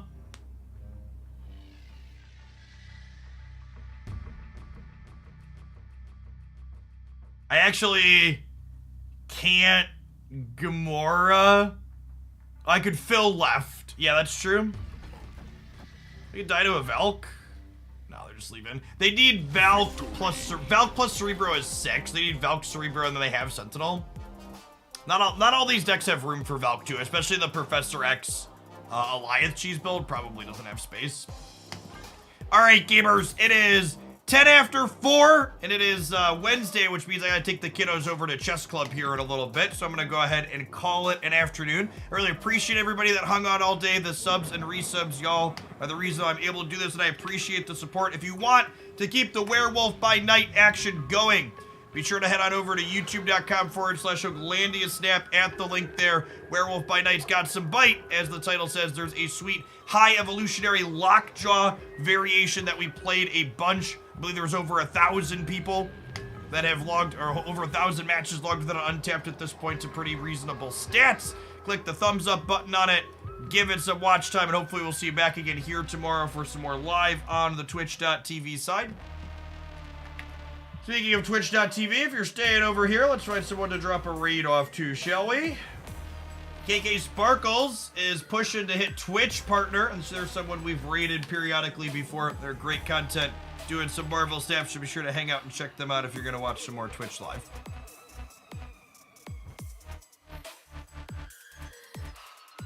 Unless I was just playing the video. No, today we played a whole bunch of different things. If you want to see the Viper deck list I was just playing and a bunch of other Werewolf by Night stuff, be sure to check out my Untapped link here.